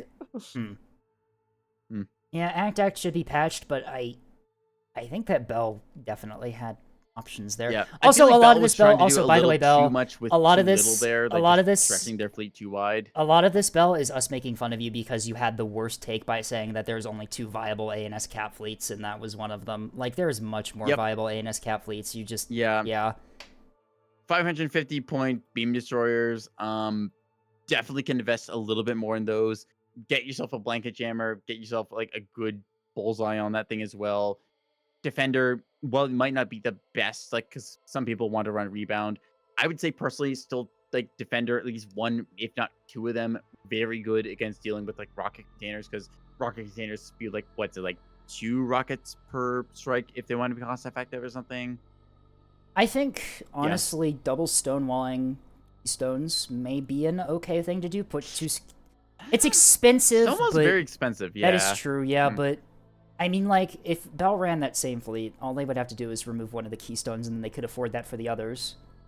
I'm definitely in the camp of you, where it's like, I feel like good ANS cap fleet, 2 to 3 beamstones in there, just cover your points, keep it, like, very safe. Like, you get 1 to cover the A point neutral, 1 to cover your natural on like the I think it's D point for ANS deploy. I forget exactly. For but that another one, to cover like C, your C point side.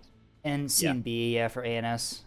And I feel like 4 is pushing it. Before like 2 to 3 beamstones do very good work. So that plus like I don't know, like 5 sprinters, like honestly 2 beamstones, missiles, and like 3. Here's another thing. I think like 3 to 5 sprinters. I'd say probably like leaning towards like 4 or 5 sprinters is like a good ANS cap fleet. Right. Because I mean, like you can also just not bring keystones. Because I think a lot of the problem that Bell had there is that Bell deployed their keystones where the OSP Yup player expected them to be. Yep. Absolutely got fished for. Putting spots. Putting those keystones in like slightly different positions would have at least allowed them to survive the initial salvos. Yeah, just not being Turbo there. able to rack up like 55k damage over the course of the match. Just kind of a case of like assets being where you expect them to be. Frontline did support you for like your engagements. You were able to commit to a very swingy fight there. So yeah, the preemptive surrender from that Axford was. Yeah, I mean, like in retrospect, throwing the retrospect, towel a little bit too soon. I feel like they could have brought things back a little bit, but surrendering 2 fleets there, I'm not sure about that one. Like they lost some assets, but I feel like they could have maybe brought it back a little bit. At the stage that Bell surrendered, I don't think they could have brought it back. Yeah, Bell had no functioning Axfords. The Axford was molding. I understand his pain. Yeah, I mean he got. In all fairness, the Axford did kind of push into a situation that you shouldn't, because the Axford at E did know that those Ocellos were there. And probably should have expected them to very pop much around the corner. overextended. OSP natural deploy zone. Right. Honestly, got what it, like expected. Honestly, yeah. Take the E point, hold it, don't push into the CLN. Yeah. All right. Do we want to do another one, or do we want to read out? I've been going for spend, like, 8.5 hours. Of I think that's it for today. Yeah. All right. Let's go ahead and find somebody to raid then, shall we? Who's live on Twitch right now? I might. Oh, okay. Ad break is running. Don't worry about that. Who do we want to raid into? Do we have Is anyone? there anyone? Do you know anyone that's on right now? Because yes, I know this person called Scapegoat who is streaming Nebulous well, Fleet that Command would right kind now. of ruins the point. But there is 2 Nebulous Fleet Command streamers right now, and it's both of us. Hey, Star, go live quickly. Yeah, that's it. Absolutely. Star, yes, quickly go live right now. We'll raid into you. DM Dark. DM Dark. Dark, I need you to go live for a second. Yep. Do you have any of your friends? You can be a non-Neb streamer that's live. Just take a look at it. I've got like a couple people who are online right now, but if you raid into each other, it causes a bug with Twitch. Okay, maybe we shouldn't do that then. At the same time, it's also like, huh, that's interesting. Free viewers? Yeah, free viewership. Don't mind if I do. I'll just maybe up the stats a little bit. Don't mind if I. Yeah, it's really... Remy is live. Remy is playing Badlands Crew and has like a big viewer count. We should go for like smaller viewer count because like support like smaller streamers and stuff. People who like have a little community, like I don't branch know. out, meet some smaller creators. I don't know a lot of other streamers, and most streamers I watch have like several thousand viewers right now. So yeah. I'm just gonna like casually message Star go live right now in Twitch chat. Just be like, hey, yeah, go live right now. Star go live. Star had to leave earlier, by the way. They left after the first match we did on Nyx. They had to head out. Hey Vastal, you should go live. Vastal. Yeah, that's a good point. Yeah, Vastal in like what's it, European time zones and stuff. Yeah, you should totally go live right now and stream Nebulous. This will surely not go poorly at all. Anyone else in chat wanna go live?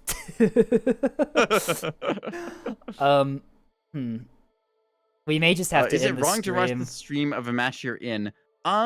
Generally considered poor sport. You can mute the tab, which still contributes like viewership and for stuff. For spectators, it's not really a problem because you can't really affect the match as long as you're not saying what's happening in all chat, which is what you're expecting if you're in spectator view anyway.